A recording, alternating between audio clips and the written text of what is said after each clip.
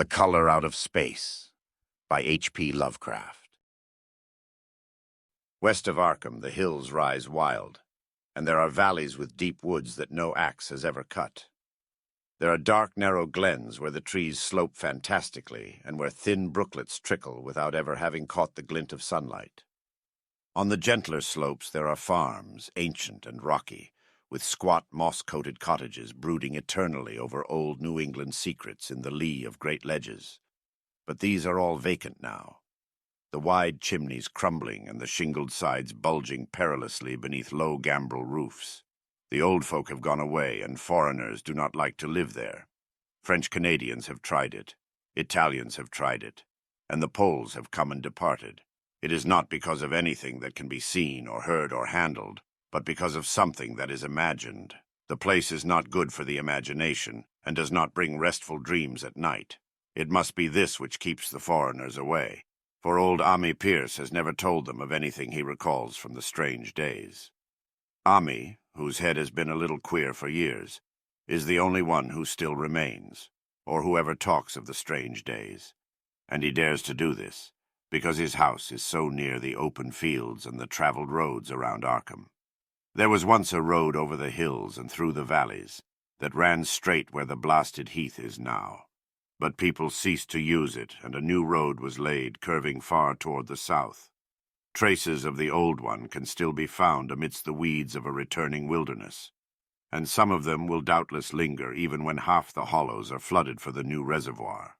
Then the dark woods will be cut down, and the blasted heath will slumber far below blue waters, whose surface will mirror the sky and ripple in the sun. And the secrets of the strange days will be one with the deep secrets, one with the hidden lore of old ocean, and all the mystery of primal earth. When I went into the hills and vales to survey for the new reservoir, they told me the place was evil. They told me this in Arkham, and because that is a very old town full of witch legends, I thought the evil must be something which grandams had whispered to children through centuries. The name Blasted Heath seemed to me very odd and theatrical, and I wondered how it had come into the folklore of a Puritan people. Then I saw that dark westward tangle of glens and slopes for myself, and ceased to wonder at anything besides its own elder mystery. It was morning when I saw it, but shadow lurked always there. The trees grew too thickly, and their trunks were too big for any healthy New England wood. There was too much silence in the dim alleys between them, and the floor was too soft with the dank moss and mattings of infinite years of decay. In the open spaces, mostly along the line of the old road, there were little hillside farms, sometimes with all the buildings standing, sometimes with only one or two, and sometimes with only a lone chimney or fast-filling cellar. Weeds and briars reigned, and furtive wild things rustled in the undergrowth. Upon everything was a haze of restlessness and oppression, a touch of the unreal and the grotesque, as if some vital element of perspective or chiaroscuro were awry. I did not wonder that the foreigners would not stay, for this was no region to sleep in. It was too much like a landscape of Salvator Rosa, too much like some forbidden woodcut in a tale of terror. But even all this was not so bad as the blasted heath. I knew it the moment I came upon it at the bottom of a spacious valley, for no other name could fit such a thing, or any other thing fit such a name. It was as if the poet had coined the phrase from having seen this one particular region. It must, I thought as I viewed it, be the outcome of a fire. But why had nothing new ever grown over those 5 acres of gray desolation that sprawled open to the sky like a great spot eaten by acid in the woods and fields? It lay largely to the north of the ancient road line, but encroached a little on the other side. I felt an odd reluctance about approaching, and did so at last only because my business took me through and past it. There was no vegetation of any kind on that broad expanse, but only a fine gray dust or ash, which no wind seemed ever to blow about. The trees near it were sickly and stunted, and many dead trunks stood or lay rotting at the rim. As I walked hurriedly by, I saw the tumbled bricks and stones of an old chimney and cellar on my right, and the yawning black maw of an abandoned well whose stagnant vapors played strange tricks with the hues of the sunlight. Even the long, dark woodland climb beyond seemed welcome in contrast. and I marveled no more at the frightened whispers of Arkham people. There had been no house or ruin near. Even in the old days, the place must have been lonely and remote. And at twilight, dreading to repass that ominous spot, I walked circuitously back to the town by the curving road on the south. I vaguely wished some clouds would gather, for an odd timidity about the deep skyey voids above had crept into my soul. In the evening I asked old people in Arkham about the blasted heath, and what was meant by that phrase, strange days, which so many evasively muttered. I could not, however, get any good answers, except that all the mystery was much more recent than I had dreamed. It was not a matter of old legendary at all, but something within the lifetime of those who spoke. It had happened in the 80s, and a family had disappeared or was killed. Speakers would not be exact, and because they all told me to pay no attention to old Ammi Pierce's crazy tales, I sought him out the next morning, having heard that he lived alone in the ancient tottering cottage where the trees first begin to get very thick. It was a fearsomely archaic place, and had begun to exude the faint miasmal odor which clings about houses that have stood too long. Only with persistent knocking could I rouse the aged man, and when he shuffled timidly to the door, I could tell he was not glad to see me. He was not so feeble as I had expected, but his eyes drooped in a curious way, and his unkempt clothing and white beard made him seem very worn and dismal. Not knowing just how he could best be launched on his tales, I feigned a matter of business, told him of my surveying, and asked vague questions about the district.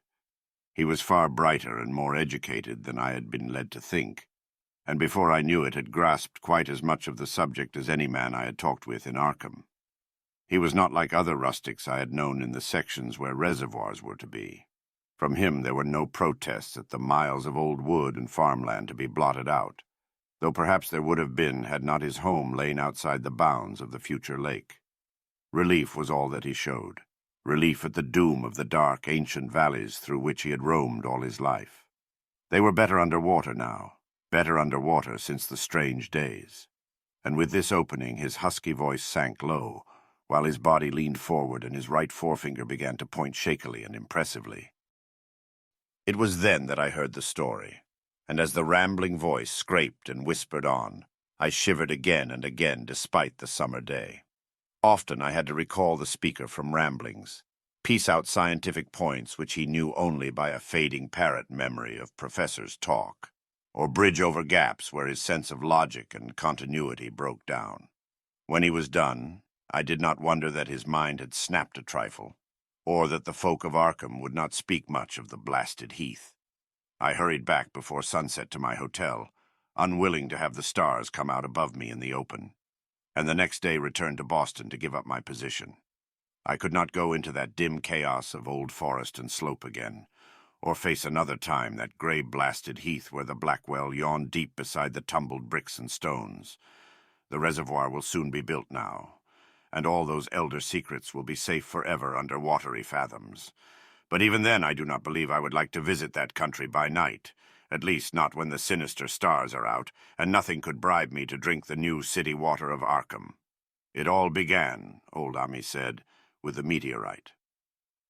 Before that time there had been no wild legends at all since the witch trials, and even then these western woods were not feared half so much as the small island in the Miskatonic where the devil held court beside a curious stone altar older than the Indians.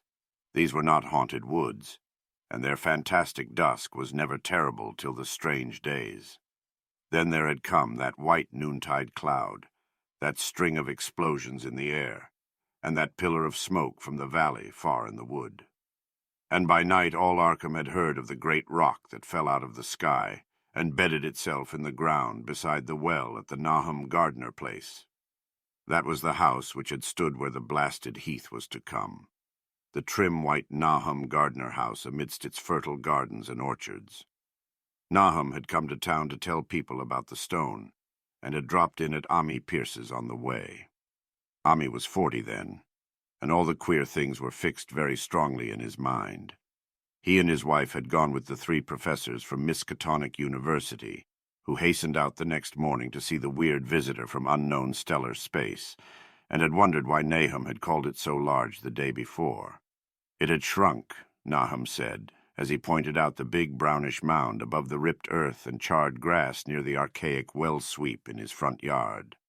But the wise men answered that stones do not shrink. Its heat lingered persistently, and Nahum declared it had glowed faintly in the night. The professors tried it with a geologist's hammer, and found it was oddly soft. It was in truth so soft as to be almost plastic, and they gouged rather than chipped a specimen to take back to the college for testing. They took it in an old pail borrowed from Nahum's kitchen, for even the small piece refused to grow cool. On the trip back, they stopped at Ami's to rest, and seemed thoughtful when Mrs. Pierce remarked that the fragment was growing smaller and burning the bottom of the pail. Truly, it was not large, but perhaps they had taken less than they thought. The day after that, all this was in June of '82, the professors had trooped out again in a great excitement. As they passed Ami's, they told him what queer things the specimen had done, and how it had faded wholly away when they put it in a glass beaker. The beaker had gone too, and the wise men talked of the strange stone's affinity for silicon.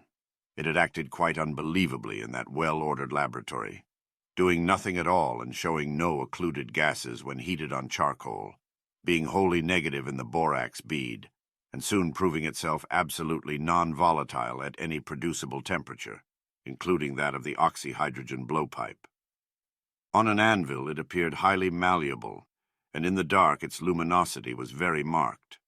Stubbornly refusing to grow cool, it soon had the college in a state of real excitement, and when upon heating before the spectroscope, it displayed shining bands unlike any known colors of the normal spectrum.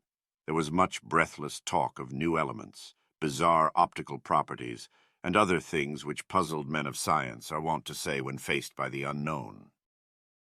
Hot as it was, they tested it in a crucible with all the proper reagents. Water did nothing. Hydrochloric acid was the same. Nitric acid and even aqua regia merely hissed and spattered against its torrid invulnerability. Ami had difficulty in recalling all these things, but recognized some solvents as I mentioned them in the usual order of use.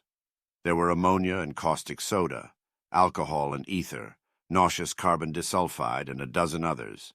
But although the weight grew steadily less as time passed, and the fragments seemed to be slightly cooling, there was no change in the solvents to show that they had attacked the substance at all.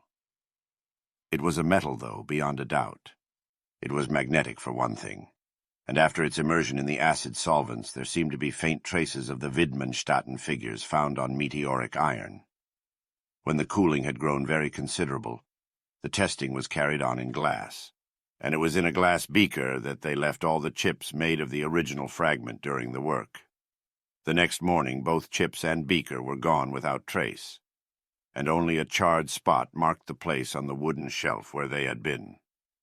All this the professors told Ami as they paused at his door, and once more he went with them to see the stony messenger from the stars, though this time his wife did not accompany him. It had now most certainly shrunk, and even the sober professors could not doubt the truth of what they saw. All around the dwindling brown lump near the well was a vacant space, except where the earth had caved in. And whereas it had been a good 7 feet across the day before, it was now scarcely 5.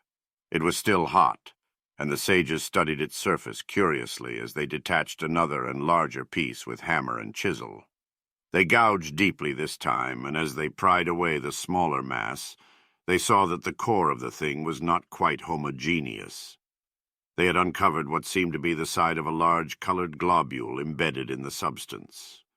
The color, which resembled some of the bands in the meteor's strange spectrum, was almost impossible to describe, and it was only by analogy that they called it color at all.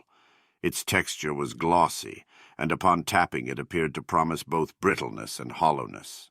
One of the professors gave it a smart blow with a hammer, and it burst with a nervous little pop.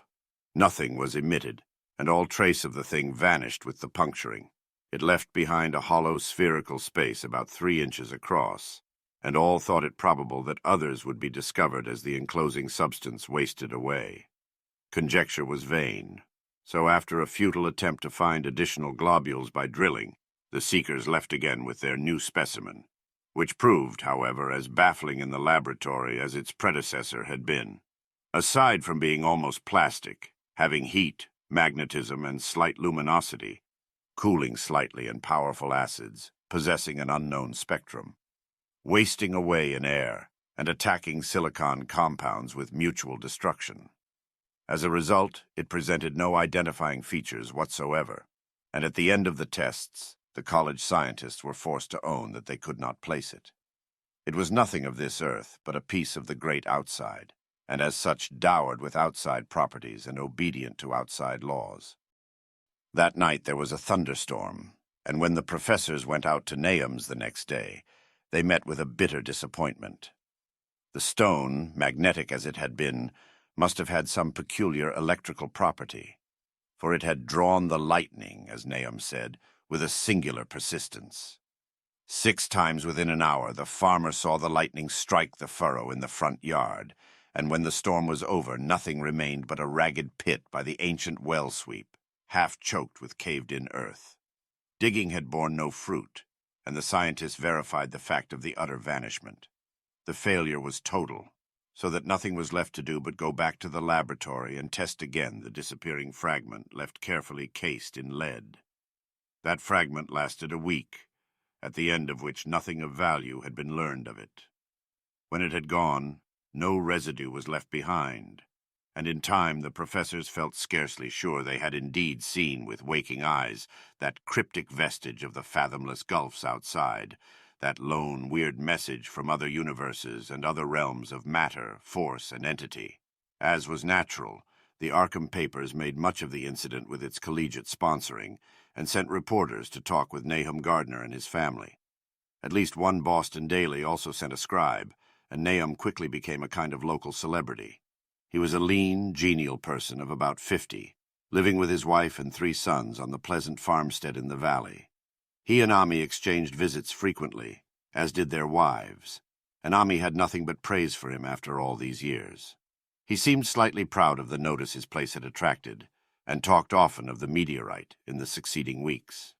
That July and August were hot, and Nahum worked hard at his haying in the 10-acre pasture across Chapman's Brook, his rattling wain wearing deep ruts in the shadowy lanes between. The labor tired him more than it had in other years, and he felt that age was beginning to tell on him. Then fell the time of fruit and harvest. The pears and apples slowly ripened, and Nahum vowed that his orchards were prospering as never before. The fruit was growing to phenomenal size and unwanted gloss, and in such abundance that extra barrels were ordered to handle the future crop.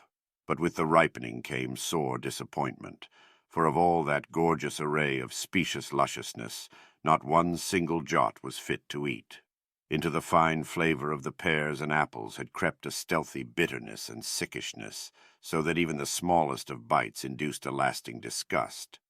It was the same with the melons and tomatoes, and Nahum sadly saw that his entire crop was lost.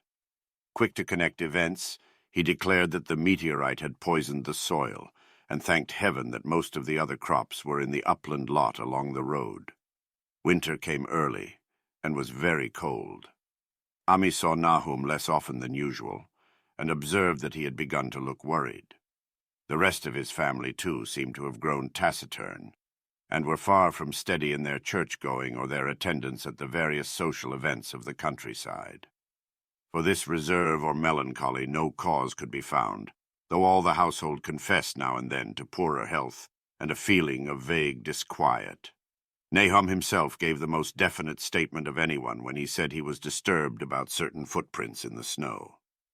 They were the usual winter prints of red squirrels, white rabbits, and foxes, but the brooding farmer professed to see something not quite right about their nature and arrangement. He was never specific, but appeared to think that they were not as characteristic of the anatomy and habits of squirrels and rabbits and foxes as they ought to be.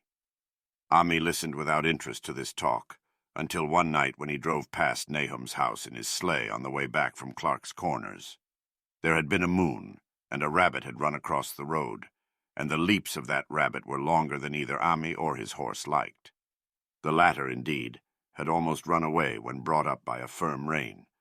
Thereafter, Ami gave Nahum's tales more respect, and wondered why the gardener dogs seemed so cowed and quivering every morning.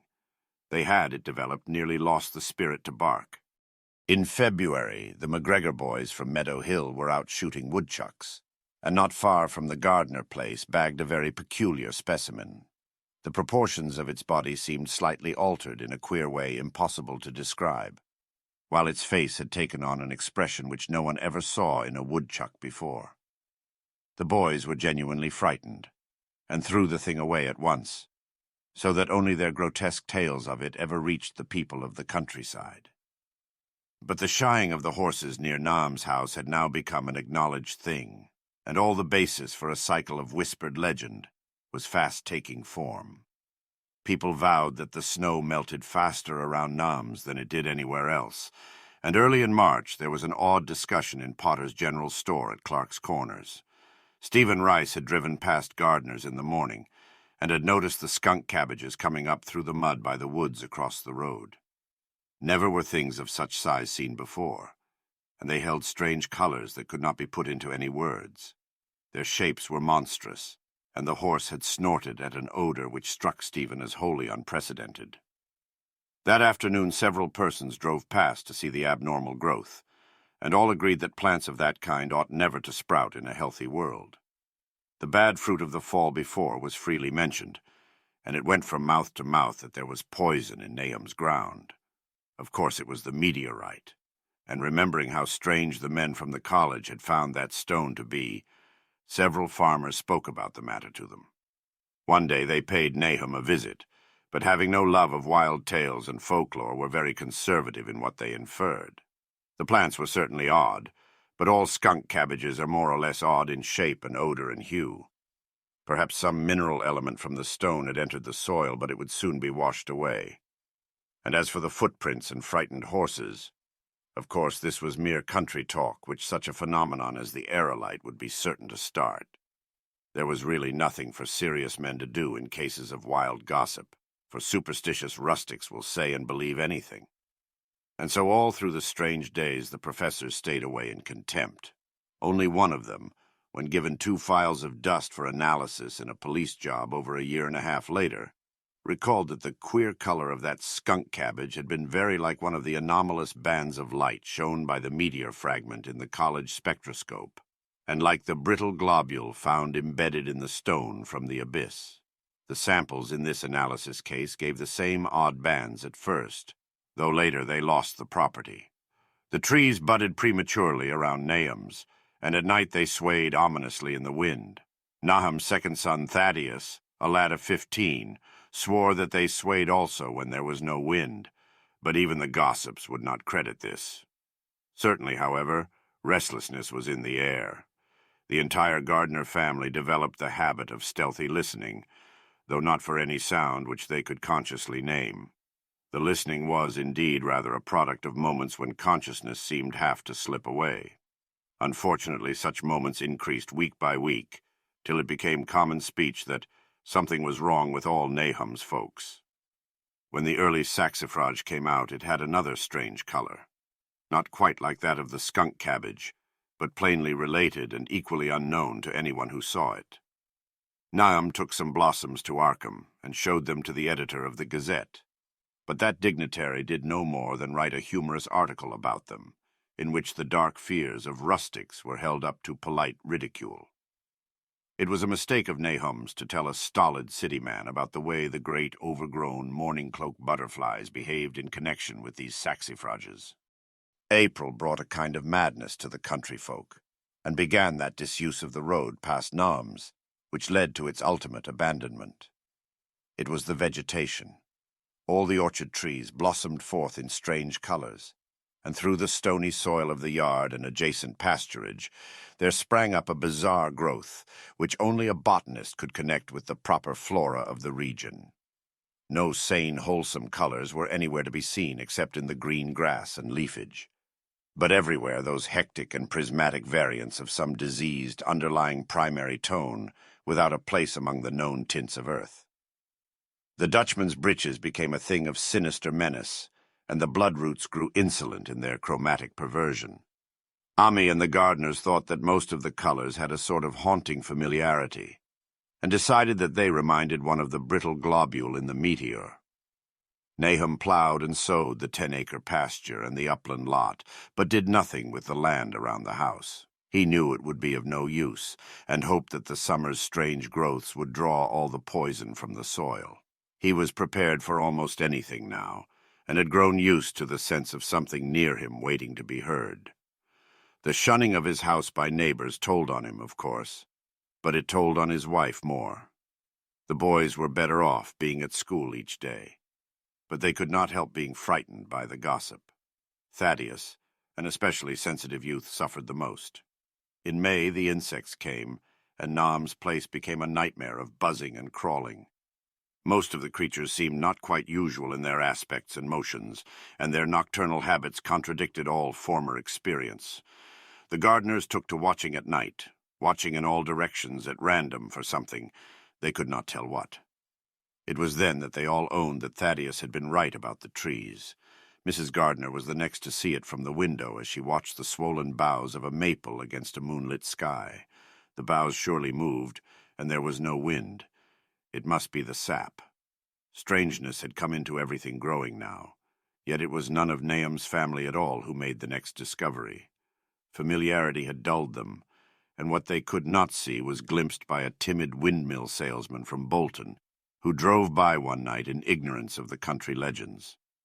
What he told in Arkham was given a short paragraph in the Gazette, and it was there that all the farmers, Nahum included, saw it first. The night had been dark and the buggy lamps faint, but around a farm in the valley which everyone knew from the account must be Nahum's, the darkness had been less thick. A dim though distinct luminosity seemed to inhere in all the vegetation, grass, leaves, and blossoms alike, while at one moment a detached piece of the phosphorescence appeared to stir furtively in the yard near the barn. The grass had so far seemed untouched, and the cows were freely pastured in the lot near the house, but toward the end of May the milk began to be bad. Then Nahum had the cows driven to the uplands, after which the trouble ceased. Not long after this, the change in grass and leaves became apparent to the eye. All the verdure was going gray, and was developing a highly singular quality of brittleness. Ami was now the only person who ever visited the place, and his visits were becoming fewer and fewer. When school closed, the gardeners were virtually cut off from the world, and sometimes let Ami do their errands in town. They were failing curiously both physically and mentally, and no one was surprised when the news of Mrs. Gardner's madness stole around. It happened in June, about the anniversary of the meteor's fall, and the poor woman screamed about things in the air which she could not describe. In her raving there was not a single specific noun, but only verbs and pronouns. Things moved and changed and fluttered, and ears tingled to impulses which were not wholly sounds. Something was taken away. She was being drained of something. Something was fastening itself on her that ought not to be. Someone must make it keep off. Nothing was ever still in the night. The walls and windows shifted. Nahum did not send her to the county asylum, but let her wander about the house as long as she was harmless to herself and others. Even when her expression changed, he did nothing. But when the boys grew afraid of her, and Thaddeus nearly fainted at the way she made faces at him, he decided to keep her locked in the attic. By July, she had ceased to speak and crawled on all fours, and before that month was over, Nahum got the mad notion that she was slightly luminous in the dark, as he now clearly saw was the case with the nearby vegetation. It was a little before this that the horses had stampeded. Something had aroused them in the night, and their neighing and kicking in their stalls had been terrible. There seemed virtually nothing to do to calm them, and when Nahum opened the stable door, they all bolted out like frightened woodland deer. It took a week to track all four, and when found they were seen to be quite useless and unmanageable. Something had snapped in their brains, and each one had to be shot for its own good. Nahum borrowed a horse from Ami for his haying, but found it would not approach the barn. It shied, balked, and whinnied, and in the end he could do nothing but drive it into the yard, while the men used their own strength to get the heavy wagon near enough the hayloft for convenient pitching. And all the while the vegetation was turning gray and brittle. Even the flowers, whose hues had been so strange, were graying now, and the fruit was coming out gray and dwarfed and tasteless. The asters and goldenrod bloomed gray and distorted, and the roses and zinnias and hollyhocks in the front yard were such blasphemous-looking things that Nam's oldest boy, Zenas, cut them down. The strangely puffed insects died about that time, even the bees that had left their hives and taken to the woods. By September, all the vegetation was fast crumbling to a grayish powder, and Nahum feared that the trees would die before the poison was out of the soil. His wife now had spells of terrific screaming, and he and the boys were in a constant state of nervous tension. They shunned people now, and when school opened, the boys did not go. But it was Ami, on one of his rare visits, who first realized that the well water was no longer good. It had an evil taste that was not exactly fetid nor exactly salty, and Ami advised his friend to dig another well on higher ground to use till the soil was good again. Nahum, however, ignored the warning, for he had by that time become callous to strange and unpleasant things. He and the boys continued to use the tainted supply, drinking it as listlessly and mechanically as they ate their meager and ill-cooked meals, and did their thankless and monotonous chores through the aimless days. There was something of stolid resignation about them all, as if they walked half in another world between lines of nameless guards to a certain and familiar doom. Thaddeus went mad in September after a visit to the well. He had gone with a pail and had come back empty-handed, shrieking and waving his arms, and sometimes lapsing into an inane titter or a whisper about the moving colors down there. 2 in one family was pretty bad, but Nahum was very brave about it. He let the boy run about for a week until he began stumbling and hurting himself, and then he shut him in an attic room across the hall from his mother's. The way they screamed at each other from behind their locked doors was very terrible, especially to little Merwin, who fancied they talked in some terrible language that was not of earth. Merwin was getting frightfully imaginative, and his restlessness was worse after the shutting away of the brother who had been his greatest playmate. Almost at the same time, the mortality among the livestock commenced. Poultry turned grayish and died very quickly, their meat being found dry and noisome upon cutting. Hogs grew inordinately fat, then suddenly began to undergo loathsome changes which no one could explain. Their meat was, of course, useless, and Nahum was at his wits' end. No rural veterinary would approach his place, and the city veterinary from Arkham was openly baffled. The swine began growing gray and brittle and falling to pieces before they died, and their eyes and muzzles developed singular alterations. It was very inexplicable, for they had never been fed from the tainted vegetation. Then something struck the cows. Certain areas, or sometimes the whole body, would be uncannily shriveled or compressed, and atrocious collapses or disintegrations were common. In the last stages, and death was always the result, there would be a graying and turning brittle like that which beset the hogs. There could be no question of poison, for all the cases occurred in a locked and undisturbed barn. No bites of prowling things could have brought the virus, for what live beast of earth can pass through solid obstacles? It must be only natural disease. Yet what disease could wreak such results was beyond any mind's guessing. When the harvest came, there was not an animal surviving on the place, for the stock and poultry were dead and the dogs had run away. These dogs, 3 in number, had all vanished one night and were never heard of again.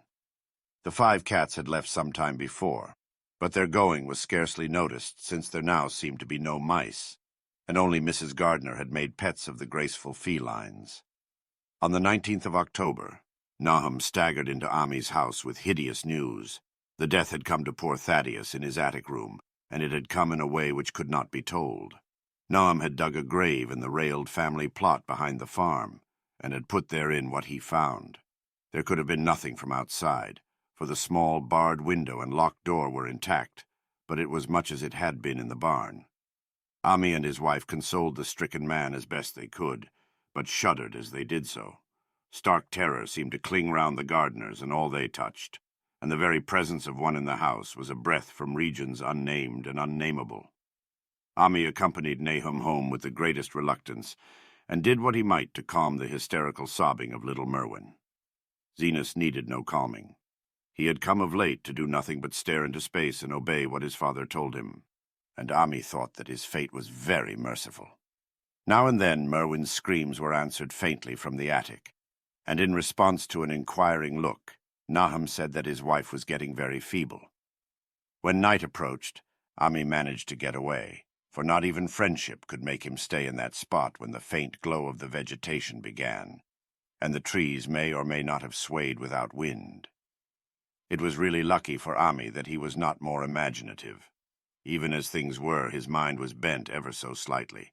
But had he been able to connect and reflect upon all the portents around him, he must inevitably have turned a total maniac. In the twilight he hastened home, the screams of the mad woman and the nervous child ringing horribly in his ears. 3 days later, Nahum lurched into Ami's kitchen in the early morning, and in the absence of his host stammered out a desperate tale once more, while Mrs. Pierce listened in a clutching fright. It was little Merwin this time. He was gone. He had gone out late at night with a lantern and pail for water, and had never come back. He'd been going to pieces for days and hardly knew what he was about. Screamed at everything. There had been a frantic shriek from the yard then, but before the father could get to the door, the boy was gone. There was no glow from the lantern he had taken, and of the child himself no trace. At the time, Nahum thought the lantern and pail were gone too, but when dawn came, and the man had plodded back from his all-night search of the woods and fields, he had found some very curious things near the well. There was a crushed and apparently somewhat melted mass of iron, which had certainly been the lantern, while a bent bale and twisted iron hoops beside it, both half fused, seemed to hint at the remnants of the pail. That was all. Nahum was past imagining.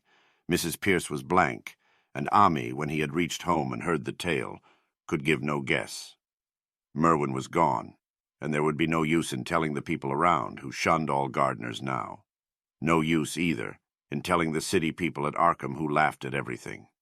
Thad was gone, and now Merwin was gone. Something was creeping and waiting to be seen and felt and heard. Nahum would go soon, and he wanted Ami to look after his wife and Zenas if they survived him. It must all be a judgment of some sort, though he could not fancy what for, since he had always walked uprightly in the Lord's ways so far as he knew.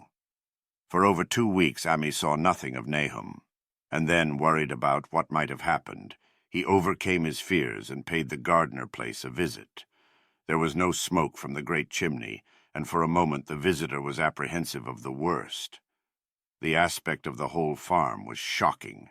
Grayish withered grass and leaves on the ground, vines falling in brittle wreckage from archaic walls and gables, and great bare trees clawing up at the gray November sky with a studied malevolence which Ami could not but feel had come from some subtle change in the tilt of the branches. But Nahum was alive, after all. He was weak and lying on a couch in the low-ceiled kitchen, but perfectly conscious and able to give simple orders to Zenas. The room was deadly cold, and as Ami visibly shivered, the host shouted huskily to Zenas for more wood. Wood, indeed, was sorely needed, since the cavernous fireplace was unlit and empty, with a cloud of soot blowing about in the chill wind that came down the chimney. Presently Nahum asked him if the extra wood had made him any more comfortable. And then Ami saw what had happened. The stoutest cord had broken at last, and the hapless farmer's mind was proof against more sorrow. Questioning tactfully, Ami could get no clear data at all about the missing Zenas. "In the well, he lives in the well," was all that the clouded father would say. Then there flashed across the visitor's mind a sudden thought of the mad wife, and he changed his line of inquiry. "Nabby?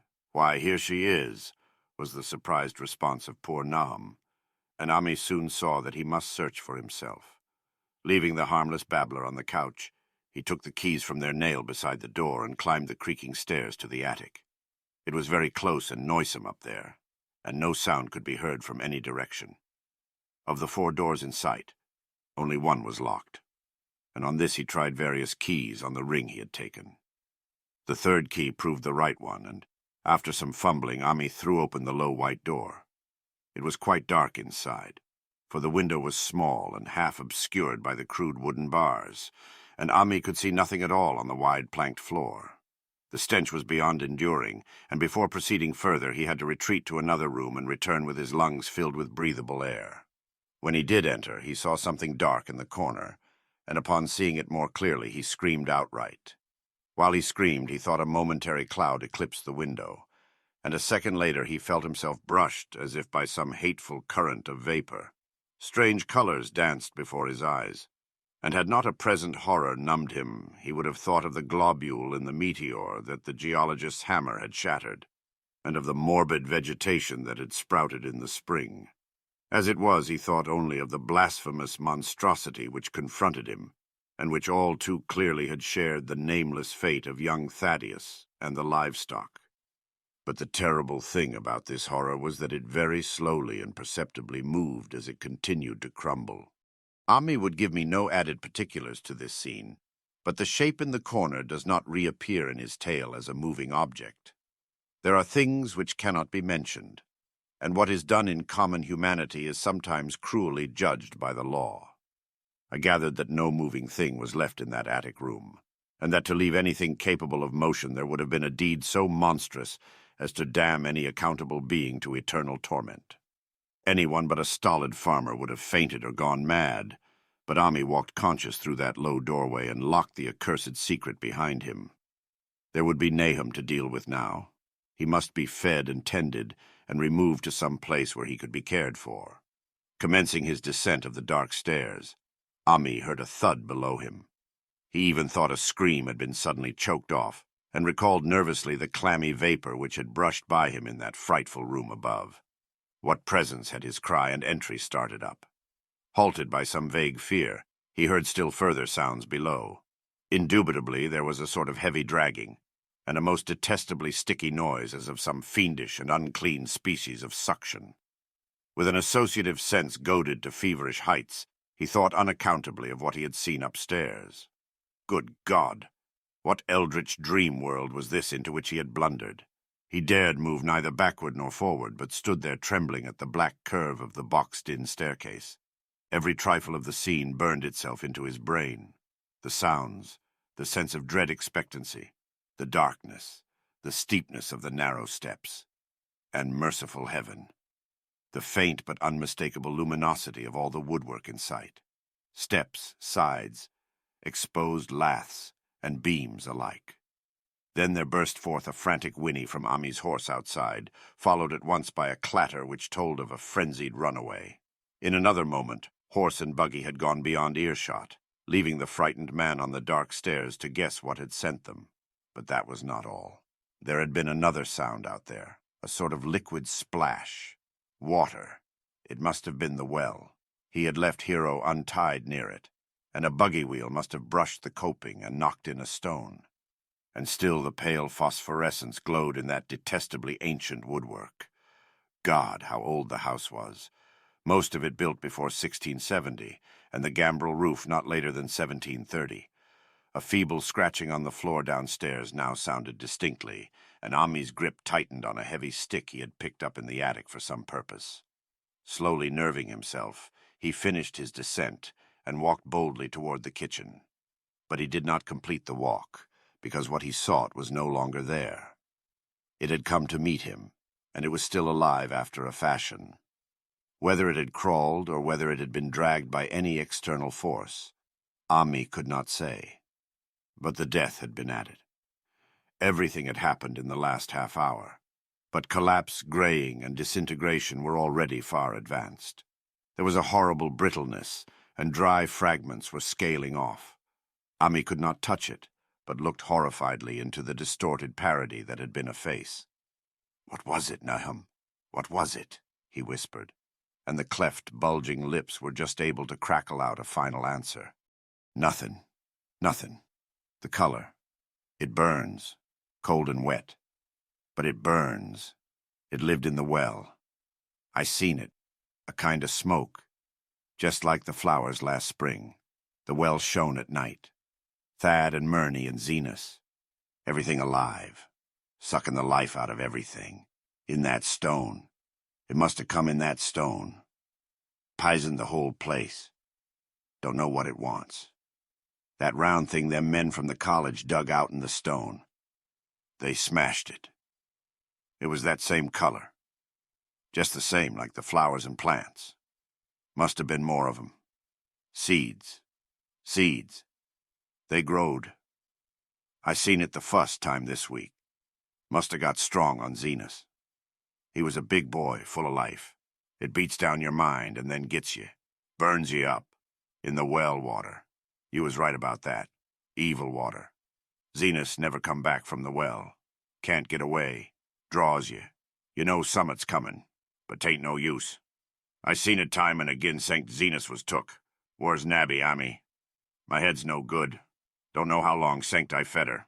It'll get her F we ain't careful. Just a color. Her face is getting to have that color sometimes towards night. And it burns and sucks. It come from some place where things ain't as they is here. One of them professors said so. He was right. Look out, Ami. It'll do something more. Sucks the life out. But that was all. That which spoke could speak no more because it had completely caved in. Ami laid a red checked tablecloth over what was left and reeled out the back door into the fields. He climbed the slope to the 10-acre pasture and stumbled home by the north road in the woods. He could not pass that well from which his horse had run away. He had looked at it through the window and had seen that no stone was missing from the rim. Then the lurching buggy had not dislodged anything after all. The splash had been something else, something which went into the well after it had done with poor Nahum. When Ami reached his house, the horse and buggy had arrived before him and thrown his wife into fits of anxiety. Reassuring her without explanations, he set out at once for Arkham and notified the authorities that the Gardner family was no more. He indulged in no details, but merely told of the deaths of Nam and Nabby, that of Thaddeus being already known, and mentioned that the cause seemed to be the same strange ailment which had killed the livestock. He also stated that Merwin and Zenas had disappeared. There was considerable questioning at the police station, and in the end Ami was compelled to take 3 officers to the Gardner farm, together with the coroner, the medical examiner, and the veterinary who had treated the diseased animals. He went much against his will, for the afternoon was advancing, and he feared the fall of night over that accursed place. But it was some comfort to have so many people with him. The 6 men drove out in a Democrat wagon, following Ami's buggy, and arrived at the pest-ridden farmhouse about 4 o'clock. Used as the officers were to gruesome experiences, not one remained unmoved at what was found in the attic and under the red checked tablecloth on the floor below. The whole aspect of the farm, with its gray desolation, was terrible enough, but those 2 crumbling objects were beyond all bounds.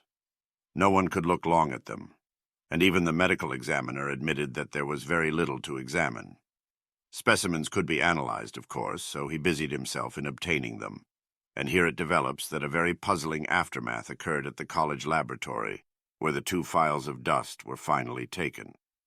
Under the spectroscope, both samples gave off an unknown spectrum, in which many of the baffling bands were precisely like those which the strange meteor had yielded in the previous year. The property of emitting this spectrum vanished in a month, the dust thereafter consisting mainly of alkaline phosphates and carbonates. Ami would not have told the men about the well if he had thought they meant to do anything then and there. It was getting toward sunset, and he was anxious to be away, but he could not help glancing nervously at the stony curb by the great sweep. And when a detective questioned him, he admitted that Nahum had feared something down there, so much so that he had never even thought of searching it for Merwin or Zenas. After that, nothing would do but that they empty and explore the well immediately, so Ami had to wait trembling while pail after pail of rank water was hauled up and splashed on the soaking ground outside.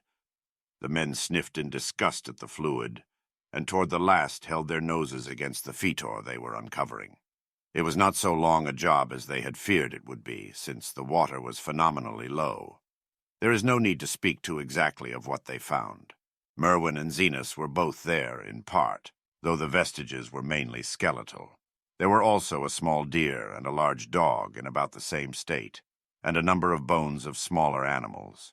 The ooze and slime at the bottom seemed inexplicably porous and bubbling, and a man who descended on handholds with a long pole found that he could sink the wooden shaft to any depth in the mud of the floor without meeting any solid obstruction. Twilight had now fallen, and lanterns were brought from the house. Then, when it was seen that nothing further could be gained from the well, everyone went indoors and conferred in the ancient sitting room, while the intermittent light of a spectral half-moon played wanly on the gray desolation outside. The men were frankly nonplussed by the entire case, and could find no convincing common element to link the strange vegetable conditions, the unknown disease of livestock and humans, and the unaccountable deaths of Merwin and Zenas in the tainted well. They had heard the common country talk, it is true, but could not believe that anything contrary to natural law had occurred. No doubt the meteor had poisoned the soil, but the illness of persons and animals who had eaten nothing grown in that soil was another matter. Was it the well water? Very possibly. It might be a good idea to analyze it. But what peculiar madness could have made both boys jump into the well? Their deeds were so similar, and the fragments showed that they had both suffered from the gray, brittle death. Why was everything so gray and brittle? It was the coroner, seated near a window overlooking the yard, who first noticed the glow about the well. Night had fully set in, and all the abhorrent grounds seemed faintly luminous with more than the fitful moonbeams.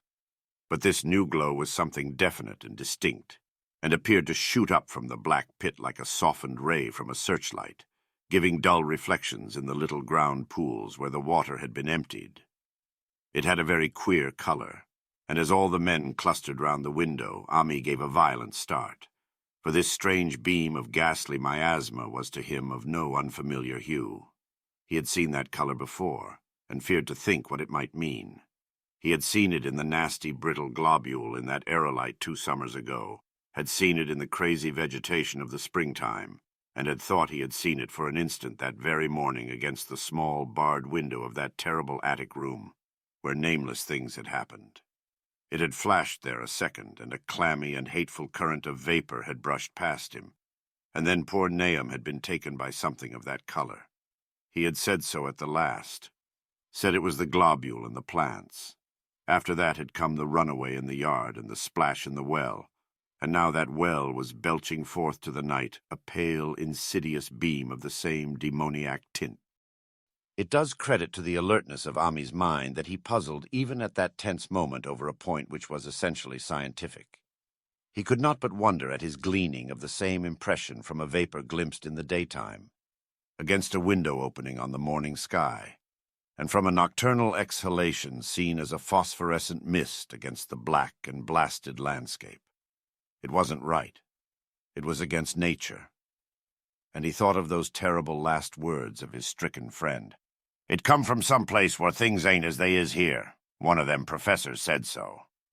All 3 horses outside, tied to a pair of shriveled saplings by the road, were now neighing and pawing frantically. The wagon driver started for the door to do something, but Ami laid a shaky hand on his shoulder. "Don't go out there," he whispered. "They's more to this nor what we know.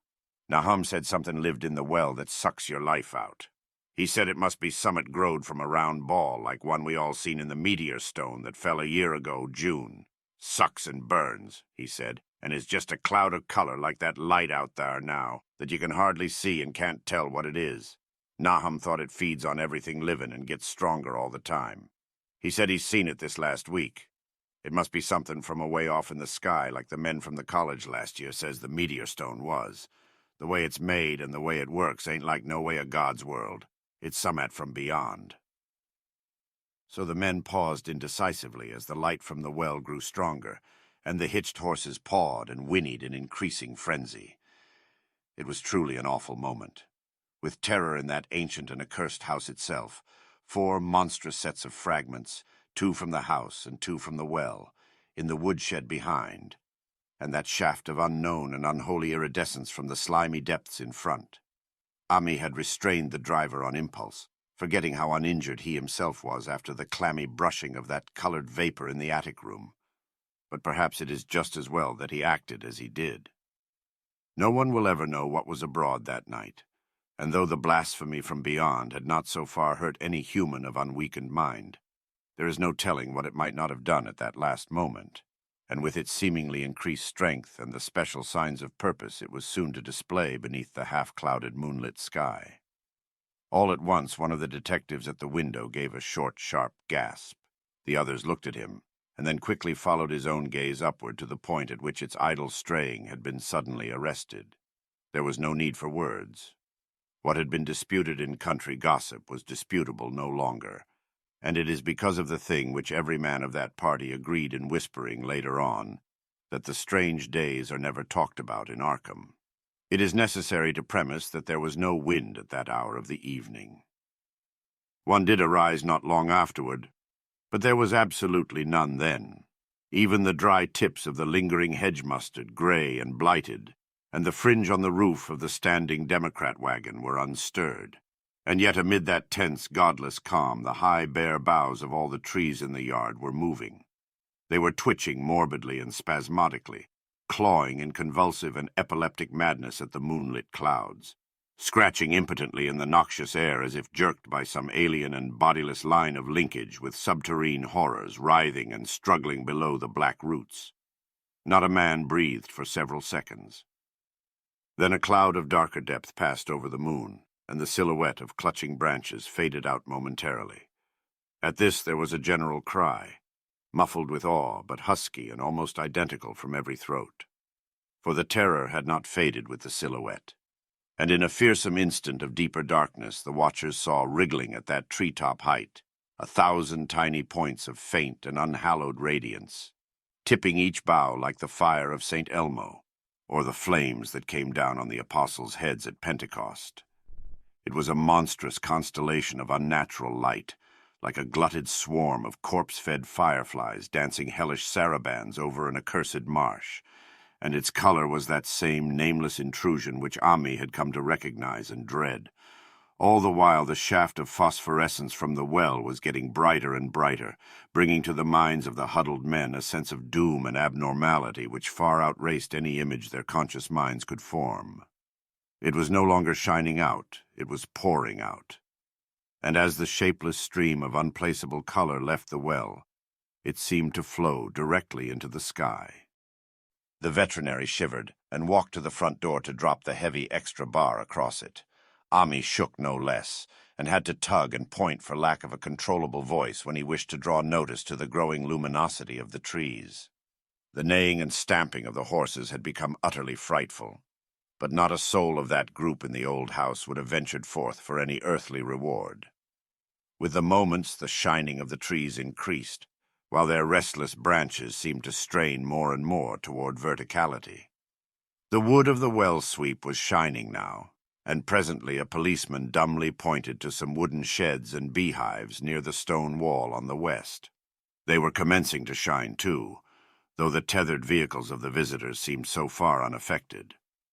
Then there was a wild commotion and clopping in the road, and as Ami quenched the lamp for better seeing, they realized that the span of frantic grays had broke their sapling and run off with the Democrat wagon.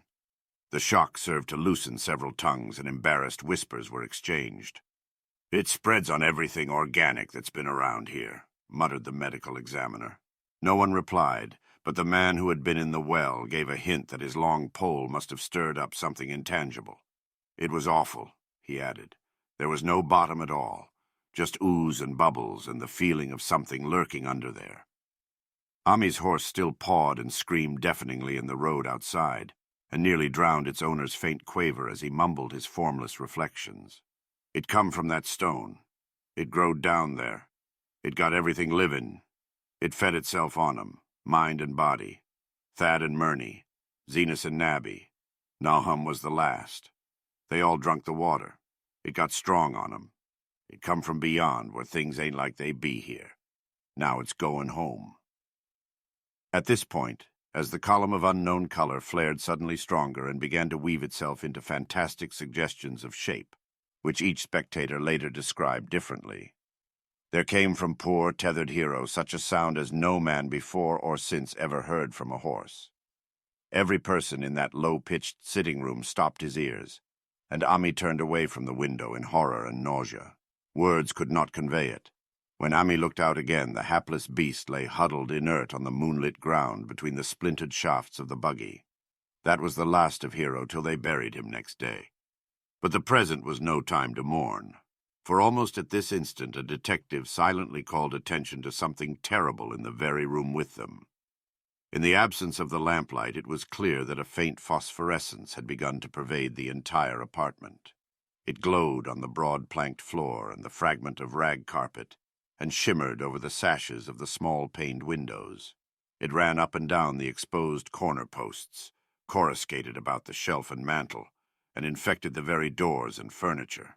Each minute saw it strengthen, and at last it was very plain that healthy living things must leave that house. Ami showed them the back door and the path up through the fields to the 10-acre pasture. They walked and stumbled as in a dream, and did not dare look back till they were far away on the high ground. They were glad of the path, for they could not have gone the front way by that well.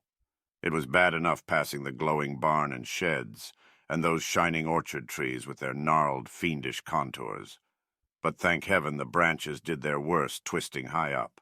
The moon went under some very black clouds as they crossed the rustic bridge over Chapman's Brook, and it was blind, groping from there to the open meadows. When they looked back toward the valley and the distant Gardner place at the bottom, they saw a fearsome sight. All the farm was shining with the hideous, unknown blend of color. Trees, buildings, and even such grass and herbage as had not been wholly changed to lethal gray brittleness.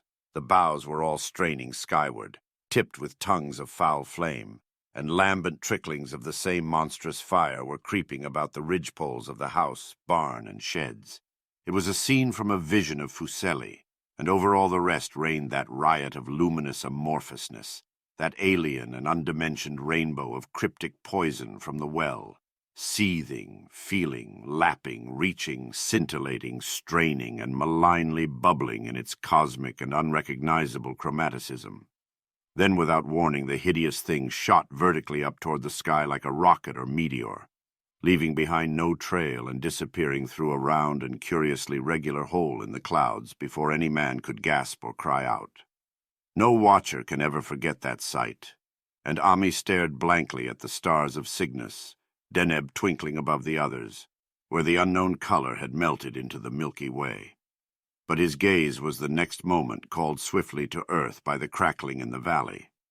It was just that. Only a wooden ripping and crackling and not an explosion as so many others of the party vowed.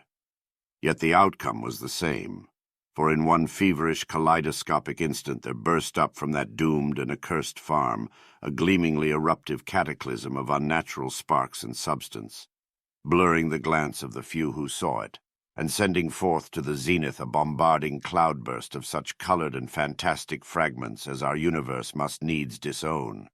Through quickly reclosing vapors they followed the great morbidity that had vanished, and in another second they had vanished too.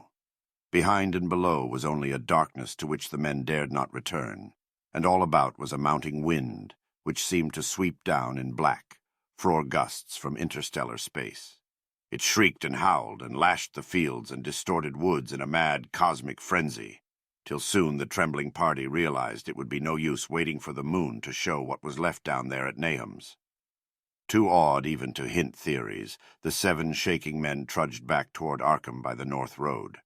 Ami was worse than his fellows and begged them to see him inside his own kitchen instead of keeping straight on to town. He did not wish to cross the nighted, wind-whipped woods alone to his home on the main road, for he had had an added shock that the others were spared, and was crushed forever with a brooding fear he dared not even mention for many years to come. As the rest of the watchers on that tempestuous hill had stolidly set their faces toward the road, Ami had looked back an instant at the shadowed valley of desolation so lately sheltering his ill-starred friend. And from that stricken, faraway spot he had seen something feebly rise, only to sink down again upon the place from which the great shapeless horror had shot into the sky. It was just a color, but not any color of our earth or heavens. And because Ami recognized that color and knew that this last faint remnant must still lurk down there in the well, he has never been quite right since. Ami would never go near the place again. It is over half a century now since the horror happened, but he has never been there, and will be glad when the new reservoir blots it out. I shall be glad too, for I do not like the way the sunlight changed color around the mouth of that abandoned well I passed. I hope the water will always be very deep, but even so, I shall never drink it. I do not think I shall visit the Arkham country hereafter. 3 of the men who had been with Ami returned the next morning to see the ruins by daylight, but there were not any real ruins. Only the bricks of the chimney, the stones of the cellar, some mineral and metallic litter here and there, and the rim of that nefandous well. Save for Ami's dead horse, which they towed away and buried, and the buggy which they shortly returned to him, everything that had ever been living had gone. 5 eldritch acres of dusty gray desert remained, nor has anything ever grown there since. To this day it sprawls open to the sky like a great spot eaten by acid in the woods and fields, and the few who have ever dared glimpse it, in spite of the rural tales, have named it the Blasted Heath. The rural tales are queer. They might be even queerer if city men and college chemists could be interested enough to analyze the water from that disused well, or the gray dust that no wind seems ever to disperse. Botanists, too, ought to study the stunted flora on the borders of that spot, for they might shed light on the country notion that the blight is spreading, little by little, perhaps an inch a year. People say the color of the neighboring herbage is not quite right in the spring, and that wild things leave queer prints in the light winter snow. Snow never seems quite so heavy on the Blasted Heath as it is elsewhere. Horses, the few that are left in this motor age, grow skittish in the silent valley, and hunters cannot depend on their dogs too near the splotch of grayish dust. They say the mental influences are very bad, too. Numbers went queer in the years after Nahum's taking, and always they lacked the power to get away. Then the stronger-minded folk all left the region, and only the foreigners tried to live in the crumbling old homesteads. They could not stay, though, and one sometimes wonders what insight beyond ours their wild, weird stores of whispered magic have given them. Their dreams at night, they protest, are very horrible in that grotesque country, and surely the very look of the dark realm is enough to stir a morbid fancy. No traveler has ever escaped a sense of strangeness in those deep ravines, and artists shiver as they paint thick woods whose mystery is as much of the spirit as of the eye. I myself am curious about the sensation I derived from my one lone walk before Ami told me his tale. When twilight came, I had vaguely wished some clouds would gather, for an odd timidity about the deep sky voids above had crept into my soul. Do not ask me for my opinion. I do not know, that is all. There was no one but Ami to question, for Arkham people will not talk about the strange days, and all 3 professors who saw the aerolite and its colored globule are dead. There were other globules, depend upon that. One must have fed itself and escaped, and probably there was another which was too late. No doubt it is still down the well.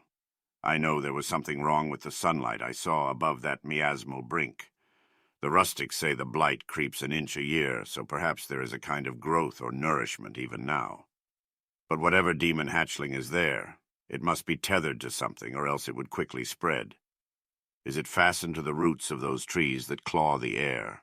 One of the current Arkham tales is about fat oaks that shine and move as they ought not to do at night. What it is, only God knows.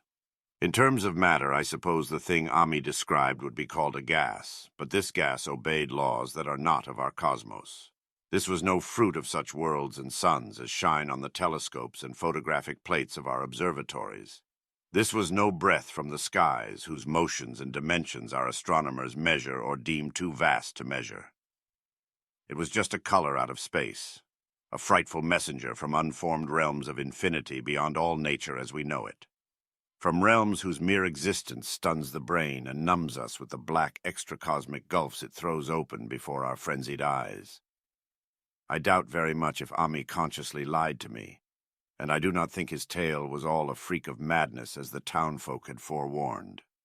Something terrible came to the hills and valleys on that meteor, and something terrible, though I know not in what proportion, still remains. I shall be glad to see the water come. Meanwhile, I hope nothing will happen to Ami. He saw so much of the thing, and its influence was so insidious. Why has he never been able to move away? How clearly he recalled those dying words of Nahum's. Can't get away. Draws ye. You know summit's comin', but 'tain't no use. Ami is such a good old man. When the reservoir gang gets to work, I must write the chief engineer to keep a sharp watch on him. I would hate to think of him as the gray, twisted, brittle monstrosity which persists more and more in troubling my sleep. The Dunwich Horror by H.P. Lovecraft.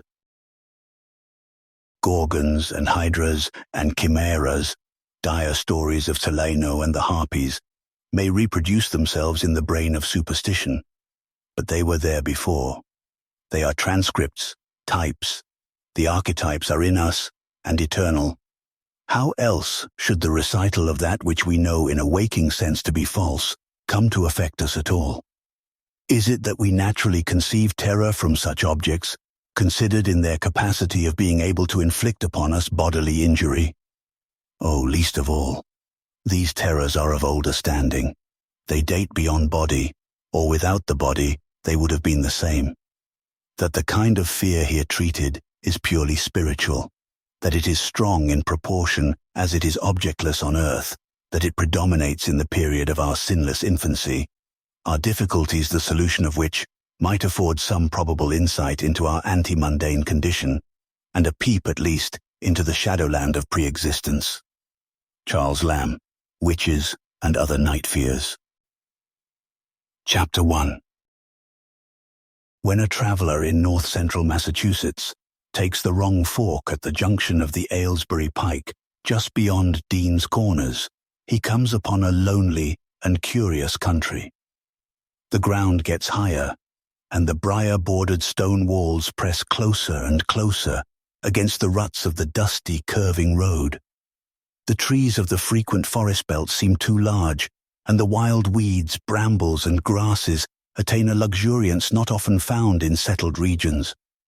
At the same time, the planted fields appear singularly few and barren, while the sparsely scattered houses wear a surprisingly uniform aspect of age, squalor, and dilapidation. Without knowing why, one hesitates to ask directions from the gnarled, solitary figures spied now and then on crumbling doorsteps or on the sloping, rock-strewn meadows. Those figures are so silent and furtive that one feels somehow confronted by forbidden things with which it would be better to have nothing to do. When a rise in the road brings the mountains in view above the deep woods, the feeling of strange uneasiness is increased. The summits are too rounded and symmetrical to give a sense of comfort and naturalness, and sometimes the sky silhouettes with especial clearness the queer circles of tall stone pillars with which most of them are crowned. Gorges and ravines of problematical depth intersect the way, and the crude wooden bridges always seem of dubious safety. When the road dips again, there are stretches of marshland that one instinctively dislikes, and indeed almost fears at evening when unseen whippoorwills chatter and the fireflies come out in abnormal profusion to dance to the raucous, creepily insistent rhythms of stridently piping bullfrogs. The thin, shining line of the Miskatonic's upper reaches has an oddly serpent-like suggestion as it winds close to the feet of the domed hills among which it rises. As the hills draw nearer, one heeds their wooded sides more than their stone-crowned tops. Those sides loom up so darkly and precipitously that one wishes they would keep their distance, but there is no road by which to escape them. Across a covered bridge, one sees a small village huddled between the stream and the vertical slope of Round Mountain, and wonders at the cluster of rotting gambrel roofs, bespeaking an earlier architectural period than that of the neighboring region. It is not reassuring to see, on a closer glance, that most of the houses are deserted and falling to ruin, and that the broken steepled church now harbors the one slovenly mercantile establishment of the hamlet. One dreads to trust the tenebrous tunnel of the bridge, yet there is no way to avoid it. Once across, it is hard to prevent the impression of a faint malign odor about the village street, as of the massed mold and decay of centuries. It is always a relief to get clear of the place and to follow the narrow road around the base of the hills and across the level country beyond, till it rejoins the Aylesbury Pike. Afterward, one sometimes learns that one has been through Dunwich. Outsiders visit Dunwich as seldom as possible, and since a certain season of horror, all the signboards pointing toward it have been taken down. The scenery, judged by any ordinary aesthetic canon, is more than commonly beautiful. Yet there is no influx of artists or summer tourists. 2 centuries ago, when talk of witch blood, Satan worship, and strange forest presences was not laughed at, it was the custom to give reasons for avoiding the locality. In our sensible age, Since the Dunwich Horror of 1928 was hushed up by those who had the town's and the world's welfare at heart, people shun it without knowing exactly why.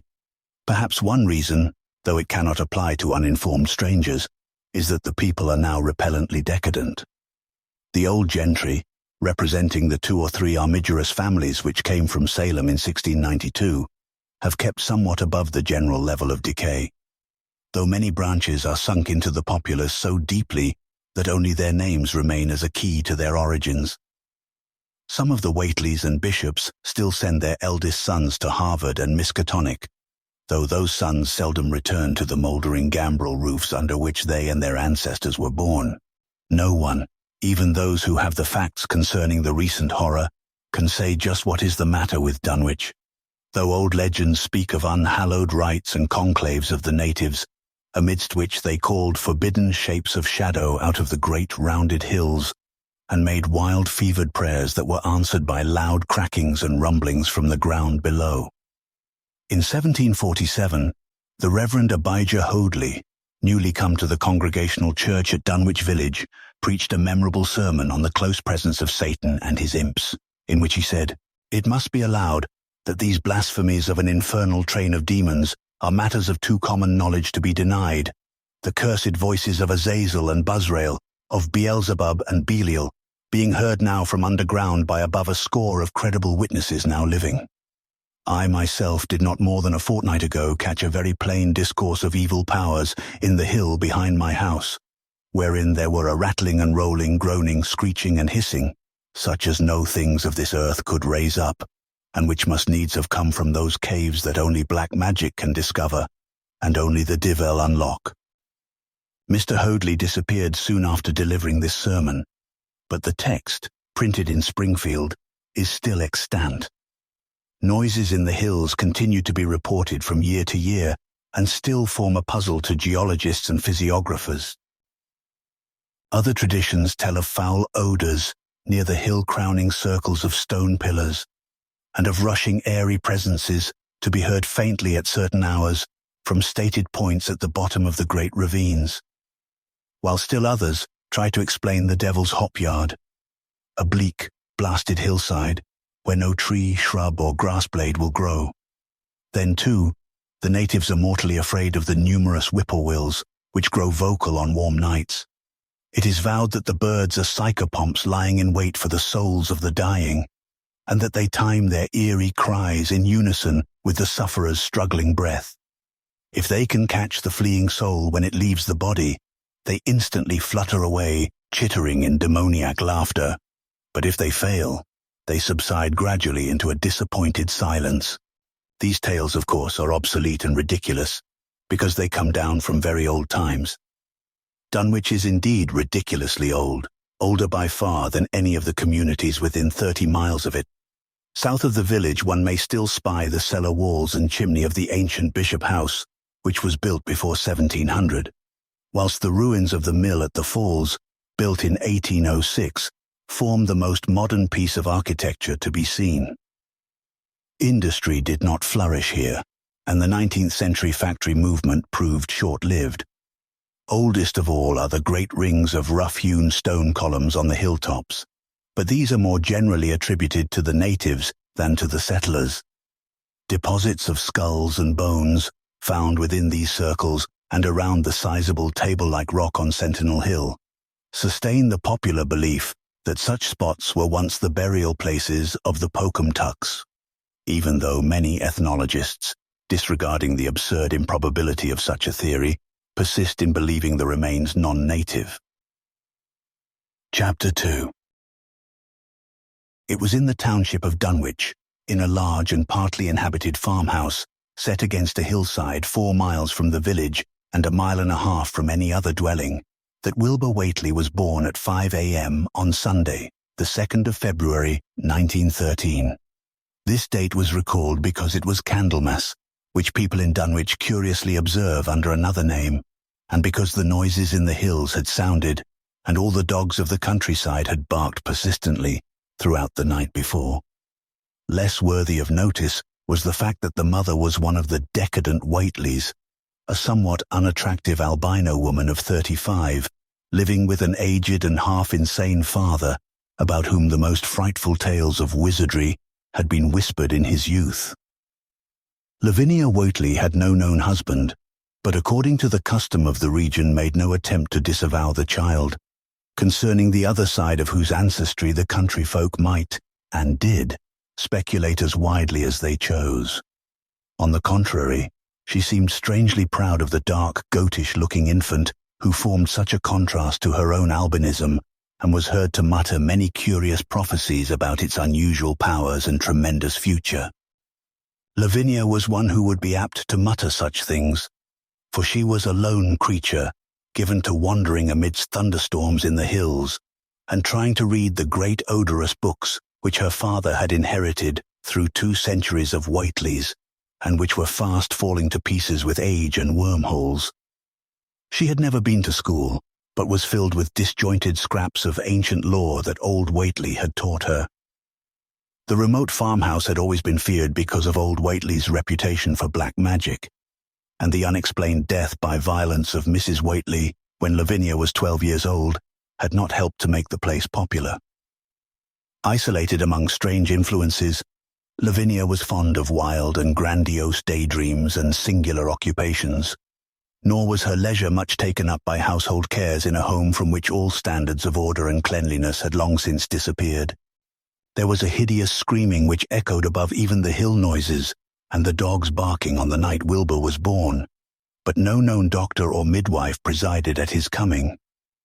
Neighbors knew nothing of him till a week afterward, when old Whately drove his sleigh through the snow into Dunwich village and discoursed incoherently to the group of loungers at Osborne's general store. There seemed to be a change in the old man, an added element of furtiveness in the clouded brain which subtly transformed him from an object to a subject of fear, though he was not one to be perturbed by any common family event. Amidst it all, he showed some trace of the pride later noticed in his daughter, and what he said of the child's paternity was remembered by many of his hearers years afterward. "I don't care what folks think. If Lavany's boy looked like his pa, he wouldn't look like nothing ye expect. Ye needn't think the only folks is the folks hereabouts. Lavany's read some, and has seed some things the most o' ye only tell about.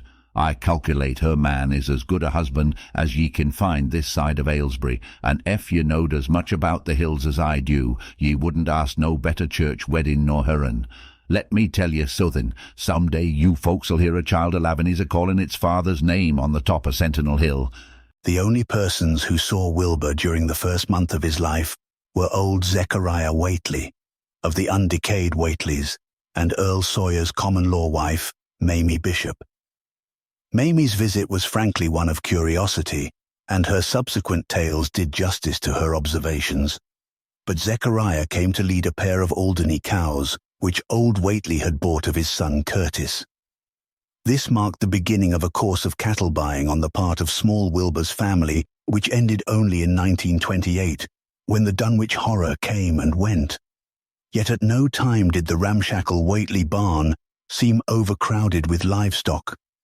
There came a period when people were curious enough to steal up and count the herd that grazed precariously on the steep hillside above the old farmhouse, and they could never find more than 10 or 12 anemic, bloodless-looking specimens.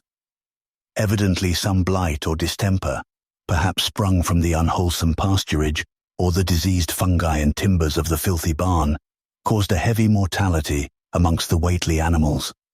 Odd wounds or sores, having something of the aspect of incisions, seemed to afflict the visible cattle, and once or twice during the earlier months, certain callers fancied they could discern similar sores about the throats of the grey, unshaven old man and his albino daughter. In the spring after Wilbur's birth, Lavinia resumed her customary rambles in the hills, bearing in her misproportioned arms the child. Public interest in the Whateleys subsided after most of the country folk had seen the baby, and no one bothered to comment on the swift development which that newcomer seemed every day to exhibit. Wilbur's growth was indeed phenomenal, for within 3 months of his birth, he had attained a size and muscular power not usually found in infants under a full year of age. His motions and even his vocal sounds showed a restraint and deliberateness highly peculiar in an infant, and no one was really unprepared when at 7 months he began to walk unassisted, with falterings which another month was sufficient to remove. It was somewhat after this time, on Halloween, that a great blaze was seen at midnight on the top of Sentinel Hill, where the old table-like stone stands amidst its tumulus of ancient bones. Considerable talk was started when Silas Bishop, of the Undecayed Bishops, mentioned having seen the boy running sturdily up that hill ahead of his mother about an hour before the blaze was remarked. Silas was rounding up a stray heifer, but he nearly forgot his mission when he fleetingly spied the two figures in the dim light of his lantern. They darted almost noiselessly through the underbrush, and the astonished watcher seemed to think they were entirely unclothed. Afterward, he could not be sure about the boy, who may have had some kind of a fringed belt and a pair of dark trunks or trousers on. Wilbur was never subsequently seen alive and conscious without complete and tightly buttoned attire, the disarrangement or threatened disarrangement of which always seemed to fill him with anger and alarm. His contrast with his squalid mother and grandfather in this respect was thought very notable, until the horror of 1928 suggested the most valid of reasons. The next January gossips were mildly interested in the fact that Lavini's brat had commenced to talk, and at the age of only 11 months. His speech was somewhat remarkable, both because of its difference from the ordinary accents of the region, and because it displayed a freedom from infantile lisping, of which many children of 3 or 4 might well be proud. The boy was not talkative, yet when he spoke, he seemed to reflect some elusive element wholly unpossessed by Dunwich and its denizens. The strangeness did not reside in what he said, or even in the simple idioms he used, but seemed vaguely linked with his intonation, or with the internal organs that produced the spoken sounds. His facial aspect, too, was remarkable for its maturity, for though he shared his mother's and grandfather's chinlessness, his firm and precociously shaped nose united with the expression of his large, dark, almost Latin eyes to give him an air of quasi-adulthood and well-nigh preternatural intelligence. He was, however, exceedingly ugly, despite his appearance of brilliancy, there being something almost goatish or animalistic about his lips, large-pored, yellowish skin, coarse, crinkly hair, and oddly elongated ears. He was soon disliked even more decidedly than his mother and grandsire, and all conjectures about him were spiced with references to the bygone magic of old Whately, and how the hills once shook when he shrieked the dreadful name of Yog-Sothoth in the midst of a circle of stones, with a great book open in his arms before him.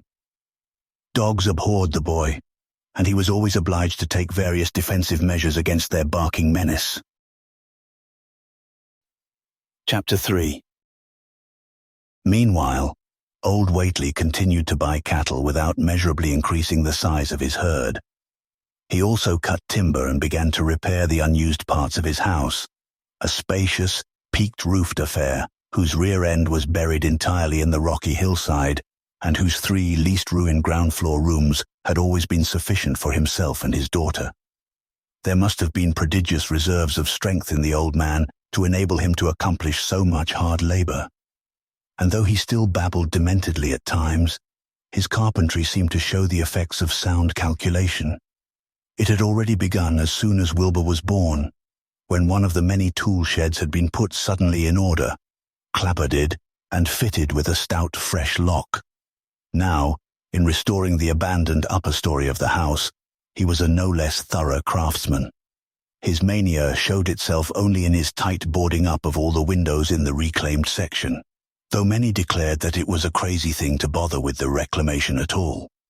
Less inexplicable was his fitting up of another downstairs room for his new grandson, a room which several callers saw, though no one was ever admitted to the closely boarded upper story. This chamber he lined with tall, firm shelving, along which he began gradually to arrange, in apparently careful order, all the rotting ancient books and parts of books, which during his own day had been heaped promiscuously in odd corners of the various rooms. I made some use of 'em, he would say as he tried to mend a torn black letter page with paste prepared on the rusty kitchen stove. but the boy's fitting to make better use of 'em. He'd oughter have 'em as well sot as he kin, for they're going to be all of his larnin'. When Wilbur was a year and 7 months old, in September of 1914, His size and accomplishments were almost alarming. He had grown as large as a child of 4 and was a fluent and incredibly intelligent talker. He ran freely about the fields and hills and accompanied his mother on all her wanderings. At home, he would pore diligently over the queer pictures and charts in his grandfather's books, while old Whately would instruct and catechize him through long, hushed afternoons. By this time the restoration of the house was finished, and those who watched it wondered why one of the upper windows had been made into a solid plank door. It was a window in the rear of the east gable end, close against the hill, and no one could imagine why a cleated wooden runway was built up to it from the ground. About the period of this work's completion, people noticed that the old tool house, tightly locked and windowlessly clapboarded since Wilbur's birth, had been abandoned again. The door swung listlessly open, and when Earl Sawyer once stepped within after a cattle-selling call on old Whately, he was quite discomposed by the singular odour he encountered. Such a stench, he averred, as he had never before smelt in all his life, except near the native circles on the hills, and which could not come from anything sane or of this earth. But then, the homes and sheds of Dunwich folk have never been remarkable for olfactory immaculateness. The following months were void of visible events, save that everyone swore to a slow but steady increase in the mysterious hill noises. On May Eve of 1915 there were tremors which even the Aylesbury people felt, whilst the following Halloween produced an underground rumbling queerly synchronized with bursts of flame, them which Whately's doin's, from the summit of Sentinel Hill. Wilbur was growing up uncannily, so that he looked like a boy of 10 as he entered his 4th year. He read avidly by himself now, but talked much less than formerly. A settled taciturnity was absorbing him, and for the first time people began to speak specifically of the dawning look of evil in his goatish face. He would sometimes mutter an unfamiliar jargon and chant in bizarre rhythms which chilled the listener with a sense of unexplainable terror. The aversion displayed toward him by dogs had now become a matter of wide remark, and he was obliged to carry a pistol in order to traverse the countryside in safety. His occasional use of the weapon did not enhance his popularity amongst the owners of canine guardians. The few callers at the house would often find Lavinia alone on the ground floor, while odd cries and footsteps resounded in the boarded-up 2nd story.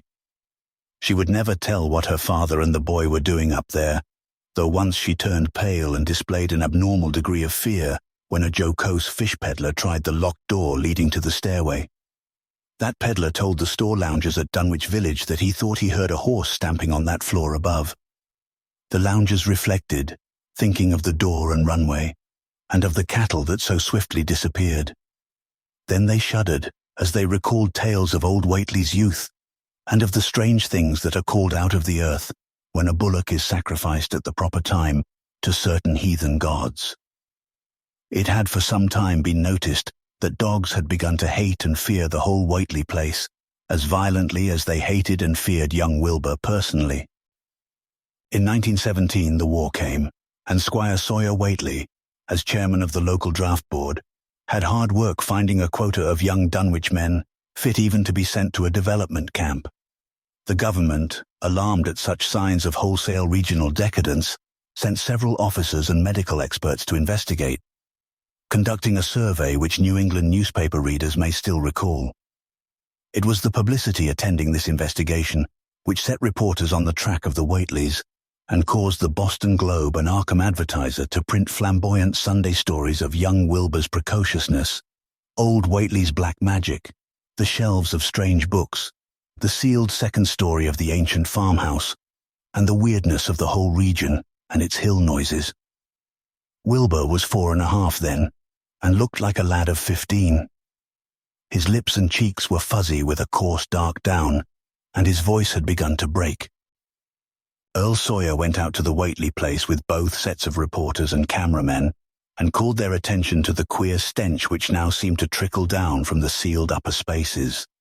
It was, he said, exactly like a smell he had found in the tool shed, abandoned, when the house was finally repaired, and like the faint odours which he sometimes thought he caught near the stone circles on the mountains.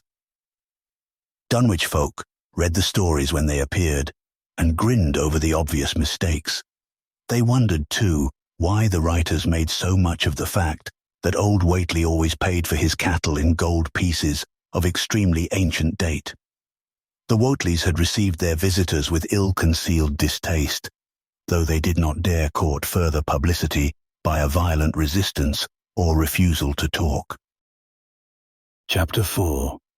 For a decade, the annals of the Whateleys sink indistinguishably into the general life of a morbid community used to their queer ways and hardened to their May Eve and All Hallows celebrations. Twice a year they would light fires on the top of Sentinel Hill, at which times the mountain rumblings would recur with greater and greater violence. While at all seasons there were strange and portentous doings at the lonely farmhouse. In the course of time, callers professed to hear sounds in the sealed upper story, even when all the family were downstairs, and they wondered how swiftly or how lingeringly a cow or bullock was usually sacrificed. There was talk of a complaint to the Society for the Prevention of Cruelty to Animals, but nothing ever came of it, since Dunwich folk are never anxious to call the outside world's attention to themselves. About 1923, when Wilbur was a boy of 10, whose mind, voice, stature, and bearded face gave all the impressions of maturity, a second great siege of carpentry went on at the old house. It was all inside the sealed upper part, and from bits of discarded lumber, people concluded that the youth and his grandfather had knocked out all the partitions and even removed the attic floor, leaving only one vast open void between the ground story and the roof. They had torn down the great central chimney, too, and fitted the rusty range with a flimsy outside tin stovepipe. In the spring after this event, old Whately noticed the growing number of whippoorwills that would come out of Cold Spring Glen to chirp under his window at night. He seemed to regard the circumstance as one of great significance, and told the loungers at Osborne's that he thought his time had almost come. "They whistle just in tune with my breathing now," he said, "and I guess they're getting ready to catch my soul. They know it's a-going out and don't calculate to miss it. You'll know, boys, after I'm gone, whether they get me or not. Ef they do, they'll keep up a-singing and laughing till break o' day. Ef they don't, they'll kind of quiet down like. I expect them and the souls they hunts for have some pretty tough tussles sometimes." On Lammas night, 1924, Dr. Houghton of Aylesbury was hastily summoned by Wilbur Whately, who had lashed his one remaining horse through the darkness and telephoned from Osborne's in the village. He found old Whately in a very grave state, with a cardiac action and stertorous breathing that told of an end not far off. The shapeless albino daughter and oddly bearded grandson stood by the bedside, whilst from the vacant abyss overhead there came a disquieting suggestion of rhythmical surging or lapping, as of the waves on some level beach. The doctor, though, was chiefly disturbed by the chattering nightbirds outside, a seemingly limitless legion of whippoorwills that cried their endless message in repetitions timed diabolically to the wheezing gasps of the dying man. It was uncanny and unnatural. Too much, thought Dr. Houghton, like the whole of the region he had entered so reluctantly in response to the urgent call. Toward 1 o'clock, old Whately gained consciousness and interrupted his wheezing to choke out a few words to his grandson. "More space, Willie, more space soon. You grows, and that grows faster. It'll be ready to sarve ye soon, boy. Open up the gates to Yog-Sothoth with the long chant that you'll find on page 751 of the complete edition, and then put a match to the prison. Fire from earth can't burn it nohow." He was obviously quite mad. After a pause, during which the flock of whippoorwills outside adjusted their cries to the altered tempo, while some indications of the strange hill noises came from afar off, he added another sentence or two. "Feed it regular, Willie, and mind the quantity, but don't let it grow too fast for the place, for ef it busts quarters or gets it out afore ye opens to Yog-Sothoth, it's all over and no use. Only them from beyond kin make it multiply and work. Only them, the old Ewans as wants to come back." But speech gave place to gasps again, and Lavinia screamed at the way the whippoorwills followed the change. It was the same for more than an hour when the final throaty rattle came. Dr. Houghton drew shrunken lids over the glazing grey eyes as the tumult of birds faded imperceptibly to silence. Lavinia sobbed, but Wilbur only chuckled whilst the hill noises rumbled faintly.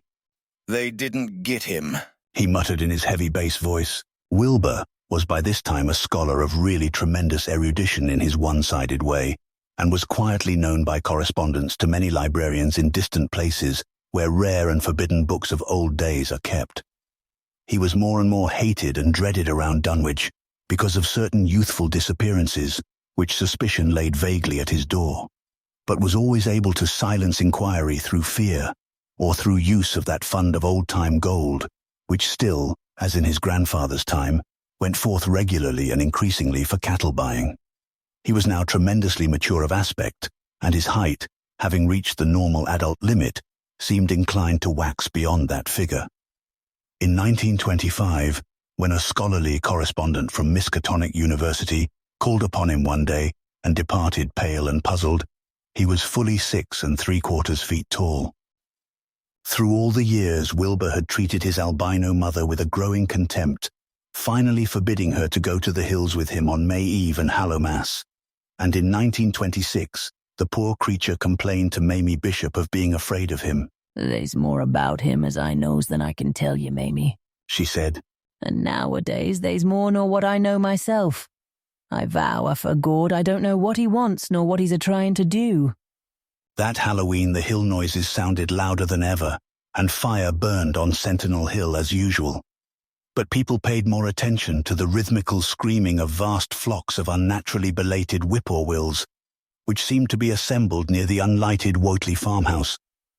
After midnight, their shrill notes burst into a kind of pandemoniac cachinnation which filled all the countryside, and not until dawn did they finally quiet down. Then they vanished, hurrying southward, where they were fully a month overdue.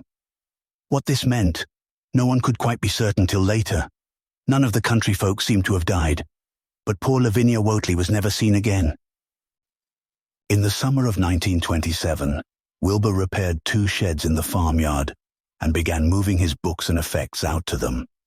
Soon afterward, Earl Sawyer told the loungers at Osborne's that more carpentry was going on in the Whately farmhouse. Wilbur was closing all the doors and windows on the ground floor and seemed to be taking out partitions, as he and his grandfather had done upstairs 4 years before. He was living in one of the sheds, and Sawyer thought he seemed unusually worried and tremulous. People generally suspected him of knowing something about his mother's disappearance, and very few ever approached his neighborhood now. His height had increased to more than 7 feet, and showed no signs of ceasing its development. Chapter 5. The following winter brought an event no less strange than Wilbur's first trip outside the Dunwich region. Correspondence with the Widener Library at Harvard, the Bibliothèque Nationale in Paris, the British Museum, the University of Buenos Aires, and the Library of Miskatonic University of Arkham had failed to get him the loan of a book he desperately wanted. So at length he set out in person, shabby, dirty, bearded, and uncouth of dialect, to consult the copy at Miskatonic, which was the nearest to him geographically.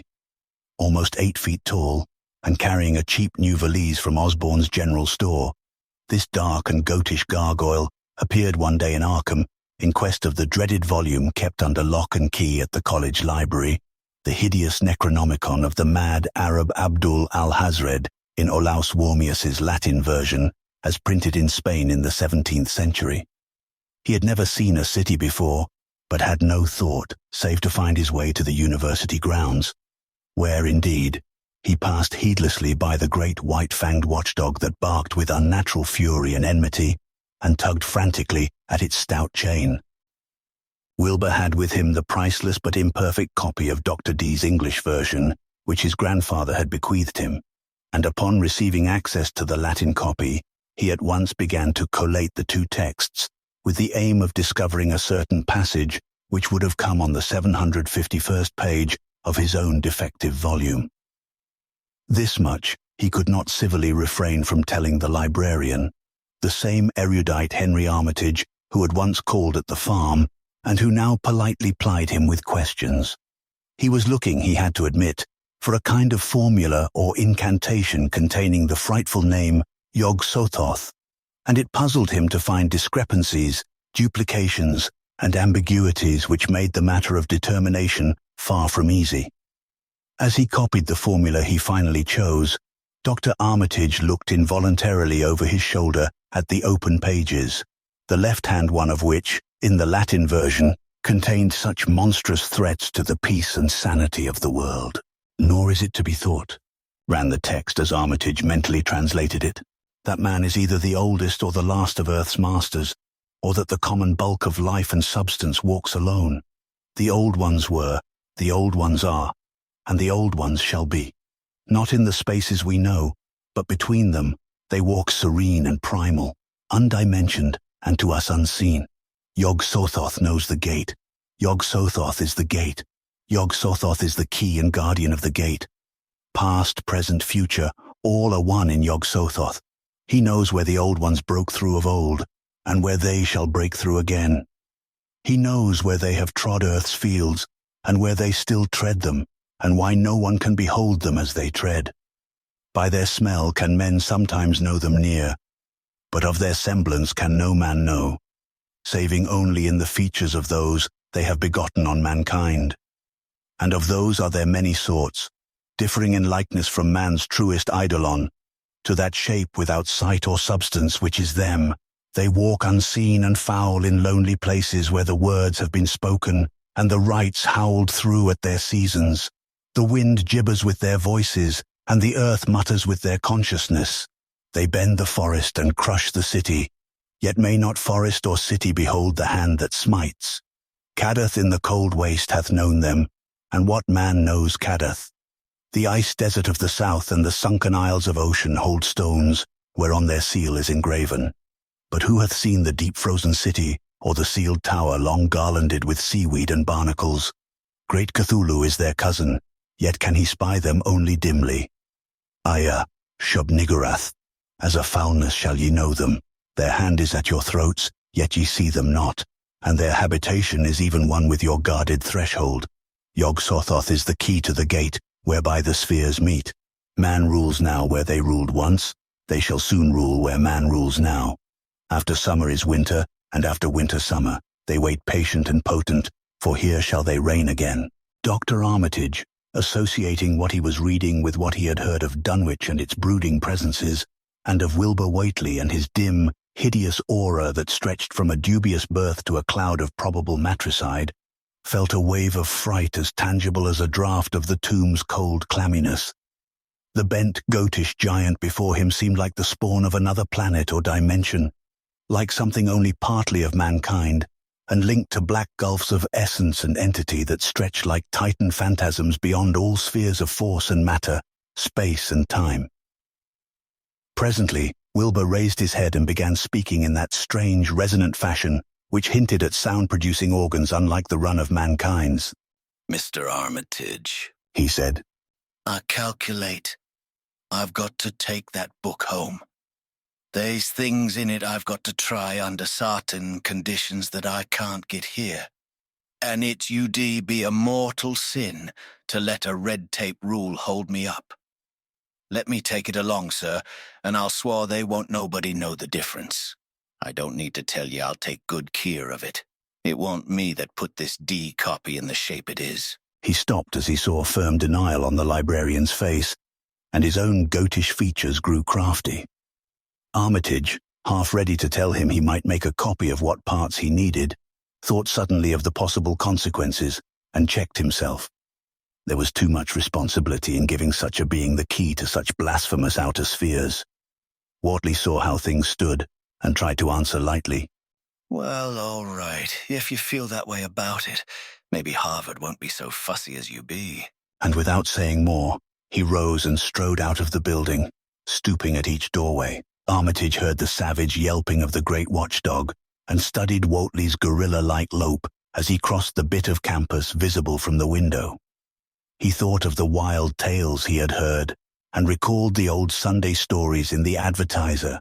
These things, and the lore he had picked up from Dunwich rustics and villagers during his one visit there. Unseen things not of earth, or at least not of tri-dimensional Earth, rushed fetid and horrible through New England's glens, and brooded obscenely on the mountaintops. Of this, he had long felt certain. Now he seemed to sense the close presence of some terrible part of the intruding horror, and to glimpse a hellish advance in the black dominion of the ancient and once passive nightmare. He locked away the Necronomicon with a shudder of disgust, but the room still reeked with an unholy and unidentifiable stench. "As a foulness shall ye know them," he quoted. Yes, the odour was the same as that which had sickened him at the Whately farmhouse less than 3 years before. He thought of Wilbur, goatish and ominous once again, and laughed mockingly at the village rumours of his parentage. "Great God, what simpletons! Show them Arthur Machen's great god Pan, and they'll think it a common Dunwich scandal. But what thing, what cursed, shapeless influence on or off this three-dimensioned earth was Wilbur Whately's father? Born on Candlemas, 9 months after May Eve of 1912, when the talk about the queer earth noises reached clear to Arkham. What walked on the mountains that May night? What Rudmus horror fastened itself on the world in half-human flesh and blood? During the ensuing weeks, Dr. Armitage set about to collect all possible data on Wilbur Whately and the formless presences around Dunwich. He got in communication with Dr. Houghton of Aylesbury, who had attended old Whately in his last illness and found much to ponder over in the grandfather's last words as quoted by the physician. A visit to Dunwich village failed to bring out much that was new, but a close survey of the Necronomicon, in those parts which Wilbur had sought so avidly, seemed to supply new and terrible clues to the nature, methods and desires of the strange evil so vaguely threatening this planet. Talks with several students of archaic lore in Boston, and letters to many others elsewhere, gave him a growing amazement, which passed slowly through varied degrees of alarm to a state of really acute spiritual fear. As the summer drew on, he felt dimly that something ought to be done about the lurking terrors of the upper Miskatonic Valley and about the monstrous being known to the human world as Wilbur Whately. Chapter 6. The Dunwich Horror itself came between Lammas and the equinox in 1928, and Dr. Armitage was among those who witnessed its monstrous prologue. He had heard, meanwhile, of Whately's grotesque trip to Cambridge, and of his frantic efforts to borrow or copy from the Necronomicon at the Widener Library. Those efforts had been in vain, since Armitage had issued warnings of the keenest intensity to all librarians having charge of the dreaded volume. Wilbur had been shockingly nervous at Cambridge, anxious for the book, yet almost equally anxious to get home again, as if he feared the results of being away long. Early in August, the half-expected outcome developed, and in the small hours of the 3rd, Dr. Armitage was awakened suddenly by the wild, fierce cries of the savage watchdog on the college campus. Deep and terrible, the snarling, half-mad growls and barks continued, always in mounting volume, but with hideously significant pauses. Then there rang out a scream from a wholly different throat, such a scream as roused half the sleepers of Arkham and haunted their dreams ever afterward, such a scream as could come from no being born of earth, or wholly of earth. Armitage, hastening into some clothing and rushing across the street and lawn to the college buildings, saw that others were ahead of him, and heard the echoes of a burglar alarm still shrilling from the library. An open window showed black and gaping in the moonlight. What had come had indeed completed its entrance, for the barking and the screaming, now fast fading into a mixed low growling and moaning, proceeded unmistakably from within. Some instinct warned Armitage that what was taking place was not a thing for unfortified eyes to see, so he brushed back the crowd with authority as he unlocked the vestibule door. Among the others he saw Professor Warren Rice and Dr. Francis Morgan, men to whom he had told some of his conjectures and misgivings, and these two he motioned to accompany him inside. The inward sounds, except for a watchful droning whine from the dog, had by this time quite subsided, but Armitage now perceived with a sudden start that a loud chorus of whippoorwills among the shrubbery had commenced a damnably rhythmical piping, as if in unison with the last breaths of a dying man. The building was full of a frightful stench, which Dr. Armitage knew too well. and the three men rushed across the hall to the small genealogical reading room whence the low whining came. For a second, nobody dared to turn on the light. Then Armitage summoned up his courage and snapped the switch. One of the three, it is not certain which, shrieked aloud at what sprawled before them among disordered tables and overturned chairs. Professor Rice declares that he wholly lost consciousness for an instant, though he did not stumble or fall.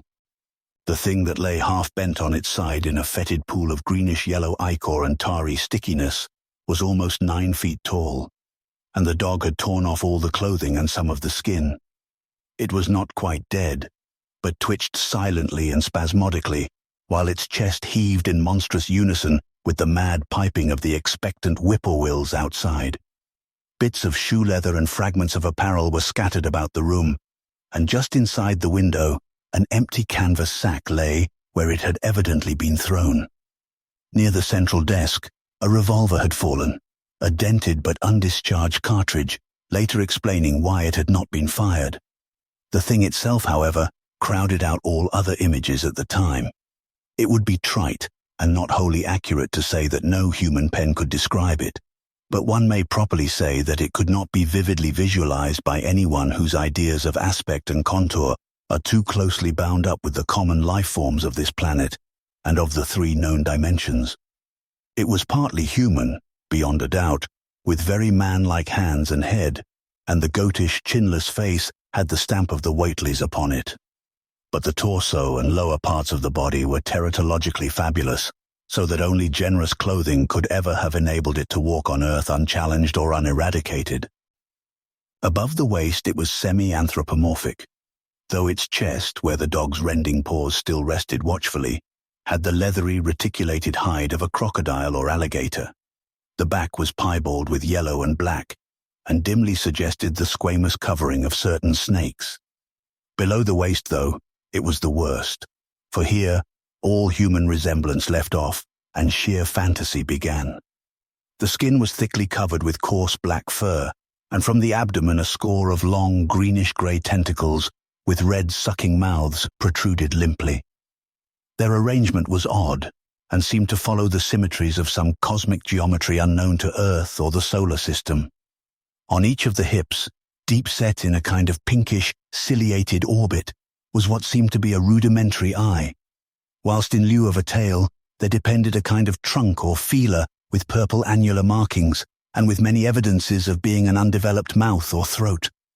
The limbs, save for their black fur, roughly resembled the hind legs of prehistoric Earth's giant saurians, and terminated in ridgy-veined pads that were neither hooves nor claws. When the thing breathed, its tail and tentacles rhythmically changed color, as if from some circulatory cause normal to the non-human side of its ancestry. In the tentacles this was observable as a deepening of the greenish tinge, whilst in the tail it was manifest as a yellowish appearance which alternated with a sickly greyish white in the spaces between the purple rings. Of genuine blood there was none, only the fetid greenish-yellow ichor which trickled along the painted floor beyond the radius of the stickiness and left a curious discoloration behind it. As the presence of the 3 men seemed to rouse the dying thing, it began to mumble without turning or raising its head. Dr. Armitage made no written record of its mouthings, but asserts confidently that nothing in English was uttered. At first the syllables defied all correlation with any speech of Earth, but toward the last there came some disjointed fragments, evidently taken from the Necronomicon, that monstrous blasphemy in quest of which the thing had perished. These fragments, as Armitage recalls them, ran something like Nagai, Nagagha, Bug Shogog, Yaha, Yog-Sothoth, Yog-Sothoth. They trailed off into nothingness as the whippoorwills shrieked in rhythmical crescendos of unholy anticipation. Then came a halt in the gasping, and the dog raised its head in a long, lugubrious howl. A change came over the yellow, goatish face of the prostrate thing, and the great black eyes fell in appallingly. Outside the window the shrilling of the whippoorwills had suddenly ceased, and above the murmurs of the gathering crowd there came the sound of a panic-struck whirring and fluttering.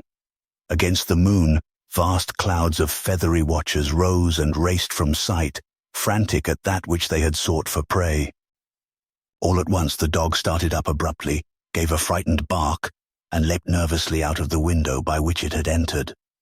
A cry rose from the crowd, and Dr. Armitage shouted to the men outside that no one must be admitted till the police or medical examiner came. He was thankful that the windows were just too high to permit of peering in, and drew the dark curtains carefully down over each one. By this time 2 policemen had arrived, and Dr. Morgan, meeting them in the vestibule, was urging them for their own sakes to postpone entrance to the stench-filled reading room till the examiner came and the prostrate thing could be covered up. Meanwhile, frightful changes were taking place on the floor. One need not describe the kind and rate of shrinkage and disintegration that occurred before the eyes of Dr. Armitage and Professor Rice. But it is permissible to say that, aside from the external appearance of face and hands, the really human element in Wilbur Whately must have been very small. When the medical examiner came, there was only a sticky whitish mass on the painted boards, and the monstrous odor had nearly disappeared. Apparently Whately had had no skull or bony skeleton, at least in any true or stable sense. He had taken somewhat after his unknown father. Chapter 7. Yet all this was only the prologue of the actual Dunwich Horror. Formalities were gone through by bewildered officials. Abnormal details were duly kept from press and public, and men were sent to Dunwich and Aylesbury to look up property and notify any who might be heirs of the late Wilbur Whately. They found the countryside in great agitation, both because of the growing rumblings beneath the domed hills and because of the unwanted stench and the surging, lapping sounds which came increasingly from the great empty shell formed by Whately's boarded-up farmhouse. Earl Sawyer, who tended the horse and cattle during Wilbur's absence, had developed a woefully acute case of nerves. The officials devised excuses not to enter the noisome boarded place, and were glad to confine their survey of the deceased's living quarters, the newly mended sheds, to a single visit. They filed a ponderous report at the courthouse in Aylesbury, and litigations concerning heirship are said to be still in progress amongst the innumerable Whateleys, decayed and undecayed, of the upper Miskatonic Valley. An almost interminable manuscript in strange characters, written in a huge ledger and adjudged a sort of diary because of the spacing and the variations in ink and penmanship, presented a baffling puzzle to those who found it on the old bureau which served as its owner's desk. After a week of debate, it was sent to Miskatonic University, together with the deceased's collection of strange books, for study and possible translation. But even the best linguists soon saw that it was not likely to be unriddled with ease. No trace of the ancient gold with which Wilbur and old Whately always paid their debts has yet been discovered. It was in the dark of September 9th that the horror broke loose. The hill noises had been very pronounced during the evening, and dogs barked frantically all night. Early risers on the 10th noticed a peculiar stench in the air. About 7 o'clock, Luther Brown, the hired boy at George Corey's, between Cold Spring Glen and the village, rushed frenziedly back from his morning trip to 10-acre meadow with the cows. He was almost convulsed with fright as he stumbled into the kitchen, and in the yard outside the no less frightened herd were pawing and lowing pitifully, having followed the boy back in the panic they shared with him. Between gasps, Luther tried to stammer out his tale to Mrs. Corey. "Up there in the rud beyond the glen, Miss Corey. They southern been there. It smells like thunder, and all the bushes and little trees is pushed back from the rud like they'd a house been moved along of it. And that ain't the wust, nuther. They's prints in the rud, Miss Corey. Great round prints as big as barrel heads, all sunk down deep like a elephant had been along, only they's a sight more nor 4 feet could make. I looked at 1 or 2 afore I run, and I see every one was covered with lines spreading out from one place like as if big palm leaf fans, twicked or 3 times as big as any they is, had have been pounded down into the rud, and the smell was awful like what it is around Wizard Whately's old house." Here he faltered and seemed to shiver afresh with the fright that had sent him flying home. Mrs. Corey, unable to extract more information, began telephoning the neighbors, thus starting on its rounds the overture of panic that heralded the major terrors. When she got Sally Sawyer, housekeeper at Seth Bishop's, the nearest place to Whately's. It became her turn to listen instead of transmit. For Sally's boy Chauncey, who slept poorly, had been up on the hill towards Whately's and had dashed back in terror after one look at the place and at the pasturage where Mr. Bishop's cows had been left out all night. "Yes, Miss Corey," came Sally's tremulous voice over the party wire. "Chancey, he just come back a-posting and couldn't have talk for being scared. He says old Whately's house is all blowed up, with the timbers scattered round like they'd been dynamite inside. Only the bottom floor ain't through, but is all covered with a kind of tar-like stuff that smells awful and drips down off in the ages onto the ground where the side timbers is blown away. And there's awful kind of marks in the yard, too. Great round marks bigger round than a hogshead, and all sticky with stuff like is on the blowed-up house. Chancey, he says they leads off into the meadows, where a great swath wider'n a barn is matted down, and all the stun walls tumbled every which way wherever it goes. And he says he, Miss Corey, as how he sought to look for Seth's cows, frighted easy he was, and found 'em in the upper pasture nigh the Devil's Hop Yard in an awful shape. Half on 'em's clean gone, and nigh half of them that's left is sucked most dry of blood, with sores on 'em like they's been on Whately's cattle ever since Lavany's brat was born. Seth, he's gone out now to look at 'em, though I'll vow he won't keer to get very nigh Wizard Whately's. Chancey didn't look careful to see where the big matted down swath led arter it left the pasturage, but he says he thinks it pinted towards the Glen Rud to the village. I tell ye, Miss Corey, there's suthin abroad as hadn't ought to be abroad, and I for one think that Wilbur Whately, as come to the bad end he deserved, is at the bottom of the breeding of it. He wa'n't all human hisself, I allus says to everybody, and I think he and old Whately must have raised suthin in that there nailed-up house as ain't even so human as he was. They's allus been unseen things around Dunwich, living things, as ain't human and ain't good for human folks. The ground was a-talking last night, and towards morning Chancey he heard the whippoorwill so loud in Cold Spring Glen, he couldn't sleep none. Then he thought he heard another faint-like sound over towards Wizard Whately's, a kind of ripping or tearing of wood, like some big box or crate was being opened for off. What with this and that, he didn't get to sleep at all till sunup, and no sooner was he up this morning, but he's got to go over to Whately's and see what's the matter. He's see enough, I tell you, Miss Corey. This don't mean no good, and I think as all the men folks ought to get up a party and do suthin. I know suthin awful's about, and feel my time is nigh, though only God knows just what it is. Did your Luther take account of where them big tracks led to? No? Well, Miss Corey, ef they was on the Glen Rud this side of the glen, and ain't got to your house yet, I calculate they must go into the glen itself. They would do that? I allus says Cold Spring Glen ain't no healthy nor decent place. The whippoorwills and fireflies there never did act like they was creators of God, and they's them as says ye can hear strange things a-rushin' and a-talkin' in the air down there if you stand in the right place, between the rock falls and Bear's Den.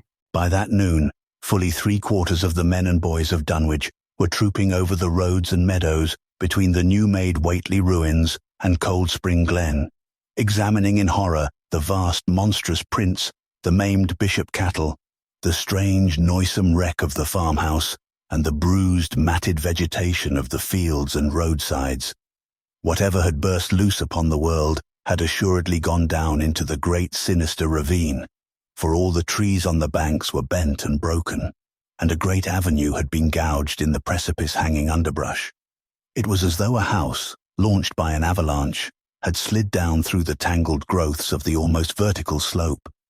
From below no sound came, but only a distant, undefinable fetor, and it is not to be wondered at that the men preferred to stay on the edge and argue rather than descend and beard the unknown cyclopean horror in its lair. 3 dogs that were with the party had barked furiously at first, but seemed cowed and reluctant when near the glen. Someone telephoned the news to the Aylesbury Transcript, but the editor, accustomed to wild tales from Dunwich, did no more than concoct a humorous paragraph about it, an item soon afterward reproduced by the Associated Press. That night everyone went home, and every house and barn was barricaded as stoutly as possible. Needless to say, no cattle were allowed to remain in open pasturage. About 2 a.m, a frightful stench and the savage barking of the dogs awakened the household at Elmer Fry's on the eastern edge of Cold Spring Glen, and all agreed that they could hear a sort of muffled swishing or lapping sound from somewhere outside. Mrs. Fry proposed telephoning the neighbors, and Elmer was about to agree when the noise of splintering wood burst in upon their deliberations. It came, apparently, from the barn, and was quickly followed by a hideous screaming and stamping amongst the cattle. The dogs slavered and crouched close to the feet of the fear-numbed family. Fry lit a lantern through force of habit, but knew it would be death to go out into that black farmyard. The children and the womenfolk whimpered, kept from screaming by some obscure, vestigial instinct of defense which told them their lives depended on silence. At last the noise of the cattle subsided to a pitiful moaning, and a great snapping, crashing and crackling ensued. The Frys, huddled together in the sitting room, did not dare to move until the last echoes died away far down in Cold Spring Glen. Then, amidst the dismal moans from the stable and the demoniac piping of late whippoorwills in the glen, Selina Fry tottered to the telephone and spread what news she could of the second phase of the horror. The next day, all the countryside was in a panic, and cowed, uncommunicative groups came and went where the fiendish thing had occurred. 2 titan swaths of destruction stretched from the glen to the Fry farmyard. Monstrous prints covered the bare patches of ground, and one side of the old red barn had completely caved in. Of the cattle, only a quarter could be found and identified. Some of these were in curious fragments, and all that survived had to be shot. Earl Sawyer suggested that help be asked from Aylesbury or Arkham, but others maintained it would be of no use. Old Zebulon Whately, of a branch that hovered about halfway between soundness and decadence, made darkly wild suggestions about rites that ought to be practiced on the hilltops. He came of a line where tradition ran strong, and his memories of chantings in the great stone circles were not altogether connected with Wilbur and his grandfather. Darkness fell upon a stricken countryside, too passive to organize for real defense. In a few cases, closely related families would band together and watch in the gloom under one roof. But in general, there was only a repetition of the barricading of the night before, and a futile, ineffective gesture of loading muskets and setting pitchforks handily about. Nothing, however, occurred except some hill noises, and when the day came, there were many who hoped that the new horror had gone as swiftly as it had come. There were even bold souls who proposed an offensive expedition down in the glen, though they did not venture to set an actual example to the still reluctant majority. When night came again, the barricading was repeated, though there was less huddling together of families. In the morning, both the Fry and the Seth Bishop households reported excitement among the dogs and vague sounds and stenches from afar, while early explorers noted with horror a fresh set of the monstrous tracks in the road skirting Sentinel Hill. As before, the sides of the road showed a bruising indicative of the blasphemously stupendous bulk of the horror, whilst the conformation of the tracks seemed to argue a passage in 2 directions, as if the moving mountain had come from Cold Spring Glen and returned to it along the same path. At the base of the hill, a 30-foot swath of crushed shrubbery saplings led steeply upward, and the seekers gasped when they saw that even the most perpendicular places did not deflect the inexorable trail. Whatever the horror was, it could scale a sheer stony cliff of almost complete verticality. And as the investigators climbed around to the hill's summit by safer routes, they saw that the trail ended, or rather reversed, there. It was here that the Whateleys used to build their hellish fires and chant their hellish rituals by the table-like stone on May Eve and Hallowmass. Now that very stone formed the center of a vast space thrashed around by the mountainous horror, whilst upon its slightly concave surface was a thick and fetid deposit of the same tarry stickiness observed on the floor of the ruined Whately farmhouse when the horror escaped. Men looked at one another and muttered. Then they looked down the hill. Apparently the horror had descended by a route much the same as that of its ascent. To speculate was futile. Reason, logic, and normal ideas of motivation stood confounded. Only old Zebulon, who was not with the group, could have done justice to the situation or suggested a plausible explanation. Thursday night began much like the others, but it ended less happily. The whippoorwills in the glen had screamed with such unusual persistence that many could not sleep, and about 3 a.m. all the party telephones rang tremulously. Those who took down their receivers heard a fright-mad voice shriek out, "Help! Oh my God!" And some thought a crashing sound followed the breaking off of the exclamation. There was nothing more. No one dared do anything, and no one knew till morning whence the call came. Then those who had heard it called everyone on the line and found that only the Frys did not reply. The truth appeared an hour later when a hastily assembled group of armed men trudged out to the Fry place at the head of the glen. It was horrible, yet hardly a surprise. There were more swathes and monstrous prints, but there was no longer any house. It had caved in like an eggshell, and amongst the ruins, nothing living or dead could be discovered. Only a stench and a tarry stickiness. The Elmer Frys had been erased from Dunwich. Chapter 8. In the meantime, a quieter, yet even more spiritually poignant phase of the horror had been blackly unwinding itself behind the closed door of a shelf-lined room in Arkham. The curious manuscript record or diary of Wilbur Whately, delivered to Miskatonic University for translation, had caused much worry and bafflement among the experts in languages both ancient and modern. Its very alphabet, notwithstanding a general resemblance to the heavily shaded Arabic used in Mesopotamia, being absolutely unknown to any available authority. The final conclusion of the linguists was that the text represented an artificial alphabet, giving the effect of a cipher. Though none of the usual methods of cryptographic solution seemed to furnish any clue, even when applied on the basis of every tongue the writer might conceivably have used. The ancient books taken from Whately's quarters, while absorbingly interesting and in several cases promising to open up new and terrible lines of research among philosophers and men of science, were of no assistance whatever in this matter. One of them, a heavy tome with an iron clasp, was in another unknown alphabet, this one of a very different cast, and resembling Sanskrit more than anything else. The old ledger was at length given wholly into the charge of Dr. Armitage, both because of his peculiar interest in the Whately matter and because of his wide linguistic learning and skill in the mystical formulae of antiquity and the Middle Ages. Armitage had an idea that the alphabet might be something esoterically used by certain forbidden cults which have come down from old times and which have inherited many forms and traditions from the wizards of the Saracenic world. That question, however, he did not deem vital, since it would be unnecessary to know the origin of the symbols if, as he suspected, they were used as a cipher in a modern language. It was his belief that, considering the great amount of text involved, the writer would scarcely have wished the trouble of using another speech than his own, save perhaps in certain special formulae and incantations. Accordingly, he attacked the manuscript with the preliminary assumption that the bulk of it was in English. Dr. Armitage knew, from the repeated failures of his colleagues, that the riddle was a deep and complex one, and that no simple mode of solution could merit even a trial.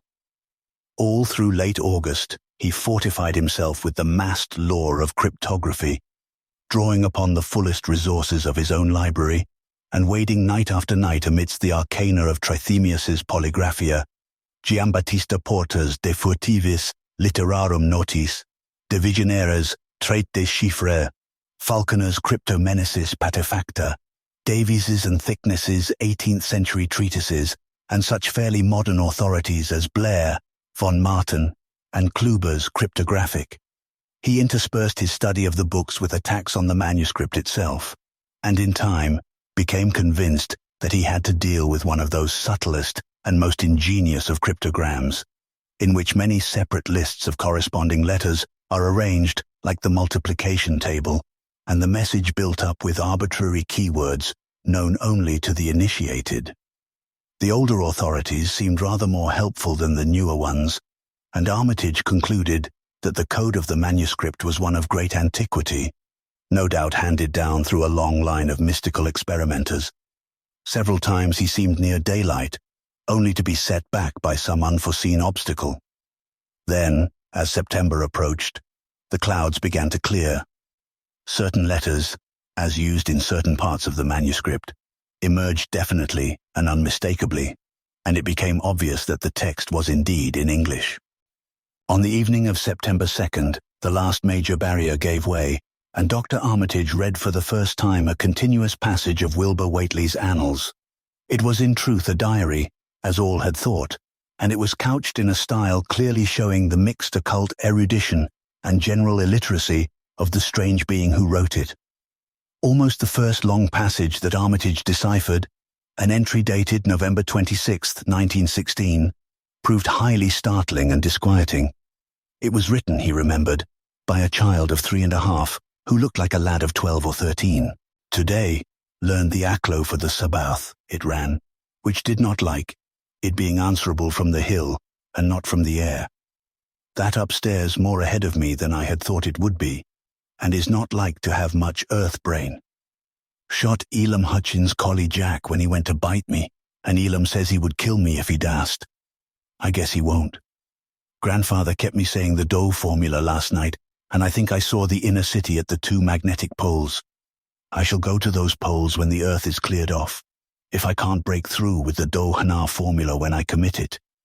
They from the air told me at Sabbat that it will be years before I can clear off the earth, and I guess Grandfather will be dead then, so I shall have to learn all the angles of the planes and all the formulas between the Year and the Nunga. They from outside will help, but they cannot take body without human blood. That upstairs looks it will have the right cast. I can see it a little when I make the Voorish sign or blow the powder of Ibn Ghazi at it, and it is near like them at May Eve on the hill. The other face may wear off some. I wonder how I shall look when the earth is cleared and there are no earth beings on it. He that came with the Aklo Sabaoth said, I may be transfigured, there being much of outside to work on. Morning found Dr. Armitage in a cold sweat of terror and a frenzy of wakeful concentration. He had not left the manuscript all night, but sat at his table under the electric light turning page after page with shaking hands as fast as he could decipher the cryptic text.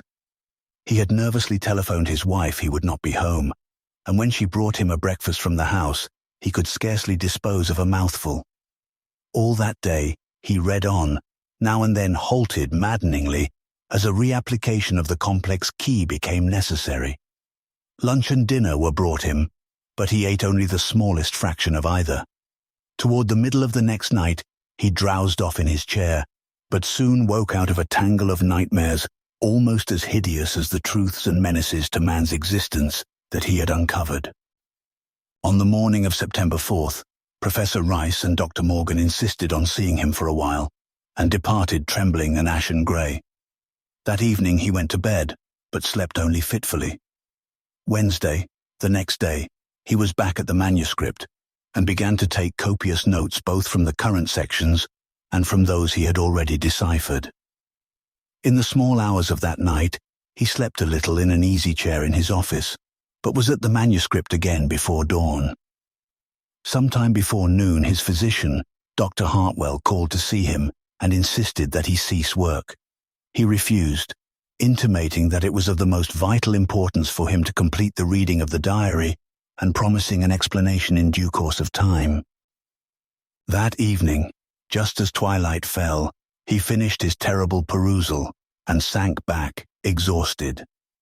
His wife, bringing his dinner, found him in a half-comatose state, but he was conscious enough to warn her off with a sharp cry when he saw her eyes wander toward the notes he had taken. Weakly rising, he gathered up the scribbled papers and sealed them all in a great envelope, which he immediately placed in his inside coat pocket.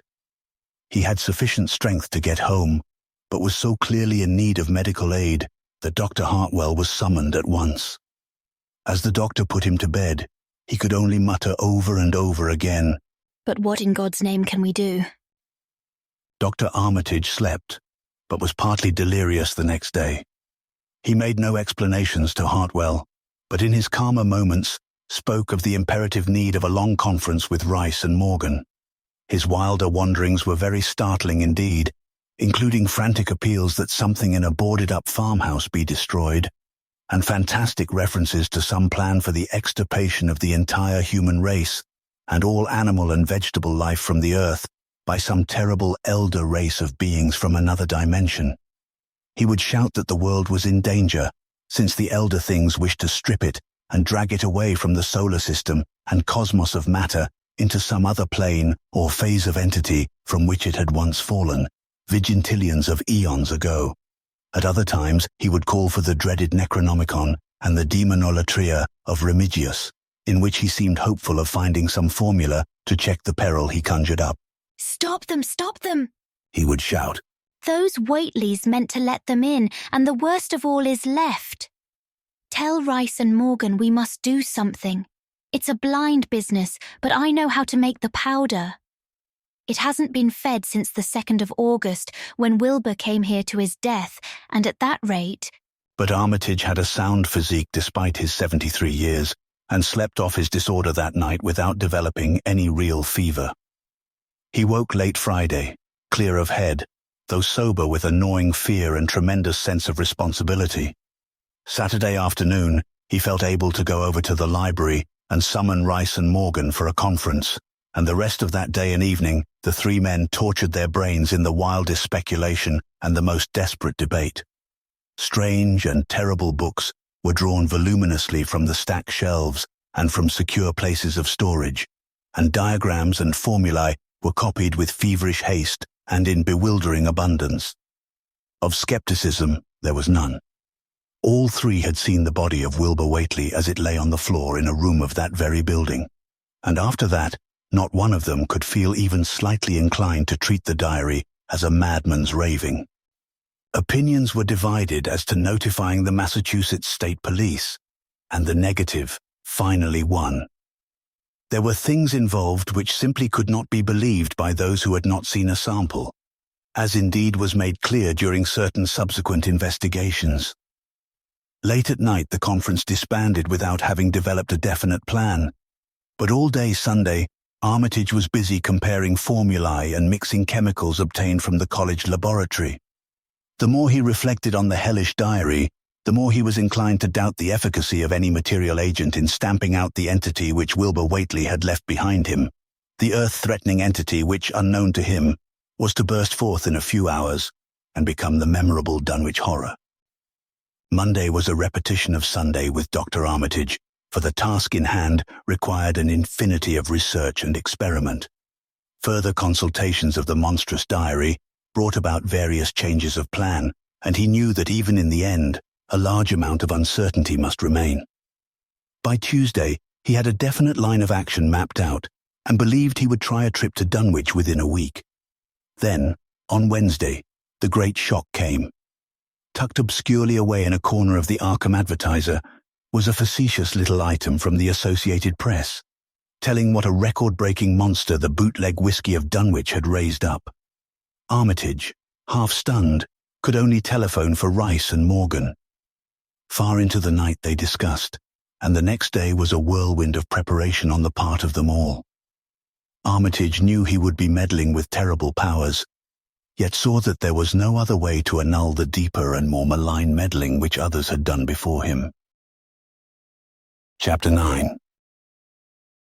Friday morning, Armitage, Rice and Morgan set out by motor for Dunwich, arriving at the village about 1 in the afternoon.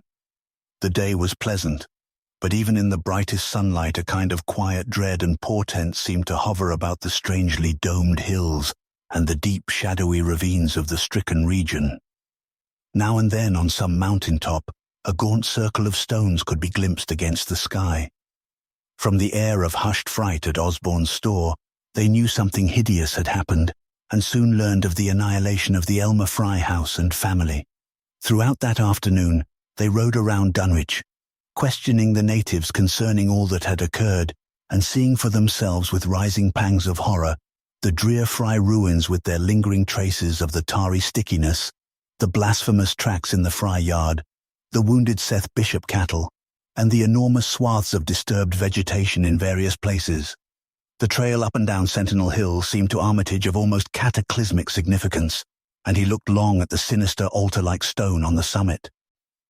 At length, the visitors, apprised of a party of state police which had come from Aylesbury that morning in response to the first telephone reports of the Fry tragedy, decided to seek out the officers and compare notes as far as practicable. This, however, they found more easily planned than performed, since no sign of the party could be found in any direction. There had been 5 of them in a car, but now the car stood empty near the ruins in the Fry yard. The natives, all of whom had talked with the policeman, seemed at first as perplexed as Armitage and his companions. Then old Sam Hutchins thought of something and turned pale, nudging Fred Farr and pointing to the dank, deep hollow that yawned close by. God, he gasped. I telled him not to go down into the glen, and I never thought nobody'd do it with them tracks and that smell and the whip-poor-wills a-screechin' down there in the dark o' noonday. A cold shudder ran through natives and visitors alike, and every ear seemed strained in a kind of instinctive, unconscious listening. Armitage, now that he had actually come upon the horror and its monstrous work, trembled with the responsibility he felt to be his. Night would soon fall, and it was then that the mountainous blasphemy lumbered upon its eldritch course. Negocium perambulans in tenebris. The old librarian rehearsed the formulae he had memorized, and clutched the paper containing the alternative one he had not memorized. He saw that his electric flashlight was in working order.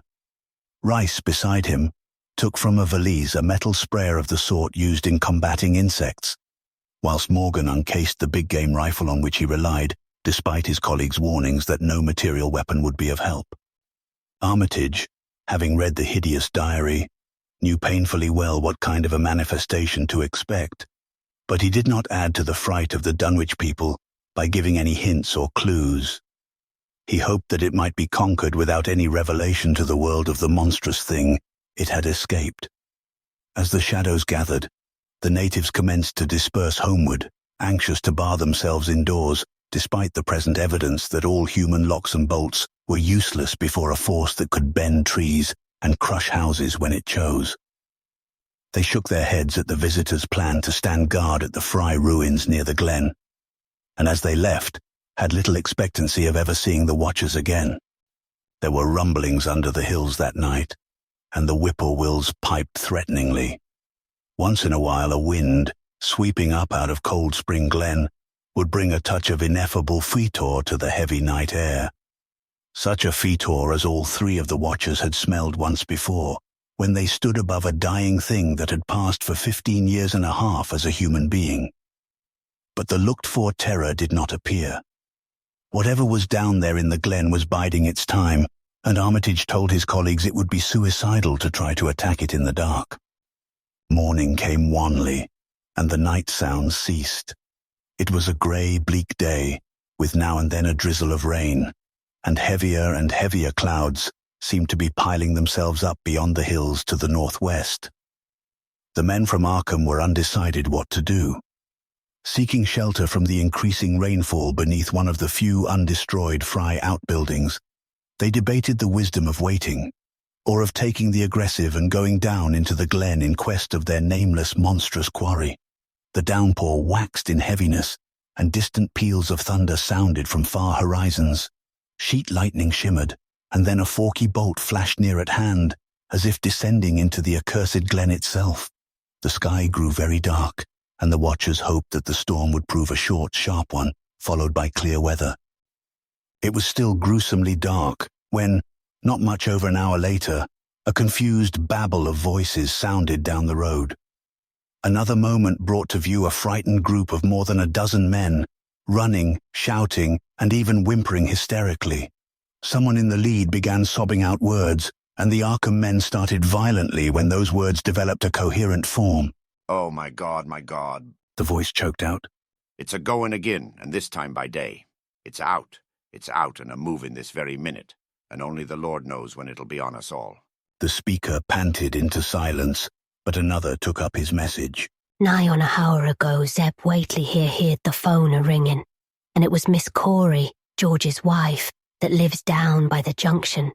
She says the hired boy Luther was out driving in the cows from the storm arter the big bolt, when he see all the trees a-bending at the mouth of the glen, opposite side to this, and smelt the same awful smell like he smelt when he found the big tracks last Monday morning. And he says they was a swishing lapping sound, more nor what the bending trees and bushes could make, and all on a sudden the trees along the rud begun to get pushed one side, and they was a awful stomping and splashing in the mud. But mind ye, Luther, he didn't see nothing at all, only just the bending trees and underbrush. Then fur ahead where Bishop's Brook goes under the rud he heard a awful creaking and straining on the bridge, and says he could tell the sound of wood a starting to crack and split. And all the whiles he never see a thing, only them trees and bushes a bending. And when the swishing sound got very fur off, on the rud towards Wizard Whately's and Sentinel Hill, Luther, he had the guts to step up where he'd heard it first and look at the ground. It was all mud and water, and the sky was dark, and the rain was wiping out all tracks about as fast as could be. But beginning at the glen mouth, where the trees had moved, there was still some of them awful prints big as barrels like he seen Monday. At this point, the first excited speaker interrupted. But that ain't the trouble now. That was only the start. Zeb here was calling folks up, and everybody was a-listening in when a call from Seth Bishop's cut in. His housekeeper, Sally, was carrying on fit to kill. She just seed the trees a-bending beside the rud, and says they was a kind of mushy sound, like a elephant puffing and treading, a-heading for the house. Then she up and spoke sudden of a fearful smell, and says her boy Chancey was a-screaming as how it was, just like what he smelt up to the Whately ruins Monday morning, and the dogs was all barking and whining awful. And then she let out a terrible yell, and says the shed down the rud had just caved in like the storm he'd blowed it over, only the wind wasn't strong enough to do that. Everybody was a-listening, and we could hear lots of folks on the wire a-gasping. All to once Sally she yelled again, and says the front yard picket fence he'd just crumbled up, though they wa'n't no sign of what done it. Then everybody on the line could hear Chancey and old Seth Bishop a-yelling too, and Sally was shrieking out that suthin' heavy had struck the house, not lightning nor nothing, but suthin' heavy agin the front, that kept a-launching itself agin and agin, though you couldn't see nothing out the front winders. And then... Lines of fright deepened on every face, and Armitage, shaken as he was, had barely poise enough to prompt the speaker. And then, Sally, she yelled out, "Oh, help, the house is a-caving in." And on the wire we could hear a terrible crashing, and a hull flock a-screaming, just like when Elmer Fry's place was took, only wuss. The man paused, and another of the crowd spoke. That's all. Not a sound nor squeak over the phone arter that, just still like.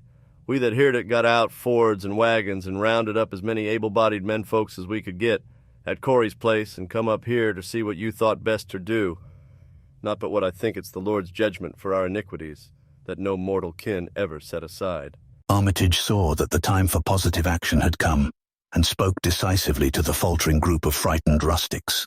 We must follow it, boys. He made his voice as reassuring as possible. I believe there's a chance of putting it out of business.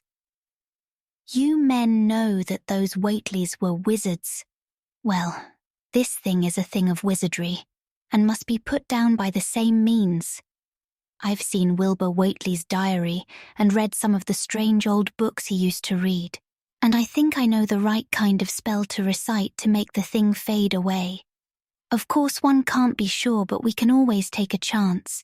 It's invisible. I knew it would be, but there's a powder in this long-distance sprayer that might make it shoo up for a second. Later on, we'll try it. It's a frightful thing to have alive, but it isn't as bad as what Wilbur would have let in if he'd lived longer. You'll never know what the world has escaped. Now we've only this one thing to fight, and it can't multiply. It can, though, do a lot of harm, so we mustn't hesitate to rid the community of it. We must follow it. And the way to begin is to go to the place that has just been wrecked. Let somebody lead the way. I don't know your roads very well, but I've an idea there might be a shorter cut across lots. How about it? The men shuffled about a moment, and then Earl Sawyer spoke softly, pointing with a grimy finger through the steadily lessening rain. "I guess you can get to Seth Bishop's quickest by cutting across the lower meadow here, wading the brook at the low place and climbing through Carrier's mowing and the timber lot beyond. That comes out on the upper Rudd mighty nigh Seth's, a leetle t'other side. Armitage, with Rice and Morgan, started to walk in the direction indicated, and most of the natives followed slowly. The sky was growing lighter, and there were signs that the storm had worn itself away. When Armitage inadvertently took a wrong direction, Joe Osborne warned him and walked ahead to show the right one. Courage and confidence were mounting, though the twilight of the almost perpendicular wooded hill, which lay toward the end of their shortcut, and among whose fantastic ancient trees they had to scramble as if up a ladder, put these qualities to a severe test. At length they emerged on a muddy road to find the sun coming out. They were a little beyond the Seth Bishop place, but bent trees and hideously unmistakable tracks showed what had passed by. Only a few moments were consumed in surveying the ruins just around the bend. It was the Fry incident all over again, and nothing dead or living was found in either of the collapsed shells which had been the Bishop house and barn. No one cared to remain there amidst the stench and tarry stickiness, but all turned instinctively to the line of horrible prints leading on toward the wrecked Whately farmhouse and the altar-crowned slopes of Sentinel Hill. As the men passed the site of Wilbur Whately's abode, they shuddered visibly, and seemed again to mix hesitancy with their zeal. It was no joke tracking down something as big as a house that one could not see, but that had all the vicious malevolence of a demon. Opposite the base of Sentinel Hill, the tracks left the road, and there was a fresh bending and matting visible along the broad swath, marking the monster's former route to and from the summit. Armitage produced a pocket telescope of considerable power and scanned the steep green side of the hill. Then he handed the instrument to Morgan, whose sight was keener. After a moment of gazing, Morgan cried out sharply, passing the glass to Earl Sawyer and indicating a certain spot on the slope with his finger. Sawyer, as clumsy as most non-users of optical devices are, fumbled a while, but eventually focused the lenses with Armitage's aid. When he did so, his cry was less restrained than Morgan's had been. God almighty, the grass and bushes is a-movin'. It's a-goin' up slow-like, creepin' up to the top this minute. Heaven only knows what fur. Then the germ of panic seemed to spread among the seekers. It was one thing to chase the nameless entity, but quite another to find it. Spells might be all right, but suppose they weren't. Voices began questioning Armitage about what he knew of the thing, and no reply seemed quite to satisfy. Everyone seemed to feel himself in close proximity to phases of nature, and of being utterly forbidden and wholly outside the sane experience of mankind. Chapter 10. In the end, the three men from Arkham, old, white-bearded Dr. Armitage, stocky, iron-grey Professor Rice, and lean, youngish Dr. Morgan, ascended the mountain alone. After much patient instruction regarding its focusing and use, they left the telescope with the frightened group that remained in the road, and as they climbed, they were watched closely by those among whom the glass was passed around. It was hard going, and Armitage had to be helped more than once. High above the toiling group, the great swath trembled as its hellish maker repassed with snail-like deliberateness. Then it was obvious that the pursuers were gaining. Curtis Whately, of the undecayed branch, was holding the telescope when the Arkham party detoured radically from the swath. He told the crowd that the men were evidently trying to get to a subordinate peak which overlooked the swath at a point considerably ahead of where the shrubbery was now bending. This indeed proved to be true, and the party was seen to gain the minor elevation only a short time after the invisible blasphemy had passed it. Then Wesley Corey, who had taken the glass, cried out that Armitage was adjusting the sprayer which Rice held, and that something must be about to happen.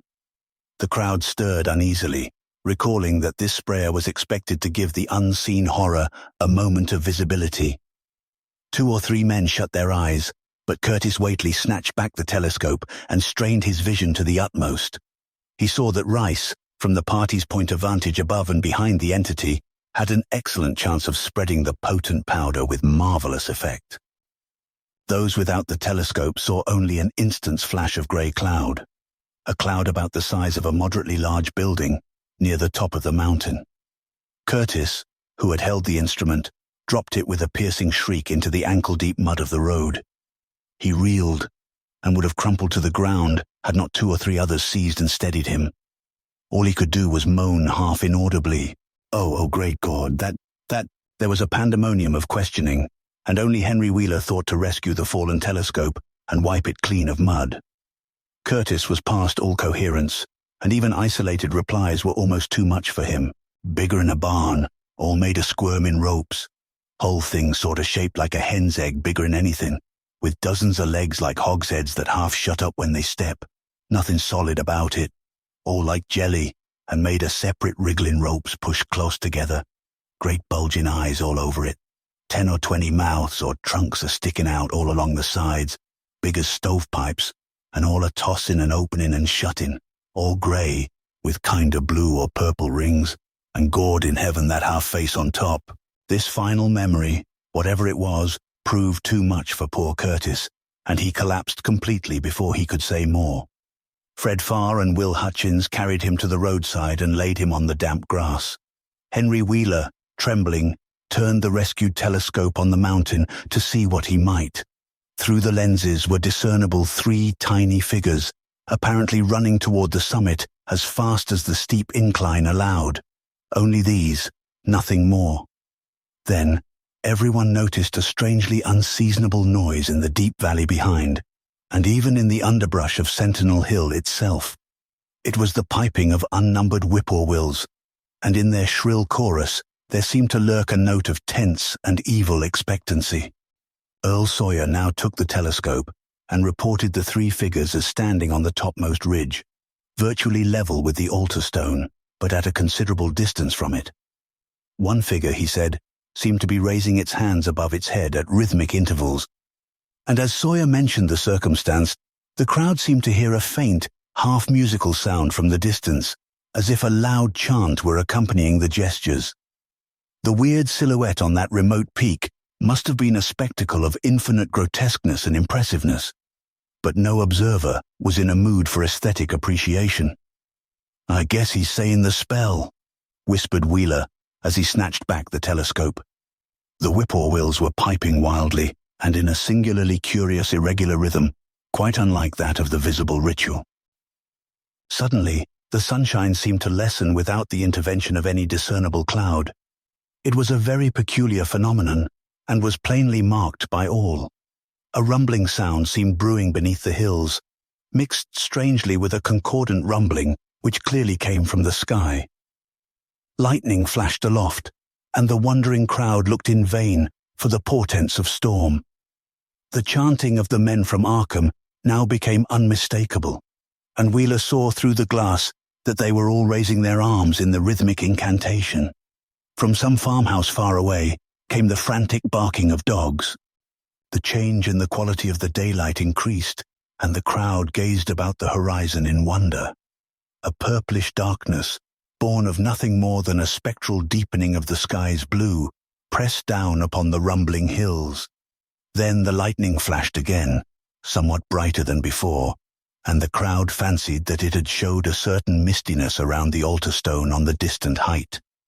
No one, however, had been using the telescope at that instant. The whippoorwills continued their irregular pulsation, and the men of Dunwich braced themselves tensely against some imponderable menace with which the atmosphere seemed surcharged. Without warning came those deep, cracked, raucous vocal sounds which will never leave the memory of the stricken group who heard them. Not from any human throat were they born, for the organs of man can yield no such acoustic perversions. Rather, would one have said they came from the pit itself, had not their source been so unmistakably the altar stone on the peak. It is almost erroneous to call them sounds at all, since so much of their ghastly, infra-bass timbre spoke to dim seats of consciousness and terror far subtler than the ear. Yet one must do so, since their form was indisputably though vaguely that of half-articulate words. They were loud, loud as the rumblings and the thunder above which they echoed. Yet did they come from no visible being, and because imagination might suggest a conjectural source in the world of non-visible beings, the huddled crowd at the mountain's base huddled still closer, and winced as if in expectation of a blow. Ignai, Thwthkanga, Yogsothoth, rang the hideous croaking out of space. The speaking impulse seemed to falter here, as if some frightful psychic struggle were going on.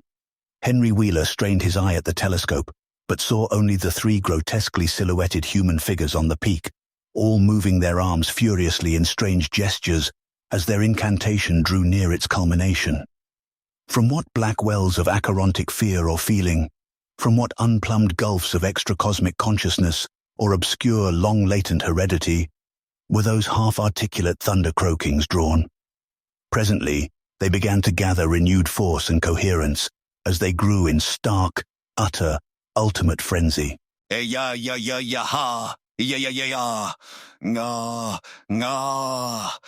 ya, help, father, Yogsothoth. But that was all. The pallid group in the road, still reeling at the indisputably English syllables that had poured thickly and thunderously down from the frantic vacancy beside that shocking altar stone, were never to hear such syllables again. Instead, they jumped violently at the terrific report which seemed to rend the hills. The deafening cataclysmic peal whose source, be it inner earth or sky, no hero was ever able to place. A single lightning bolt shot from the purple zenith to the altar stone, and a great tidal wave of viewless force and indescribable stench swept down from the hill to all the countryside. Trees, grass and underbrush were whipped into a fury, and the frightened crowd at the mountain's base, weakened by the lethal fetor that seemed about to asphyxiate them, were almost hurled off their feet. Dogs howled from the distance, green grass and foliage wilted to a curious sickly yellow-grey, and over field and forest were scattered the bodies of dead whippoorwills. The stench left quickly, but the vegetation never came right again. To this day, there is something queer and unholy about the growths on and around that fearsome hill. Curtis Whately was only just regaining consciousness when the Arkham men came slowly down the mountain in the beams of a sunlight once more brilliant and untainted. They were grave and quiet, and seemed shaken by memories and reflections even more terrible than those which had reduced the group of natives to a state of cowed quivering. In reply to a jumble of questions, they only shook their heads and reaffirmed one vital fact. The thing has gone forever, Armitage said. It has been split up into what it was originally made of, and can never exist again. It was an impossibility in a normal world. Only the least fraction was really matter in any sense we know. It was like its father, and most of it has gone back to him in some vague realm or dimension outside our material universe. Some vague abyss out of which only the most accursed rites of human blasphemy could ever have called him for a moment on the hills. There was a brief silence, and in that pause, the scattered senses of poor Curtis Whately began to knit back into a sort of continuity, so that he put his hands to his head with a moan. Memory seemed to pick itself up where it had left off, and the horror of the sight that had prostrated him burst in upon him again. Oh my God, that half-face on top of it, that face with the red eyes and albino hair, and no chin, like the Whateleys. It was an octopus, centipede, spider kind of thing, but there was a half-shaped man's face on top of it, and it looked like Wizard Whately's, only it was yards and yards across.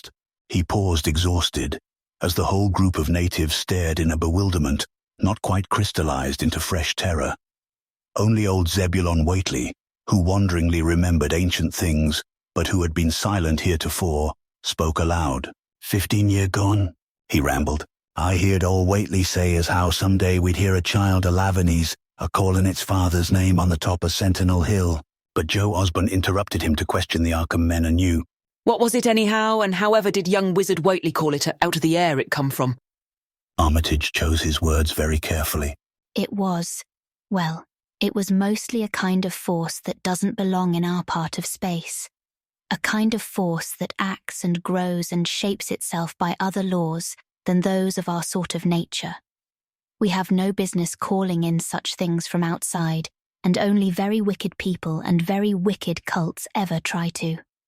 There was some of it in Wilbur Whately himself, enough to make a devil and a precocious monster of him and to make his passing out a pretty terrible sight. I'm going to burn his accursed diary, and if you men are wise, you'll dynamite that altar stone up there and pull down all the rings of standing stones on the other hills. Things like that brought down the beings those Whateleys were so fond of, the beings they were going to let in tangibly to wipe out the human race and drag the earth off to some nameless place for some nameless purpose. But as to this thing we've just sent back, the Whateleys raised it for a terrible part in the doings that were to come. It grew fast and big from the same reason that Wilbur grew fast and big. But it beat him because it had a greater share of the outsideness in it.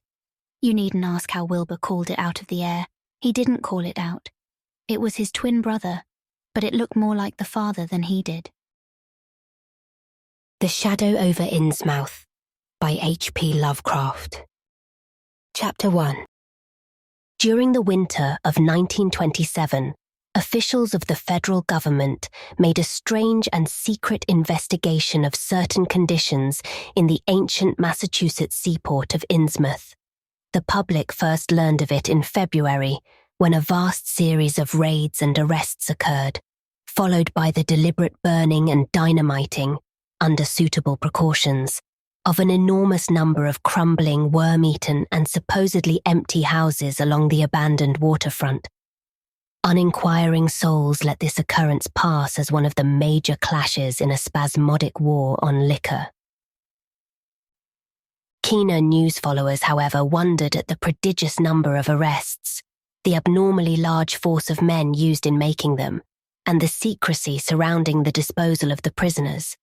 No trials or even definite charges were reported, nor were any of the captives seen thereafter in the regular jails of the nation. There were vague statements about disease and concentration camps, and later about dispersal in various naval and military prisons. But nothing positive ever developed. Innsmouth itself was left almost depopulated, and is even now only beginning to show signs of a sluggishly revived existence. Complaints from many liberal organizations were met with long confidential discussions, and representatives were taken on trips to certain camps and prisons.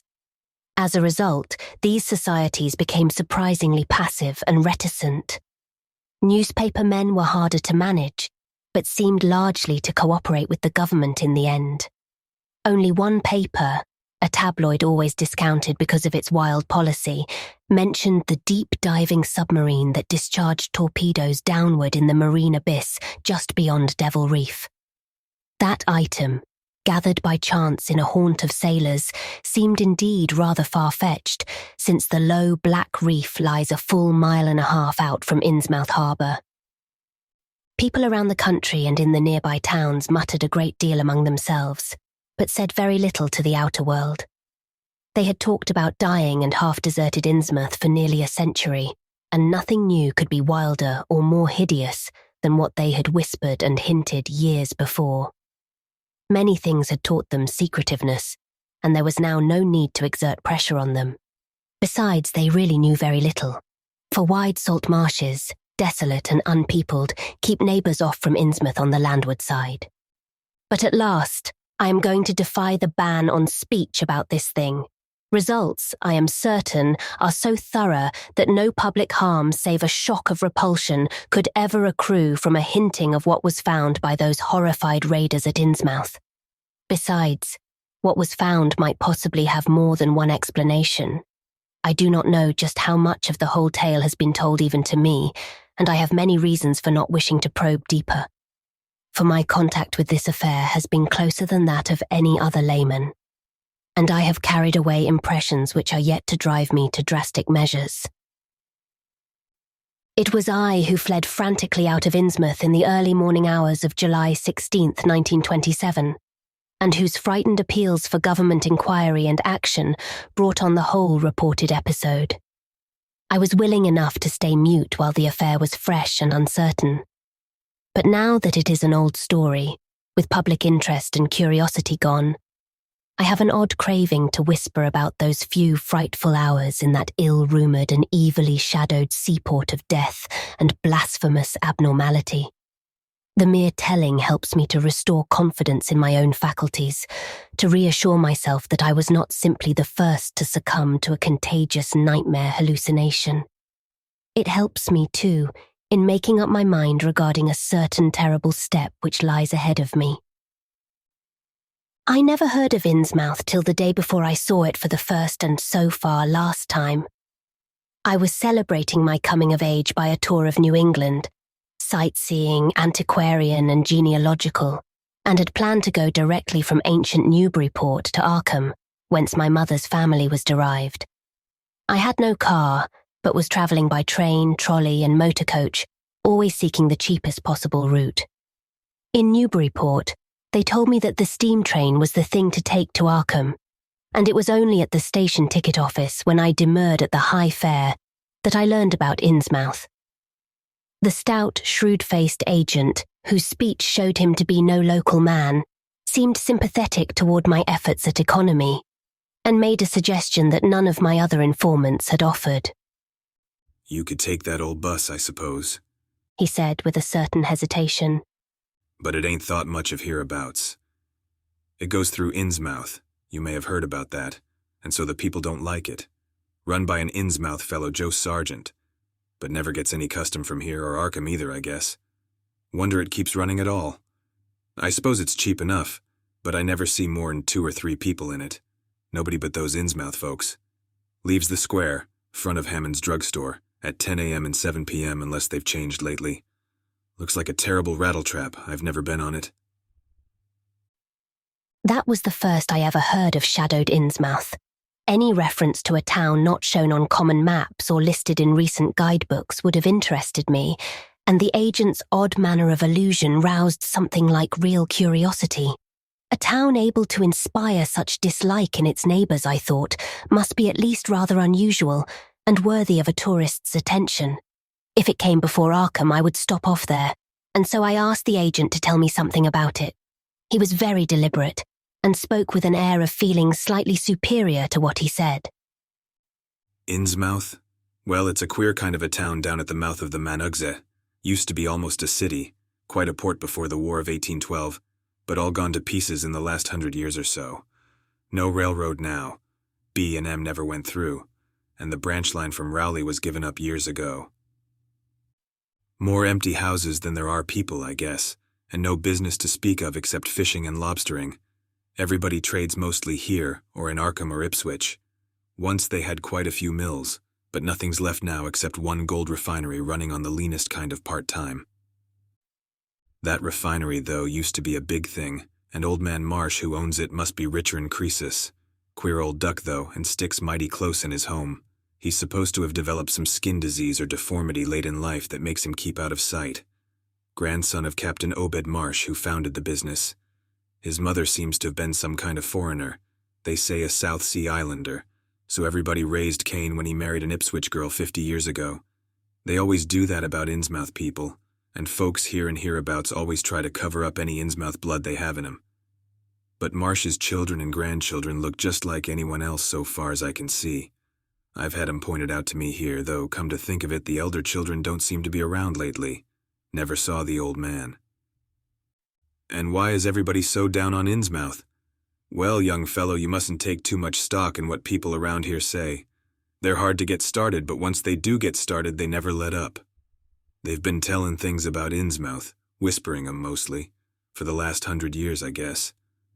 And I gather they're more scared than anything else.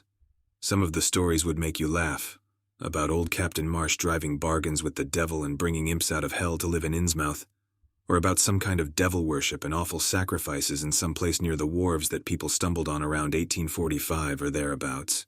But I come from Panton, Vermont, and that kind of story don't go down with me. You ought to hear, though, what some of the old-timers tell about the Black Reef off the coast.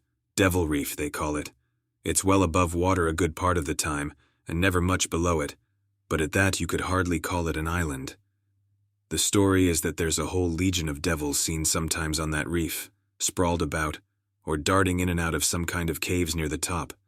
It's a rugged, uneven thing, a good bit over a mile out, and toward the end of shipping days, sailors used to make big detours just to avoid it.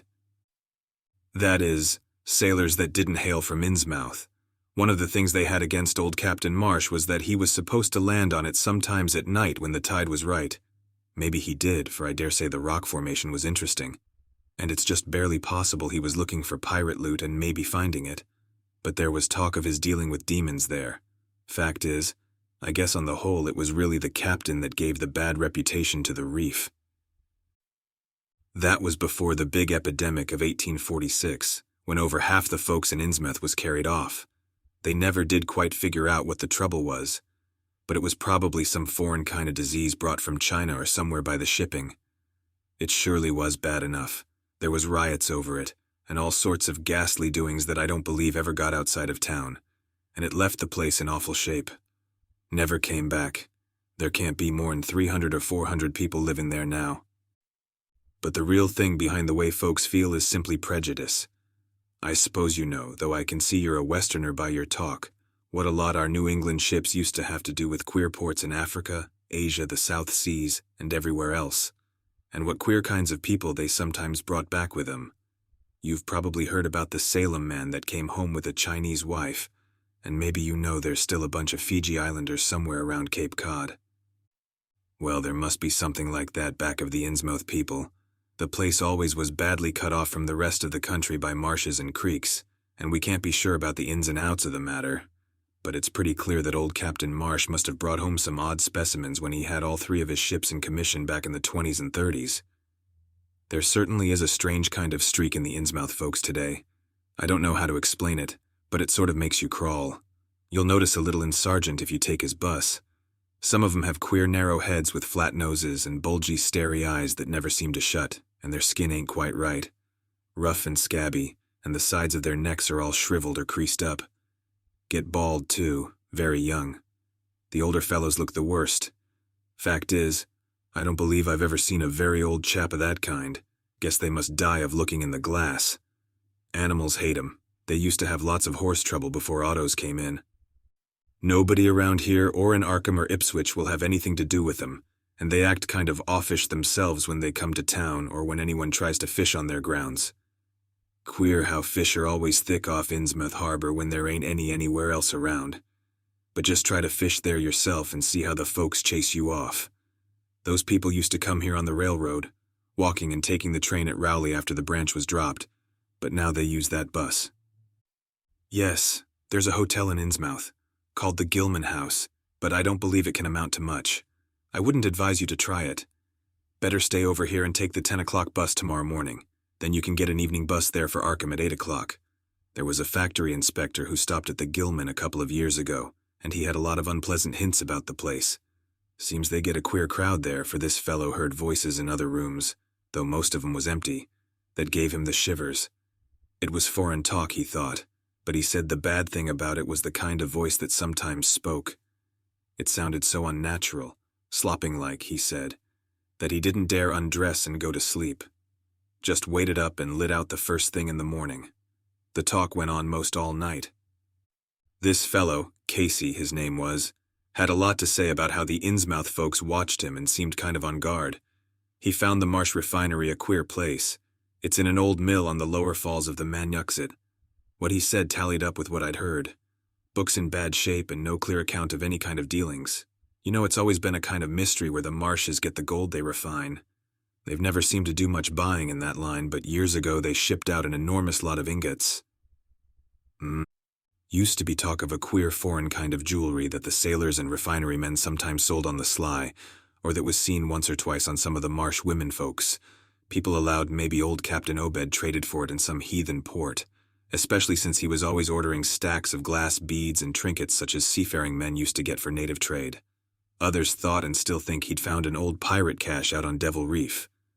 But here's a funny thing. The old captain's been dead these 60 years, and there ain't been a good-sized ship out of the place since the Civil War. But just the same, the Marshes still keep on buying a few of those native trade things, mostly glass and rubber gewgaws, they tell me. Maybe the Innsmouth folks like 'em to look at themselves. That plague of 46 must have taken off the best blood in the place. Anyway, they're a doubtful lot now, and the Marshes and the other rich folks are as bad as any. As I told you, there probably ain't more than 400 people in the whole town in spite of all the streets they say there are. I guess they're what they call white trash down south, lawless and sly and full of secret doings. They get a lot of fish and lobsters and do exporting by truck. Queer how the fish swarm right there and nowhere else. Nobody can ever keep track of these people, and state school officials and census men have a devil of a time. You can bet that prying strangers ain't welcome around Innsmouth.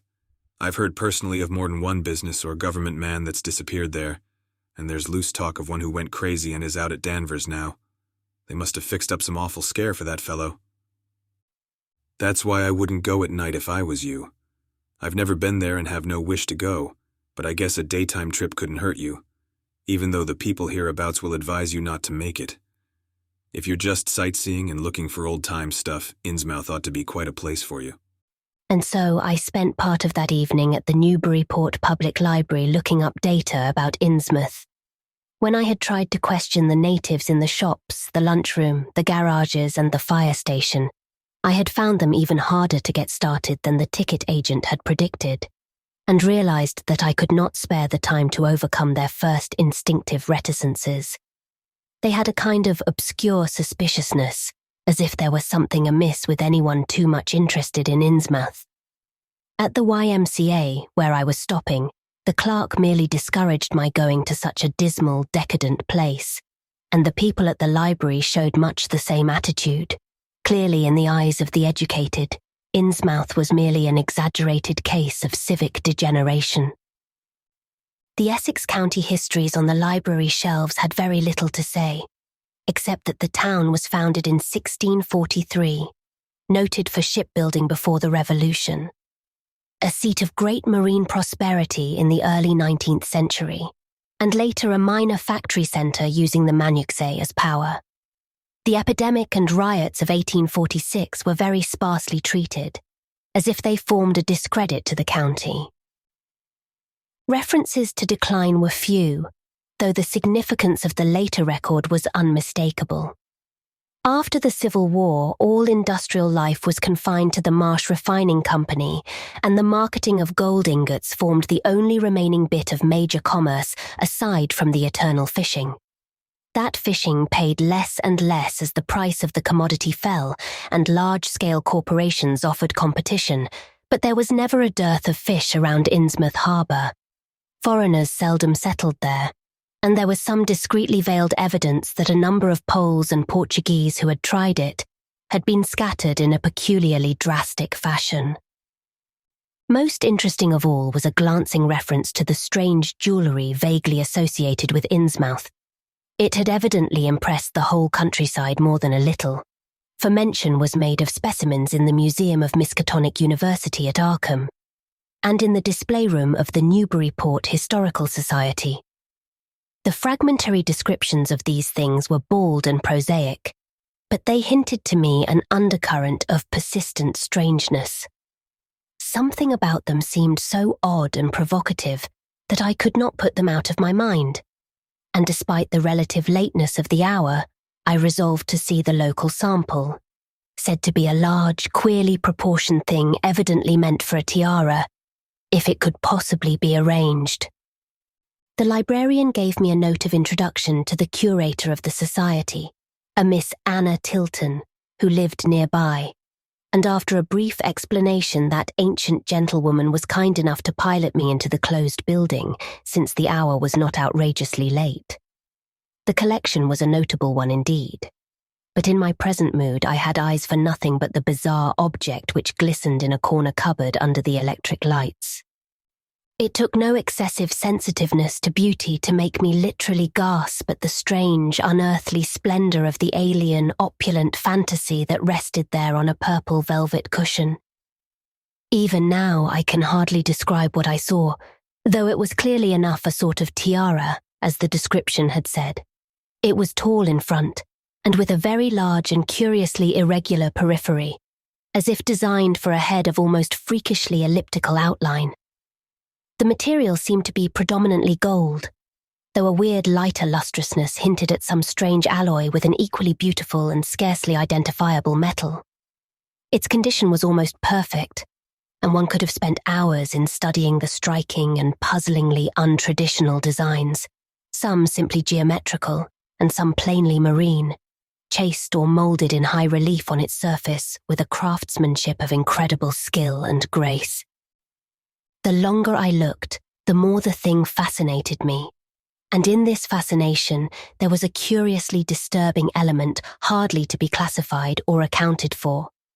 At first, I decided that it was the queer, otherworldly quality of the art which made me uneasy.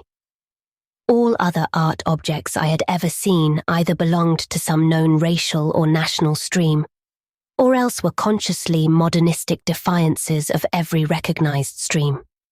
This tiara was neither. It clearly belonged to some settled technique of infinite maturity and perfection, yet that technique was utterly remote from any, Eastern or Western, ancient or modern, which I had ever heard of or seen exemplified. It was as if the workmanship were that of another planet. However, I soon saw that my uneasiness had a second and perhaps equally potent source residing in the pictorial and mathematical suggestions of the strange designs. The patterns all hinted of remote secrets and unimaginable abysses in time and space, and the monotonously aquatic nature of the reliefs became almost sinister.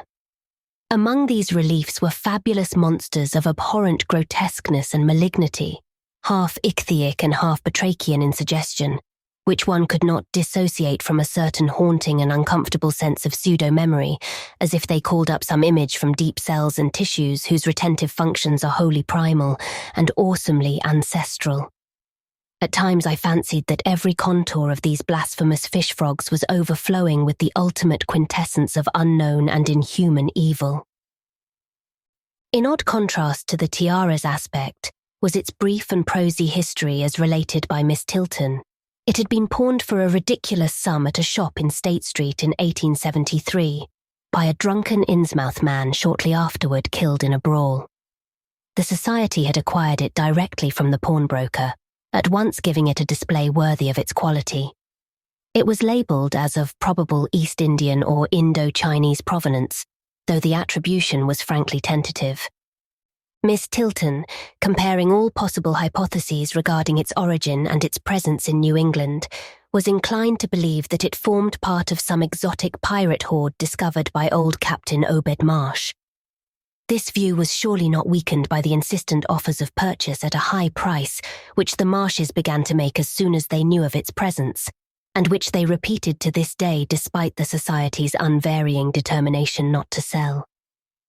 As the good lady showed me out of the building, she made it clear that the pirate theory of the Marsh fortune was a popular one among the intelligent people of the region. Her own attitude toward shadowed Innsmouth, which she had never seen, was one of disgust at a community slipping far down the cultural scale, and she assured me that the rumours of devil worship were partly justified by a peculiar secret cult which had gained force there and engulfed all the Orthodox churches. It was called, she said, the Esoteric Order of Dagon, and was undoubtedly a debased, quasi-pagan thing imported from the East a century before, at a time when the Innsmouth fisheries seemed to be going barren. Its persistence among a simple people was quite natural in view of the sudden and permanent return of abundantly fine fishing, and it soon came to be the greatest influence on the town, replacing Freemasonry altogether and taking up headquarters in the old Masonic Hall on New Church Green. All this, to the pious Miss Tilton, formed an excellent reason for shunning the ancient town of decay and desolation, but to me, it was merely a fresh incentive. To my architectural and historical anticipations was now added an acute anthropological zeal, and I could scarcely sleep in my small room at the Y as the night wore away. Chapter 2. Shortly before 10 the next morning, I stood with one small valise in front of Hammond's drugstore in Old Market Square, waiting for the Innsmouth bus. As the hour for its arrival drew near, I noticed a general drift of the loungers to other places up the street, or to the ideal lunch across the square. Evidently, the ticket agent had not exaggerated the dislike which local people bore toward Innsmouth and its denizens. In a few moments, a small motor coach of extreme decrepitude and dirty grey colour rattled down State Street, made a turn, and drew up at the curb beside me. I felt immediately that it was the right one, a guess which the half-illegible sign on the windshield, Arkham Innsmouth Newby Port, soon verified. There were only 3 passengers, dark, unkempt men of sullen visage and somewhat youthful cast, and when the vehicle stopped, they clumsily shambled out and began walking up State Street in a silent, almost furtive fashion. The driver also alighted, and I watched him as he went into the drugstore to make some purchase. This, I reflected, must be the Joe Sargent mentioned by the ticket agent. And even before I noticed any details, there spread over me a wave of spontaneous aversion which could be neither checked nor explained. It suddenly struck me as very natural that the local people should not wish to ride on a bus owned and driven by this man, or to visit any oftener than possible the habitat of such a man and his kinsfolk. When the driver came out of the store, I looked at him more carefully and tried to determine the source of my evil impression. He was a thin, stoop-shouldered man, not much under 6 feet tall, dressed in shabby blue civilian clothes and wearing a frayed grey golf cap. His age was perhaps 35, but the odd deep creases in the sides of his neck made him seem older when one did not study his dull, expressionless face. He had a narrow head, bulging, watery blue eyes that seemed never to wink, a flat nose, a receding forehead and chin, and singularly undeveloped ears. His long, thick lip and coarse-pored, greyish cheeks seemed almost beardless except for some sparse yellow hairs that straggled and curled in irregular patches. And in places the surface seemed queerly irregular, as if peeling from some cutaneous disease. His hands were large and heavily veined, and had a very unusual greyish-blue tinge. The fingers were strikingly short in proportion to the rest of the structure, and seemed to have a tendency to curl closely into the huge palm. As he walked toward the bus, I observed his peculiarly shambling gait, and saw that his feet were inordinately immense. The more I studied them, the more I wondered how he could buy any shoes to fit them. A certain greasiness about the fellow increased my dislike. He was evidently given to working or lounging around the fish docks, and carried with him much of their characteristic smell. Just what foreign blood was in him, I could not even guess. His oddities certainly did not look Asiatic, Polynesian, Levantine, or African. Yet I could see why the people found him alien. I was sorry when I saw that there would be no other passengers on the bus. Somehow I did not like the idea of riding alone with this driver, but as leaving time obviously approached, I conquered my qualms and followed the man aboard, extending him a $1 bill and murmuring the single word Innsmouth. He looked curiously at me for a second as he returned 40 cents change without speaking. I took a seat far behind him, but on the same side of the bus, since I wished to watch the shore during the journey. At length, the decrepit vehicle started with a jerk and rattled noisily past the old brick buildings of State Street amidst a cloud of vapour from the exhaust. Glancing at the people on the sidewalks, I thought I detected in them a curious wish to avoid looking at the bus, or at least a wish to avoid seeming to look at it. Then we turned to the left into High Street, where the going was smoother, flying by stately old mansions of the early Republic and still older colonial farmhouses, passing the lower Green and Parker River, and finally emerging into a long, monotonous stretch of open shore country. The day was warm and sunny, but the landscape of sand, sedge-grass and stunted shrubbery became more and more desolate as we proceeded. Out the window I could see the blue water and the sandy line of Plum Island, and we presently drew very near the beach as our narrow road veered off from the main highway to Rowley and Ipswich. There were no visible houses, and I could tell by the state of the road that traffic was very light hereabouts. The small, weather-worn telephone poles carried only 2 wires. Now and then we crossed crude wooden bridges over tidal creeks that wound far inland and promoted the general isolation of the region.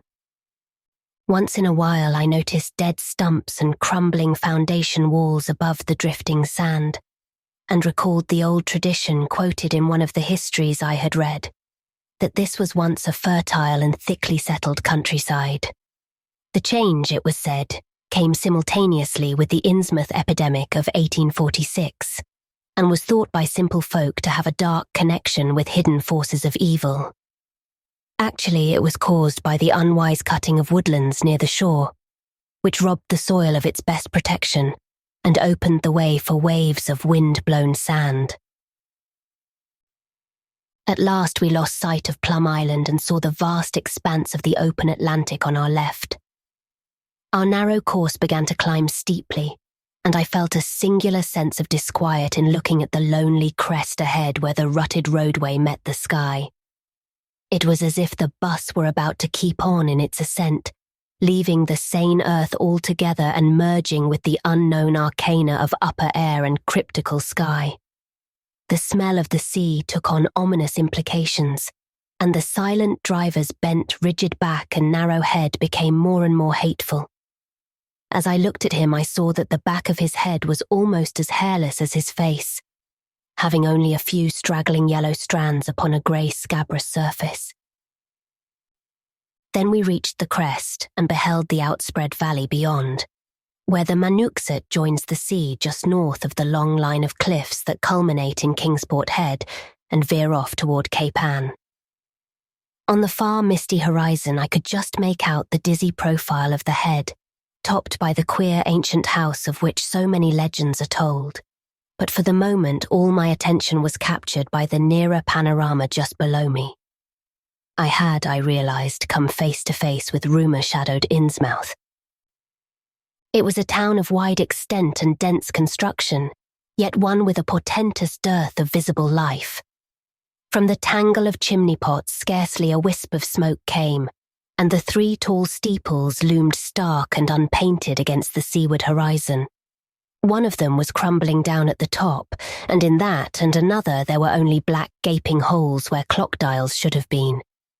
The vast huddle of sagging gambrel roofs and peaked gables conveyed with offensive clearness the idea of wormy decay, and as we approached along the now descending road, I could see that many roofs had wholly caved in.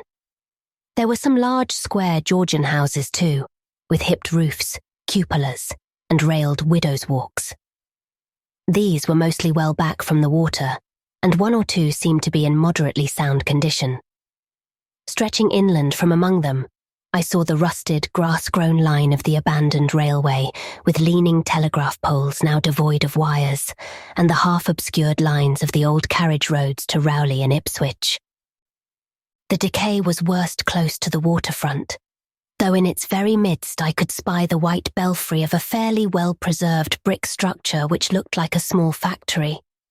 The harbour, long clogged with sand, was enclosed by an ancient stone breakwater, on which I could begin to discern the minute forms of a few seated fishermen, and at whose end were what looked like the foundations of a bygone lighthouse. A sandy tongue had formed inside this barrier, and upon it I saw a few decrepit cabins, moored dories, and scattered lobster pots. The only deep water seemed to be where the river poured out past the belfried structure and turned southward to join the ocean at the breakwater's end. Here and there the ruins of wharves jutted out from the shore to end in indeterminate rottenness, those farthest south seeming the most decayed. And far out at sea, despite a high tide, I glimpsed a long black line scarcely rising above the water, yet carrying a suggestion of odd, latent malignancy. This, I knew, must be Devil Reef. As I looked, a subtle, curious sense of beckoning seemed superadded to the grim repulsion, and oddly enough, I found this overtone more disturbing than the primary impression. We met no one on the road, but presently began to pass deserted farms in varying stages of ruin. Then I noticed a few inhabited houses with rags stuffed in the broken windows, and shells and dead fish lying about the littered yards. Once or twice I saw listless-looking people working in barren gardens or digging clams on the fishy-smelling beach below, and groups of dirty, simian-visaged children playing around weed-grown doorsteps. Somehow these people seemed more disquieting than the dismal buildings, for almost everyone had certain peculiarities of face and motions which I instinctively disliked without being able to define or comprehend them. For a second I thought this typical physique suggested some picture I had seen, perhaps in a book, under circumstances of particular horror or melancholy. But this pseudo-recollection passed very quickly. As the bus reached a lower level, I began to catch the steady note of a waterfall through the unnatural stillness. The leaning, unpainted houses grew thicker, lined both sides of the road, and displayed more urban tendencies than did those we were leaving behind. The panorama ahead had contracted to a street scene, and in spots I could see where a cobblestone pavement and stretches of brick sidewalk had formerly existed. All the houses were apparently deserted, and there were occasional gaps where tumble-down chimneys and cellar walls told of buildings that had collapsed. Pervading everything was the most nauseous fishy odour imaginable. Soon cross streets and junctions began to appear, those on the left leading to shoreward realms of unpaved squalor and decay, while those on the right showed vistas of departed grandeur. So far I had seen no people in the town, but there now came signs of a sparse habitation, curtained windows here and there, and an occasional battered motorcar at the curb. Pavement and sidewalks were increasingly well defined, and though most of the houses were quite old, wood and brick structures of the early 19th century, they were obviously kept fit for habitation. As an amateur antiquarian, I almost lost my olfactory disgust and my feeling of menace and repulsion amidst this rich, unaltered survival from the past. But I was not to reach my destination without one very strong impression of poignantly disagreeable quality. The bus had come to a sort of open concourse or radial point with churches on two sides and the bedraggled remains of a circular green in the centre, and I was looking at a large pillared hall on the right-hand junction ahead. The structure's once white paint was now grey and peeling, and the black and gold sign on the pediment was so faded that I could only with difficulty make out the words Esoteric Order of Dagon. This, then, was the former Masonic hall now given over to a degraded cult. As I strained to decipher this inscription, my notice was distracted by the raucous tones of a cracked bell across the street, and I quickly turned to look out the window on my side of the coach. The sound came from a squat towered stone church of manifestly later date than most of the houses, built in a clumsy Gothic fashion and having a disproportionately high basement with shuttered windows. Though the hands of its clock were missing on the side I glimpsed, I knew that those hoarse strokes were telling the hour of 11. Then suddenly all thoughts of time were blotted out by an onrushing image of sharp intensity and unaccountable horror which had seized me before I knew what it really was. The door of the church basement was open, revealing a rectangle of blackness inside, and as I looked, a certain object crossed or seemed to cross that dark rectangle, burning into my brain a momentary conception of nightmare, which was all the more maddening because analysis could not show a single nightmarish quality in it. It was a living object, the first except the driver that I had seen since entering the compact part of the town, and had I been in a steadier mood, I would have found nothing whatever of terror in it. Clearly, as I realized a moment later, it was the pastor, clad in some peculiar vestments doubtless introduced since the Order of Dagon had modified the ritual of the local churches. The thing which had probably caught my first subconscious glance and supplied the touch of bizarre horror was the tall tiara he wore, an almost exact duplicate of the one Miss Tilton had shown me the previous evening. This, acting on my imagination, had supplied namelessly sinister qualities to the indeterminate face and robed, shambling form beneath it. There was not, I soon decided, any reason why I should have felt that shuddering touch of evil pseudo-memory. Was it not natural that a local mystery cult should adopt among its regimentals an unique type of headdress made familiar to the community in some strange way, perhaps as treasure trove? A very thin sprinkling of repellent-looking youngish people now became visible on the sidewalks, lone individuals and silent knots of 2 or 3. The lower floors of the crumbling houses sometimes harboured small shops with dingy signs, and I noticed a parked truck or two as we rattled along. The sound of waterfalls became more and more distinct, and presently I saw a fairly deep river gorge ahead, spanned by a wide iron-railed highway bridge beyond which a large square opened out. As we clanked over the bridge, I looked out on both sides and observed some factory buildings on the edge of the grassy bluff or partway down. The water far below was very abundant, and I could see 2 vigorous sets of falls upstream on my right and at least one downstream on my left. From this point, the noise was quite deafening. Then we rolled into the large semicircular square across the river and drew up on the right-hand side in front of a tall, cupola-crowned building with remnants of yellow paint and with a half-effaced sign proclaiming it to be the Gilman House. I was glad to get out of that bus and at once proceeded to check my valise in the shabby hotel lobby. There was only one person in sight, an elderly man without what I had come to call the Innsmouth look, and I decided not to ask him any of the questions which bothered me, remembering that odd things had been noticed in this hotel.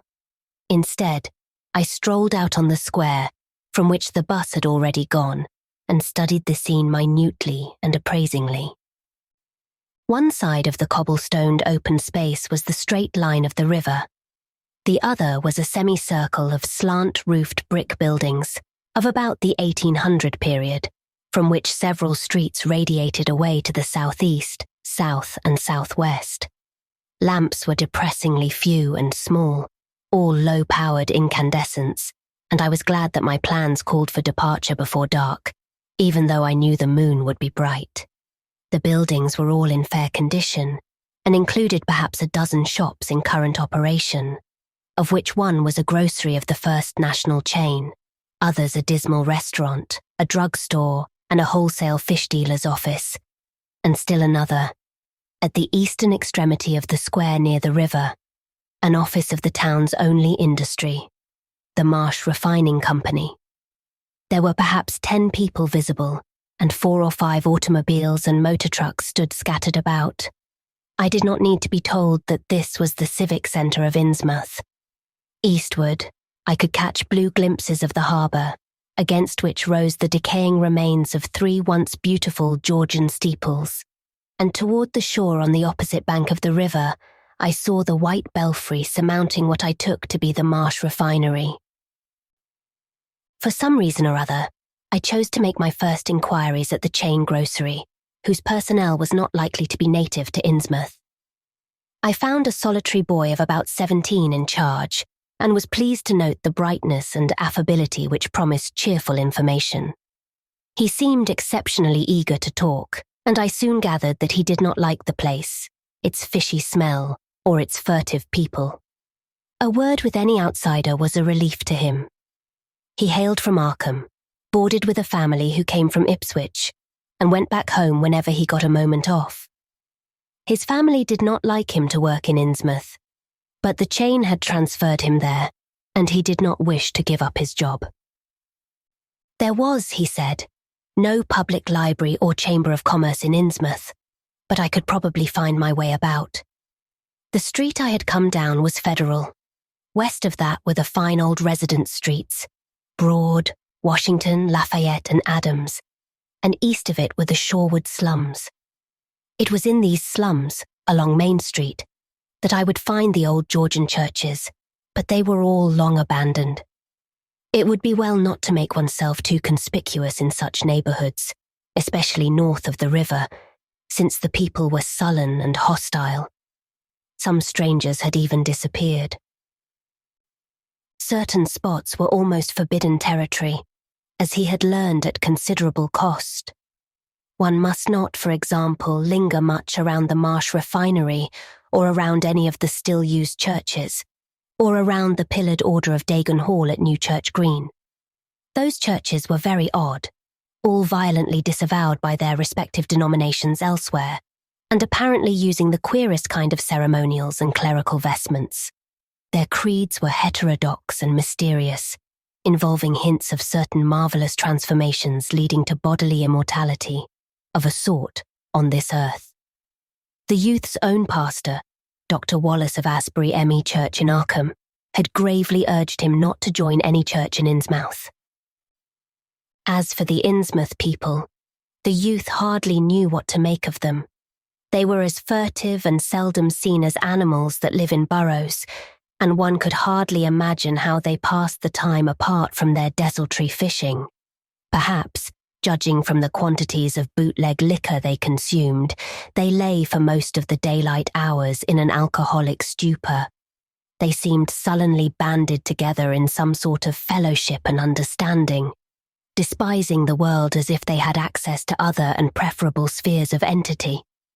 Their appearance, especially those staring, unwinking eyes which one never saw shut, was certainly shocking enough, and their voices were disgusting. It was awful to hear them chanting in their churches at night, and especially during their main festivals or revivals, which fell twice a year on April 30th and October 31st. They were very fond of the water and swam a great deal in both river and harbour. Swimming races out to Devil Reef were very common, and everyone in sight seemed well able to share in this arduous sport. When one came to think of it, it was generally only rather young people who were seen about in public, and of these the oldest were apt to be the most tainted-looking. When exceptions did occur, they were mostly persons with no trace of aberrancy, like the old clerk at the hotel.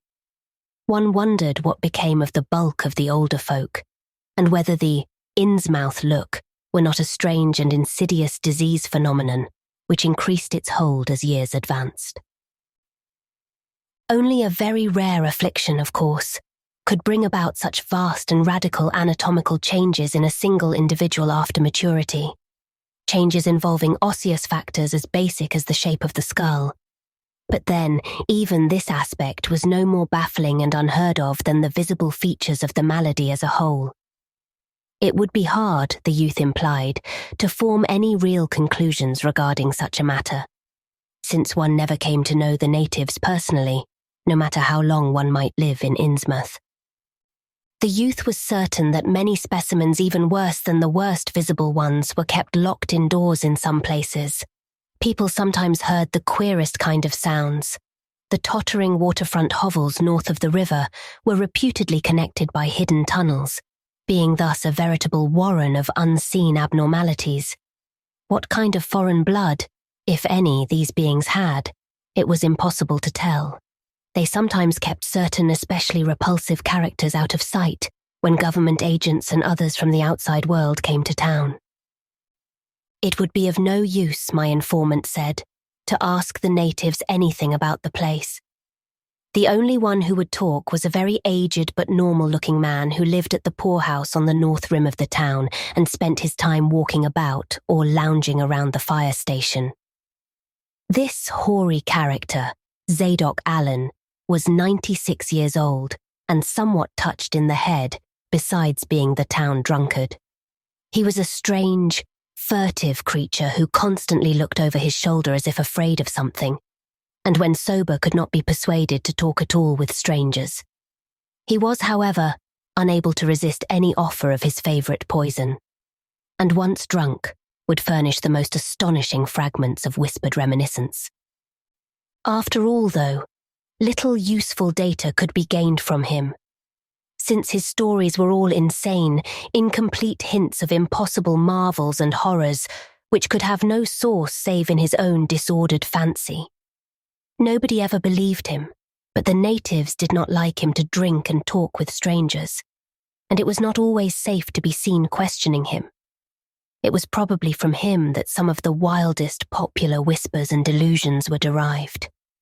Several non-native residents had reported monstrous glimpses from time to time, but between old Zadok's tales and the malformed denizens, it was no wonder such illusions were current.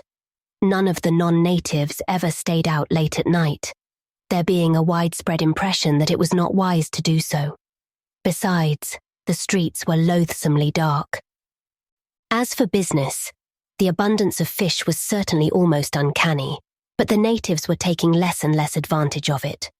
Moreover, prices were falling and competition was growing. Of course, the town's real business was the refinery, whose commercial office was on the square only a few doors east of where we stood. Old Man Marsh was never seen, but sometimes went to the works in a closed, curtained car, There were all sorts of rumours about how Marsh had come to look. He had once been a great dandy, and people said he still wore the frock-coated finery of the Edwardian age, curiously adapted to certain deformities. His sons had formerly conducted the office in the square, but latterly they had been keeping out of sight a good deal and leaving the brunt of affairs to the younger generation. The sons and their sisters had come to look very queer, especially the elder ones, and it was said that their health was failing. One of the Marsh daughters was a repellent reptilian-looking woman who wore an excess of weird jewellery clearly of the same exotic tradition as that to which the strange tiara belonged. My informant had noticed it many times and had heard it spoken of as coming from some secret horde, either of pirates or of demons. The clergymen, or priests or whatever they were called nowadays, also wore this kind of ornament as a headdress, but one seldom caught glimpses of them. Other specimens the youth had not seen, though many were rumoured to exist around Innsmouth. The Marshes, together with the other 3 gently bred families of the town, the Waits, the Gilmans, and the Elliots, were all very retiring. They lived in immense houses along Washington Street, and several were reputed to harbour in concealment certain living kinsfolk whose personal aspect forbade public view, and whose deaths had been reported and recorded. Warning me that many of the street signs were down, the youth drew for my benefit a rough but ample and painstaking sketch map of the town's salient features. After a moment's study, I felt sure that it would be of great help, and pocketed it with profuse thanks. Disliking the dinginess of the single restaurant I had seen, I bought a fair supply of cheese crackers and ginger wafers to serve as a lunch later on. My programme, I decided, would be to thread the principal streets, talk with any non-natives I might encounter, and catch the 8 o'clock coach for Arkham. The town, I could see, formed a significant and exaggerated example of communal decay. But being no sociologist, I would limit my serious observations to the field of architecture. Thus, I began my systematic, though half-bewildered tour of Innsmouth's narrow, shadow-blighted ways. Crossing the bridge and turning toward the roar of the lower falls, I passed close to the Marsh refinery, which seemed oddly free from the noise of industry. This building stood on the steep river bluff near a bridge and an open confluence of streets which I took to be the earliest civic centre, displaced after the revolution by the present town square. Recrossing the gorge on the Main Street Bridge, I struck a region of utter desertion which somehow made me shudder. Collapsing huddles of gambrel roofs formed a jagged and fantastic skyline, above which rose the ghoulish, decapitated steeple of an ancient church. Some houses along Main Street were tenanted, but most were tightly boarded up. Down unpaved side streets I saw the black, gaping windows of deserted hovels, many of which leaned at perilous and incredible angles through the sinking of part of the foundations. Those windows stared so spectrally that it took courage to turn eastward toward the waterfront. Certainly, the terror of a deserted house swells in geometrical rather than arithmetical progression, as houses multiply to form a city of stark desolation. The sight of such endless avenues of fishy-eyed vacancy and death, and the thought of such linked infinities of black brooding compartments given over to cobwebs and memories and the conqueror worm, start up vestigial fears and aversions that not even the stoutest philosophy can disperse.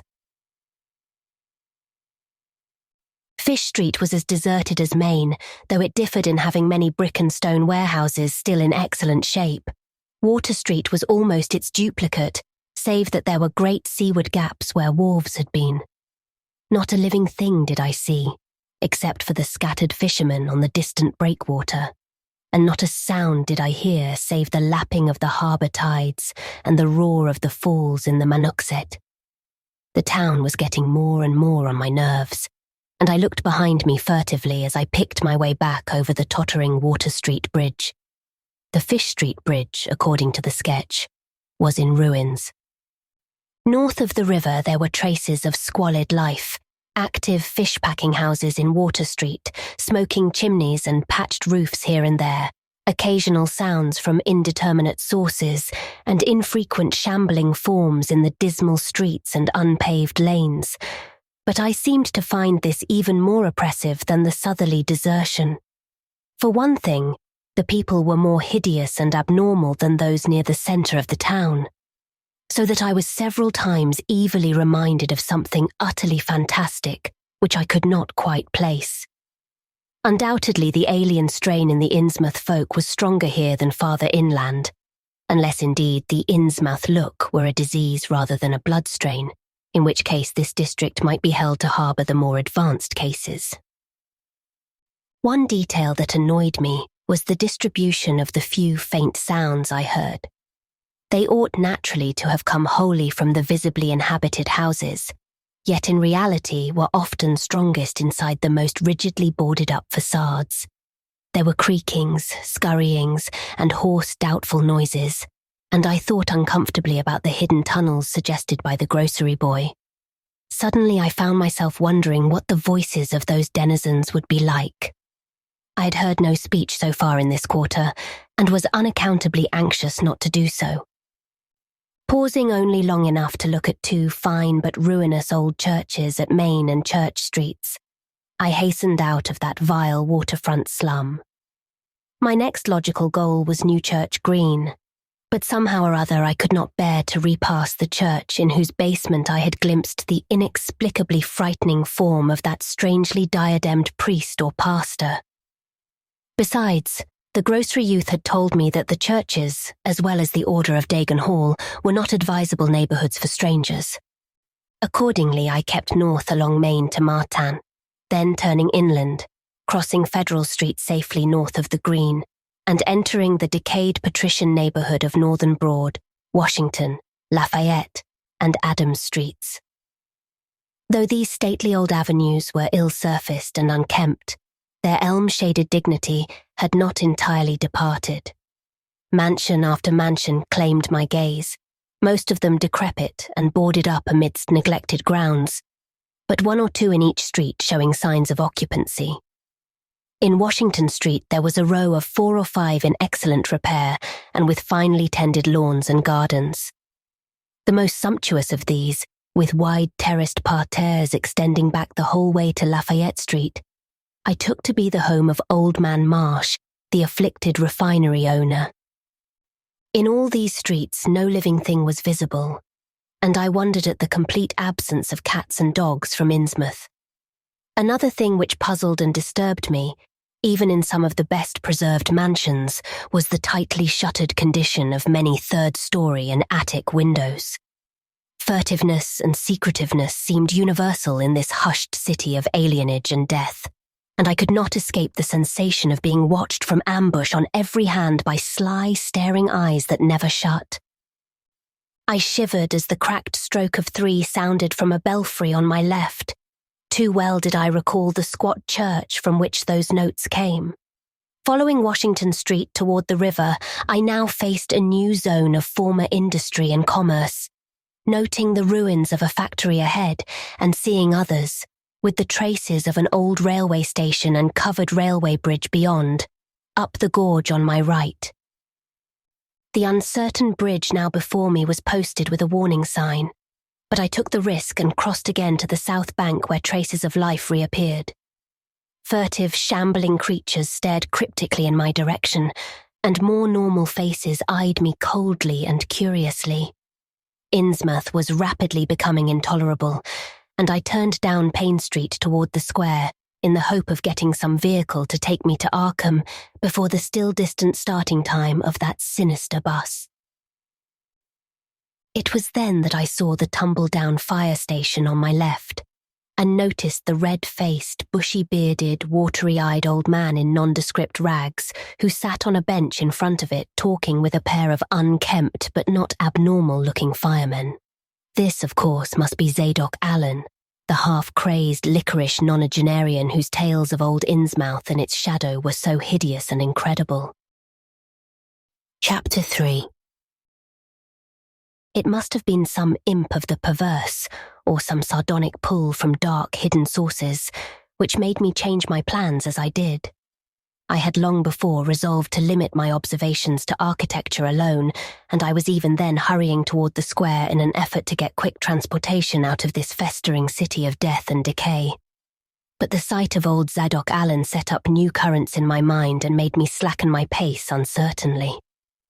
I had been assured that the old man could do nothing but hint at wild, disjointed and incredible legends, and I had been warned that the natives made it unsafe to be seen talking to him. Yet the thought of this aged witness to the town's decay, with memories going back to the early days of ships and factories, was a lure that no amount of reason could make me resist. After all, the strangest and maddest of myths are often merely symbols or allegories based upon truth, and old Zadok must have seen everything which went on around Innsmouth for the last 90 years. Curiosity flared up beyond sense and caution, and in my youthful egotism I fancied I might be able to sift a nucleus of real history from the confused, extravagant outpouring I would probably extract with the aid of raw whiskey. I knew that I could not accost him then and there, for the fireman would surely notice and object. Instead, I reflected, I would prepare by getting some bootleg liquor at a place where the grocery boy had told me it was plentiful. Then I would loaf near the fire station in apparent casualness, and fall in with old Zadok after he had started on one of his frequent rambles. The youth said that he was very restless, seldom sitting around the station for more than an hour or two at a time. A quart bottle of whiskey was easily, though not cheaply, obtained in the rear of a dingy variety store just off the square in Elliot Street. The dirty-looking fellow who waited on me had a touch of the staring Innsmouth look, but was quite civil in his way, being perhaps used to the custom of such convivial strangers, truckmen, gold buyers and the like, as were occasionally in town. Re-entering the square, I saw that luck was with me, for, shuffling out of Payne Street around the corner of the Gilman house, I glimpsed nothing less than the tall, lean, tattered form of old Zadok Allen himself. In accordance with my plan, I attracted his attention by brandishing my newly purchased bottle, and soon realized that he had begun to shuffle wistfully after me as I turned into Waite Street on my way to the most deserted region I could think of. I was steering my course by the map the grocery boy had prepared, and was aiming for the wholly abandoned stretch of southern waterfront which I had previously visited. The only people in sight there had been the fishermen on the distant breakwater, and by going a few squares south, I could get beyond the range of these, finding a pair of seats on some abandoned wharf, and being free to question old Zadok unobserved for an indefinite time. Before I reached Main Street, I could hear a faint and wheezy, "Hey, mister," behind me, and I presently allowed the old man to catch up and take copious pulls from the quart bottle. I began putting out feelers as we walked along to Water Street and turned southward amidst the omnipresent desolation and crazily tilted ruins, but found that the aged tongue did not loosen as quickly as I had expected. At length I saw a grass-grown opening toward the sea between crumbling brick walls, with the weedy length of an earth and masonry wharf projecting beyond. Piles of moss-covered stones near the water promised tolerable seats, and the scene was sheltered from all possible view by a ruined warehouse on the north. Here, I thought, was the ideal place for a long secret colloquy, so I guided my companion down the lane and picked out spots to sit in among the mossy stones. The air of death and desertion was ghoulish, and the smell of fish almost insufferable. But I was resolved to let nothing deter me. About 4 hours remained for conversation if I were to catch the 8 o'clock coach for Arkham, and I began to dole out more liquor to the ancient tippler, meanwhile eating my own frugal lunch. In my donations I was careful not to overshoot the mark, for I did not wish Zadok's vinous garrulousness to pass into a stupor. After an hour his furtive taciturnity showed signs of disappearing, but much to my disappointment he still sidetracked my questions about Innsmouth and its shadow-haunted past. He would babble of current topics, revealing a wide acquaintance with newspapers and a great tendency to philosophize in a sententious village fashion. Toward the end of the second hour, I feared my quart of whiskey would not be enough to produce results, and was wondering whether I had better leave old Zadok and go back for more. Just then, however, chance made the opening which my questions had been unable to make, and the wheezing ancient's rambling took a turn that caused me to lean forward and listen alertly. My back was toward the fishy-smelling sea, but he was facing it, and something or other had caused his wandering gaze to light on the low, distant line of Devil Reef, then showing plainly and almost fascinatingly above the waves.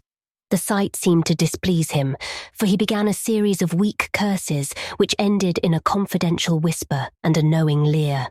He bent toward me, took hold of my coat lapel, and hissed out some hints that could not be mistaken. Thar's where it all begun. That cursed place of all wickedness where the deep water starts. Gate of hell, sheer drop down to a bottom no sounding line kin tech. Old Captain Obed done it. Him that found out more'n was good for him in the South Sea Islands. Everybody was in a bad way them days. Trade falling off, mills losing business, even the new ones. And the best of our menfolks kilt a privateerin' in the War of 1812, or lost with the Elizy brig and the Ranger Snow, both of 'em Gilman venters. Obed Marsh, he had 3 ships afloat, Brigantine Columby, Brig Hetty, and Bark Sumatry Queen. He was the only one as kep on with the East Ingy and Pacific trade, though Esdras Martin's barkentine Malay pride made a venter as late as 28. Never was nobody like Captain Obed, old limb o' Satan. Heh heh. I can mind him a-tellin' about furrin parts, and callin' all the folks stupid for going to Christian meetin' and bearin' their burdens meek and lowly. Says they'd orter get better gods like some of the folks in the Ingies. Gods as UD bring 'em good fishin' in return for their sacrifices, and UD really answer folks' prayers. Matt Elliott, his fussmate, talked a lot too, only he was agin folks doin' any heathen things. Told about an island east of Otaheite where there was a lot of stone ruins older'n anybody knew anything about, kind of like them on Ponape in the Carolines, but with carvin's of faces that looked like the big statues on Easter Island. They was a little volcanic island near thar, too, or they was other ruins with different carvin's. Ruins all wore away like they'd been under the sea wonked, and with pictures of awful monsters all over 'em. Well, sir, Matty says the natives around there had all the fish they could catch, and sported bracelets and armlets and head rigs made out of a queer kind of gold and covered with pictures of monsters, just like the ones carved over the ruins on the little island. Sorter fish-like frogs or frog-like fishes that was drawed in all kinds of positions like they was human beings. Nobody could get out of them where they got all the stuff, and all the other natives wondered how they managed to find fish in plenty, even when the very next islands had lean pickings. Matty got to wonderin' too, and so did Captain Obed. Obed, he notices, besides, that lots of the handsome young folks UD drop out of sight for good from year to year, and that they want many old folks around. Also, he thinks some of the folks looks derned queer even for Kanakis. It took Obed to get the truth out of them heathen. I don't know how he done it, but he begun by trading for the gold-like things they wore. Asked 'em where they come from, and ef they could get more, and finally wormed the story out of the old chief. Wallachia, they called him. Nobody but Obed UD ever believed the old yeller devil, but the Captain Cud read folks like they was books. Heh, heh. Nobody never believes me now when I tell 'em, and I don't suppose you will, young feller. Though come to look at ye, have kind of got them sharp reading eyes like Obed had. The old man's whisper grew fainter, and I found myself shuddering at the terrible and sincere portentousness of his intonation, even though I knew his tale could be nothing but drunken fantasy. Wal, sir, Obed he larnt that they's things on this arth as most folks never heerd about, and wouldn't believe ef they did hear. It seems these Kanakis was sacrificing heaps of their young men and maidens to some kind of god things that lived under the sea, and getting all kinds of favor in return. They met the things on the little islet with the queer ruins, and it seems them awful pictures of frogfish monsters was supposed to be pictures of these things. Maybe they was the kind of critters as got all the mermaid stories and sech started. They had all kinds of cities on the sea bottom, and this island was heaved up from there. Seems they was some of the things alive in the stone buildings when the island come up sudden to the surface. That's how the Kanakis got wind they was down there. Made sign talk as soon as they got over being skeert, and pieced up a bargain afore long. Them things liked human sacrifices. Had 'em ages afore, but lost track of the upper world arter a time. What they done to the victims it ain't for me to say, and I guess Obed wa'n't none too sharp about asking. But it was all right with the heathens, because they'd been having a hard time and was desperate about everything. They give a sartain number of young folks to the sea things twict every year, May Eve and Halloween, reg'lar as could be. Also give some of the carved knickknacks they made. What the things agreed to give in return was plenty of fish. They druv 'em in from all over the sea, and a few gold-like things now and then. While, as I says, the natives met the things on the little volcanic islet, going there in canoes with the sacrifices, etc., and bringing back any of the gold-like jewels as was coming to 'em. At fust the things didn't never go onto the main island, but arter a time they come to want to. Seems they hankered arter mixin' with the folks, and having jint ceremonies on the big days, May Eve and Halloween. You see, they was able to live both in and out of water. What they call amphibians, I guess. The Kanakis told 'em as how folks from the other islands might want to wipe 'em out if they got wind of their being there, but they says they don't care much, because they could wipe out the hull brood of humans ef they was willin' to bother. That is, any as didn't have sartin signs, such as was used once by the lost old ones, whoever they was. But not wantin' to bother, they'd lay low when anybody visited the island. When it come to mattin' with them toad-looking fishes, the Kanakis kind of balked, but finally they larnt something as put a new face on the matter. Seems that human folks has got a kind of relation to sech water beasts, that everything alive come out of the water onct, and only needs a little change to go back again. Them things told the Kanakis that ef they mixed bloods, there'd be children as UD look human at fust, but later turn more and more like the things, till finally they'd take to the water and jine the main lot of things down there. And this is the important part, young feller. Them as turned into fish things and went into the water wouldn't never die. Them things never died except they was killed violent. Well, sir, it seems by the time Obed knowed them islanders, they was all full of fish blood from them deep water things. When they got old and begun to show it, they was kept hid until they felt like taking to the water and quitting the place. Some was more tech than others, and some never did change quite enough to take to the water. But mostly they turned out just the way them things said. Them as was born more like the things changed arly, but them as was nearly human sometimes stayed on the island till they was past 70, though they'd usually go down under for trial trips afore that. Folks as had took to the water generally come back a good deal to visit, so's a man UD often be a-talking to his own 5 times great-grandfather, who'd left the dry land a couple of 100 years or so afore. Everybody got out of the idea dying, except in canoe wars with the other islanders, or as sacrifices to the sea gods down below, or from snakebite or plague or sharp galloping ailments or something afore they could take to the water, but simply looked forward to a kind of change that wa'n't a bit horrible arter a while. They thought what they'd got was well with all they'd had to give up, and I guess Obed kind of come to think the same hisself when he chewed over old Wallachiyah's story a bit. Wallachiyah, though, was one of the few as hadn't got none of the fish blood, being of a royal line that intermarried with royal lines on other islands. Wallachiyah, he showed Obed a lot of rites and incantations as had to do with the sea things, and let him see some of the folks in the village as had changed a lot from human shape. Somehow or other, though, he never would let him see one of the regular things from right out of the water. In the end, he give him a funny kind of thingamajig made out of lead or something, that he said UD bring up the fish things from any place in the water where they might be a nest of 'em. The idea was to drop it down with the right kind of prayers and sech. Wallachiyah allowed as the things was scattered all over the world, so's anybody that looked about could find a nest and bring 'em up if they was wanted. Matt, he didn't like this business at all, and wanted Obed Shud keep away from the island. But the captain was sharp for gain, and found he could get them gold-like things so cheap it UD pay him to make a specialty of 'em. Things went on that way for years, and Obed got enough of that gold-like stuff to make him start the refinery in Waite's old run-down fullin' mill. He didn't dast sell the pieces like they was, for folks UD be all the time asking questions. All the same, his crews UD get a piece and dispose of it now and then, even though they was swore to keep quiet, and he let his women folks wear some of the pieces as was more human-like than most. Well, come about 38, when I was 7-year-old. Obed, he found the island people all wiped out between voyages. Seems the other islanders had got wind of what was going on, and had took matters into their own hands. Suppose they must ha' had, arter all. Them old magic signs, as the sea thing says, was the only things they was afeard of. No tellin' what any of them Kanakis will chance to get a holt of when the sea bottom throws up some island with ruins older'n the deluge. Pious cusses, these was. They didn't leave nothin' standin' on either the main island or the little volcanic islet, except what parts of the ruins was too big to knock down.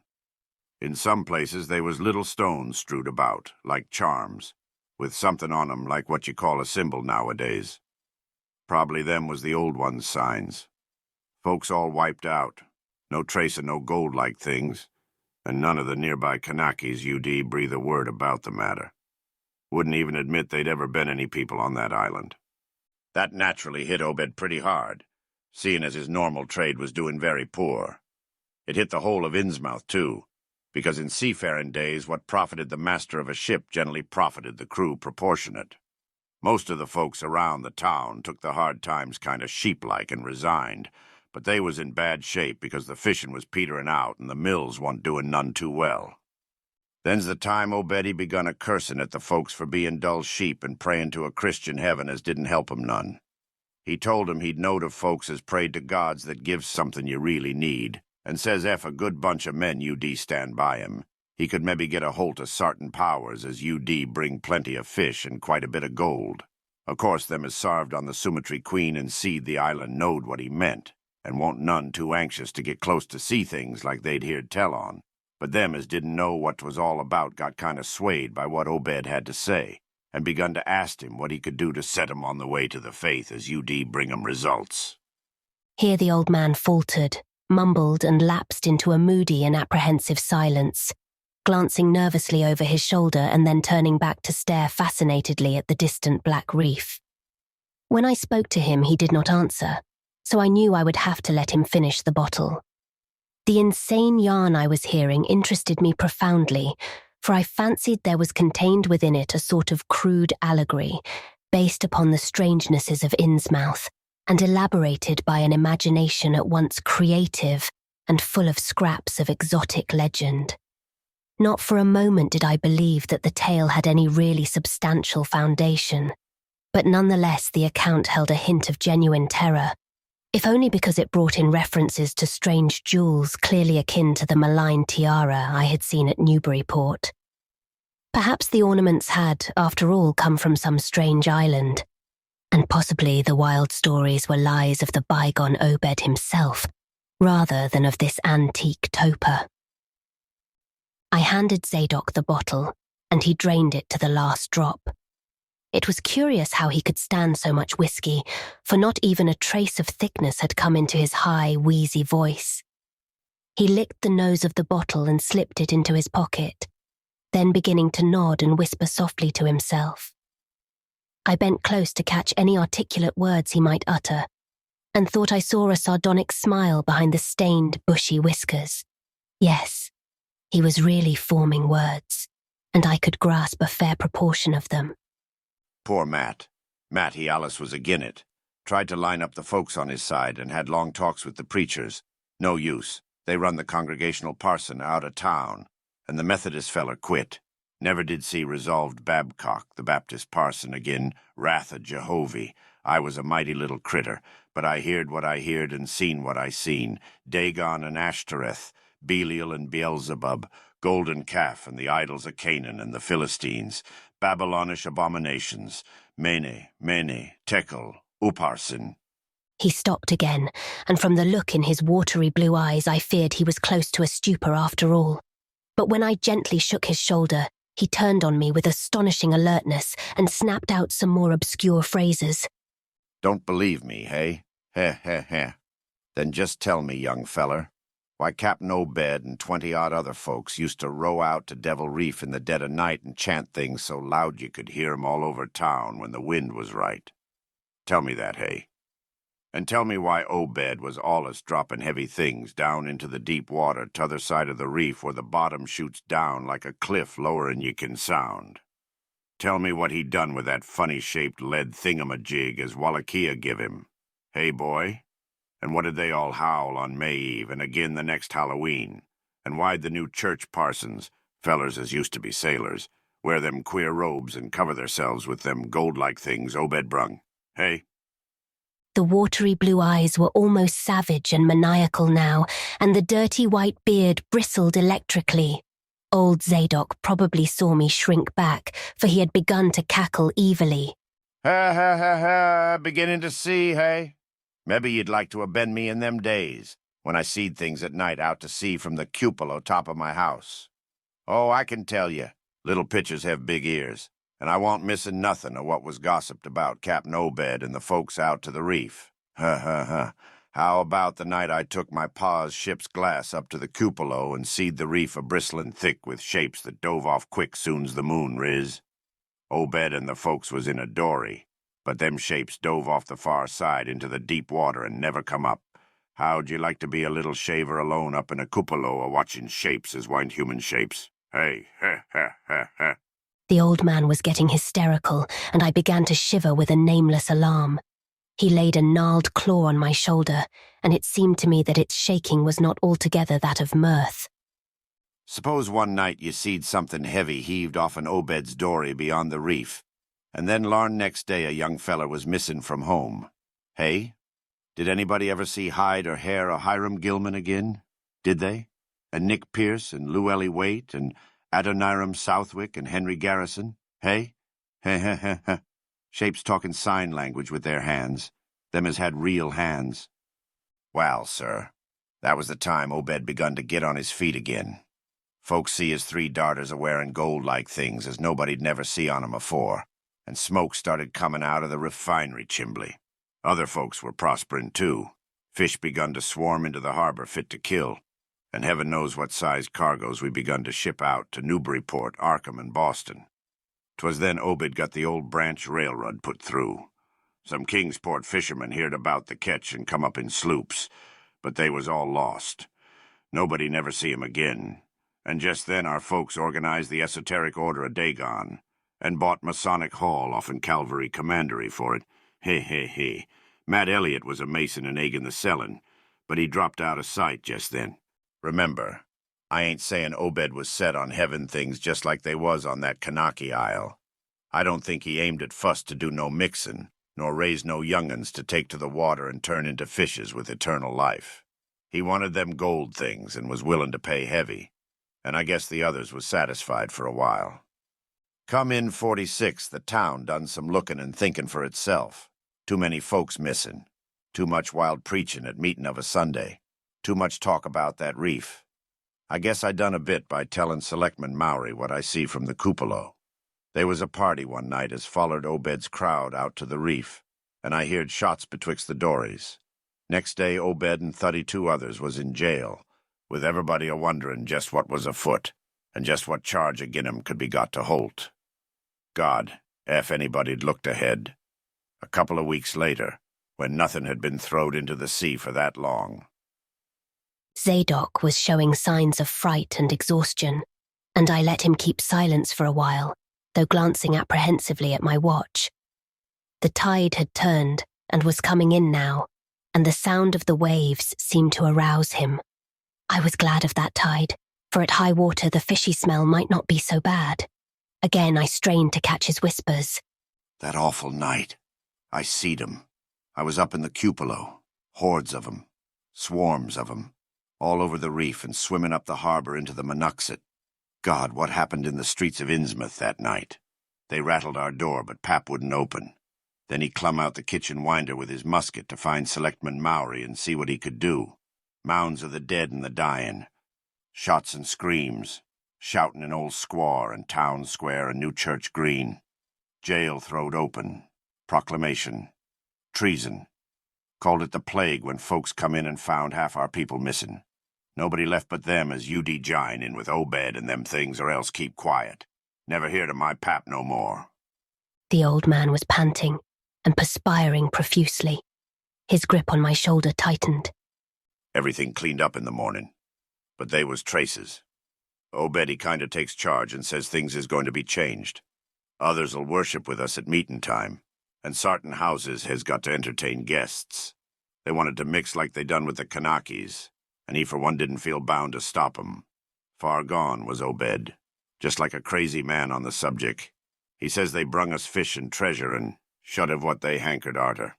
Nothing was to be different on the outside. Only we was to keep shy of strangers we knowed what was good for us. We all had to take the oath of Dagon, and later on they was second and third oaths that some on us took. Them as UD help special. UD gets special rewards, gold and sech. No use balkin', for they was millions of 'em down there. They'd rather not start rising and wiping out humankind, but if they was gave away and forced to, they could do a lot toward just that. We didn't have them old charms to cut 'em off like folks in the South Sea did, and them Kanakis wouldn't never give away their secrets. Yield up enough sacrifices and savage knickknacks and harborage in the town when they wanted it, and they'd let well enough alone. Wouldn't bother no strangers as might bear tales outside. That is, without they got pryin'. All in the band of the faithful, order a Dagon, and the children should never die, but go back to the Mother Hydra and Father Dagon what we all come from amongst. Cthulhu Ftagen, Funglui Miglawunaf Cthulhu Rolia Wuganagalftagen. Old Zadok was fast lapsing into stark raving, and I held my breath. Poor old soul, to what pitiful depths of hallucination had his liquor, plus his hatred of the decay, alienage, and disease around him, brought that fertile, imaginative brain. He began to moan now, and tears were coursing down his channeled cheeks into the depths of his beard. God, what I seen sankt I was 15-year-old. Many, tekel, upharson. The folks as was missin', and them as ent theirselves. Them as told things in Arkham or Ipswich or sech places was all called crazy. Like you're a-calling me right now. But God, what I seen. They'd a-kilt me long ago for what I know. Only I'd took the fust and second oaths of Dagon off an Obed. So was protected unless in a jury of 'em proved I told things knowin' and deliberate. But I wouldn't take the third oath. I'd a-died ruther'n take that. It got wuss around Civil War time when children born sankt 46 begun to grow up. Some of 'em, that is. I was afeard. Never did no pryin' arter that awful night, and never see one of them close to in all my life. That is, never no full-blooded one. I went to the war, and if I'd had any guts or sense I'd never come back, but settled away from here. But folks wrote me things once so bad. That, I suppose, was because government draft men was in town arter 63. Arter the war it was just as bad again. People begun to fall off, mills and shops shut down, shipping stopped and the harbor choked up, railroad give up. But they never stopped swimming in and out of the river from that cursed reef of Satan, and more attic windows got boarded up, and more noises was heard in houses as wa'n't supposed to have nobody in 'em. Folks outside have their stories about us. Suppose you've heard a-plenty on 'em, seeing what questions you asked. Stories about things they've seed now and then, and about that queer jewelry as still comes in from somewheres and ain't quite all melted up. But nothing never gets definite. Nobody'll believe nothing. They call them gold-like things pirate loot, and allow the Innsmouth folks has furrin blood or is distempered or something. Besides, them that lives here shoo off as many strangers as they kin, and encourage the rest not to get very curious, especially round night time. Beasts balk at the critters, hosses wussin' mules, but when they got autos, that was all right. In 46, Captain Obed took a second wife that nobody in the town never see.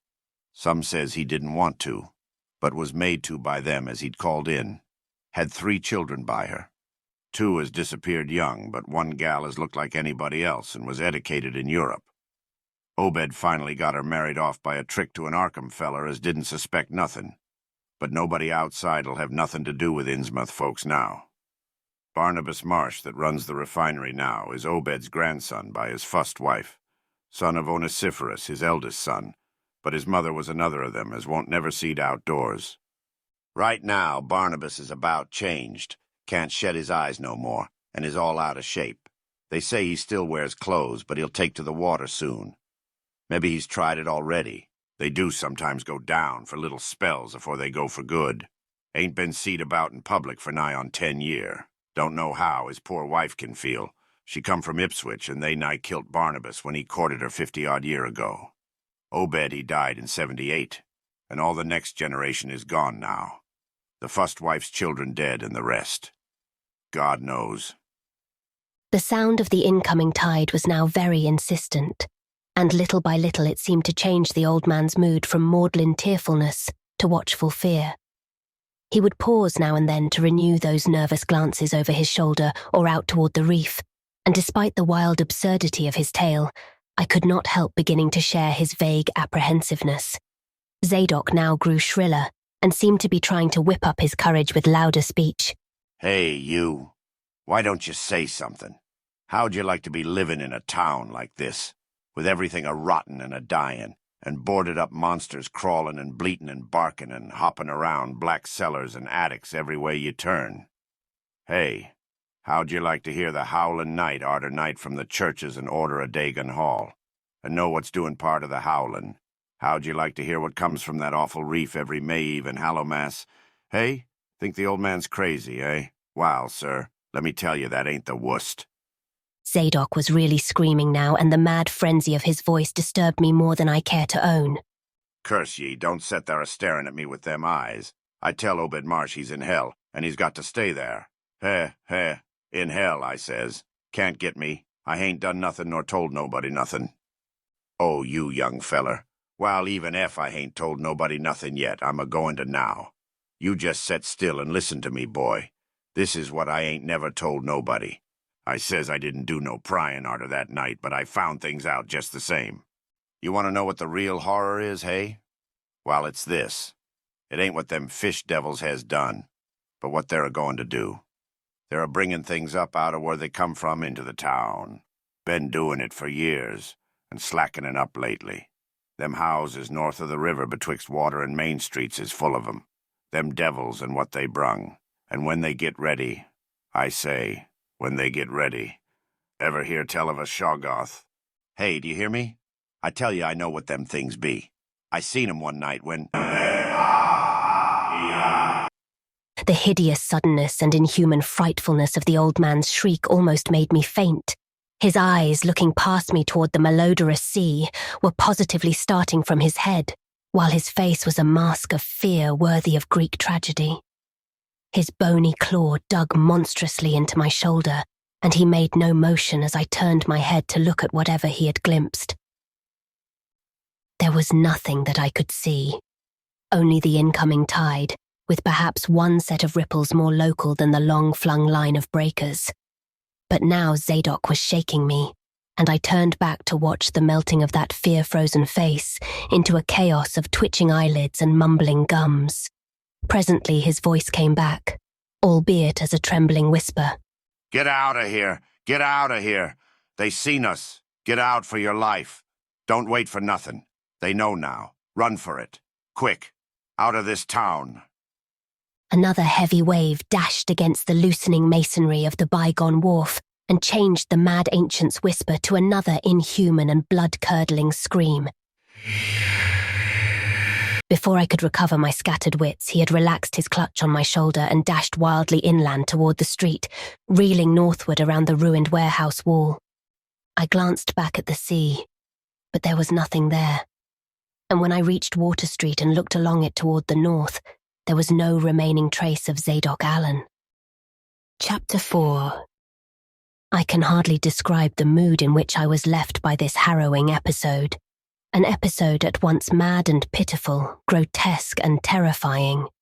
The grocery boy had prepared me for it, yet the reality left me nonetheless bewildered and disturbed.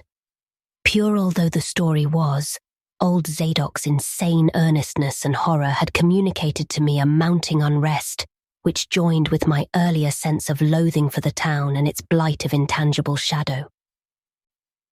Later I might sift the tale and extract some nucleus of historic allegory. Just now I wished to put it out of my head. The hour had grown perilously late. My watch said 7:15, and the Arkham bus left Town Square at 8, so I tried to give my thoughts as neutral and practical a cast as possible. meanwhile walking rapidly through the deserted streets of gaping roofs and leaning houses toward the hotel where I had checked my valise and would find my bus. Though the golden light of late afternoon gave the ancient roofs and decrepit chimneys an air of mystic loveliness and peace, I could not help glancing over my shoulder now and then. I would surely be very glad to get out of malodorous and fear-shadowed Innsmouth, and wished there were some other vehicle than the bus driven by that sinister-looking fellow sergeant. Yet I did not hurry too precipitately, for there were architectural details worth viewing at every silent corner, and I could easily, I calculated, cover the necessary distance in a half hour. Studying the grocery youth's map and seeking a route I had not traversed before, I chose Marsh Street instead of State for my approach to Town Square. Near the corner of Fall Street, I began to see scattered groups of furtive whisperers, and when I finally reached the square, I saw that almost all the loiterers were congregated around the door of the Gilman house. It seemed as if many bulging, watery, unwinking eyes looked oddly at me as I claimed my valise in the lobby, and I hoped that none of these unpleasant creatures would be my fellow passengers on the coach. The bus, rather early, rattled in with 3 passengers somewhat before 8, and an evil-looking fellow on the sidewalk muttered a few indistinguishable words to the driver. Sergeant threw out a mailbag and a roll of newspapers and entered the hotel, while the passengers, the same men whom I had seen arriving in Newburyport that morning, shambled to the sidewalk and exchanged some faint guttural words with a loafer in a language I could have sworn was not English. I boarded the empty coach and took the same seat I had taken before, but was hardly settled before Sergeant reappeared and began mumbling in a throaty voice of peculiar repulsiveness. I was, it appeared, in very bad luck. There had been something wrong with the engine, despite the excellent time made from Newburyport, and the bus could not complete the journey to Arkham. No, it could not possibly be repaired that night, nor was there any other way of getting transportation out of Innsmouth, either to Arkham or elsewhere. Sergeant was sorry, but I would have to stop over at the Gilman. Probably the clerk would make the price easy for me, but there was nothing else to do. Almost dazed by this sudden obstacle, and violently dreading the fall of night in this decaying and half-unlighted town, I left the bus and re-entered the hotel lobby, where the sullen, queer-looking night clerk told me I could have room 428 on next the top floor, large but without running water, for $1. Despite what I had heard of this hotel in Newburyport, I signed the register, paid my $1, let the clerk take my valise, and followed that sour, solitary attendant up 3 creaking flights of stairs past dusty corridors which seemed wholly devoid of life. My room, a dismal rear one with 2 windows and bare, cheap furnishings, overlooked a dingy courtyard otherwise hemmed in by low, deserted brick blocks, and commanded a view of decrepit westward-stretching roofs, with a marshy countryside beyond. At the end of the corridor was a bathroom, a discouraging relique with ancient marble bowl, tin tub, faint electric light, and musty wooden panelling around all the plumbing fixtures.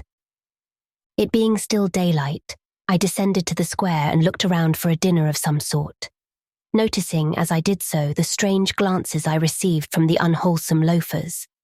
Since the grocery was closed, I was forced to patronize the restaurant I had shunned before, a stooped, narrow-headed man with staring, unwinking eyes and a flat-nosed wench with unbelievably thick, clumsy hands being in attendance.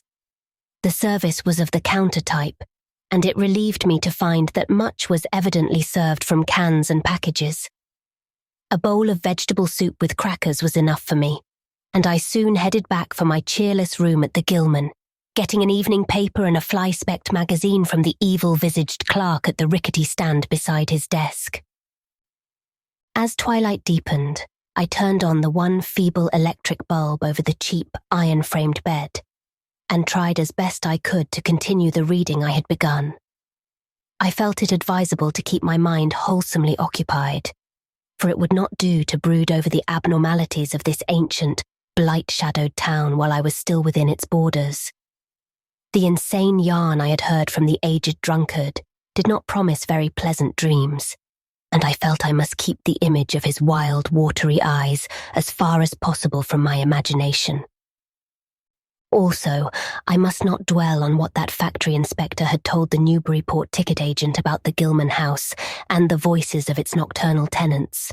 Not on that, nor on the face beneath the tiara in the black church doorway. The face for whose horror my conscious mind could not account. It would perhaps have been easier to keep my thoughts from disturbing topics had the room not been so gruesomely musty.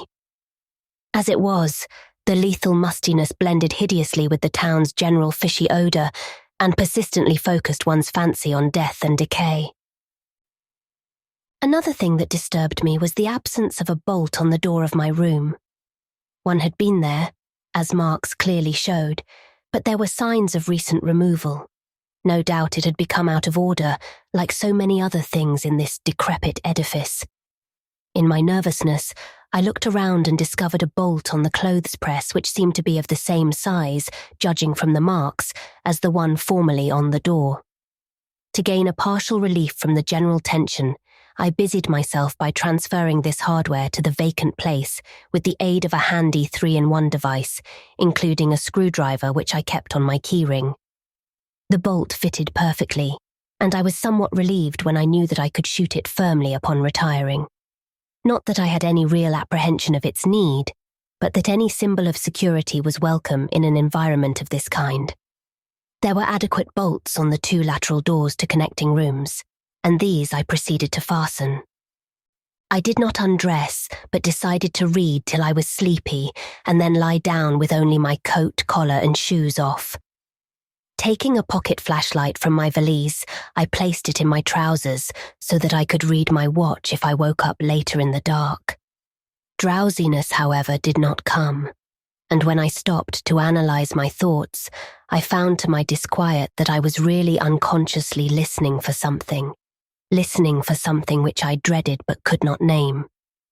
That inspector's story must have worked on my imagination more deeply than I had suspected. Again I tried to read, but found that I made no progress. After a time I seemed to hear the stairs and corridors creak at intervals as if with footsteps, and wondered if the other rooms were beginning to fill up. There were no voices, however, and it struck me that there was something subtly furtive about the creaking. I did not like it, and debated whether I had better try to sleep at all. This town had some queer people, and there had undoubtedly been several disappearances. Was this one of those inns where travellers were slain for their money? Surely I had no look of excessive prosperity. Or were the townsfolk really so resentful about curious visitors? Had my obvious sightseeing with its frequent map consultations aroused unfavourable notice? It occurred to me that I must be in a highly nervous state to let a few random creakings set me off speculating in this fashion, but I regretted nonetheless that I was unarmed. At length, feeling a fatigue which had nothing of drowsiness in it, I bolted the newly outfitted hall door, turned off the light, and threw myself down on the hard, uneven bed, coat, collar, shoes, and all. In the darkness, every faint noise of the night seemed magnified, and a flood of doubly unpleasant thoughts swept over me. I was sorry I had put out the light, yet was too tired to rise and turn it on again. Then, after a long dreary interval, and prefaced by a fresh creaking of stairs and corridor, there came that soft, damnably unmistakable sound, which seemed like a malign fulfillment of all my apprehensions. Without the least shadow of a doubt, the lock on my hall door was being tried, cautiously, furtively, tentatively, with a key. My sensations upon recognizing this sign of actual peril were perhaps less rather than more tumultuous because of my previous vague fears. I had been, albeit without definite reason, instinctively on my guard, and that was to my advantage in the new and real crisis, whatever it might turn out to be. Nevertheless, the change in the menace from vague premonition to immediate reality was a profound shock, and fell upon me with the force of a genuine blow. It never once occurred to me that the fumbling might be a mere mistake. Malign purpose was all I could think of, and I kept deathly quiet, awaiting the would-be intruder's next move. After a time, the cautious rattling ceased, and I heard the room to the north entered with a passkey.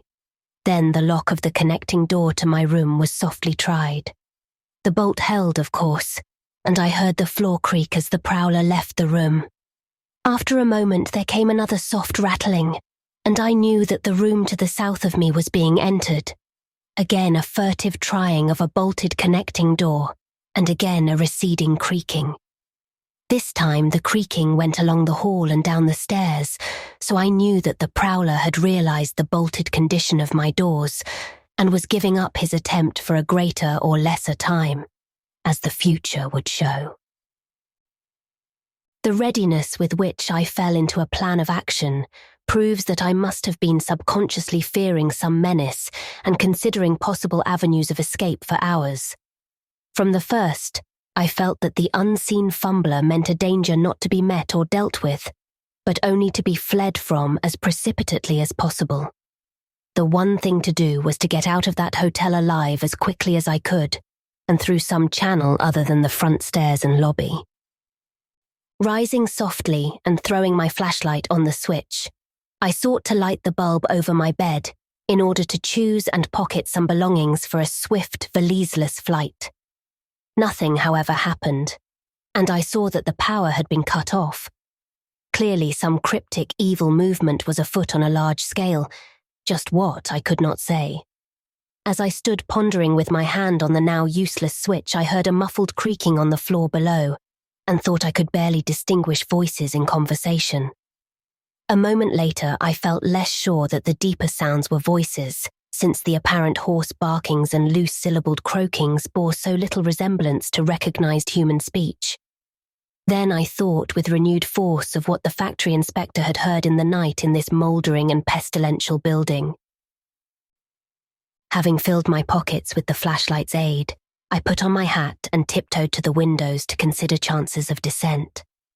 Despite the state's safety regulations, there was no fire escape on this side of the hotel, and I saw that my windows commanded only a sheer 3-story drop to the cobbled courtyard.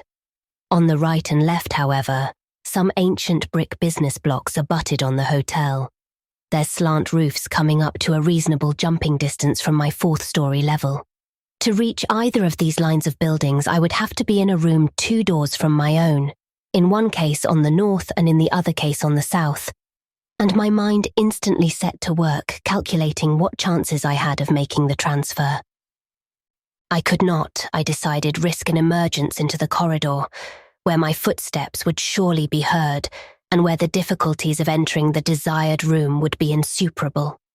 My progress, if it was to be made at all, would have to be through the less solidly built connecting doors of the rooms, the locks and bolts of which I would have to force violently, using my shoulder as a battering ram whenever they were set against me. This, I thought, would be possible owing to the rickety nature of the house and its fixtures, but I realized I could not do it noiselessly. I would have to count on sheer speed and the chance of getting to a window before any hostile forces became coordinated enough to open the right door toward me with a pass key. My own outer door I reinforced by pushing the bureau against it, little by little, in order to make a minimum of sound. I perceived that my chances were very slender and was fully prepared for any calamity. Even getting to another roof would not solve the problem, for there would then remain the task of reaching the ground and escaping from the town. One thing in my favor was the deserted and ruinous state of the abutting buildings and the number of skylights gaping blackly open in each row. Gathering from the grocery boy's map that the best route out of town was southward, I glanced first at the connecting door on the south side of the room. It was designed to open in my direction, hence I saw, after drawing the bolt and finding other fastenings in place, it was not a favorable one for forcing. Accordingly, abandoning it as a route, I cautiously moved the bedstead against it to hamper any attack which might be made on it later from the next room. The door on the north was hung to open away from me, and this, though a test proved it to be locked or bolted from the other side, I knew must be my route. If I could gain the roofs of the buildings in Payne Street and descend successfully to the ground level, I might perhaps dart through the courtyard and the adjacent or opposite buildings to Washington or Bates, or else emerge in Payne and edge around southward into Washington. In any case, I would aim to strike Washington somehow and get quickly out of the town square region. My preference would be to avoid Payne, since the fire station there might be open all night. As I thought of these things, I looked out over the squalid sea of decaying roofs below me, now brightened by the beams of a moon not much past full. On the right, the black gash of the river gorge clove the panorama, abandoned factories and railway station clinging barnacle-like to its sides. Beyond it, the rusted railway and the Rowley Road led off through a flat, marshy terrain dotted with islets of higher and drier scrub-grown land. On the left, the creek-threaded countryside was nearer, the narrow road to Ipswich gleaming white in the moonlight. I could not see from my side of the hotel the southward route toward Arkham which I had determined to take. I was irresolutely speculating on when I had better attack the northward door, and on how I could least audibly manage it, when I noticed that the vague noises underfoot had given place to a fresh and heavier creaking of the stairs. A wavering flicker of light showed through my transom, and the boards of the corridor began to groan with a ponderous load. Muffled sounds of possible vocal origin approached, and at length, a firm knock came at my outer door. For a moment I simply held my breath and waited. Eternities seemed to elapse, and the nauseous fishy odour of my environment seemed to mount suddenly and spectacularly. Then the knocking was repeated, continuously and with growing insistence. I knew that the time for action had come, and forthwith drew the bolt of the northward connecting door, bracing myself for the task of battering it open. The knocking waxed louder, and I hoped that its volume would cover the sound of my efforts. At last, beginning my attempt, I lunged again and again at the thin panelling with my left shoulder, heedless of shock or pain. The door resisted even more than I had expected, but I did not give in, and all the while the clamour at the outer door increased. Finally, the connecting door gave, but with such a crash that I knew those outside must have heard. Instantly, the outside knocking became a violent battering, while keys sounded ominously in the hall doors of the rooms on both sides of me. Rushing through the newly opened connection, I succeeded in bolting the northerly hall door before the lock could be turned. But even as I did so, I heard the hall door of the third room, the one from whose window I had hoped to reach the roof below, being tried with a pass key. For an instant I felt absolute despair, since my trapping in a chamber with no window egress seemed complete. A wave of almost abnormal horror swept over me and invested with a terrible but unexplainable singularity the flashlight glimpsed dust prints made by the intruder who had lately tried my door from this room. Then, with a dazed automatism which persisted despite hopelessness, I made for the next connecting door and performed the blind motion of pushing at it in an effort to get through and, granting that fastenings might be as providentially intact as in this second room, bolt the hall door beyond before the lock could be turned from outside. Sheer fortunate chance gave me my reprieve, for the connecting door before me was not only unlocked, but actually ajar.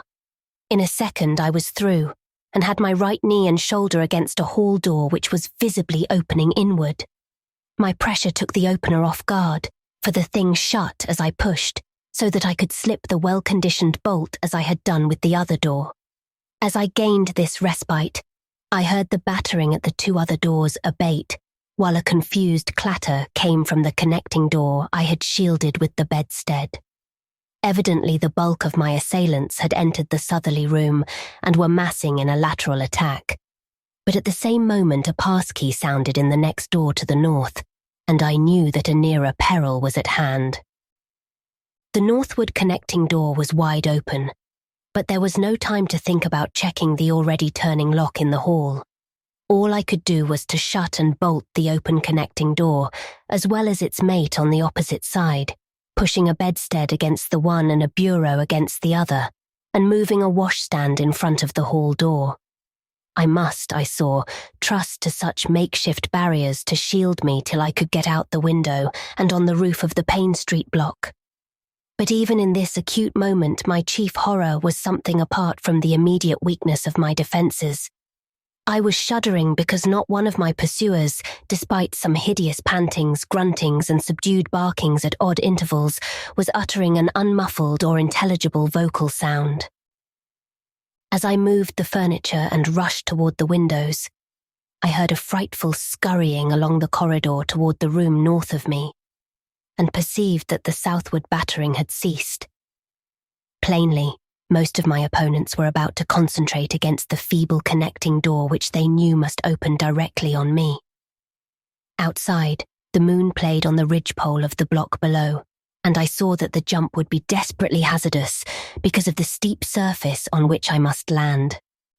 Surveying the conditions, I chose the more southerly of the two windows as my avenue of escape, planning to land on the inner slope of the roof and make for the nearest skylight. Once inside one of the decrepit brick structures, I would have to reckon with pursuit, but I hoped to descend and dodge in and out of yawning doorways along the shadowed courtyard, eventually getting to Washington Street and slipping out of town toward the south. The clatter at the northerly connecting door was now terrific, and I saw that the weak panelling was beginning to splinter. Obviously, the besiegers had brought some ponderous object into play as a battering ram. The bedstead, however, still held firm, so that I had at least a faint chance of making good my escape. As I opened the window, I noticed that it was flanked by heavy velour draperies suspended from a pole by brass rings, and also that there was a large projecting catch for the shutters on the exterior. Seeing a possible means of avoiding the dangerous jump, I yanked at the hangings and brought them down, pole and all, then quickly hooking two of the rings in the shutter catch and flinging the drapery outside. The heavy folds reached fully to the abutting roof, and I saw that the rings and catch would be likely to bear my weight. So, climbing out of the window and down the improvised rope ladder, I left behind me forever the morbid and horror-infested fabric of the Gilman house. I landed safely on the loose slates of the steep roof and succeeded in gaining the gaping black skylight without a slip.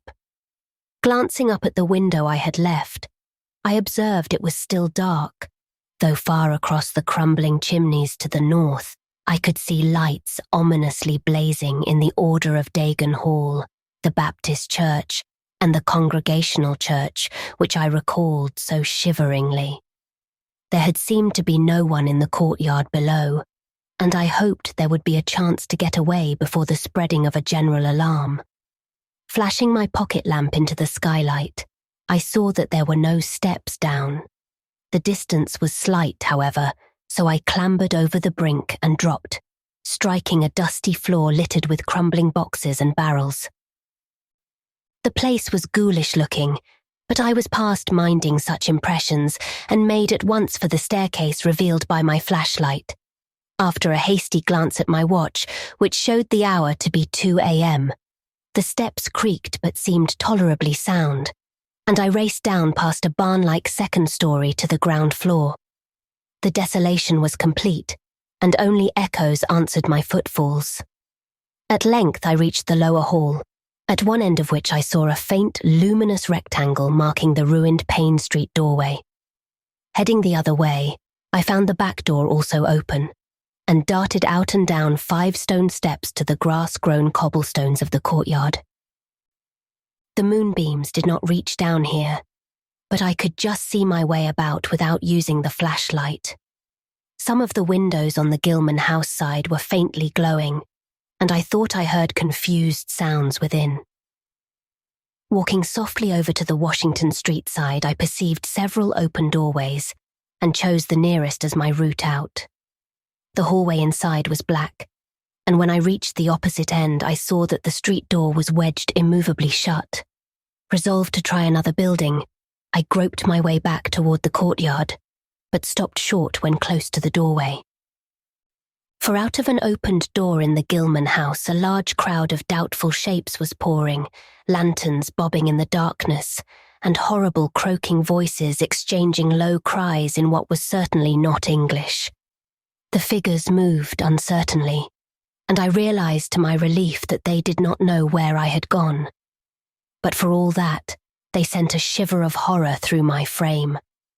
Their features were indistinguishable, but their crouching, shambling gait was abominably repellent. And worst of all, I perceived that one figure was strangely robed, and unmistakably surmounted by a tall tiara of a design altogether too familiar. As the figures spread throughout the courtyard, I felt my fears increase. Suppose I could find no egress from this building on the street side. The fishy odour was detestable, and I wondered I could stand it without fainting. Again groping toward the street, I opened a door off the hall and came upon an empty room with closely shuttered but sashless windows. Fumbling in the rays of my flashlight, I found I could open the shutters, and in another moment had climbed outside and was carefully closing the aperture in its original manner. I was now in Washington Street, and for the moment saw no living thing nor any light save that of the moon. From several directions in the distance, however, I could hear the sound of hoarse voices, of footsteps, and of a curious kind of pattering, which did not sound quite like footsteps. Plainly, I had no time to lose. The points of the compass were clear to me, and I was glad that all the streetlights were turned off, as is often the custom on strongly moonlit nights in unprosperous rural regions. Some of the sounds came from the south, yet I retained my design of escaping in that direction. There would, I knew, be plenty of deserted doorways to shelter me in case I met any person or group who looked like pursuers. I walked rapidly, softly, and close to the ruined houses. While hatless and dishevelled after my arduous climb, I did not look especially noticeable, and stood a good chance of passing unheeded if forced to encounter any casual wayfarer. At Bates Street, I drew into a yawning vestibule while two shambling figures crossed in front of me, but was soon on my way again, and approaching the open space where Elliott Street obliquely crosses Washington at the intersection of South. Though I had never seen this space, it had looked dangerous to me on the grocery youth's map, since the moonlight would have free play there. There was no use trying to evade it, for any alternative course would involve detours of possibly disastrous visibility and delaying effect. The only thing to do was to cross it boldly and openly, imitating the typical shamble of the Innsmouth folk as best I could, and trusting that no one, or at least no pursuer of mine, would be there. Just how fully the pursuit was organised, and indeed just what its purpose might be, I could form no idea. There seemed to be unusual activity in the town, but I judged that the news of my escape from the Gilman had not yet spread. I would, of course, soon have to shift from Washington to some other southward street, for that party from the hotel would doubtless be after me. I must have left dust prints in that last old building, revealing how I had gained the street. The open space was, as I had expected, strongly moonlit, and I saw the remains of a park-like iron-railed green in its centre. Fortunately, no one was about, though a curious sort of buzz or roar seemed to be increasing in the direction of Town Square. South Street was very wide, leading directly down a slight declivity to the waterfront and commanding a long view out at sea. And I hoped that no one would be glancing up it from afar as I crossed in the bright moonlight.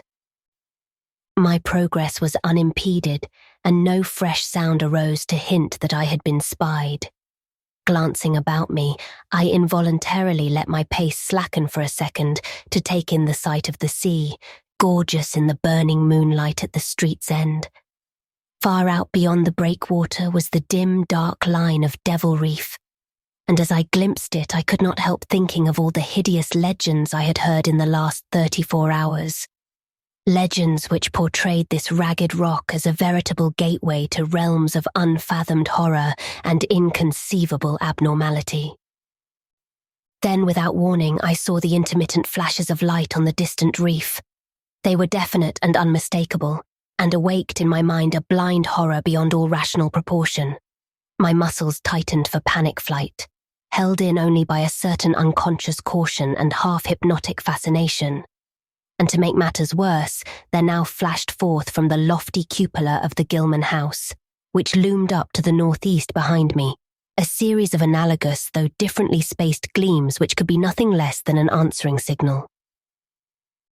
Controlling my muscles, and realizing afresh how plainly visible I was, I resumed my brisker and feignedly shambling pace, though keeping my eyes on that hellish and ominous reef as long as the opening of South Street gave me a seaward view.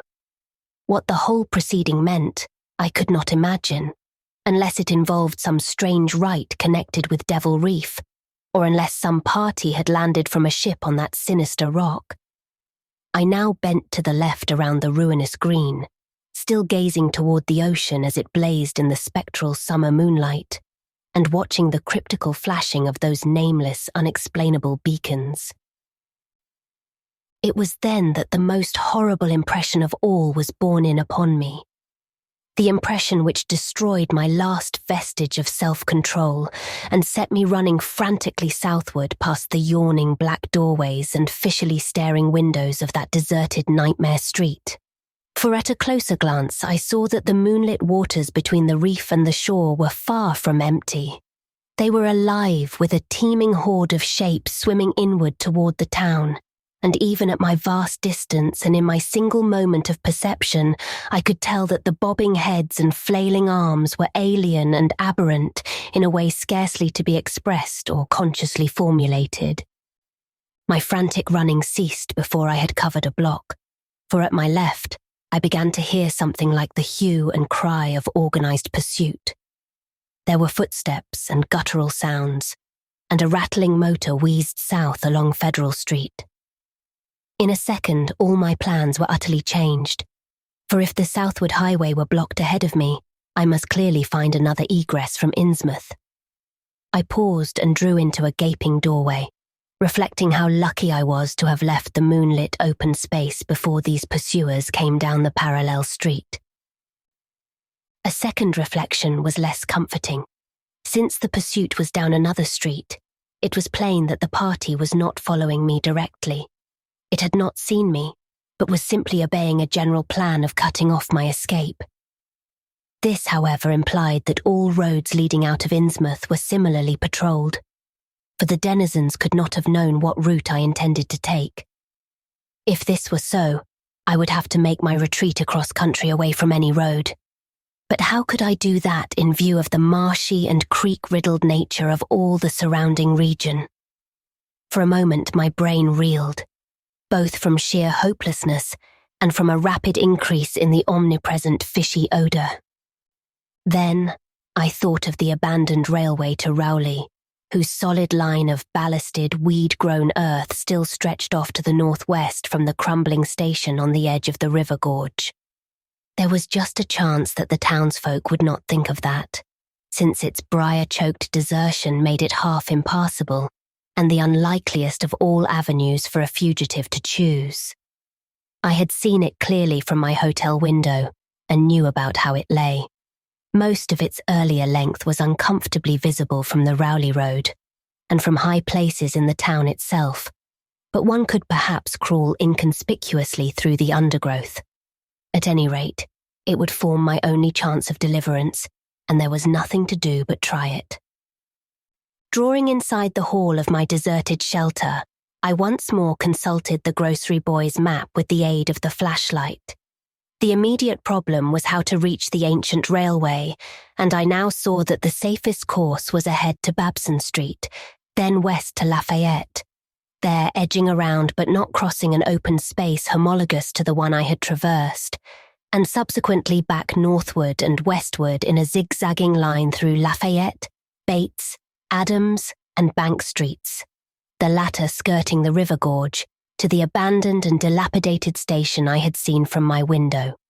My reason for going ahead to Babson was that I wished neither to recross the earlier open space, nor to begin my westward course along a cross street as broad as south. Starting once more, I crossed the street to the right-hand side in order to edge around into Babson as inconspicuously as possible. Noises still continued in Federal Street, and as I glanced behind me, I thought I saw a gleam of light near the building through which I had escaped. Anxious to leave Washington Street, I broke into a quiet dog trot, trusting to luck not to encounter any observing eye.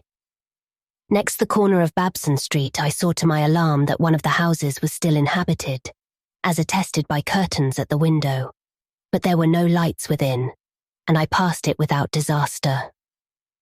In Babson Street, which crossed Federal and might thus reveal me to the searchers, I clung as closely as possible to the sagging, uneven buildings, twice pausing in a doorway as the noises behind me momentarily increased. The open space ahead shone wide and desolate under the moon, but my route would not force me to cross it.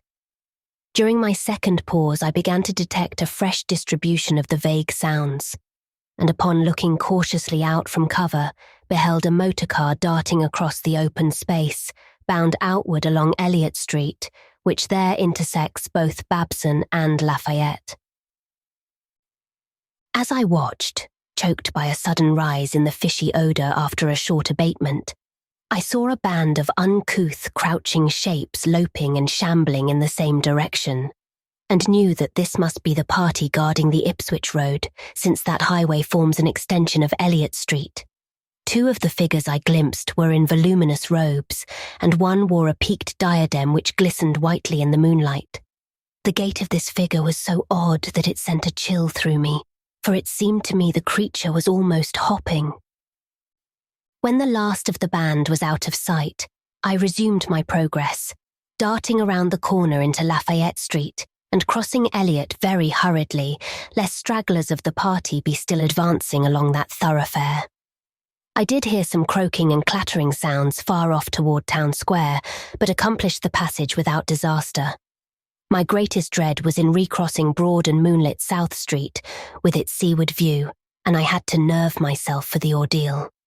Someone might easily be looking, and possible Elliott Street stragglers could not fail to glimpse me from either of 2 points. At the last moment, I decided I had better slacken my trot and make the crossing as before in the shambling gait of an average Innsmouth native. When the view of the water again opened out, this time on my right, I was half determined not to look at it at all. I could not, however, resist, but cast a sidelong glance as I carefully and imitatively shambled toward the protecting shadows ahead. There was no ship visible, as I had half expected there would be. Instead, the first thing which caught my eye was a small rowboat pulling in toward the abandoned wharves and laden with some bulky tarpaulin-covered object. Its rowers, though distantly and indistinctly seen, were of an especially repellent aspect.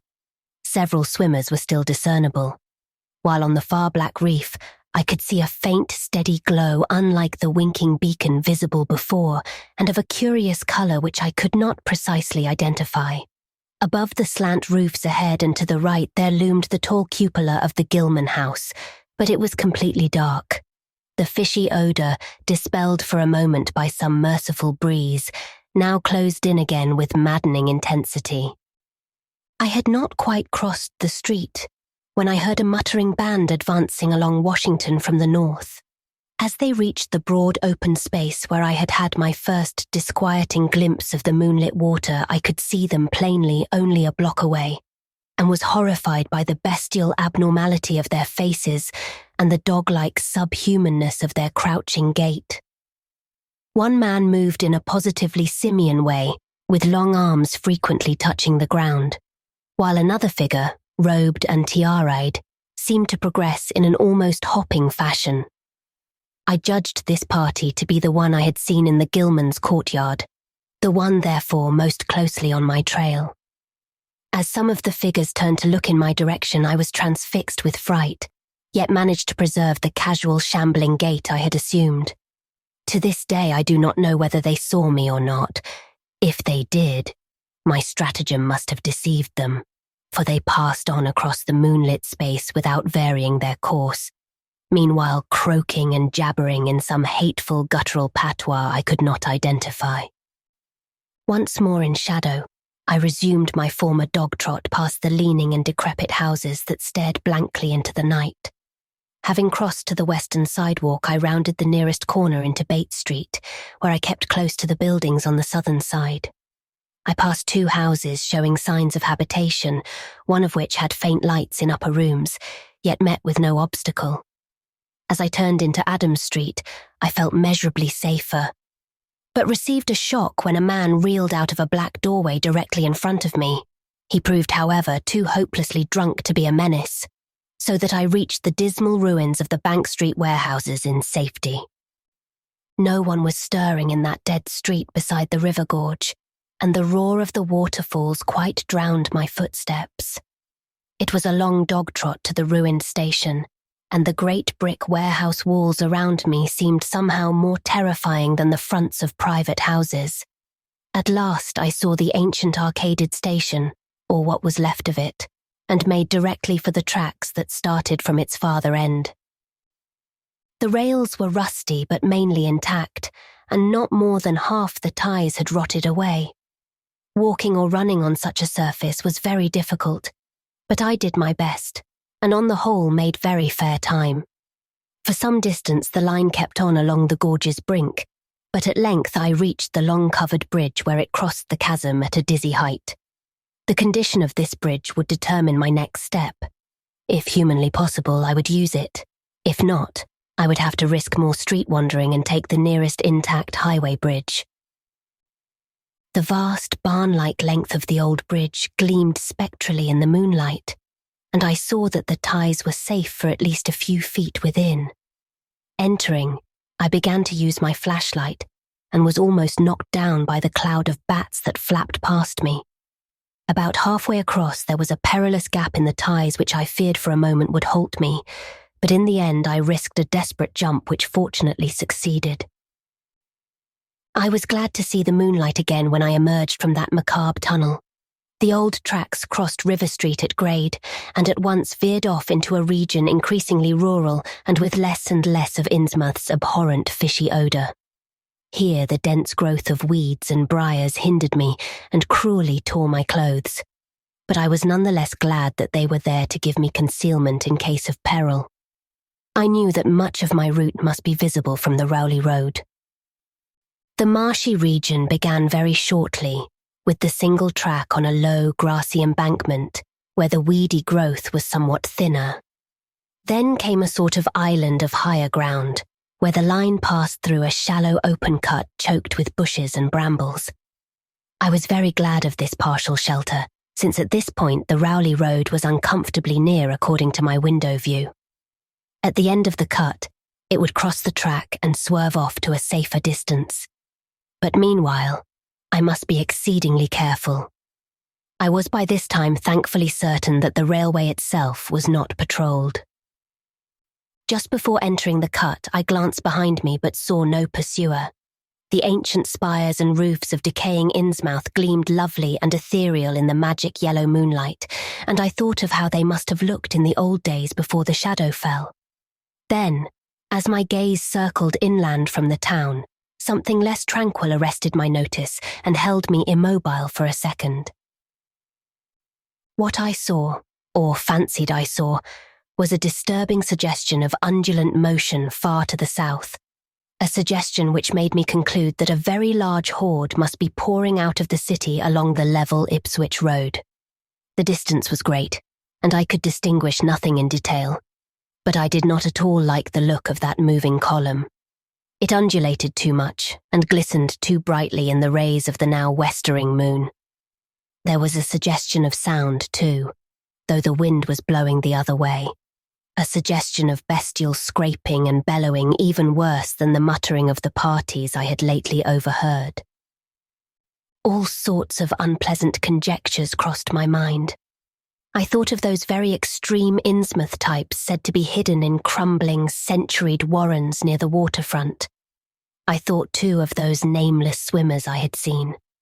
Counting the parties so far glimpsed, as well as those presumably covering other roads, the number of my pursuers must be strangely large for a town as depopulated as Innsmouth. Whence could come the dense personnel of such a column as I now beheld? Did those ancient, unplumbed warrens teem with a twisted, uncatalogued and unsuspected life? Or had some unseen ship indeed landed a legion of unknown outsiders on that hellish reef? Who were they? Why were they there? And if such a column of them was scouring the Ipswich road, would the patrols on the other roads be likewise augmented? I had entered the brush-grown cut and was struggling along at a very slow pace when that damnable fishy odour again waxed dominant. Had the wind suddenly changed eastward, so that it blew in from the sea and over the town? It must have, I concluded, since I now began to hear shocking guttural murmurs from that hitherto silent direction. There was another sound too, a kind of wholesale, colossal flopping or pattering, which somehow called up images of the most detestable sort. It made me think illogically of that unpleasantly undulating column on the far-off Ipswich road. And then both stench and sounds grew stronger, so that I paused shivering and grateful for the cut's protection. It was here, I recalled, that the Rowley Road drew so close to the old railway before crossing westward and diverging. Something was coming along that road, and I must lie low till its passage and vanishment in the distance. Thank heaven these creatures employed no dogs for tracking, though perhaps that would have been impossible amidst the omnipresent regional odour. Crouched in the bushes of that sandy cleft, I felt reasonably safe, even though I knew the searchers would have to cross the track in front of me not much more than 100 yards away. I would be able to see them, but they could not, except by a malign miracle, see me. All at once I began dreading to look at them as they passed. I saw the close moonlit space where they would surge by and had curious thoughts about the irredeemable pollution of that space. They would perhaps be the worst of all Innsmouth types, something one would not care to remember. The stench waxed overpowering, and the noises swelled to a bestial babble of croaking, baying and barking without the least suggestion of human speech. Were these indeed the voices of my pursuers? Did they have dogs after all? So far I had seen none of the lower animals in Innsmouth. That flopping or pattering was monstrous. I could not look upon the degenerate creatures responsible for it. I would keep my eyes shut till the sounds receded toward the west. The horde was very close now, the air foul with their hoarse snarlings, and the ground almost shaking with their alien-rhythmed footfalls. My breath nearly ceased to come, and I put every ounce of willpower into the task of holding my eyelids down. I am not even yet willing to say whether what followed was a hideous actuality or only a nightmare hallucination. The later action of the government, after my frantic appeals, would tend to confirm it as a monstrous truth.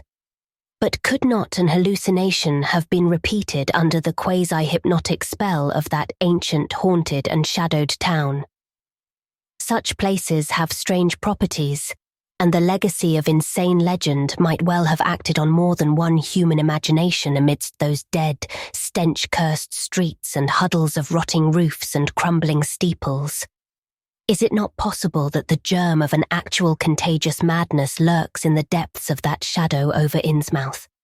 Who can be sure of reality after hearing things like the tale of old Zadok Allen? The government men never found poor Zadok, and have no conjectures to make as to what became of him. Where does madness leave off and reality begin? Is it possible that even my latest fear is sheer delusion? But I must try to tell what I thought I saw that night under the mocking yellow moon, saw surging and hopping down the Rowley Road in plain sight in front of me as I crouched among the wild brambles of that desolate railway cut. Of course, my resolution to keep my eyes shut had failed. It was foredoomed to failure. For who could crouch blindly while a legion of croaking, baying entities of unknown source flopped noisomely past, scarcely more than 100 yards away? I thought I was prepared for the worst, and I really ought to have been prepared considering what I had seen before. My other pursuers had been accursedly abnormal. So should I not have been ready to face a strengthening of the abnormal element, to look upon forms in which there was no mixture of the normal at all? I did not open my eyes until the raucous clamour came loudly from a point obviously straight ahead. Then I knew that a long section of them must be plainly in sight where the sides of the cut flattened out and the road crossed the track, and I could no longer keep myself from sampling whatever horror that leering yellow moon might have to show. It was the end, for whatever remains to me of life on the surface of this earth, of every vestige of mental peace and confidence in the integrity of nature and of the human mind. Nothing that I could have imagined, nothing even that I could have gathered, had I credited old Zadok's crazy tale in the most literal way, would be in any way comparable to the demoniac, blasphemous reality that I saw or believe I saw. I have tried to hint what it was in order to postpone the horror of writing it down boldly. Can it be possible that this planet has actually spawned such things, that human eyes have truly seen, as objective flesh, what man has hitherto known only in febrile fantasy and tenuous legend? And yet I saw them in a limitless stream, flopping, hopping, croaking, bleating, surging inhumanly through the spectral moonlight in a grotesque, malignant saraband of fantastic nightmare. And some of them had tall tiaras of that nameless whitish gold metal, and some were strangely robed. And one, who led the way, was clad in a ghoulishly humped black coat and striped trousers, and had a man's felt hat perched on the shapeless thing that answered for a head. I think their predominant colour was a greyish green, though they had white bellies. They were mostly shiny and slippery, but the ridges of their backs were scaly. Their forms vaguely suggested the anthropoid, while their heads were the heads of fish, with prodigious bulging eyes that never closed. At the sides of their necks were palpitating gills, and their long paws were webbed. They hopped irregularly, sometimes on 2 legs and sometimes on 4. I was somehow glad that they had no more than 4 limbs. Their croaking, baying voices, clearly used for articulate speech, held all the dark shades of expression which their staring faces lacked. But for all of their monstrousness, they were not unfamiliar to me. I knew too well what they must be. For was not the memory of that evil tiara at Newburyport still fresh? They were the blasphemous fish frogs of the nameless design, living and horrible. And as I saw them, I knew also of what that humped, tiaraed priest in the black church basement had so fearsomely reminded me. Their number was past guessing. It seemed to me that there were limitless swarms of them, and certainly my momentary glimpse could have shown only the least fraction. In another instant, everything was blotted out by a merciful fit of fainting, the first I had ever had. Chapter 5. It was a gentle daylight rain that awaked me from my stupor in the brush-grown railway cut, and when I staggered out to the roadway ahead, I saw no trace of any prints in the fresh mud. The fishy odour, too, was gone. Innsmouth's ruined roofs and toppling steeples loomed up greyly toward the southeast, but not a living creature did I spy in all the desolate salt marshes around. My watch was still going and told me that the hour was past noon. The reality of what I had been through was highly uncertain in my mind, but I felt that something hideous lay in the background. I must get away from evil-shadowed Innsmouth, and accordingly I began to test my cramped, wearied powers of locomotion. Despite weakness, hunger, horror, and bewilderment, I found myself after a long time able to walk, so started slowly along the muddy road to Rowley. Before evening I was in the village, getting a meal and providing myself with presentable clothes. I caught the night train to Arkham, and the next day talked long and earnestly with government officials there, a process I later repeated in Boston. With the main result of these colloquies, the public is now familiar, and I wish, for normality's sake, there were nothing more to tell. Perhaps it is madness that is overtaking me. Yet perhaps a greater horror or a greater marvel is reaching out.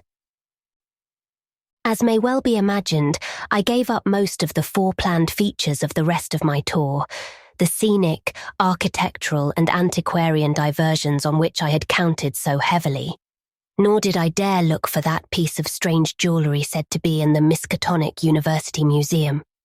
I did, however, improve my stay in Arkham by collecting some genealogical notes I had long wished to possess. Very rough and hasty data, it is true, but capable of good use later on when I might have time to collate and codify them. The curator of the Historical Society there, Mr. E. Lapham Peabody, was very courteous about assisting me, and expressed unusual interest when I told him I was a grandson of Eliza Orne of Arkham, who was born in 1867 and had married James Williamson of Ohio at the age of 17. It seemed that a maternal uncle of mine had been there many years before on a quest much like my own, and that my grandmother's family was a topic of some local curiosity. There had, Mr. Peabody said, been considerable discussion about the marriage of her father, Benjamin Orne, just after the Civil War, since the ancestry of the bride was peculiarly puzzling. That bride was understood to have been an orphaned Marsh of New Hampshire, a cousin of the Essex County Marshes. But her education had been in France, and she knew very little of her family. A guardian had deposited funds in a Boston bank to maintain her and her French governess. But that guardian's name was unfamiliar to Arkham people, and in time he dropped out of sight, so that the governess assumed his role by court appointment. The Frenchwoman, now long dead, was very taciturn, and there were those who said she could have told more than she did. But the most baffling thing was the inability of anyone to place the recorded parents of the young woman, Enoch and Lydia Meserve Marsh, among the known families of New Hampshire. Possibly, many suggested, she was the natural daughter of some Marsh of prominence. She certainly had the true Marsh eyes. Most of the puzzling was done after her early death, which took place at the birth of my grandmother, her only child. Having formed some disagreeable impressions connected with the name of Marsh, I did not welcome the news that it belonged on my own ancestral tree, nor was I pleased by Mr. Peabody's suggestion that I had the true Marsh eyes myself. However, I was grateful for data which I knew would prove valuable, and took copious notes and lists of book references regarding the well-documented Orne family. I went directly home to Toledo from Boston, and later spent a month at Momi recuperating from my ordeal. In September, I entered Oberlin for my final year, and from then till the next June was busy with studies and other wholesome activities, reminded of the bygone terror only by occasional official visits from government men in connection with the campaign which my pleas and evidence had started. Around the middle of July, just a year after the Innsmouth experience, I spent a week with my late mother's family in Cleveland, checking some of my new genealogical data with the various notes, traditions, and bits of heirloom material in existence there, and seeing what kind of connected chart I could construct. I did not exactly relish the task, for the atmosphere of the Williamson home had always depressed me. There was a strain of morbidity there, and my mother had never encouraged my visiting her parents as a child, although she always welcomed her father when he came to Toledo. My Arkham-born grandmother had seemed strange and almost terrifying to me, and I do not think I grieved when she disappeared. I was 8 years old then, and it was said that she had wandered off in grief after the death of my Uncle Douglas, her eldest son. He had ended himself after a trip to New England, the same trip, no doubt, which had caused him to be recalled at the Arkham Historical Society. This uncle had resembled her, and I had never liked him either. Something about the staring, unwinking expression of both of them had given me a vague, unaccountable uneasiness. My mother and Uncle Walter had not looked like that. They were like their father, though poor little cousin Lawrence, Walter's son, had been an almost perfect duplicate of his grandmother before his condition took him to the permanent seclusion of a sanitarium at Canton. I had not seen him in 4 years, but my uncle once implied that his state, both mental and physical, was very bad. This worry had probably been a major cause of his mother's death 2 years before. My grandfather and his widowed son Walter now comprised the Cleveland household, but the memory of older times hung thickly over it. I still disliked the place and tried to get my researches done as quickly as possible. Williamson records and traditions were supplied in abundance by my grandfather. Though for orn material, I had to depend on my Uncle Walter, who put at my disposal the contents of all his files, including notes, letters, cuttings, heirlooms, photographs, and miniatures. It was in going over the letters and pictures on the Orne side that I began to acquire a kind of terror of my own ancestry. As I have said, my grandmother and Uncle Douglas had always disturbed me. Now, years after their passing, I gazed at their pictured faces with a measurably heightened feeling of repulsion and alienation. I could not at first understand the change, but gradually a horrible sort of comparison began to obtrude itself on my unconscious mind, despite the steady refusal of my consciousness to admit even the least suspicion of it. It was clear that the typical expression of these faces now suggested something it had not suggested before, something which would bring stark panic if too openly thought of.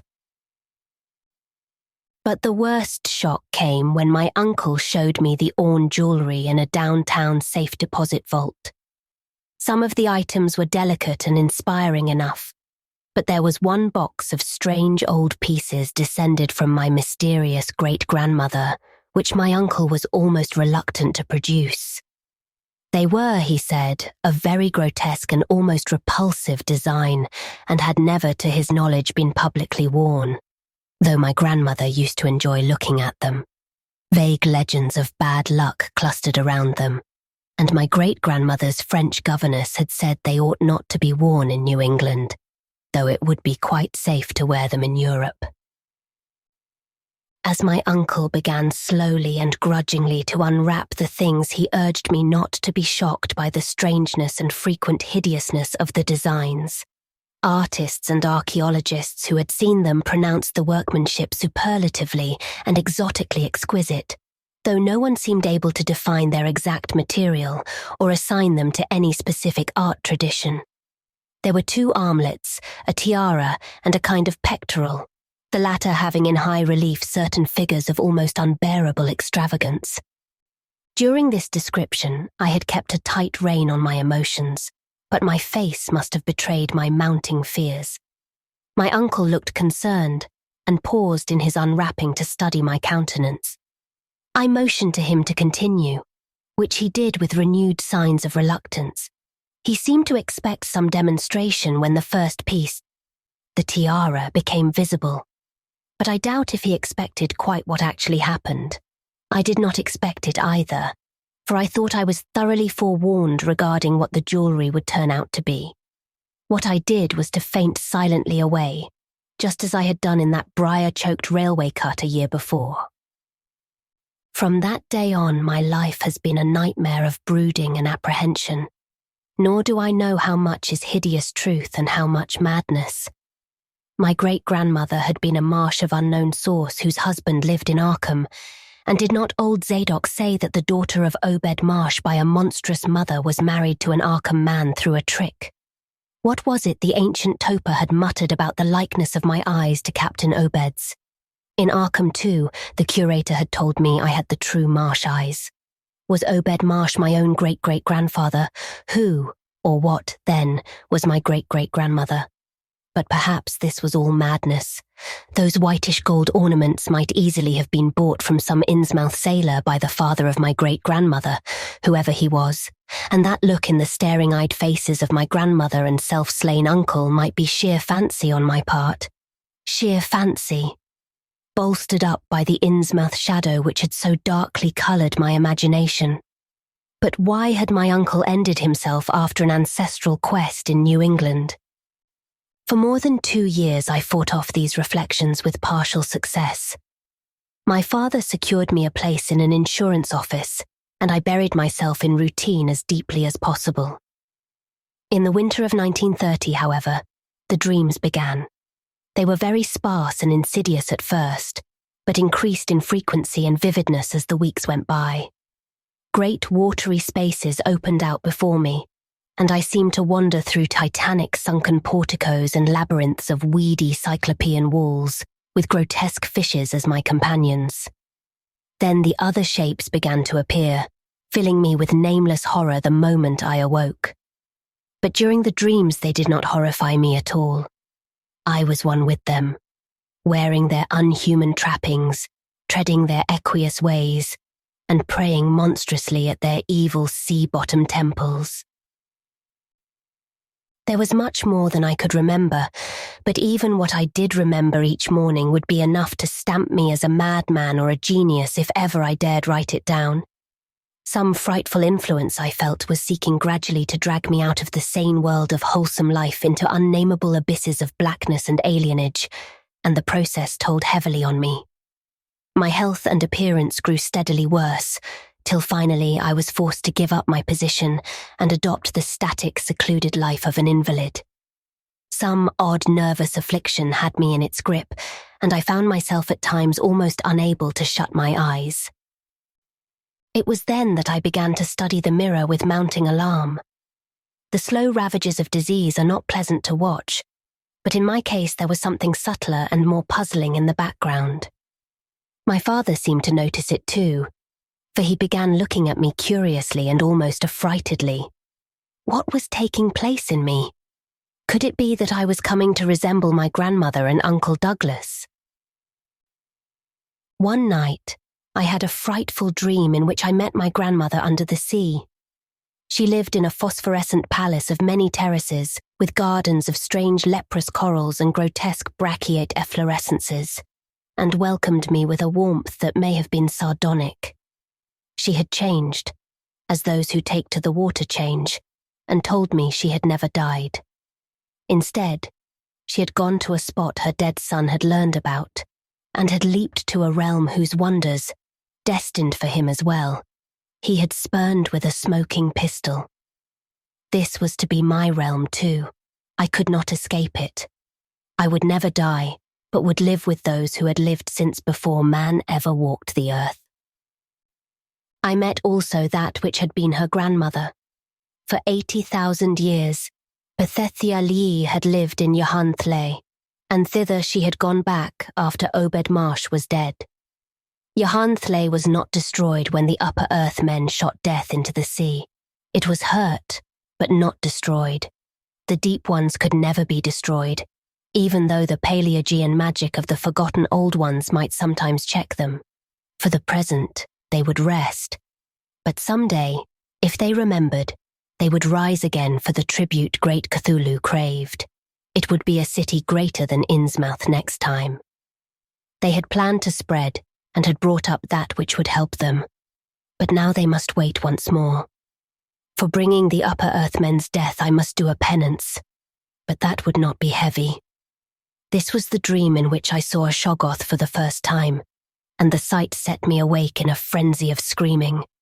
That morning the mirror definitely told me I had acquired the Innsmouth look. So far I have not ended myself as my Uncle Douglas did. I bought an automatic and almost took the step, but certain dreams deterred me. The tense extremes of horror are lessening, and I feel queerly drawn toward the unknown sea deeps instead of fearing them. I hear and do strange things in sleep, and awake with a kind of exaltation instead of terror. I do not believe I need to wait for the full change as most have waited. If I did, my father would probably shut me up in a sanitarium as my poor little cousin is shut up. Stupendous and unheard of splendors await me below, and I shall seek them soon. Ia Rulye, Thuluftan. Ia. No, I shall not end myself. I cannot be made to end myself. I shall plan my cousin's escape from that Canton madhouse, and together we shall go to marvel-shadowed Innsmouth. We shall swim out to that brooding reef in the sea and dive down through black abysses to Cyclopean and many-columned Yahanthle, and in that lair of the Deep Ones we shall dwell amidst wonder and glory forever. At the Mountains of Madness by H.P. Lovecraft. Chapter 1. I am forced into speech because men of science have refused to follow my advice without knowing why. It is altogether against my will that I tell my reasons for opposing this contemplated invasion of the Antarctic, with its vast fossil hunt and its wholesale boring and melting of the ancient ice cap. and I'm the more reluctant because my warning may be in vain. Doubt of the real facts, as I must reveal them, is inevitable. Yet if I suppressed what will seem extravagant and incredible, there would be nothing left. The hitherto withheld photographs, both ordinary and aerial, will count in my favour, for they are damnably vivid and graphic. Still, they will be doubted because of the great lengths to which clever fakery can be carried. The ink drawings, of course, will be jeered at as obvious impostures, notwithstanding a strangeness of technique which art experts ought to remark and puzzle over.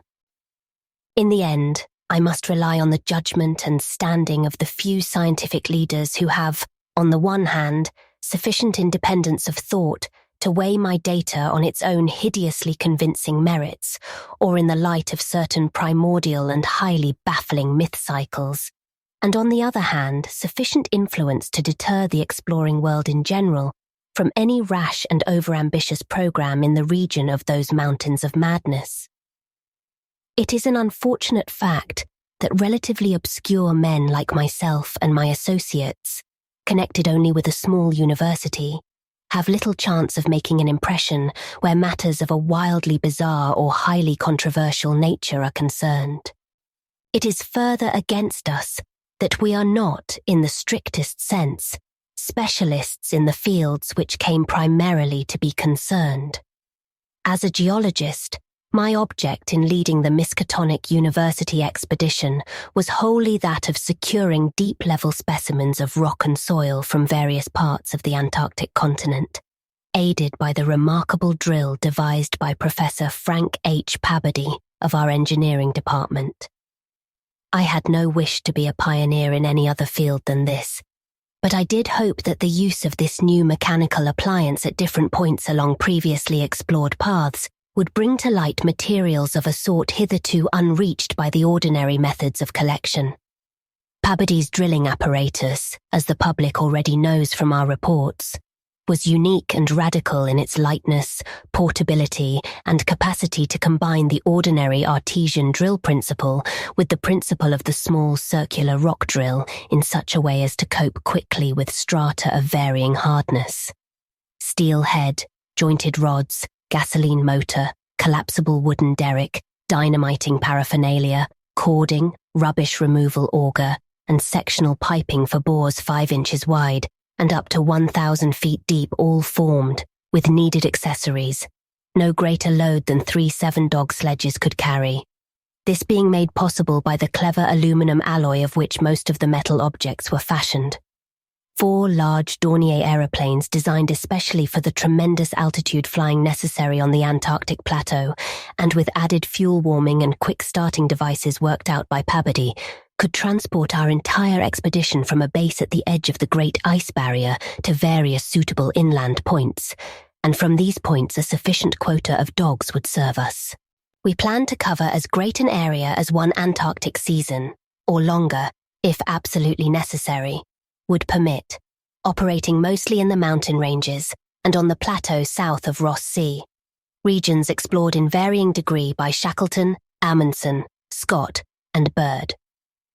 With frequent changes of camp, made by aeroplane and involving distances great enough to be of geological significance, we expected to unearth a quite unprecedented amount of material, especially in the pre-Cambrian strata of which so narrow a range of Antarctic specimens had previously been secured.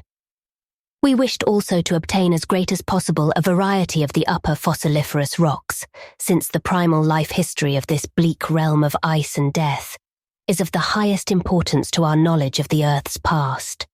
That the Antarctic continent was once temperate and even tropical, with a teeming vegetable and animal life of which the lichens, marine fauna, arachnida, and penguins of the northern edge are the only survivals, is a matter of common information, and we hope to expand that information in variety, accuracy, and detail. When a simple boring revealed fossiliferous signs, we would enlarge the aperture by blasting in order to get specimens of suitable size and condition. Our borings, of varying depth according to the promise held out by the upper soil or rock, were to be confined to exposed or nearly exposed land surfaces, these inevitably being slopes and ridges because of the 1 or 2 mile thickness of solid ice overlying the lower levels. We could not afford to waste drilling depth on any considerable amount of mere glaciation, though Pabody had worked out a plan for sinking copper electrodes in thick clusters of borings and melting off limited areas of ice with current from a gasoline-driven dynamo. It is this plan, which we could not put into effect except experimentally on an expedition such as ours, that the coming Starkweather Moor expedition proposes to follow despite the warnings I have issued since our return from the Antarctic. The public knows of the Miskatonic expedition through our frequent wireless reports to the Arkham Advertiser and Associated Press, and through the later articles of Pabody and myself. We consisted of 4 men from the university: Pabody, Lake of the Biology Department, Atwood of the Physics Department, also a meteorologist, and I representing geology and having nominal command, besides 16 assistants, 7 graduate students from Miskatonic and 9 skilled mechanics. Of these 16, 12 were qualified aeroplane pilots, all but 2 of whom were competent wireless operators.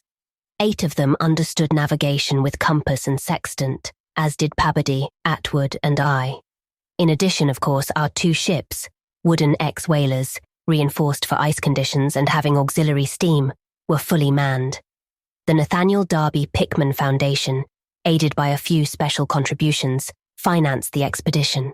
Hence, our preparations were extremely thorough despite the absence of great publicity.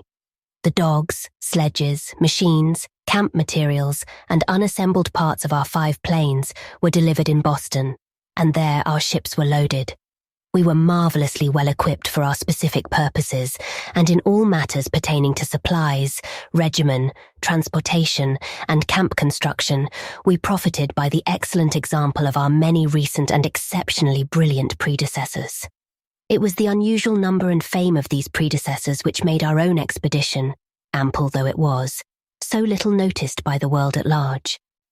As the newspapers told, we sailed from Boston Harbor on September 2nd, 1930, taking a leisurely course down the coast and through the Panama Canal, and stopping at Samoa and Hobart, Tasmania, at which latter place we took on final supplies. None of our exploring party had ever been in the polar regions before, hence we all relied greatly on our ship captains, J.B. Douglas, commanding the brig Arkham and serving as commander of the sea party, and Georg Thorfinson, commanding the bark Miskatonic, both veteran whalers in Antarctic waters. As we left the inhabited world behind, the sun sank lower and lower in the north, and stayed longer and longer above the horizon each day. At about 62 degrees south latitude, we sighted our first icebergs, table-like objects with vertical sides, and just before reaching the Antarctic Circle, which we crossed on October 20th with appropriately quaint ceremonies, we were considerably troubled with field ice. The falling temperature bothered me considerably after our long voyage through the tropics, but I tried to brace up for the worse rigours to come. On many occasions, the curious atmospheric effects enchanted me vastly, these including a strikingly vivid mirage, the first I had ever seen, in which distant bergs became the battlements of unimaginable cosmic castles. Pushing through the ice, which was fortunately neither extensive nor thickly packed, we regained open water at south latitude 67 degrees, east longitude 175 degrees. On the morning of October 26th, a strong land blink appeared on the south, and before noon we all felt a thrill of excitement at beholding a vast, lofty and snow-clad mountain chain which opened out and covered the whole vista ahead. At last we had encountered an outpost of the great unknown continent and its cryptic world of frozen death. These peaks were obviously the Admiralty Range discovered by Ross, and it would now be our task to round Cape Adare and sail down the east coast of Victoria Land to our contemplated base on the shore of McMurdo Sound at the foot of the volcano Erebus, in south latitude 77 degrees 9 minutes. The last lap of the voyage was vivid and fancy-stirring, great barren peaks of mystery looming up constantly against the west, as the low northern sun of noon or the still lower horizon-grazing southern sun of midnight poured its hazy reddish rays over the white snow, bluish ice and water lanes, and black bits of exposed granite slope. Through the desolate summits swept raging, intermittent gusts of the terrible Antarctic wind, whose cadences sometimes held vague suggestions of a wild and half-sentient musical piping, with notes extending over a wide range, and which for some subconscious mnemonic reason seemed to me disquieting and even dimly terrible. Something about the scene reminded me of the strange and disturbing Asian paintings of Nicholas Roerich, and of the still stranger and more disturbing descriptions of the evilly fabled plateau of Leng, which occur in the dreaded Necronomicon of the mad Arab Abdul al-Hazred. I was rather sorry later on that I had ever looked into that monstrous book at the college library. On the 7th of November, sight of the westward range having been temporarily lost, we passed Franklin Island, and the next day descried the cones of Mounts Erebus and Terror on Ross Island ahead, with the long line of the Parry Mountains beyond. There now stretched off to the east the low white line of the Great Ice Barrier, rising perpendicularly to a height of 200 feet like the rocky cliffs of Quebec and marking the end of southward navigation. In the afternoon we entered McMurdo Sound and stood off the coast in the lee of smoking Mount Erebus. The Skoriac Peak towered up some 12,700 feet against the eastern sky, like a Japanese print of the sacred Fujiyama, while beyond it rose the white, ghost-like height of Mount Terror, 10,900 feet in altitude, and now extinct as a volcano. Puffs of smoke from Erebus came intermittently, and one of the graduate assistants, a brilliant young fellow named Danforth, pointed out what looked like lava on the snowy slope, remarking that this mountain, discovered in 1840, had undoubtedly been the source of Poe's image when he wrote 7 years later of the lavas that restlessly roll, their sulphurous currents down Yanek, in the ultimate climes of the pole, that groan as they roll down Mount Yanek, in the realms of the boreal pole. Danforth was a great reader of bizarre material and had talked a good deal of Poe.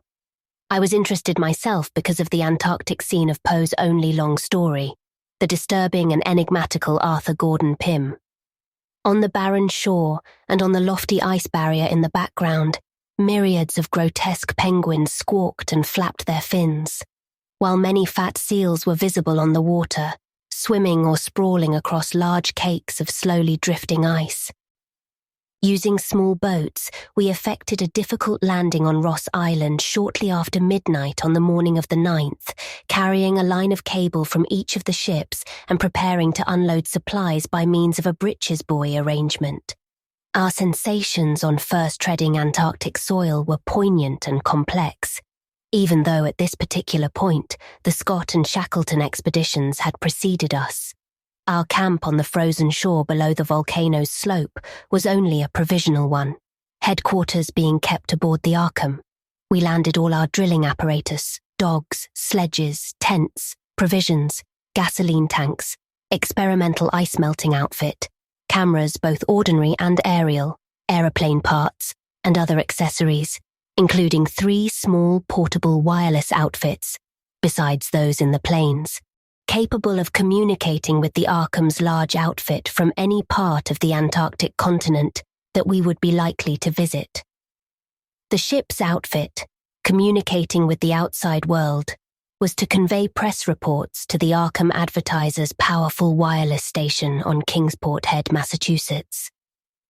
We hoped to complete our work during a single Antarctic summer, but if this proved impossible, we would winter on the Arkham, sending the Miskatonic north before the freezing of the ice for another summer's supplies.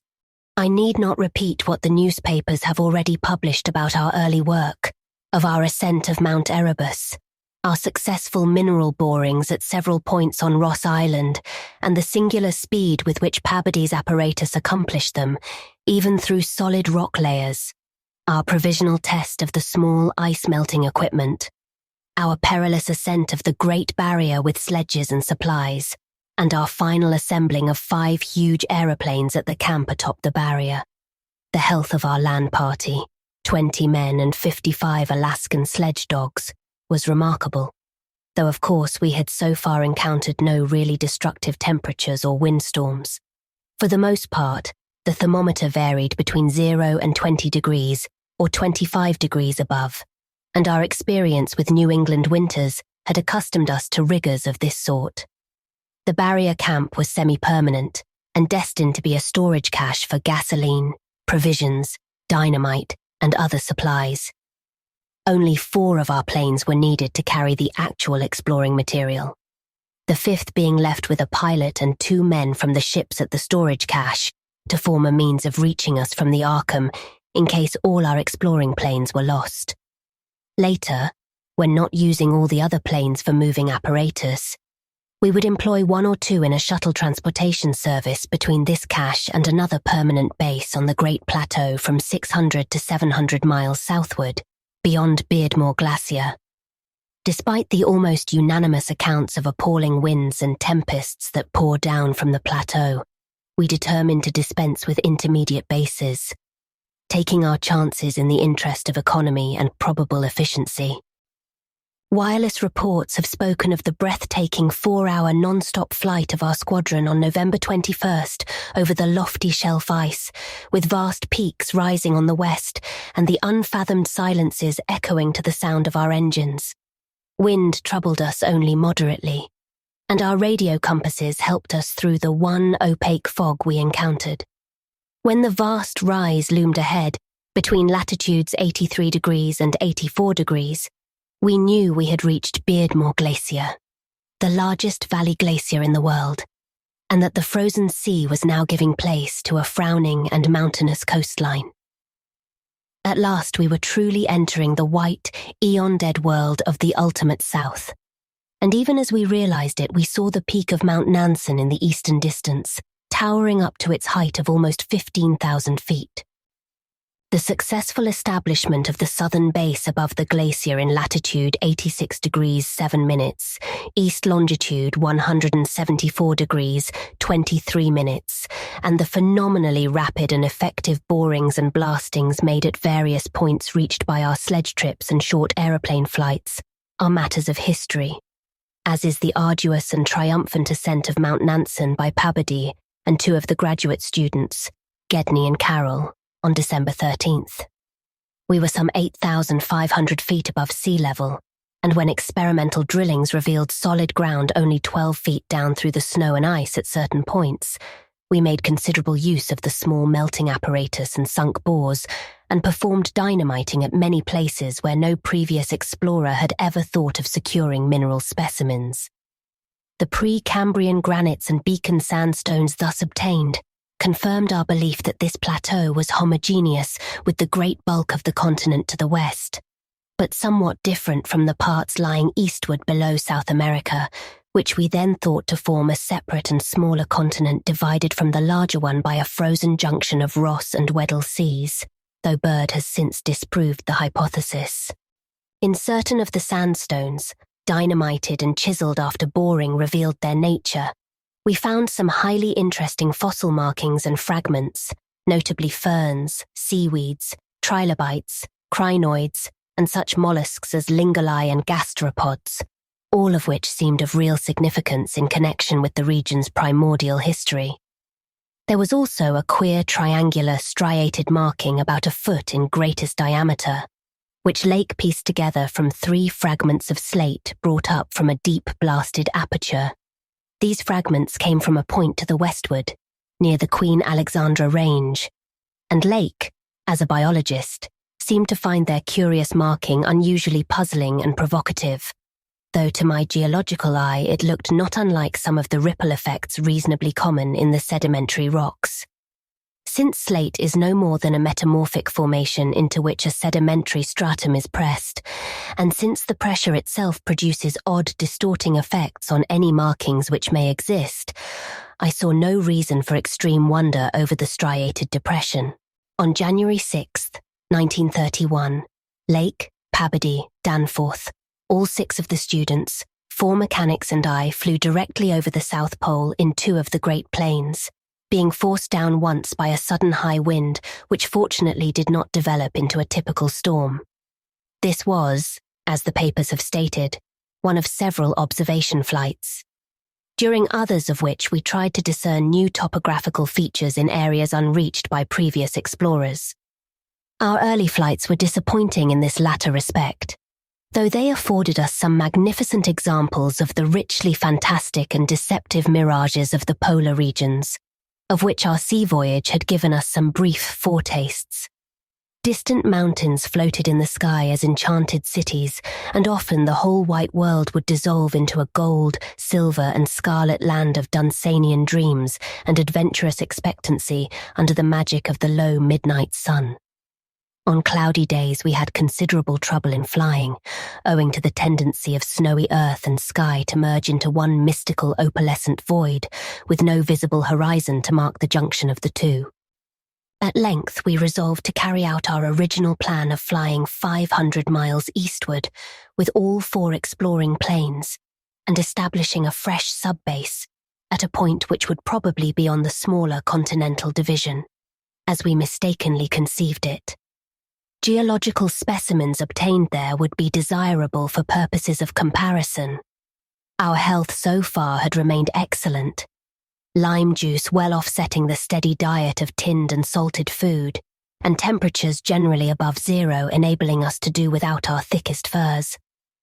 It was now midsummer, and with haste and care we might be able to conclude work by March and avoid a tedious wintering through the long Antarctic night.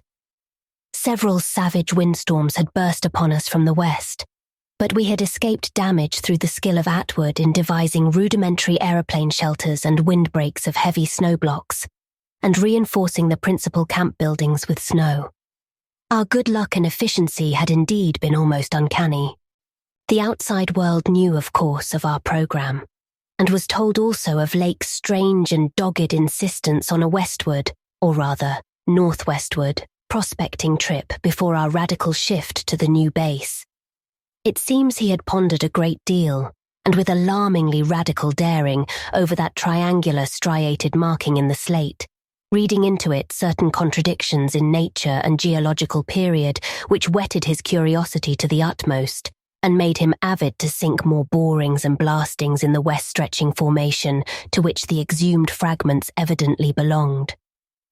He was strangely convinced that the marking was the print of some bulky, unknown, and radically unclassifiable organism of considerably advanced evolution, notwithstanding that the rock which bore it was of so vastly ancient a date, Cambrian if not actually pre-Cambrian, as to preclude the probable existence not only of all highly evolved life, but of any life at all above the unicellular or at most the trilobite stage.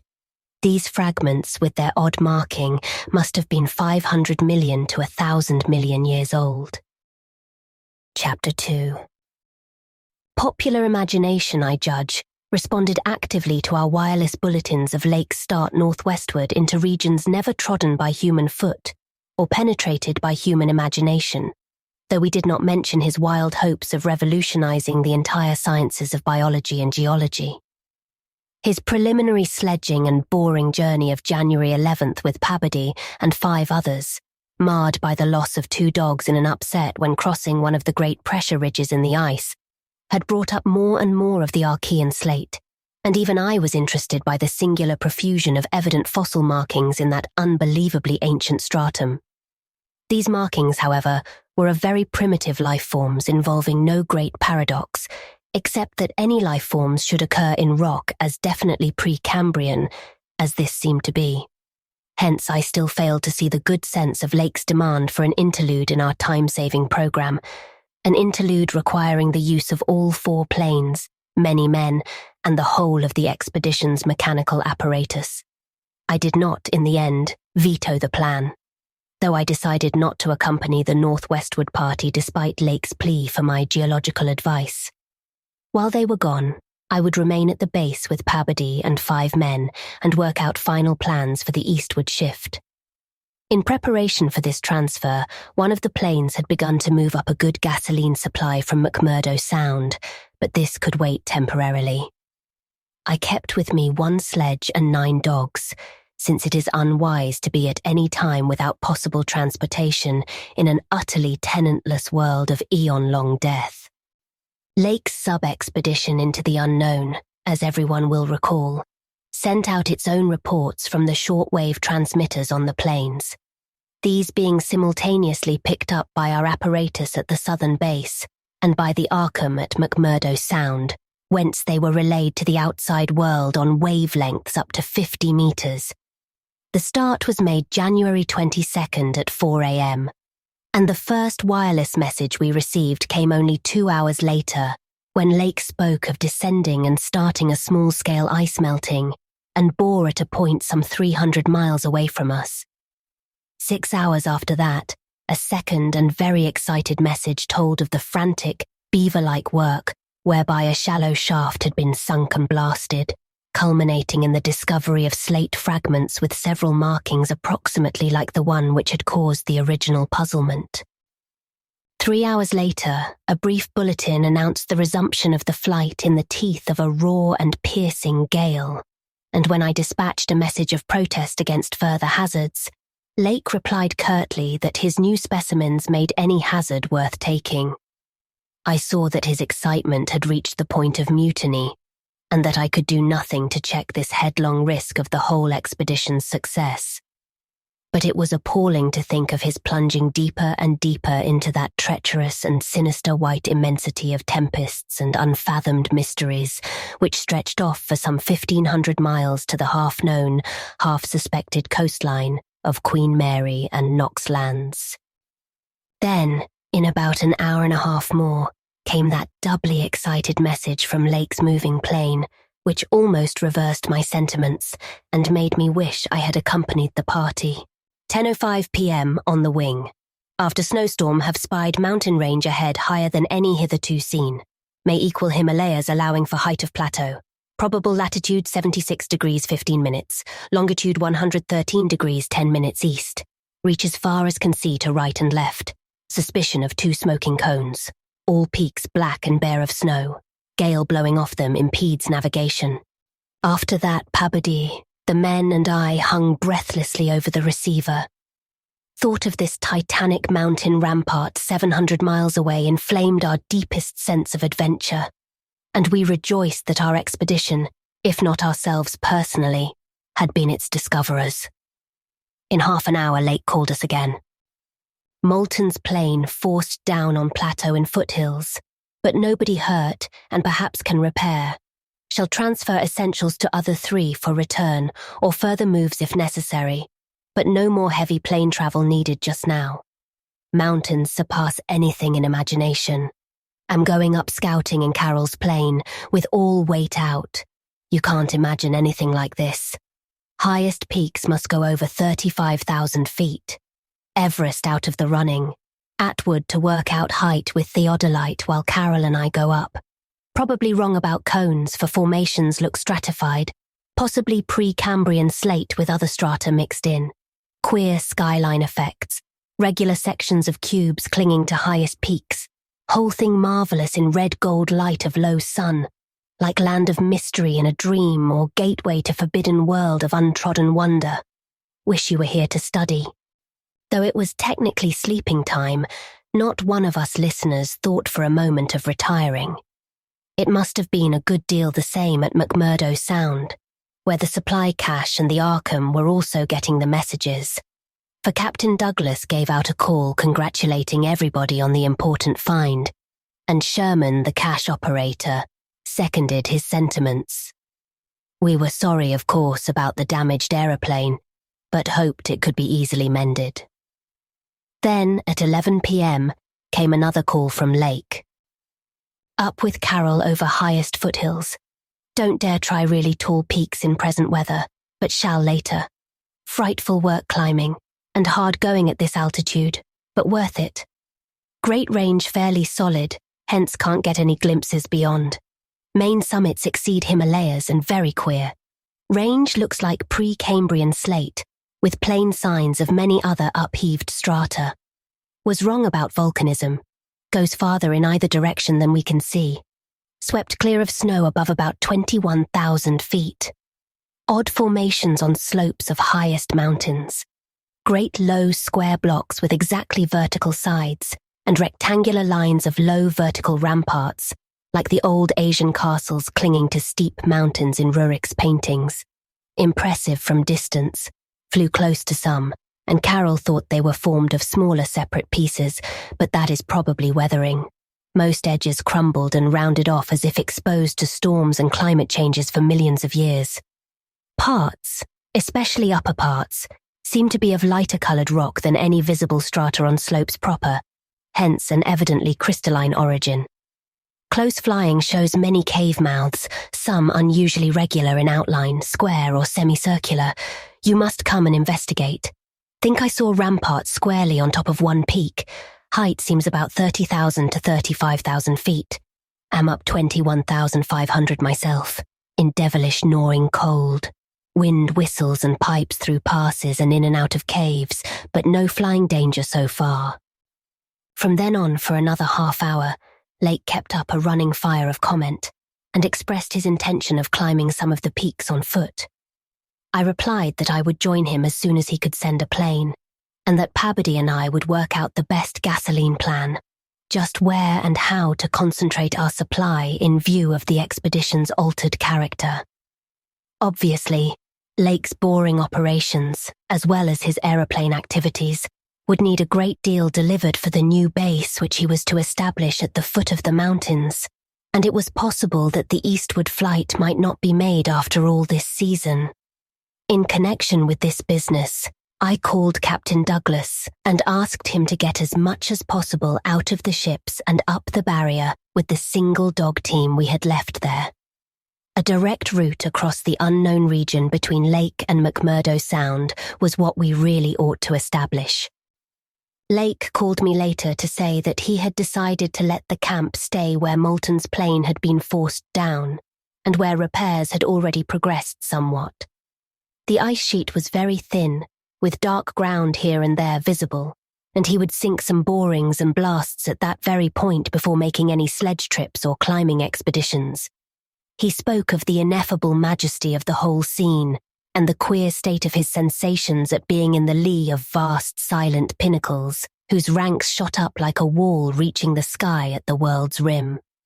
Atwood's theodolite observations had placed the height of the 5 tallest peaks at from 30,000 to 34,000 feet. The windswept nature of the terrain clearly disturbed Lake, for it argued the occasional existence of prodigious gales violent beyond anything we had so far encountered. His camp lay a little more than 5 miles from where the higher foothills abruptly rose. I could almost trace a note of subconscious alarm in his words, flashed across a glacial void of 700 miles, as he urged that we all hasten with the matter and get the strange new region disposed of as soon as possible. He was about to rest now, after a continuous day's work of almost unparalleled speed, strenuousness, and results. In the morning, I had a 3-cornered wireless talk with Lake and Captain Douglas at their widely separated bases, and it was agreed that one of Lake's planes would come to my base for Pabody, the 5 men, and myself, as well as for all the fuel it could carry. The rest of the fuel question, depending on our decision about an easterly trip, could wait for a few days, since Lake had enough for immediate camp heat and borings. Eventually, the old southern base ought to be restocked, but if we postponed the easterly trip, we would not use it till the next summer, and meanwhile Lake must send a plane to explore a direct route between his new mountains and McMurdo Sound. Pabody and I prepared to close our base for a short or long period, as the case might be. If we wintered in the Antarctic, we would probably fly straight from Lake's base to the Arkham without returning to this spot. Some of our conical tents had already been reinforced by blocks of hard snow, and now we decided to complete the job of making a permanent Eskimo village. Owing to a very liberal tent supply, Lake had with him all that his base would need even after our arrival. I wirelessed that Pabody and I would be ready for the northwestward move after 1 day's work and 1 night's rest. Our labours, however, were not very steady after 4 p.m. For about that time, Lake began sending in the most extraordinary and excited messages. His working day had started unpropitiously, since an aeroplane survey of the nearly exposed rock surfaces showed an entire absence of those Archean and primordial strata for which he was looking, and which formed so great a part of the colossal peaks that loomed up at a tantalizing distance from the camp. Most of the rocks glimpsed were apparently Jurassic and Comanchean sandstones, and Permian and Triassic schists, with now and then a glossy black outcropping suggesting a hard and slaty coal. This rather discouraged Lake, whose plans all hinged on unearthing specimens more than 500 million years older. It was clear to him that in order to recover the Archean slate vein in which he had found the odd markings, he would have to make a long sledge trip from these foothills to the steep slopes of the gigantic mountains themselves. He had resolved, nevertheless, to do some local boring as part of the expedition's general program. Hence, set up the drill and put 5 men to work with it, while the rest finished settling the camp and repairing the damaged aeroplane. The softest visible rock, a sandstone about 1/4 of a mile from the camp, had been chosen for the first sampling, and the drill made excellent progress without much supplementary blasting. It was about 3 hours afterward, following the first really heavy blast of the operation, that the shouting of the drill crew was heard, and that young Gedney, the acting foreman, rushed into the camp with the startling news. They had struck a cave. Early in the boring, the sandstone had given place to a vein of Comanchean limestone full of minute fossil cephalopods, corals, echini, and spirifera, and with occasional suggestions of siliceous sponges and marine vertebrate bones, the latter probably of teleosts, sharks, and ganoids. This in itself was important enough, as affording the first vertebrate fossils the expedition had yet secured. But when shortly afterward the drill head dropped through the stratum into apparent vacancy, a wholly new and doubly intense wave of excitement spread among the excavators. A good-sized blast had laid open the subterrane secret, and now, through a jagged aperture perhaps 5 feet across and 3 feet thick, there yawned before the avid searchers a section of shallow limestone hollowing worn more than 50 million years ago by the trickling groundwaters of a bygone tropic world. The hollowed layer was not more than 7 or 8 feet deep, but extended off indefinitely in all directions and had a fresh, slightly moving air which suggested its membership in an extensive subterranean system. Its roof and floor were abundantly equipped with large stalactites and stalagmites, some of which met in columnar form. But important above all else was the vast deposit of shells and bones, which in places nearly choked the passage. Washed down from unknown jungles of Mesozoic tree ferns and fungi, and forests of tertiary cycads, fan palms, and primitive angiosperms. This osseous medley contained representatives of more Cretaceous, Eocene, and other animal species than the greatest paleontologist could have counted or classified in a year. Mollusks, crustacean armor, fishes, amphibians, reptiles, birds, and early mammals, great and small, known and unknown. No wonder Gedney ran back to the camp shouting, and no wonder everyone else dropped work and rushed headlong through the biting cold to where the tall derrick marked a newfound gateway to secrets of inner earth and vanished eons. When Lake had satisfied the first keen edge of his curiosity, he scribbled a message in his notebook and had young Moulton run back to the camp to dispatch it by wireless. This was my first word of the discovery, and it told of the identification of early shells, bones of ganoids and placoderms, remnants of labyrinthodonts and thecodonts, great mosasaur skull fragments, dinosaur vertebrae and armor plates, pterodactyl teeth and wing bones, Archaeopteryx debris, Miocene shark's teeth, primitive bird skulls and skulls, vertebrae, and other bones of archaic mammals such as Paleotheres, Ziphodons, Dinoceroses, Eohippi, Oreodons, and Titanotheres. There was nothing as recent as a mastodon, elephant, true camel, deer, or bovine animal. Hence, Lake concluded that the last deposits had occurred during the Oligocene age, and that the hollowed stratum had lain in its present dried, dead, and inaccessible state for at least 30 million years. On the other hand, the prevalence of very early life forms was singular in the highest degree. Though the limestone formation was, on the evidence of such typical embedded fossils as ventriculites, positively and unmistakably Comanchean, and not a particle earlier, the free fragments in the hollow space included a surprising proportion from organisms hitherto considered as peculiar to far older periods, even rudimentary fishes, mollusks, and corals as remote as the Silurian or Ordovician. The inevitable inference was that in this part of the world, there had been a remarkable and unique degree of continuity between the life of over 300 million years ago and that of only 30 million years ago. How far this continuity had extended beyond the Oligocene age when the cavern was closed was of course past all speculation. In any event, the coming of the frightful ice in the Pleistocene some 500,000 years ago, a mere yesterday as compared with the age of this cavity, must have put an end to any of the primal forms which had locally managed to outlive their common terms. Lake was not content to let his first message stand, but had another bulletin written and dispatched across the snow to the camp before Moulton could get back. After that, Moulton stayed at the wireless in one of the planes, transmitting to me and to the Arkham for relaying to the outside world the frequent postscripts which Lake sent him by a succession of messengers. Those who followed the newspapers will remember the excitement created among men of science by that afternoon's reports. Reports which have finally led, after all these years, to the organisation of that very Starkweather Moor expedition, which I am so anxious to dissuade from its purposes. I had better give the messages literally as Lake sent them, and as our base operator McTighe translated them from his pencil shorthand. Fowler makes discovery of highest importance in sandstone and limestone fragments from blasts. Several distinct triangular striated prints like those in Archean slate, proving that source survived from over 600 million years ago to Comanchean times without more than moderate morphological changes and decrease in average size. Comanchean prints apparently more primitive or decadent, if anything, than older ones. Emphasize importance of discovery in press. Will mean to biology what Einstein has meant to mathematics and physics. Joins up with my previous work and amplifies conclusions.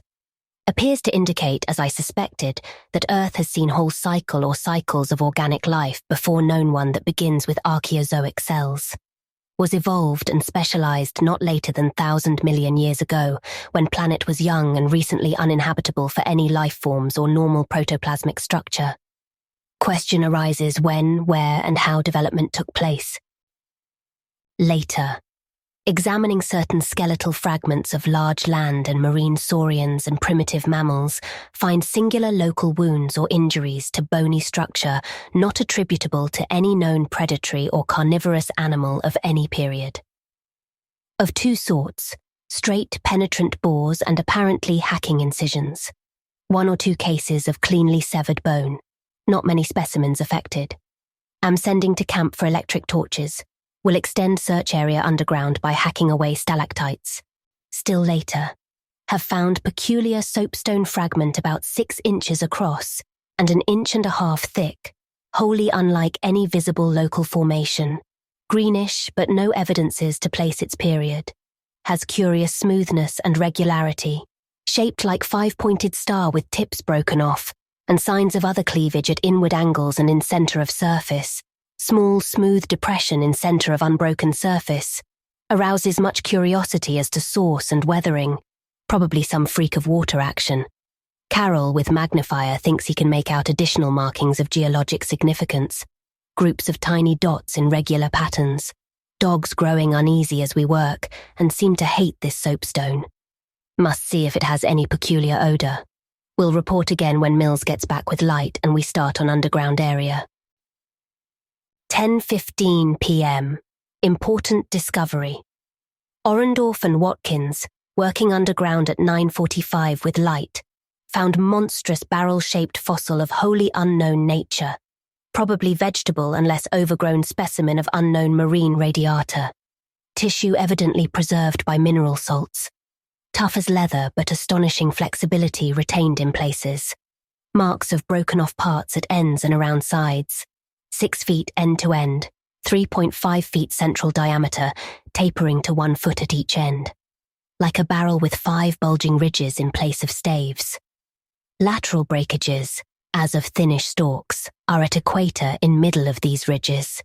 In furrows between ridges are curious growths, combs or wings that fold up and spread out like fans, all greatly damaged but one, which gives almost 7-foot wing spread. Arrangement reminds one of certain monsters of primal myth, especially fabled elder things in Necronomicon. These wings seem to be membranous, stretched on framework of glandular tubing, apparent minute orifices in frame tubing at wingtips, ends of body shriveled, giving no clue to interior or to what has been broken off there. Must dissect when we get back to camp. Can't decide whether vegetable or animal. Many features obviously of almost incredible primitiveness. Have set all hands cutting stalactites and looking for further specimens. Additional scarred bones found, but these must wait. Having trouble with dogs. They can't endure the new specimen and would probably tear it to pieces if we didn't keep it at a distance from them. 11:30 p.m. Attention, Dyer, Pabody, Douglas. Matter of highest, I might say transcendent, importance. Arkham must relay to Kingsport Head Station at once. Strange barrel growth is the Archean thing that left prints in rocks. Mills, Boudreau and Fowler discover cluster of 13 more at underground point 40 feet from aperture. Mixed with curiously rounded and configured soapstone fragments smaller than one previously found, star-shaped but no marks of breakage except at some of the points. Of organic specimens, 8 apparently perfect with all appendages. Have brought all to surface, leading off dogs to distance. They cannot stand the things. Give close attention to description and repeat back for accuracy. Papers must get this right. Objects are 8 feet long all over. 6 foot 5 ridged barrel torso, 3.5 feet central diameter, 1 foot end diameters. Dark grey, flexible, and infinitely tough. 7 foot membranous wings of same colour, found folded, spread out of furrows between ridges. Wing framework tubular or glandular, of lighter grey, with orifices at wing tips. Spread wings have serrated edge. Around equator, one at central apex of each of the 5 vertical stave-like ridges, are 5 systems of light grey flexible arms or tentacles found tightly folded to torso, but expansible to maximum length of over 3 feet. Like arms of primitive crinoid. Single stalks 3 inches diameter branch after 6 inches into 5 substalks, each of which branches after 8 inches into 5 small tapering tentacles or tendrils, giving each stalk a total of 25 tentacles. At top of torso, blunt, bulbous neck of lighter grey with gill-like suggestions holds yellowish 5-pointed starfish-shaped apparent head covered with 3-inch wiry cilia of various prismatic colours. Head thick and puffy, about 2 feet point to point, with 3-inch flexible yellowish tubes projecting from each point. Slit in exact centre of top, probably breathing aperture. At end of each tube is spherical expansion, where yellowish membrane rolls back on handling to reveal glassy red-irised globe, evidently an eye.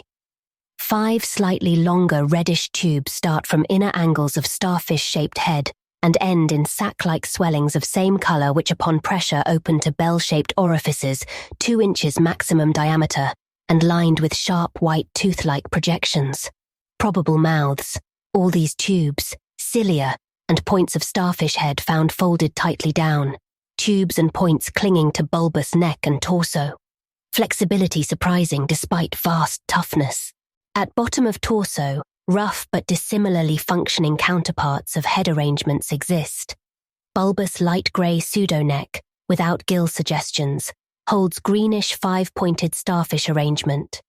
Tough, muscular arms 4 feet long, and tapering from 7 inches diameter at base to about 2.5 at point.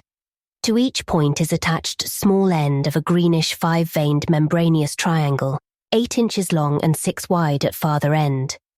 This is the paddle, fin, or pseudo-foot, which has made prints in rocks from 1,000 million to 50 or 60 million years old.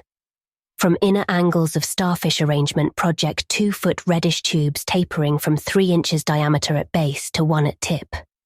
Orifices at tips. All these parts infinitely tough and leathery, but extremely flexible. 4-foot arms with paddles undoubtedly used for locomotion of some sort, marine or otherwise. When moved, display suggestions of exaggerated muscularity. As found, all these projections tightly folded over pseudo-neck and end of torso, corresponding to projections at other end. Cannot yet assign positively to animal or vegetable kingdom, but odds now favour animal. Probably represents incredibly advanced evolution of radiata without loss of certain primitive features. Echinoderm resemblance is unmistakable despite local contradictory evidences. Wing structure puzzles in view of probable marine habitat, but may have use in water navigation.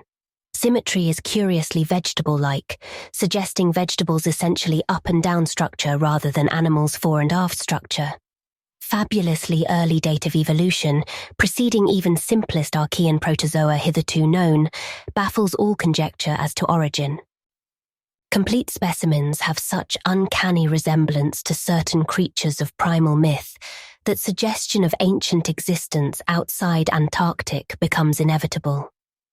Dyer and Pabody have read Necronomicon and seen Clark Ashton Smith's nightmare paintings based on text, and will understand when I speak of elder things supposed to have created all Earth life as jest or mistake.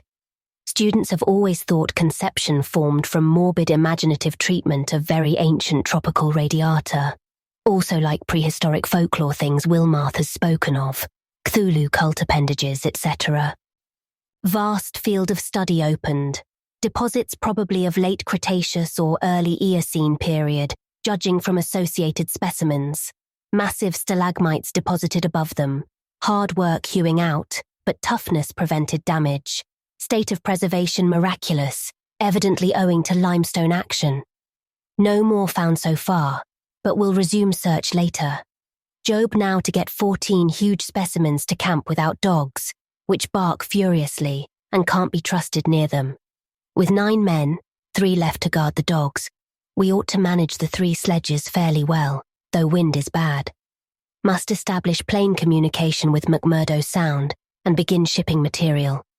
But I've got to dissect one of these things before we take any rest. Wish I had a real laboratory here. Dyer better kick himself for having tried to stop my westward trip. First the world's greatest mountains, and then this. If this last isn't the high spot of the expedition, I don't know what is. We're made scientifically. Congrats, Pabody, on the drill that opened up the cave. Now will Arkham please repeat description? The sensations of Pabody and myself at receipt of this report were almost beyond description, nor were our companions much behind us in enthusiasm. McTeague, who had hastily translated a few high spots as they came from the droning receiving set, wrote out the entire message from his shorthand version as soon as Lake's operator signed off. All appreciated the epoch-making significance of the discovery, and I sent Lake congratulations as soon as the Arkham's operator had repeated back the descriptive parts as requested, and my example was followed by Sherman from his station at the McMurdo Sound supply cache, as well as by Captain Douglas of the Arkham. Later, as head of the expedition, I added some remarks to be relayed through the Arkham to the outside world. Of course, rest was an absurd thought amidst this excitement, and my only wish was to get to Lake's camp as quickly as I could. It disappointed me when he sent word that a rising mountain gale made early aerial travel impossible. But within an hour and a half, interest again rose to banish disappointment. Lake was sending more messages and told of the completely successful transportation of the 14 great specimens to the camp. It had been a hard pull, for the things were surprisingly heavy, but 9 men had accomplished it very neatly. Now some of the party were hurriedly building a snow corral at a safe distance from the camp, to which the dogs could be brought for greater convenience in feeding. The specimens were laid out on the hard snow near the camp, save for one on which Lake was making crude attempts at dissection. This dissection seemed to be a greater task than had been expected, for despite the heat of a gasoline stove in the newly raised laboratory tent, the deceptively flexible tissues of the chosen specimen a powerful and intact one, lost nothing of their more than leathery toughness. Lake was puzzled as to how he might make the requisite incisions without violence destructive enough to upset all the structural niceties he was looking for. He had, it is true, 7 more perfect specimens, but these were too few to use up recklessly unless the cave might later yield an unlimited supply. Accordingly, he removed the specimen and dragged in one which, though having remnants of the starfish arrangements at both ends, was badly crushed and partly disrupted along one of the great torso furrows. Results, quickly reported over the wireless, were baffling and provocative indeed. Nothing like delicacy or accuracy was possible with instruments hardly able to cut the anomalous tissue, but the little that was achieved left us all awed and bewildered. Existing biology would have to be wholly revised, for this thing was no product of any cell growth science knows about. There had been scarcely any mineral replacement, and despite an age of perhaps 40 million years, the internal organs were wholly intact. The leathery, undeteriorative, and almost indestructible quality was an inherent attribute of the thing's form of organization, and pertained to some Paleogean cycle of invertebrate evolution utterly beyond our powers of speculation. At first, all that Lake found was dry, but as the heated tent produced its thawing effect, organic moisture of pungent and offensive odor was encountered toward the thing's uninjured side. It was not blood, but a thick, dark green fluid apparently answering the same purpose. By the time Lake reached this stage, all 37 dogs had been brought to the still uncompleted corral near the camp, and even at that distance set up a savage barking and show of restlessness at the acrid, diffusive smell. Far from helping to place the strange entity, this provisional dissection merely deepened its mystery. All guesses about its external members had been correct, and on the evidence of these one could hardly hesitate to call the thing animal. But internal inspection brought up so many vegetable evidences that Lake was left hopelessly at sea. It had digestion and circulation, and eliminated waste matter through the reddish tubes of its starfish-shaped base. Cursorily, one would say that its respiratory apparatus handled oxygen rather than carbon dioxide, and there were odd evidences of air storage chambers and methods of shifting respiration from the external orifice to at least 2 other fully developed breathing systems: gills and pores. Clearly it was amphibian and probably adapted to long airless hibernation periods as well. Vocal organs seemed present in connection with the main respiratory system, but they presented anomalies beyond immediate solution. Articulate speech, in the sense of syllable utterance, seemed barely conceivable, but musical piping notes covering a wide range were highly probable. The muscular system was almost preternaturally developed. The nervous system was so complex and highly developed as to leave Lake aghast. Though excessively primitive and archaic in some respects, the thing had a set of ganglial centers and connectives arguing the very extremes of specialized development. Its 5-lobed brain was surprisingly advanced, and there were signs of a sensory equipment, served in part through the wiry cilia of the head, involving factors alien to any other terrestrial organism. Probably it had more than 5 senses, so that its habits could not be predicted from any existing analogy. It must, Lake thought, have been a creature of keen sensitiveness and delicately differentiated functions in its primal world, much like the ants and bees of today. It reproduced like the vegetable cryptogams, especially the pteridophytes, having spore cases at the tips of the wings and evidently developing from a thallus or prothallus. But to give it a name at this stage was mere folly. It looked like a radiate, but was clearly something more. It was partly vegetable, but had 3/4 of the essentials of animal structure. That it was marine in origin, its symmetrical contour and certain other attributes clearly indicated. Yet one could not be exact as to the limit of its later adaptations. The wings, after all, held a persistent suggestion of the aerial. How it could have undergone its tremendously complex evolution on a newborn Earth in time to leave prints in Archean rocks was so far beyond conception as to make Lake whimsically recall the primal myths about great old ones who filtered down from the stars and concocted Earth life as a joke or mistake, and the wild tales of cosmic hill things from outside told by a folklorist colleague in Miskatonic's English department. Naturally, he considered the possibility of the pre-Cambrian prints having been made by a less evolved ancestor of the present specimens, but quickly rejected this too facile theory upon considering the advanced structural qualities of the older fossils. If anything, the later contours showed decadence rather than higher evolution. The size of the pseudo-feet had decreased, and the whole morphology seemed coarsened and simplified. Moreover, the nerves and organs just examined held singular suggestions of retrogression from forms still more complex. Atrophied and vestigial parts were surprisingly prevalent. Altogether, little could be said to have been solved, and Lake fell back on mythology for a provisional name, jocosely dubbing his finds the Elder Ones. At about 2:30 a.m., having decided to postpone further work and get a little rest, he covered the dissected organism with a tarpaulin, emerged from the laboratory tent, and studied the intact specimens with renewed interest. The ceaseless Antarctic sun had begun to limber up their tissues a trifle, so that the head points and tubes of 2 or 3 showed signs of unfolding. But Lake did not believe there was any danger of immediate decomposition in the almost sub-zero air. He did, however, move all the undissected specimens closer together and throw a spare tent over them in order to keep off the direct solar rays. That would also help to keep their possible scent away from the dogs, whose hostile unrest was really becoming a problem even at their substantial distance, and behind the higher and higher snow walls, which an increased quota of the men were hastening to raise around their quarters.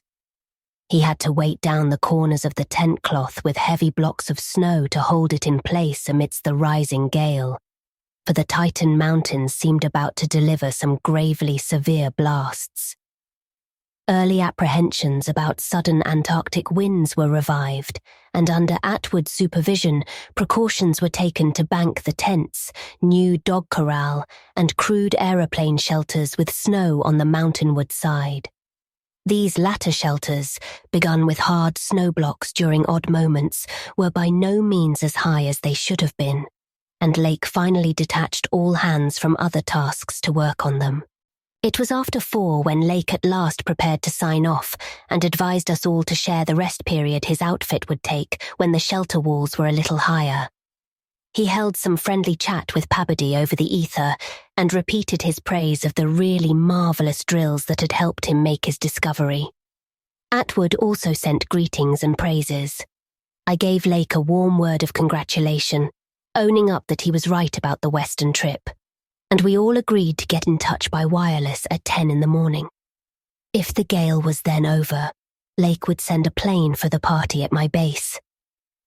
Just before retiring, I dispatched a final message to the Arkham with instructions about toning down the day's news for the outside world, since the full details seemed radical enough to rouse a wave of incredulity until further substantiated.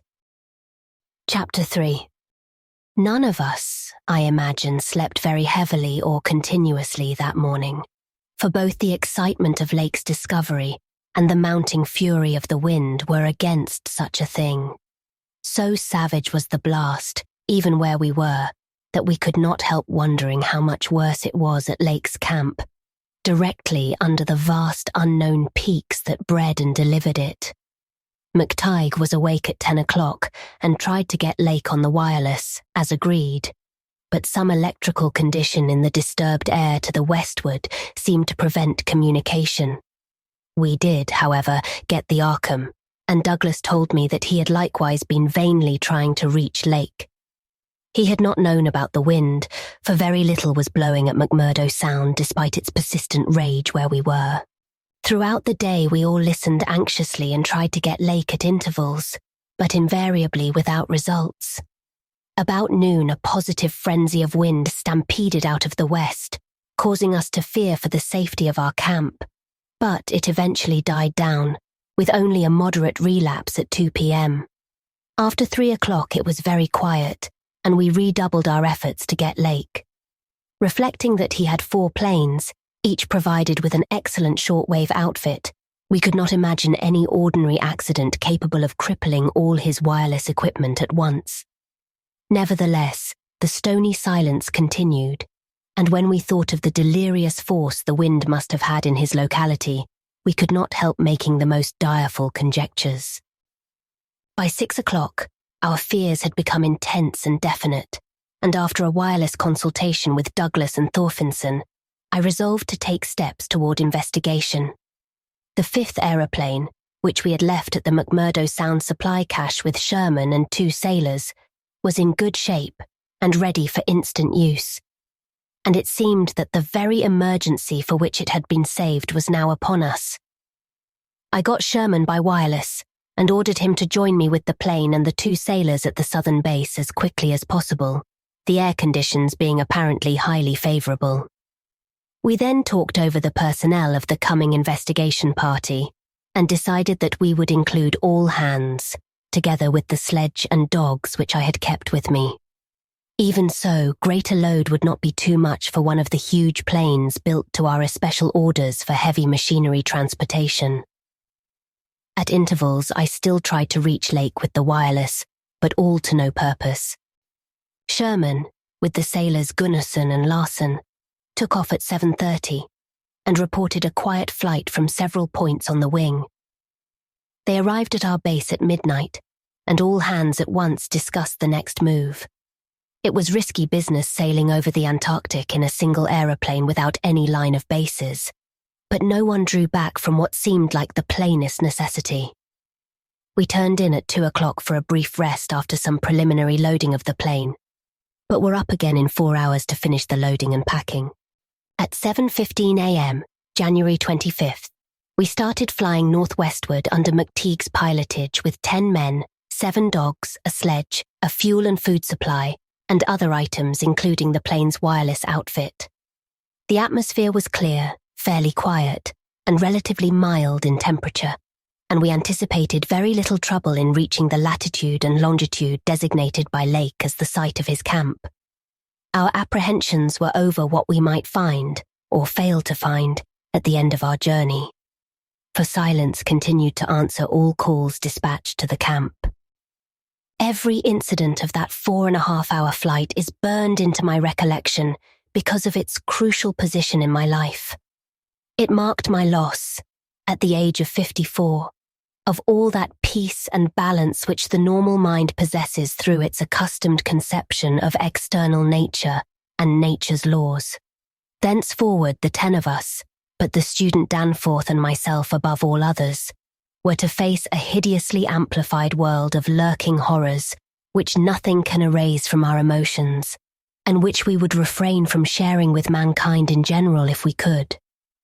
The newspapers have printed the bulletins we sent from the moving plane, telling of our non-stop course, our 2 battles with treacherous upper air gales, our glimpse of the broken surface where Lake had sunk his mid-journey shaft 3 days before, and our sight of a group of those strange fluffy snow cylinders noted by Amundsen and Bird as rolling in the wind across the endless leagues of frozen plateau. There came a point, though, when our sensations could not be conveyed in any words the press would understand, and a later point when we had to adopt an actual rule of strict censorship. The sailor Larsen was first to spy the jagged line of witch-like cones and pinnacles ahead, and his shouts sent everyone to the windows of the great cabined plane. Despite our speed, they were very slow in gaining prominence. Hence we knew that they must be infinitely far off and visible only because of their abnormal height. Little by little, however, they rose grimly into the western sky, allowing us to distinguish various bare, bleak, blackish summits and to catch the curious sense of fantasy which they inspired as seen in the reddish Antarctic light against the provocative background of iridescent ice dust clouds. In the whole spectacle, there was a persistent, pervasive hint of stupendous secrecy and potential revelation, as if these stark nightmare spires marked the pylons of a frightful gateway into forbidden spheres of dream and complex gulfs of remote time, space, and ultra-dimensionality. I could not help feeling that they were evil things, mountains of madness whose farther slopes looked out over some accursed ultimate abyss. That seething, half-luminous cloud background held ineffable suggestions of a vague, ethereal beyondness, far more than terrestrially spatial, and gave appalling reminders of the utter remoteness, separateness, desolation, and eon-long death of this untrodden and unfathomed austral world. It was young Danforth who drew our notice to the curious regularities of the higher mountain skyline. Regularities like clinging fragments of perfect cubes, which Lake had mentioned in his messages, and which indeed justified his comparison with the dreamlike suggestions of primordial temple ruins on cloudy Asian mountaintops, so subtly and strangely painted by Rurich. There was indeed something hauntingly Rurich-like about this whole unearthly continent of mountainous mystery. I had felt it in October when we first caught sight of Victoria Land, and I felt it afresh now. I felt, too, another wave of uneasy consciousness of Archean mythical resemblances, of how disturbingly this lethal realm corresponded to the evilly famed plateau of Leng in the primal writings. Mythologists have placed Leng in Central Asia, but the racial memory of man, or of his predecessors, is long, and it may well be that certain tales have come down from lands and mountains and temples of horror earlier than Asia and earlier than any human world we know. A few daring mystics have hinted at a pre-Pleistocene origin for the fragmentary Narcotic manuscripts and have suggested that the devotees of Tsathoggua were as alien to mankind as Tsathoggua itself.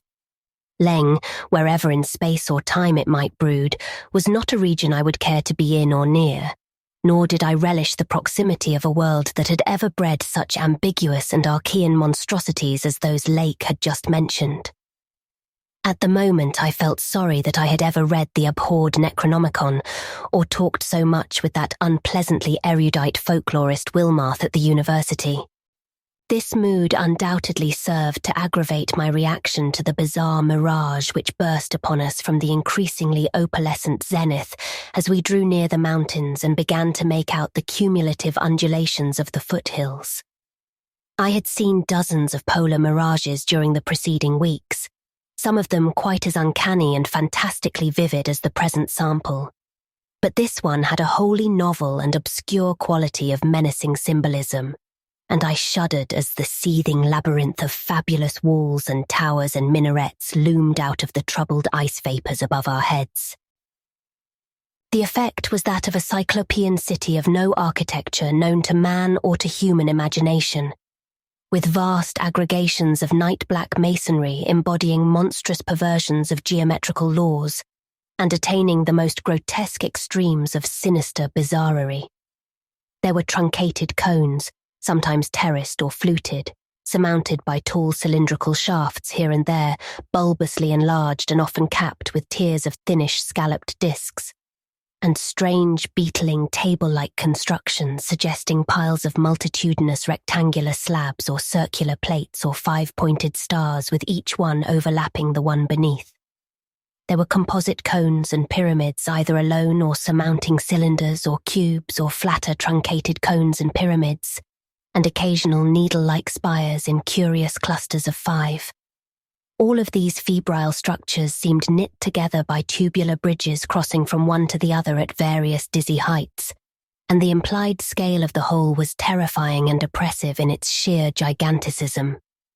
The general type of mirage was not unlike some of the wilder forms observed and drawn by the Arctic whaler Scoresby in 1820, but at this time and place, with those dark, unknown mountain peaks soaring stupendously ahead, that anomalous elder-world discovery in our minds, and the pall of probable disaster enveloping the greater part of our expedition, we all seemed to find in it a taint of latent malignity and infinitely evil portent. I was glad when the mirage began to break up. though in the process, the various nightmare turrets and cones assumed distorted temporary forms of even vaster hideousness. As the whole illusion dissolved to churning opalescence, we began to look earthward again, and saw that our journey's end was not far off. The unknown mountains ahead rose dizzyingly up like a fearsome rampart of giants, their curious regularities showing with startling clearness even without a field glass. We were over the lowest foothills now, and could see amidst the snow, ice, and bare patches of their main plateau a couple of darkish spots which we took to be Lake's Camp and Boring. The higher foothills shot up between 5 and 6 miles away, forming a range almost distinct from the terrifying line of more than Himalayan peaks beyond them. At length Ropes, the student who had relieved McTighe at the controls, began to head downward toward the left-hand dark spot whose size marked it as the camp. As he did so, McTighe sent out the last uncensored wireless message the world was to receive from our expedition. Everyone, of course, has read the brief and unsatisfying bulletins of the rest of our Antarctic sojourn. Some hours after our landing, we sent a guarded report of the tragedy we found, and reluctantly announced the wiping out of the whole lake party by the frightful wind of the preceding day, or of the night before that. 11 known dead, young Gedney missing. People pardoned our hazy lack of details through realization of the shock the sad event must have caused us, and believed us when we explained that the mangling action of the wind had rendered all 11 bodies unsuitable for transportation outside. Indeed, I flatter myself that even in the midst of our distress, utter bewilderment, and soul-clutching horror, we scarcely went beyond the truth in any specific instance. The tremendous significance lies in what we dared not tell, what I would not tell now, but for the need of warning others off from nameless terrors. It is a fact that the wind had wrought dreadful havoc. Whether all could have lived through it, even without the other thing, is gravely open to doubt. The storm, with its fury of madly driven ice particles, must have been beyond anything our expedition had encountered before. One aeroplane shelter, all, it seems, had been left in a far too flimsy and inadequate state, was nearly pulverized, and the derrick at the distant Boring was entirely shaken to pieces. The exposed metal of the grounded planes and drilling machinery was bruised into a high polish, and 2 of the small tents were flattened despite their snowbanking. Wooden surfaces left out in the blast were pitted and denuded of paint, and all signs of tracks in the snow were completely obliterated. It is also true that we found none of the Archean biological objects in a condition to take outside as a whole.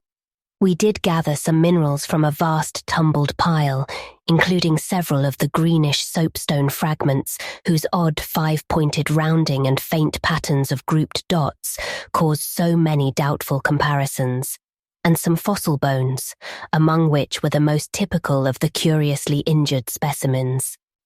None of the dogs survived, their hurriedly built snow enclosure near the camp being almost wholly destroyed. The wind may have done that, though the greater breakage on the side next the camp, which was not the windward one, suggests an outward leap or break of the frantic beasts themselves.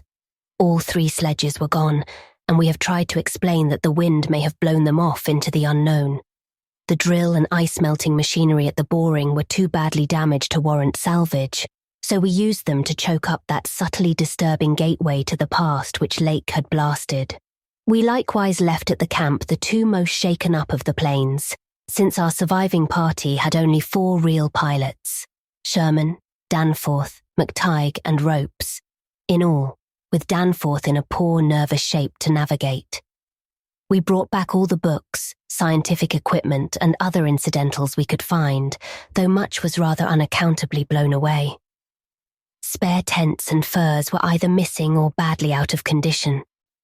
It was approximately 4 p.m., after wide plane cruising had forced us to give Gedney up for lost, that we sent our guarded message to the Arkham for relaying, and I think we did well to keep it as calm and non-committal as we succeeded in doing. The most we said about agitation concerned our dogs, whose frantic uneasiness near the biological specimens was to be expected from poor Lake's accounts. We did not mention, I think, their display of the same uneasiness when sniffing around the queer greenish soapstones and certain other objects in the disordered region.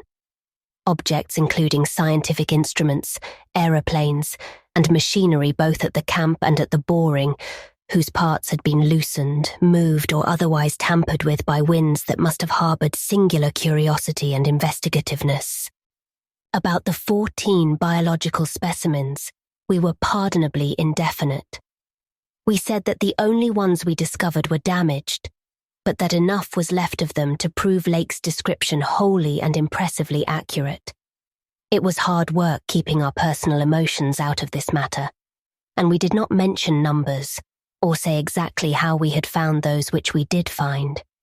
We had by that time agreed not to transmit anything suggesting madness on the part of Lake's men, and it surely looked like madness to find 6 imperfect monstrosities carefully buried upright in 9-foot snow graves under 5-pointed mounds, punched over with groups of dots in patterns exactly like those on the queer greenish soapstones, dug up from Mesozoic or Tertiary times. The 8 perfect specimens mentioned by Lake seemed to have been completely blown away.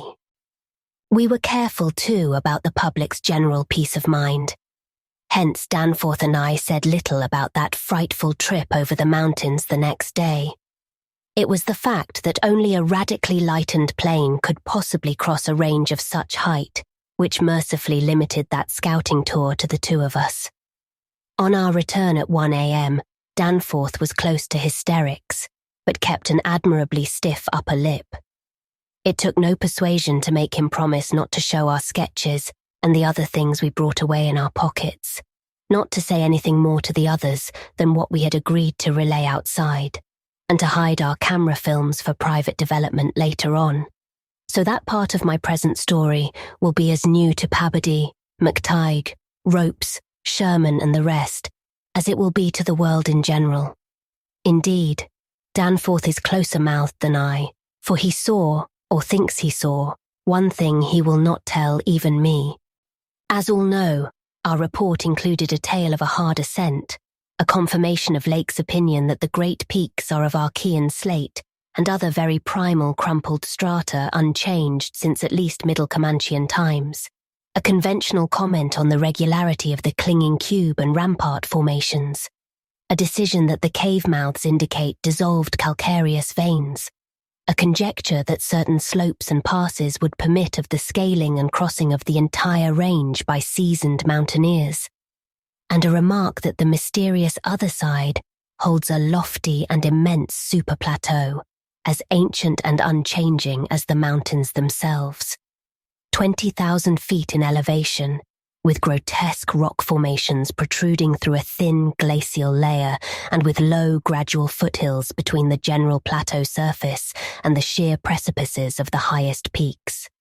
This body of data is in every respect true so far as it goes, and it completely satisfied the men at the camp. We laid our absence of 16 hours, a longer time than our announced flying, landing, reconnoitering and rock-collecting program called for, to a long mythical spell of adverse wind conditions, and told truly of our landing on the farther foothills. Fortunately, our tale sounded realistic and prosaic enough not to tempt any of the others into emulating our flight. Had any tried to do that, I would have used every ounce of my persuasion to stop them, and I do not know what Danforth would have done. While we were gone, Pabody, Sherman, Ropes, McTighe and Williamson had worked like beavers over Lake's 2 best planes, fitting them again for use, despite the altogether unaccountable juggling of their operative mechanism. We decided to load all the planes the next morning and start back for our old base as soon as possible. Even though indirect, that was the safest way to work toward McMurdo Sound, for a straight-line flight across the most utterly unknown stretches of the eon-dead continent would involve many additional hazards. Further exploration was hardly feasible in view of our tragic decimation and the ruin of our drilling machinery, and the doubts and horrors around us, which we did not reveal, made us wish only to escape from this austral world of desolation and brooding madness as swiftly as we could. As the public knows, our return to the world was accomplished without further disasters. All planes reached the old base on the evening of the next day, January 27th, after a swift non-stop flight, and on the 28th we made McMurdo Sound in 2 laps, the one pause being very brief, and occasioned by a faulty rudder in the furious wind over the ice shelf after we had cleared the Great Plateau. In 5 days more, the Arkham and Miskatonic, with all hands and equipment on board, were shaking clear of the thickening field ice and working up Ross Sea with the mocking mountains of Victoria Land looming westward against a troubled Antarctic sky and twisting the wind's wails into a wide-ranged musical piping which chilled my soul to the quick. Less than a fortnight later, we left the last hint of polar land behind us and thanked heaven that we were clear of a haunted, accursed realm where life and death, space and time have made black and blasphemous alliances in the unknown epochs since matter first writhed and swam on the planet's scarce cooled crust. Since our return, we have all constantly worked to discourage Antarctic exploration and have kept certain doubts and guesses to ourselves with splendid unity and faithfulness. Even young Danforth, with his nervous breakdown, has not flinched or babbled to his doctors. Indeed, as I have said, there is one thing he thinks he alone saw, which he will not tell even me, though I think it would help his psychological state if he would consent to do so.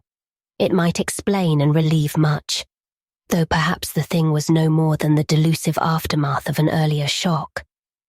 That is the impression I gather after those rare, irresponsible moments when he whispers disjointed things to me, things which he repudiates vehemently as soon as he gets a grip on himself again. It will be hard work deterring others from the Great White South, and some of our efforts may directly harm our cause by drawing inquiring notice. We might have known from the first that human curiosity is undying, and that the results we announced would be enough to spur others ahead on the same age-long pursuit of the unknown. Lake's reports of those biological monstrosities had aroused naturalists and paleontologists to the highest pitch, though we were sensible enough not to show the detached parts we had taken from the actual buried specimens, or our photographs of those specimens as they were found. We also refrained from showing the more puzzling of the scarred bones and greenish soapstones, while Danforth and I have closely guarded the pictures we took or drew on the super plateau across the range, and the crumpled things we smoothed, studied in terror, and brought away in our pockets.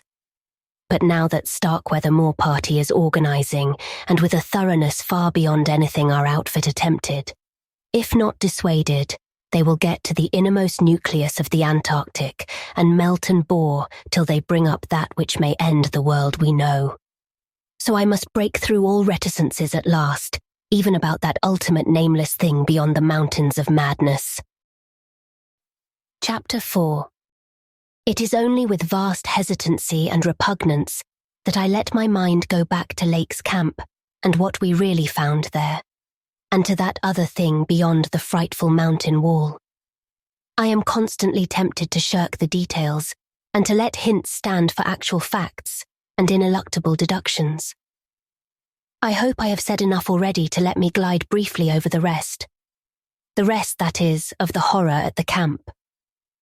I have told of the wind-ravaged terrain, the damaged shelters, the disarranged machinery, the varied uneasinesses of our dogs, the missing sledges and other items, the deaths of men and dogs, the absence of Gedney, and the 6 insanely buried biological specimens, strangely sound in texture for all their structural injuries, from a world 40 million years dead.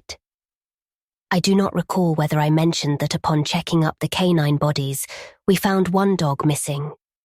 We did not think much about that till later.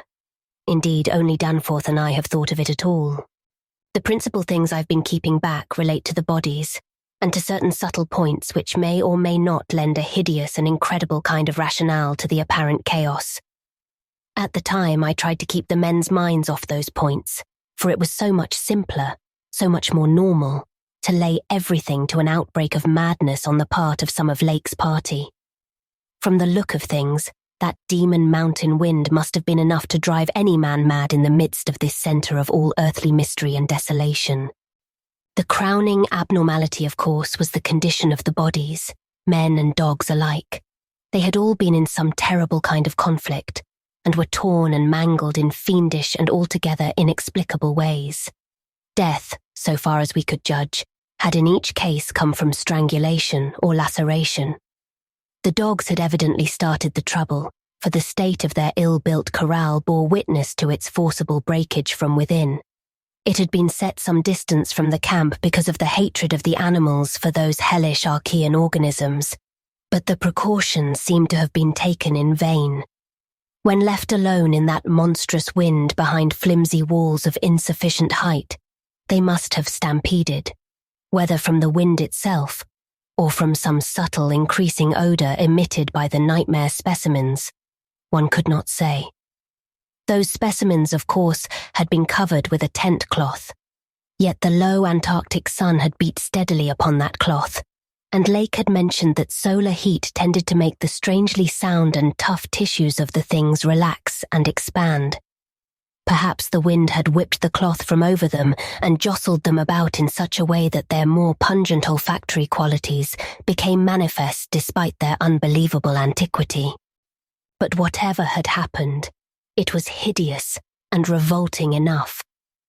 Perhaps I had better put squeamishness aside and tell the worst at last, though with a categorical statement of opinion based on the first-hand observations and most rigid deductions of both Danforth and myself, that the then missing Gedney was in no way responsible for the loathsome horrors we found. I have said that the bodies were frightfully mangled. Now I must add that some were incised and subtracted from in the most curious, cold-blooded and inhuman fashion.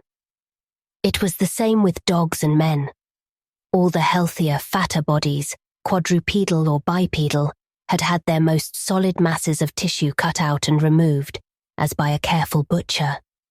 And around them was a strange sprinkling of salt, taken from the ravaged provision chests on the plains, which conjured up the most horrible associations.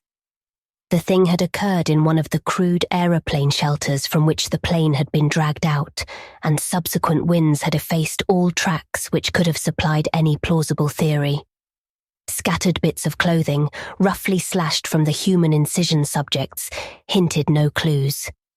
It is useless to bring up the half-impression of certain faint snow prints in one shielded corner of the ruined enclosure, because that impression did not concern human prints at all, but was clearly mixed up with all the talk of fossil prints which poor Lake had been giving throughout the preceding weeks. One had to be careful of one's imagination in the lee of those overshadowing mountains of madness. As I have indicated, Gedney and one dog turned out to be missing in the end.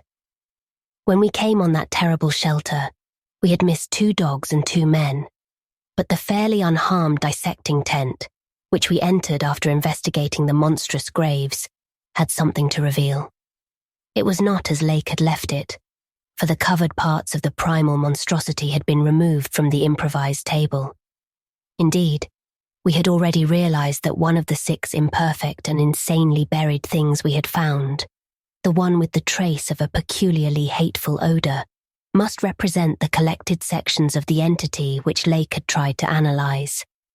On and around that laboratory table were strewn other things, and it did not take long for us to guess that those things were the carefully though oddly and inexpertly dissected parts of 1 man and 1 dog.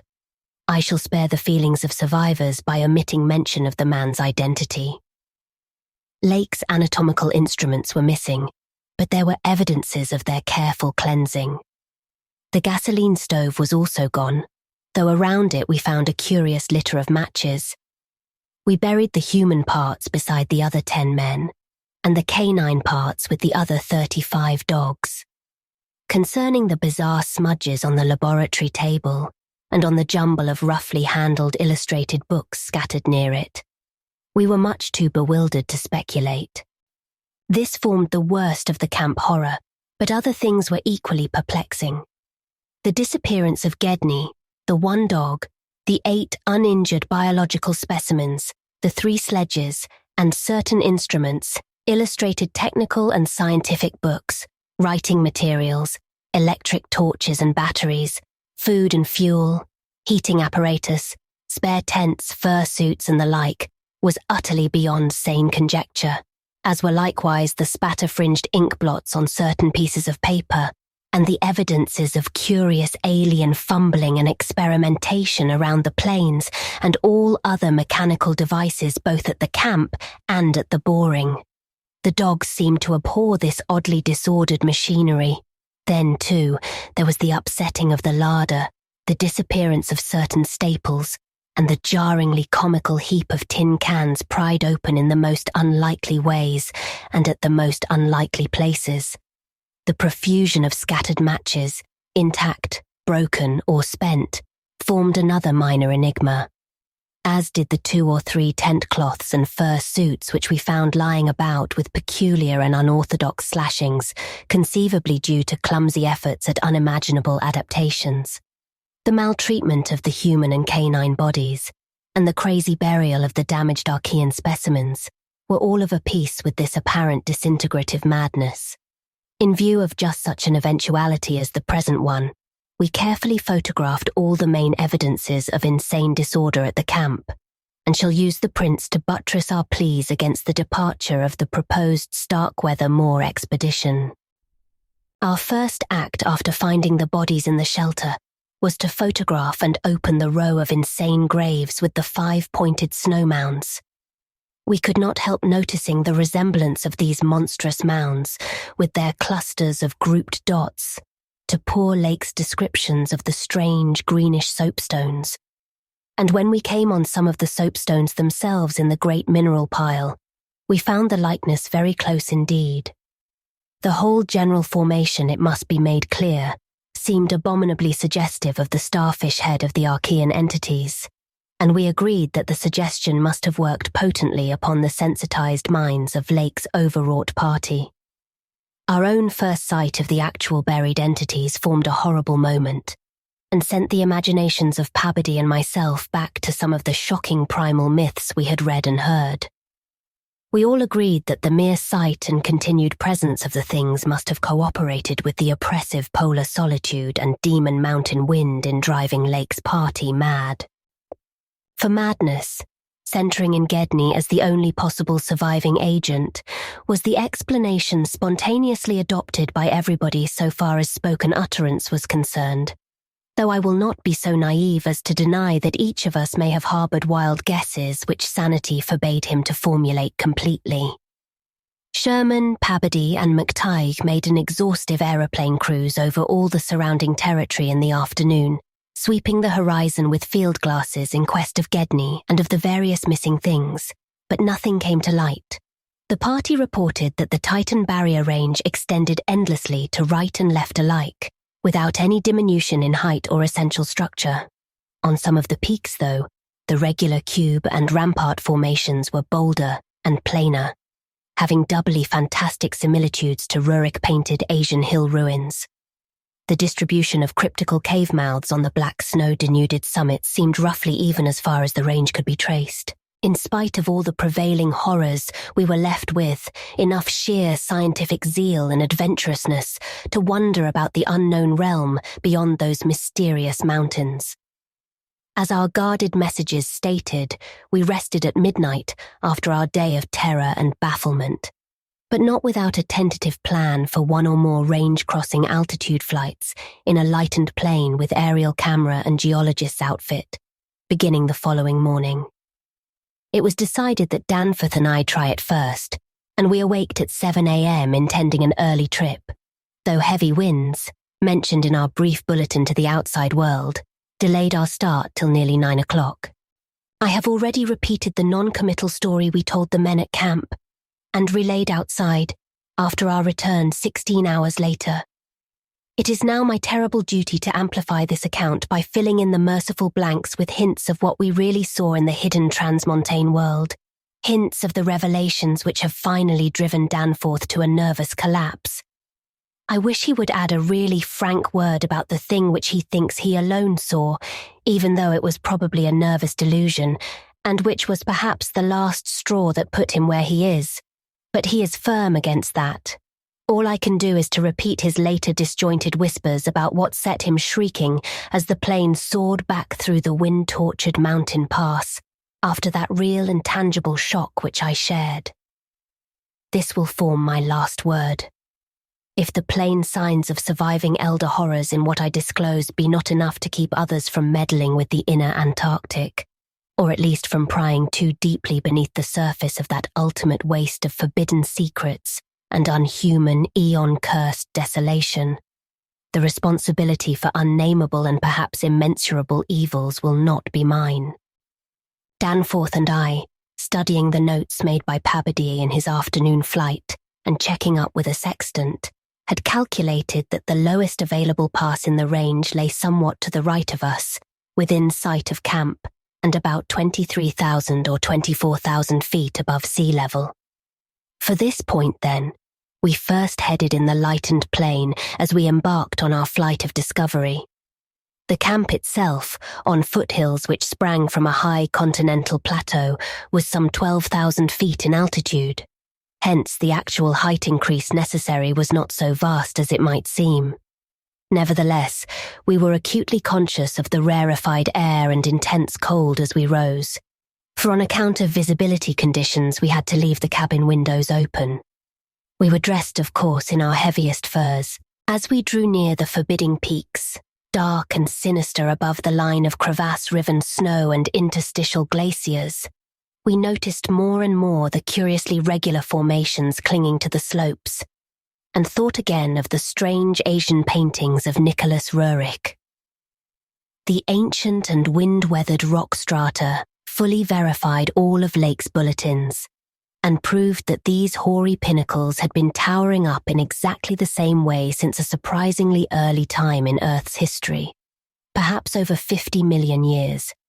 How much higher they had once been, it was futile to guess. But everything about this strange region pointed to obscure atmospheric influences, unfavorable to change, and calculated to retard the usual climatic processes of rock disintegration. But it was the mountainside tangle of regular cubes, ramparts, and cave mouths which fascinated and disturbed us most.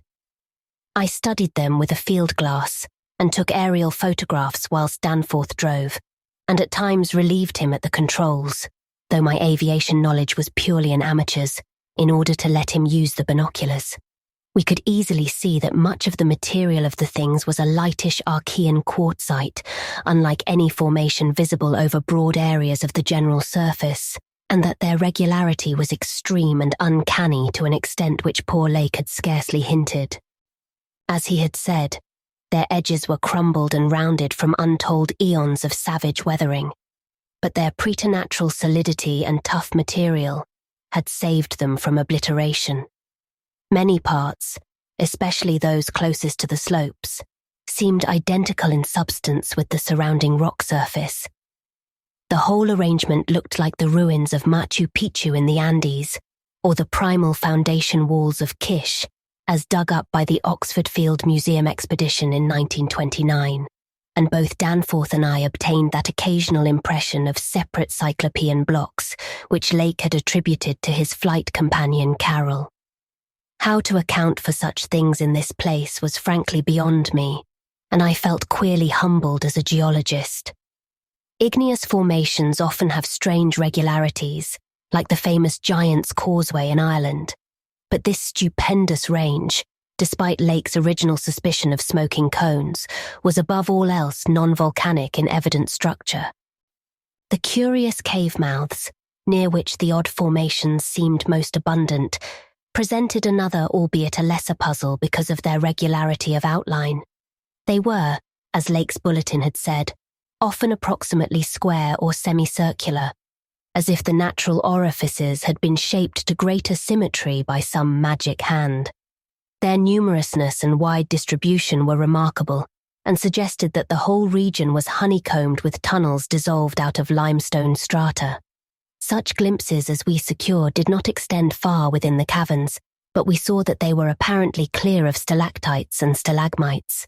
Outside, those parts of the mountain slopes adjoining the apertures seemed invariably smooth and regular, and Danforth thought that the slight cracks and pittings of the weathering tended toward unusual patterns. Filled as he was with the horrors and strangenesses discovered at the camp, he hinted that the pittings vaguely resembled those baffling groups of dots sprinkled over the primeval greenish soapstones, so hideously duplicated on the madly conceived snow mounds above those 6 buried monstrosities. We had risen gradually in flying over the higher foothills and along toward the relatively low pass we had selected. As we advanced, we occasionally looked down at the snow and ice of the land route, wondering whether we could have attempted the trip with the simpler equipment of earlier days. Somewhat to our surprise, we saw that the terrain was far from difficult as such things go, and that despite the crevasses and other bad spots, it would not have been likely to deter the sledges of a Scott, a Shackleton, or an Amundsen. Some of the glaciers appeared to lead up to wind-bared passes with unusual continuity, and upon reaching our chosen pass, we found that its case formed no exception. Our sensations of tense expectancy as we prepared to round the crest and peer out over an untrodden world can hardly be described on paper, even though we had no cause to think the regions beyond the range essentially different from those already seen and traversed.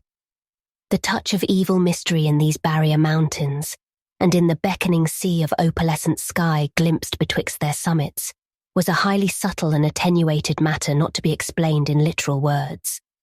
Rather was it an affair of vague psychological symbolism and aesthetic association, a thing mixed up with exotic poetry and paintings, and with archaic myths lurking in shunned and forbidden volumes. Even the wind's burden held a peculiar strain of conscious malignity, and for a second it seemed that the composite sound included a bizarre musical whistling, or piping over a wide range as the blast swept in and out of the omnipresent and resonant cave mouths. There was a cloudy note of reminiscent repulsion in this sound, as complex and unplaceable as any of the other dark impressions. We were now, after a slow ascent, at a height of 23,570 feet, according to the aneroid, and had left the region of clinging snow definitely below us.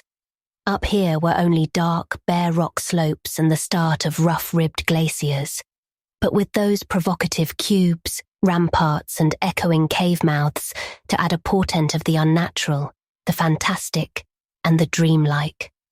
Looking along the line of high peaks, I thought I could see the one mentioned by Poor Lake, with a rampart exactly on top. It seemed to be half lost in a queer Antarctic haze, such a haze, perhaps, as had been responsible for Lake's early notion of volcanism. The pass loomed directly before us, smooth and windswept between its jagged and malignly frowning pylons. Beyond it was a sky fretted with swirling vapours and lighted by the low polar sun, the sky of that mysterious farther realm upon which we felt no human eye had ever gazed. A few more feet of altitude, and we would behold that realm.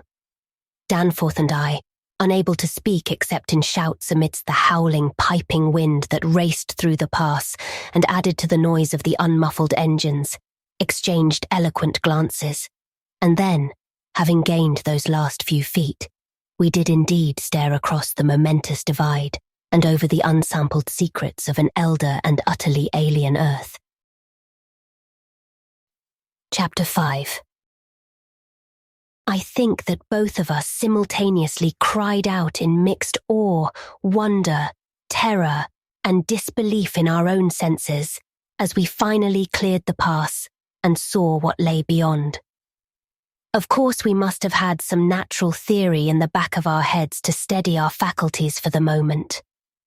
Probably we thought of such things as the grotesquely weathered stones of the Garden of the Gods in Colorado, or the fantastically symmetrical wind-carved rocks of the Arizona desert.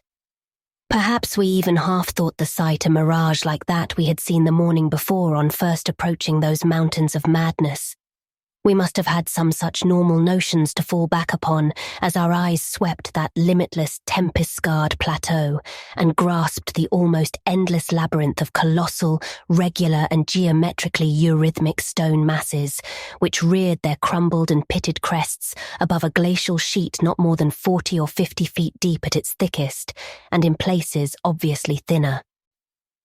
The effect of the monstrous sight was indescribable, for some fiendish violation of known natural law seemed certain at the outset.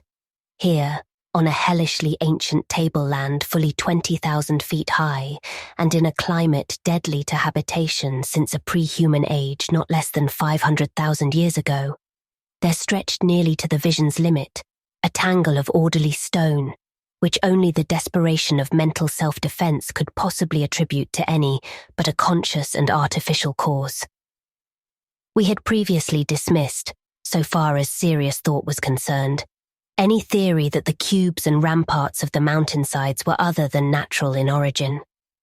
How could they be otherwise, when man himself could scarcely have been differentiated from the great apes at the time when this region succumbed to the present unbroken reign of glacial death? Yet now the sway of reason seemed irrefutably shaken, for this cyclopean maze of squared, curved and angled blocks had features which cut off all comfortable refuge. It was, very clearly, the blasphemous city of the mirage in stark, objective and ineluctable reality. That damnable portent had had a material basis after all. There had been some horizontal stratum of ice dust in the upper air, and this shocking stone survival had projected its image across the mountains according to the simple laws of reflection. Of course, the phantom had been twisted and exaggerated, and had contained things which the real source did not contain. Yet now, as we saw that real source, we thought it even more hideous and menacing than its distant image. Only the incredible, unhuman massiveness of these vast stone towers and ramparts had saved the frightful thing from utter annihilation in the hundreds of thousands, perhaps millions of years it had brooded there amidst the blasts of a bleak upland. Corona Mundi, roof of the world. All sorts of fantastic phrases sprang to our lips as we looked dizzily down at the unbelievable spectacle. I thought again of the eldritch primal myths that had so persistently haunted me since my first sight of this dead Antarctic world, of the demoniac plateau of Leng, of the Migo, or abominable snowmen of the Himalayas, of the Pnakotic manuscripts with their pre-human implications, of the Cthulhu cult, of the Necronomicon, and of the Hyperborean legends of formless Sathogwa, and the worse than formless starspawn associated with that semi-entity. For boundless miles in every direction, the thing stretched off with very little thinning. Indeed, as our eyes followed it to the right and left along the base of the low, gradual foothills, which separated it from the actual mountain rim, we decided that we could see no thinning at all except for an interruption at the left of the pass through which we had come. We had merely struck, at random, a limited part of something of incalculable extent. The foothills were more sparsely sprinkled with grotesque stone structures, linking the terrible city to the already familiar cubes and ramparts which evidently formed its mountain outposts. These latter, as well as the queer cave mouths, were as thick on the inner as on the outer sides of the mountains.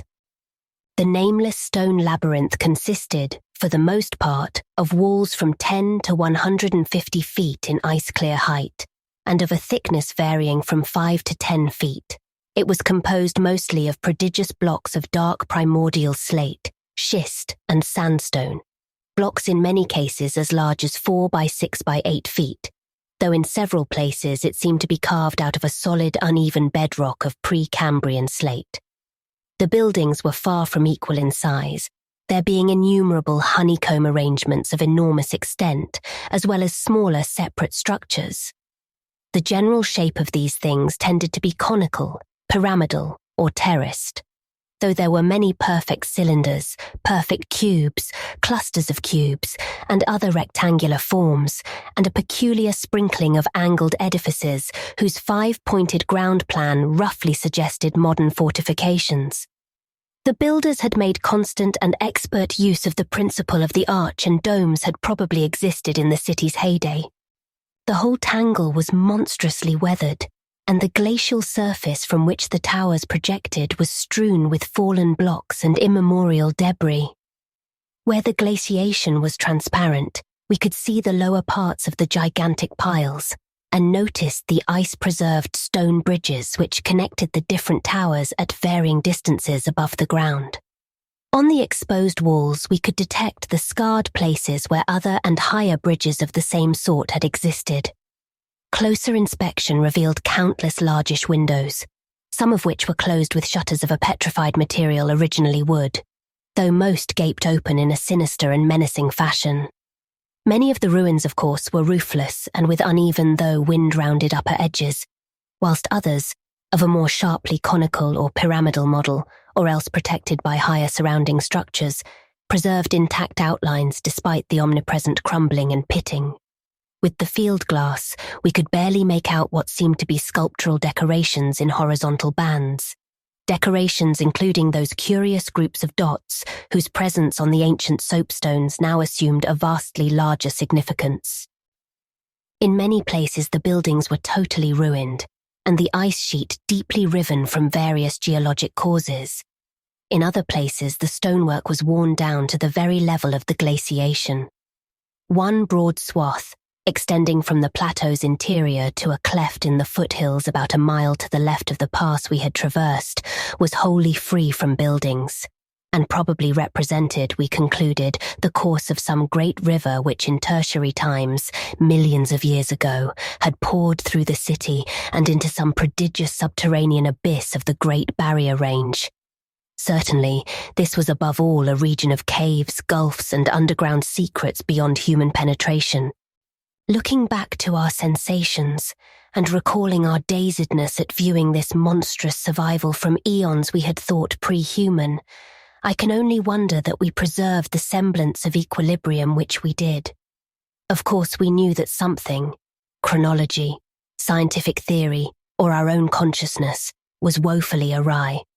Yet we kept enough poise to guide the plane, observe many things quite minutely, and take a careful series of photographs which may yet serve both us and the world in good stead. In my case, ingrained scientific habit may have helped. For above all my bewilderment and sense of menace, there burned a dominant curiosity to fathom more of this age-old secret, to know what sort of beings had built and lived in this incalculably gigantic place, and what relation to the general world of its time, or of other times so unique a concentration of life could have had.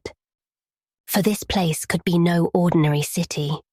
It must have formed the primary nucleus and centre of some archaic and unbelievable chapter of Earth's history, whose outward ramifications, recalled only dimly in the most obscure and distorted myths, had vanished utterly amidst the chaos of terrene convulsions long before any human race we know had shambled out of Oppidum.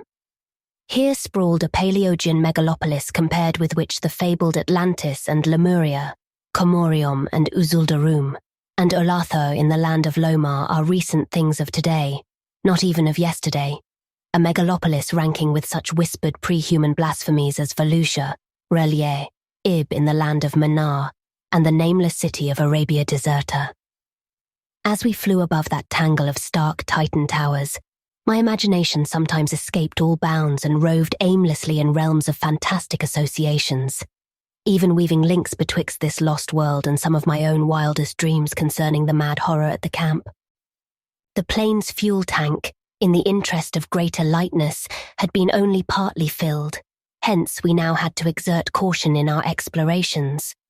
Even so, however, we covered an enormous extent of ground, or rather air, after swooping down to a level where the wind became virtually negligible. There seemed to be no limit to the mountain range, or to the length of the frightful stone city which bordered its inner foothills. 50 miles of flight in each direction showed no major change in the labyrinth of rock and masonry that clawed up corpse-like through the eternal ice. There were, though, some highly absorbing diversifications, such as the carvings on the canyon where that broad river had once pierced the foothills and approached its sinking place in the Great Range. The headlands at the stream's entrance had been boldly carved into cyclopean pylons, and something about the ridgy barrel-shaped design stirred up oddly vague, hateful and confusing semi-remembrances in both Danforth and me. We also came upon several star-shaped open spaces, evidently public squares, and noted various undulations in the terrain. Where a sharp hill rose, it was generally hollowed out into some sort of rambling stone edifice, but there were at least 2 exceptions. Of these latter, one was too badly weathered to disclose what had been on the jutting eminence, while the other still bore a fantastic conical monument carved out of the solid rock and roughly resembling such things as the well-known snake tomb in the ancient valley of Petra. Flying inland from the mountains, we discovered that the city was not of infinite width, even though its length along the foothills seemed endless. After about 30 miles, the grotesque stone buildings began to thin out, and in 10 more miles we came to an unbroken waste virtually without signs of sentient artifice. The course of the river beyond the city seemed marked by a broad, depressed line, while the land assumed a somewhat greater ruggedness, seeming to slope slightly upward as it receded in the mist-hazed west. So far, we had made no landing. Yet to leave the plateau without an attempt at entering some of the monstrous structures would have been inconceivable. Accordingly, we decided to find a smooth place on the foothills near our navigable pass, there grounding the plane and preparing to do some exploration on foot. Though these gradual slopes were partly covered with a scattering of ruins, low flying soon disclosed an ample number of possible landing places. Selecting that nearest to the pass, since our next flight would be across the Great Range and back to camp, we succeeded about 12:30 p.m. in coming down on a smooth, hard snowfield, wholly devoid of obstacles and well adapted to a swift and favourable takeoff later on. It did not seem necessary to protect the plane with a snowbanking for so brief a time and in so comfortable an absence of high winds at this level. Hence we merely saw that the landing skis were safely lodged and that the vital parts of the mechanism were guarded against the cold. For our foot journey, we discarded the heaviest of our flying furs and took with us a small outfit consisting of pocket compass, hand camera, light provisions, voluminous notebooks and paper, geologist's hammer and chisel, specimen bags, coil of climbing rope, and powerful electric torches with extra batteries. This equipment having been carried in the plane on the chance that we might be able to effect a landing, take ground pictures, make drawings and topographical sketches, and obtain rock specimens from some bare slope, outcropping, or mountain cave. Fortunately, we had a supply of extra paper to tear up, place in a spare specimen bag, and use on the ancient principle of hare and hounds for marking our course in any interior mazes we might be able to penetrate. This had been brought in case we found some cave system with air quiet enough to allow such a rapid and easy method in place of the usual rock-chipping method of trailblazing. Walking cautiously downhill over the crusted snow toward the stupendous stone labyrinth that loomed against the opalescent west, we felt almost as keen a sense of imminent marvels as we had felt on approaching the unfathomed mountain pass 4 hours previously. True, we had become visually familiar with the incredible secret concealed by the barrier peaks, yet the prospect of actually entering primordial walls reared by conscious beings perhaps millions of years ago, before any known race of men could have existed, was nonetheless awesome and potentially terrible in its implications of cosmic abnormality. Though the thinness of the air at this prodigious altitude made exertion somewhat more difficult than usual, both Danforth and I found ourselves bearing up very well and felt equal to almost any task which might fall to our lot. It took only a few steps to bring us to a shapeless ruin worn level with the snow, while 10 or 15 rods farther on, there was a huge roofless rampart, still complete in its gigantic 5-pointed outline and rising to an irregular height of 10 or 11 feet. For this latter we headed, and when at last we were able actually to touch its weathered cyclopean blocks, We felt that we had established an unprecedented and almost blasphemous link with forgotten eons normally closed to our species.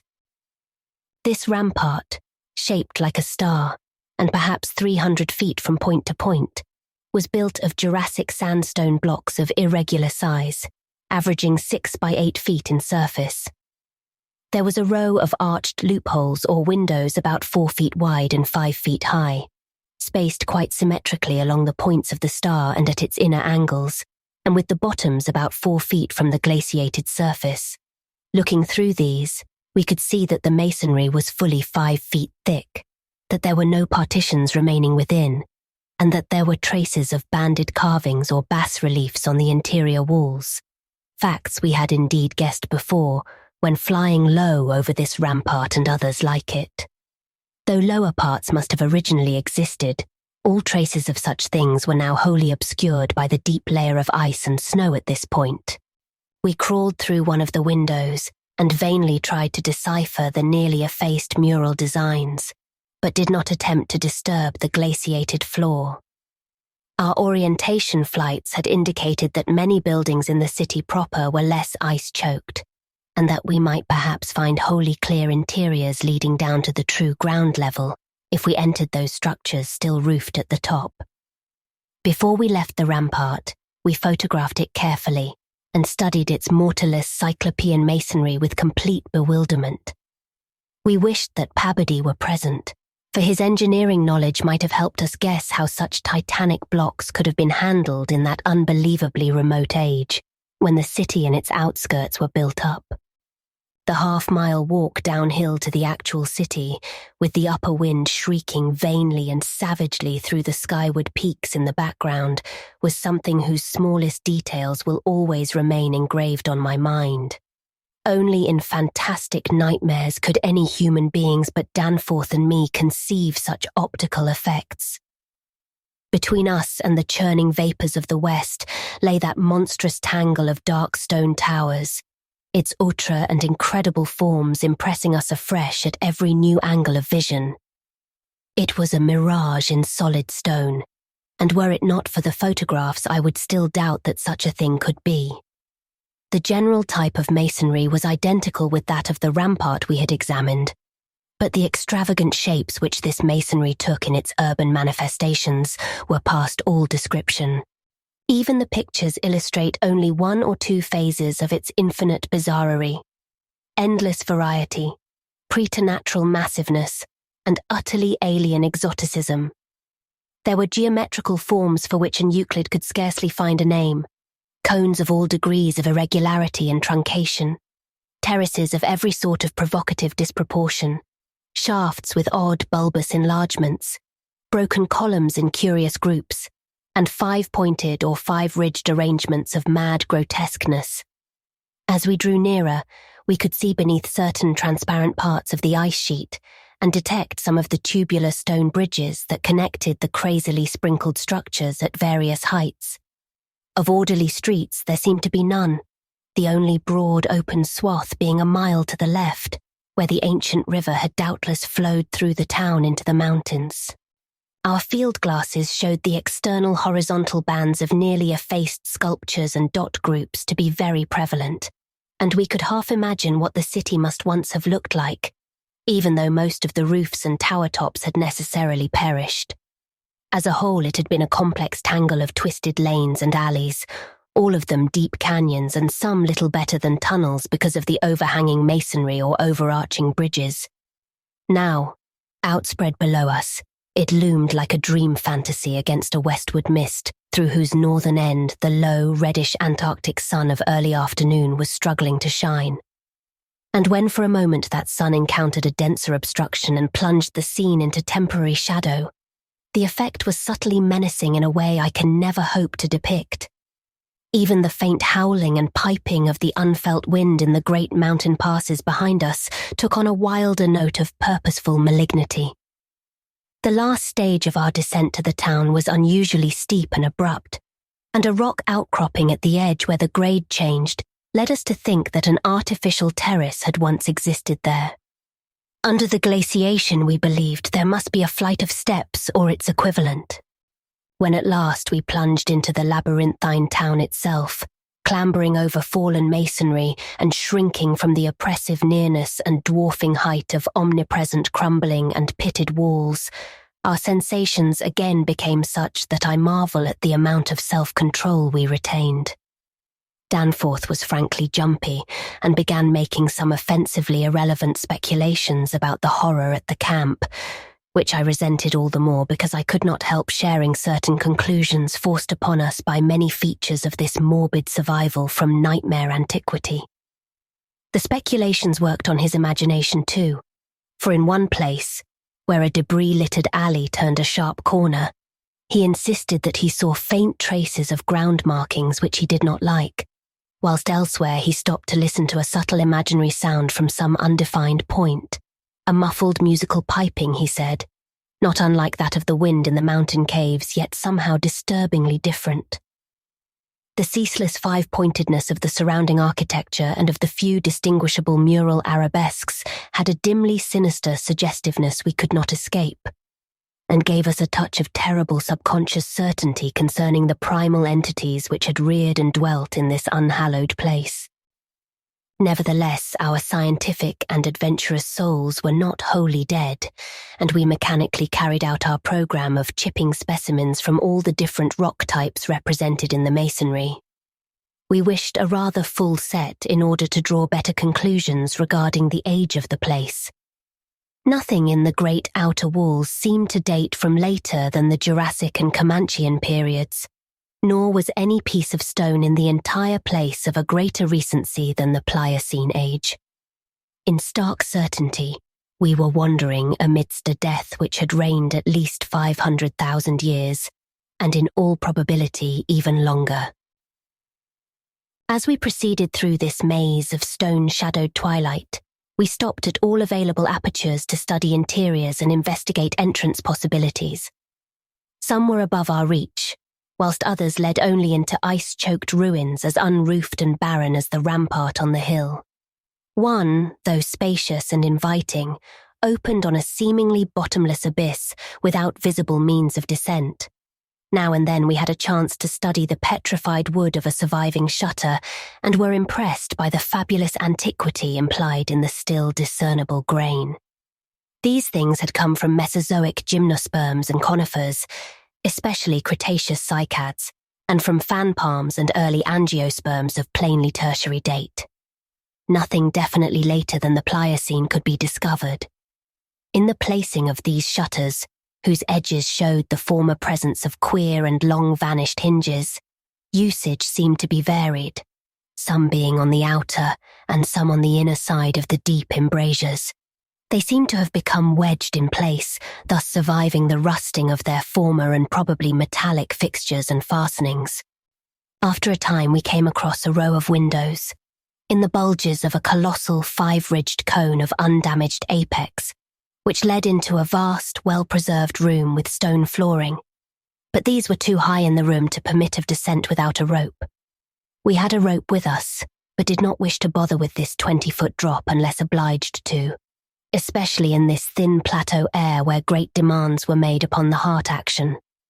This enormous room was probably a hall or concourse of some sort, and our electric torches showed bold, distinct, and potentially startling sculptures, arranged round the walls in broad horizontal bands, separated by equally broad strips of conventional arabesques. We took careful note of this spot, planning to enter here unless a more easily gained interior were encountered. Finally, though, we did encounter exactly the opening we wished, an archway about 6 feet wide and 10 feet high, marking the former end of an aerial bridge, which had spanned an alley about 5 feet above the present level of glaciation. These archways, of course, were flush with upper-story floors, and in this case one of the floors still existed. The building thus accessible was a series of rectangular terraces on our left facing westward. That across the alley, where the other archway yawned, was a decrepit cylinder with no windows and with a curious bulge about 10 feet above the aperture.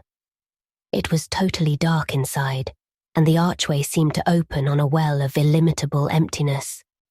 Heaped debris made the entrance to the vast left-hand building doubly easy, yet for a moment we hesitated before taking advantage of the long-wished chance.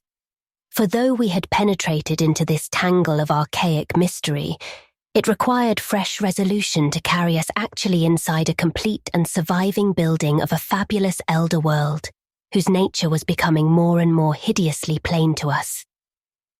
In the end, however, we made the plunge, and scrambled up over the rubble into the gaping embrasure. The floor beyond was of great slate slabs, and seemed to form the outlet of a long, high corridor with sculptured walls. Observing the many inner archways which led off from it, and realizing the probable complexity of the nest of apartments within, we decided that we must begin our system of hare and hound trailblazing. Hitherto our compasses, together with frequent glimpses of the vast mountain range between the towers in our rear, had been enough to prevent our losing our way. But from now on, the artificial substitute would be necessary. Accordingly, we reduced our extra paper to shreds of suitable size, placed these in a bag to be carried by Danforth, and prepared to use them as economically as safety would allow. This method would probably gain us immunity from straying, since there did not appear to be any strong air currents inside the primordial masonry. If such should develop, or if our paper supply should give out, we could of course fall back on the more secure though more tedious and retarding method of rock chipping. Just how extensive a territory we had opened up, it was impossible to guess without a trial. The close and frequent connection of the different buildings made it likely that we might cross from one to another on bridges underneath the ice, except where impeded by local collapses and geologic rifts, for very little glaciation seemed to have entered the massive constructions.